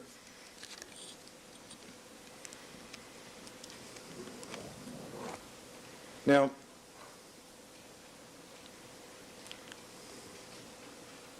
After you had gotten the call or had talked to Captain Gardland about 2:38 and you knew you were off this case, you basically, with the exception of some minor things, ceased your activities. Is that correct? That's correct. When was it that you were told that you had to give this so-called VIP notification to Mr. O.J. Simpson? When were you told that? When I first arrived at the location at about 2:10, 2:11, 2:12. And who told you that? When I first arrived at the location, Sergeant Rossi was on a cellular phone talking to Commander Keith Bushy, and he handed me the phone. All right, so is Keith Bushy the one who told you that? Commander Keith Bushy, yes. All right, he told you to give O.J. Simpson some kind of VIP notification, is that right? Didn't mention it as VIP notification. He just said to make sure that you notify Mr. Simpson, if possible, in person, prior to the news media finding out, because it would be insensitive for him to find out through the news media about what's taking place at this house on Bundy. Right. Now, first of all, doesn't the LAPD policy apply to the next of kin? Yes. And in this instance, if Mr. Simpson was the ex-husband, Mr. Cole Brown Simpson, he was not the next of kin, was he? Well, our main concern was his children. Can you just answer my question? He was not the next of kin, was he? Not of Nicole Brown Simpson. Did Commander Bushy ask you to make sure you gave some notification to Nicole Brown Simpson's parents, wherever they were? He didn't do it. We did it. All right. Did anybody ever search in that house to see whether or not her mother's phone number was part of the speed dialing? I didn't do any searching, sir. And so the LAPD's policy talks about next of kin, doesn't it? Yes. Is that right? Yes. And the policy also talks about giving, where possible, person-to-person notice as opposed to over the phone. Isn't that correct? If possible, yes. And part of that's because of city liability. If you call somebody up over the phone and tell them something, they might faint or have a heart attack. Isn't that right?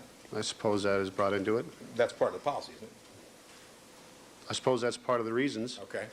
Now, so in this instance, when you were talking to Commander Bushy at 2:10, did he tell you to give some personal knowledge to the parents of Nicole Brown Simpson? No, he did not. You were concerned about Mr. O.J. Simpson, and you never at any time looked inside the house to see whether or not there was a number where you could call him in the house, right? Inside Miss Nicole Brown Simpson's house. You didn't do that. When you say concerned about Mr. Simpson, I was going to make notification to Mr. Simpson. What I was concerned about was the welfare of his children. Okay, I understand that, but I'm asking you, did you look inside to expedite any search or trying to find him by looking for his number inside the house? I did not do that, sir. Okay. And so, as I understand it, even though you were off the case as of 2:38, when you and the other officers left to go over to Rockingham, what was your purpose in going over to Rockingham if you are now off the case? To go over and notify Mr. Simpson of what I'd been told to do and possibly assist Tom Lang or Phil Van Adder if they needed anything else. We were already up. We were there. All right. Well, was there any problem now? They were now on the case, and they were both senior detectives from robbery homicide. They now arrived at the scene, right? Yes. Got in there at 4:10 and 4:25, right? Yes. It's now about 5 o'clock in the morning, right? Okay. And did you ever hear Phil Van Adder say, "I used to work West Los Angeles. I know where the Rockingham residence is"? Did you ever hear him say that? No, I don't.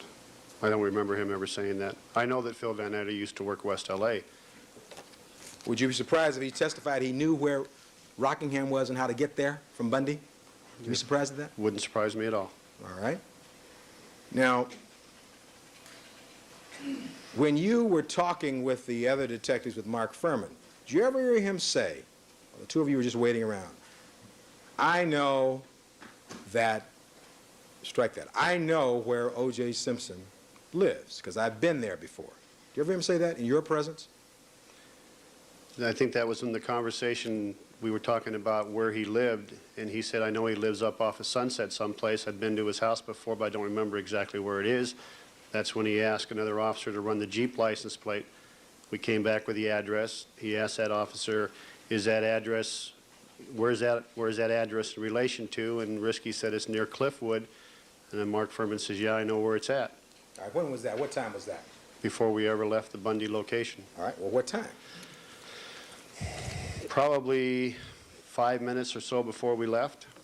So maybe about 4:55 or there in that time frame? We were preparing to go up there, and we were trying to make plans to do that. All right. In addition to indicating that he knew where Mr. O.J. Simpson lived, didn't he say he'd been over there in response to some domestic call back in 1985? Didn't he say that to you? Never told me why he was up at that location. He told me he responded to that call when he worked patrol. He didn't tell you why? No, sir. Did you ask him? No, sir. Did you hear Langer Van Adder ask him? No, sir.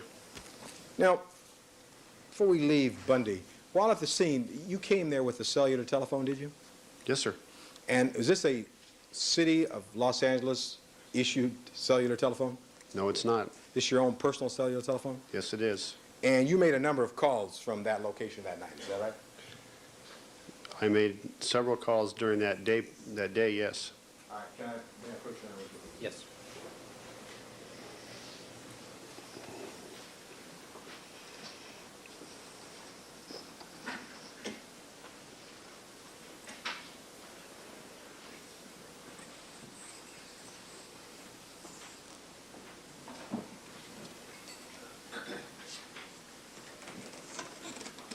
I'm placing on the board now, Your Honor,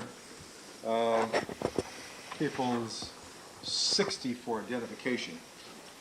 And, Detective, so that we're clear about this, this is a record of your cellular calls made, let's talk about June 12th and through June 13th, is that correct? Yes, sir. And you got this call shortly after 1 o'clock in the morning, is that correct? Yes, sir. And so that would be 6:13 after 1 o'clock in the morning. Yes, sir. You then made a number of calls. Let's see, 1, 2, 3, 4, 5 calls within about 12 minutes. Is that correct? Yes, sir. After you got the call? Where were those calls made from? Those are all calls made to Los Angeles police detectives' residences. All right, and those were 5 calls made almost immediately after you got the call to come to the location? Yes, as I had previously stated, 3 of those calls, the detectives were unable to respond for various reasons, and 2 of the calls were people that did respond. All right, now, you were at home at this point, right? No, I was in my car. So let's see, you got the call at 1 o'clock or 1:05? Yes? And you were in your car by 1:18? Yes, sir. You're a fast dresser, aren't you? I have it all laid out for me the night. Tom Nolan, is that right? Now, you mentioned a couple... Again, sir, one of those was a bad phone number, a mistaken phone number, so there was only 4. I understand, but of the 4, the one individual who responded was Tom Nolan. That's right. All right. Now, you mentioned a couple of times that this particular unit that you handle in West Los Angeles, was it called MAC or... MAC. It's MAC? MAC unit. MAC unit.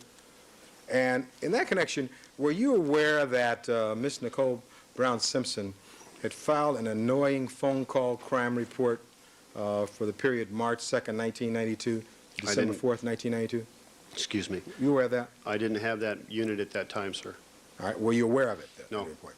You didn't know anything about that at all? No, sir. You know about a suspect in that regard? No, sir.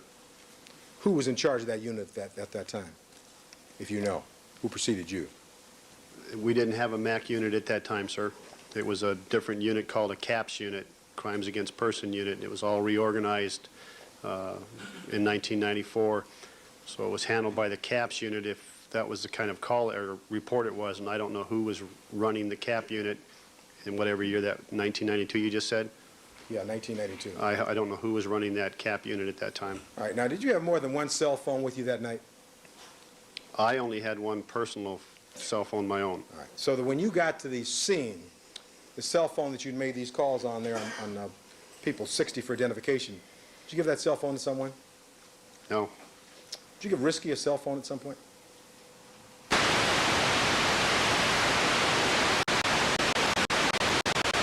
All those numbers that are crossed out are... The lines are redacted because they have the phone numbers of people that you call that you like to keep private, is that right? All those numbers that are crossed out are personal phone numbers of or police officers' home residential phone numbers. All right. Now,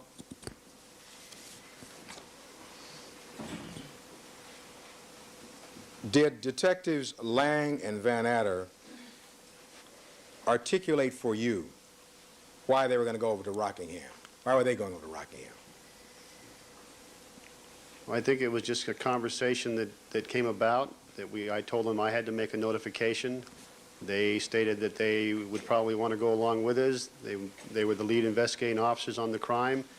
They might want to talk to them. They may have a statement. So it was just it was 4 detectives making a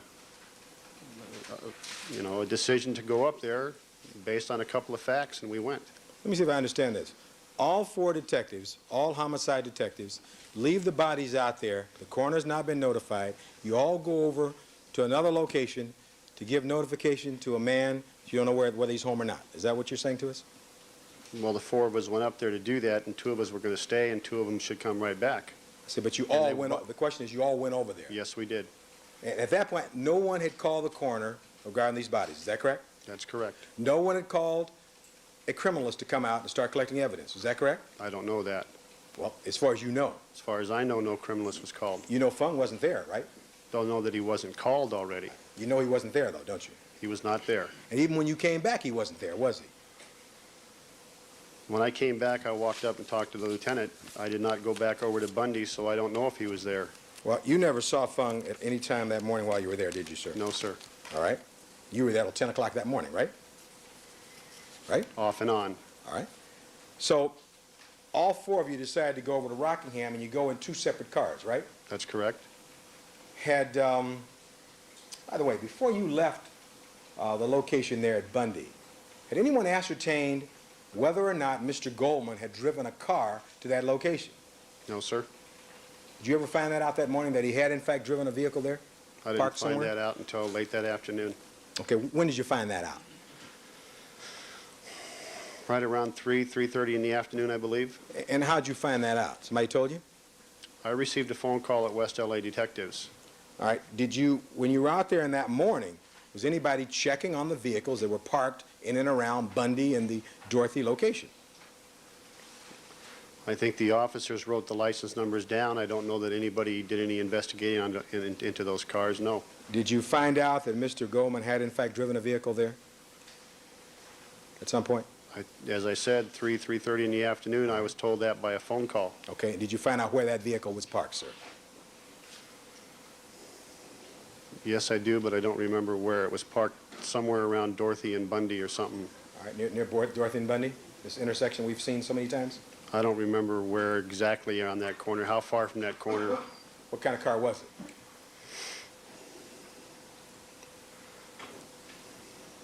I never saw the car. I believe I was told it was a Toyota, but I never saw the vehicle. All right, you never saw the vehicle.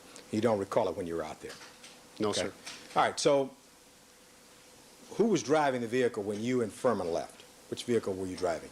I was driving my vehicle. Okay, and Furman and you had come to the scene in that same vehicle? Yes, sir. All right. And then you,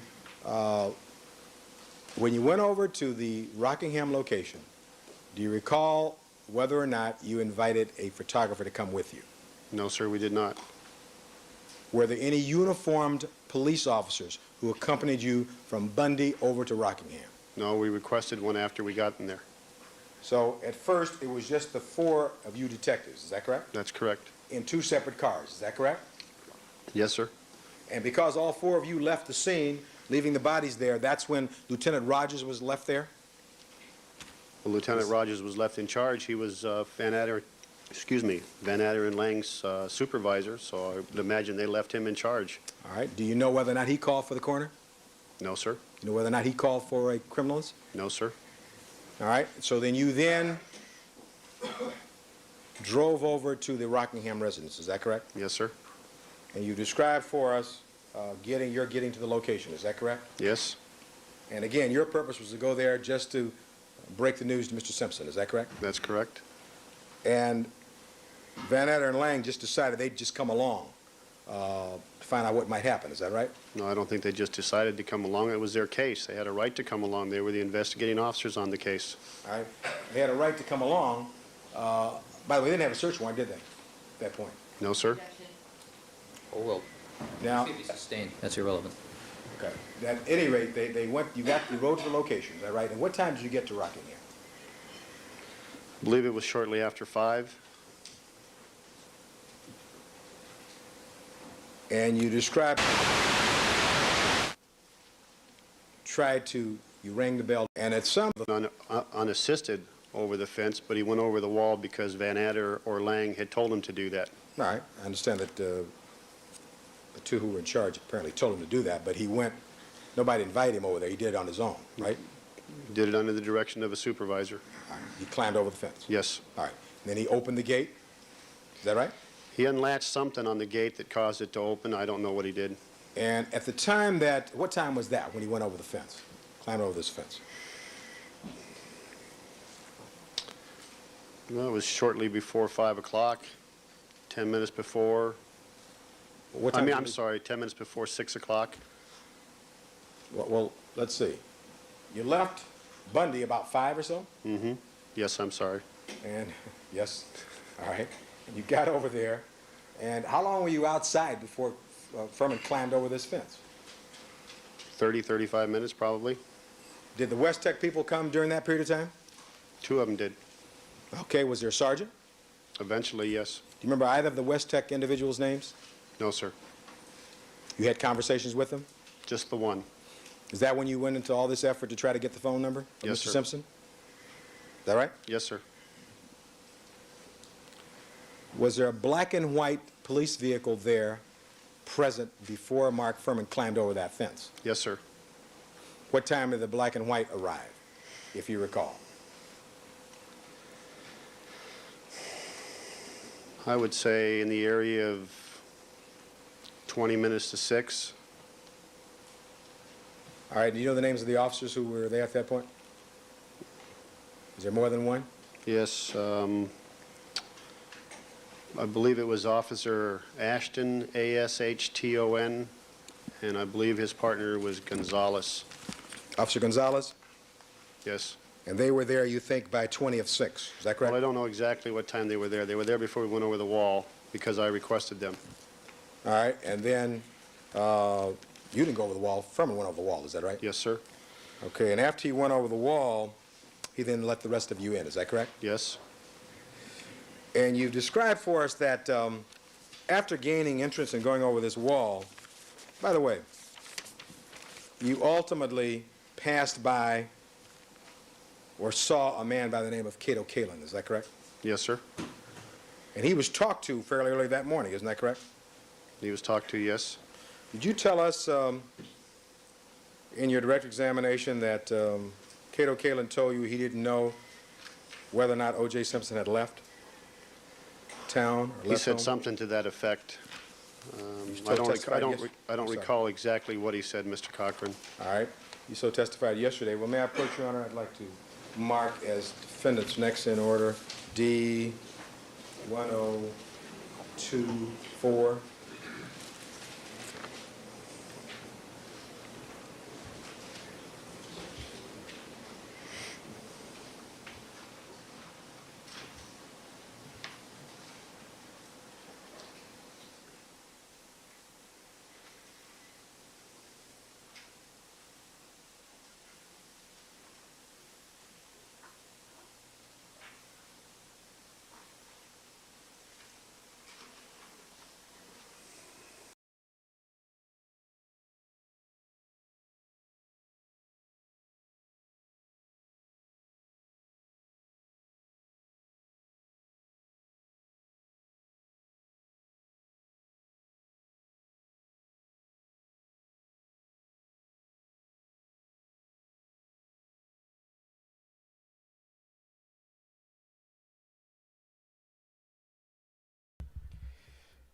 All right, and we will be resuming this tomorrow. But yeah, this was Cochran's examination on the detective,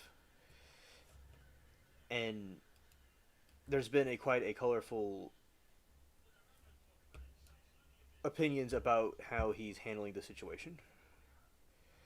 All right, and going to go over this way.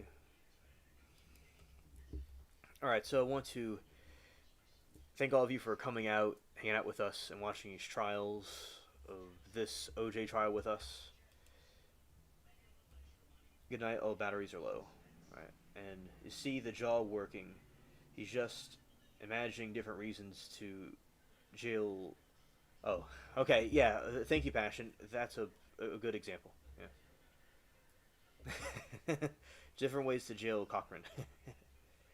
Yeah, that's definitely what he's going through his head. Indeed. Absolutely. I like your take on these things, Pash. Thank you. I'm glad to be able to. I'm glad to be able to see you tonight. That you came by. Okay. Good night, Christine. Everybody else. All right, everybody. So, have a good day, good evening, good afternoon, and take care and peace.